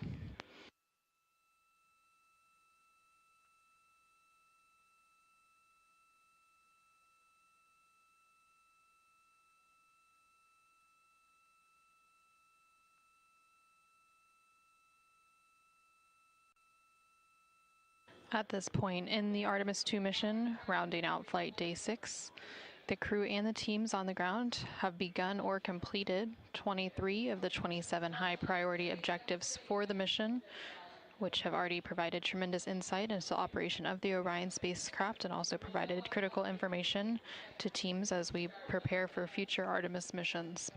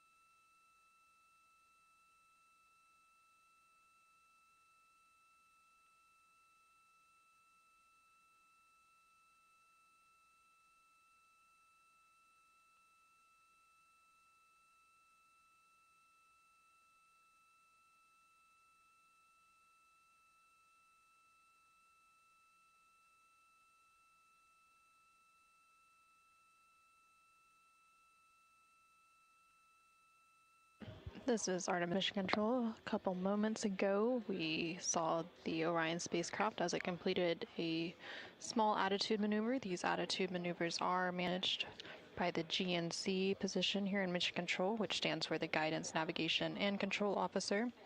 They're responsible for commanding those attitude maneuvers. And during that maneuver, you could also get a good look at some of the solar array wings as they were positioning. There are 4 solar array wings, which are sometimes referred to as saws, on the service module of the Orion spacecraft, and each of those solar array wings is made of 3 panels, and each of those panels is approximately 6.5 by 6.5, and the total length of each solar array wing is nearly 23 feet, which is about 7 meters long.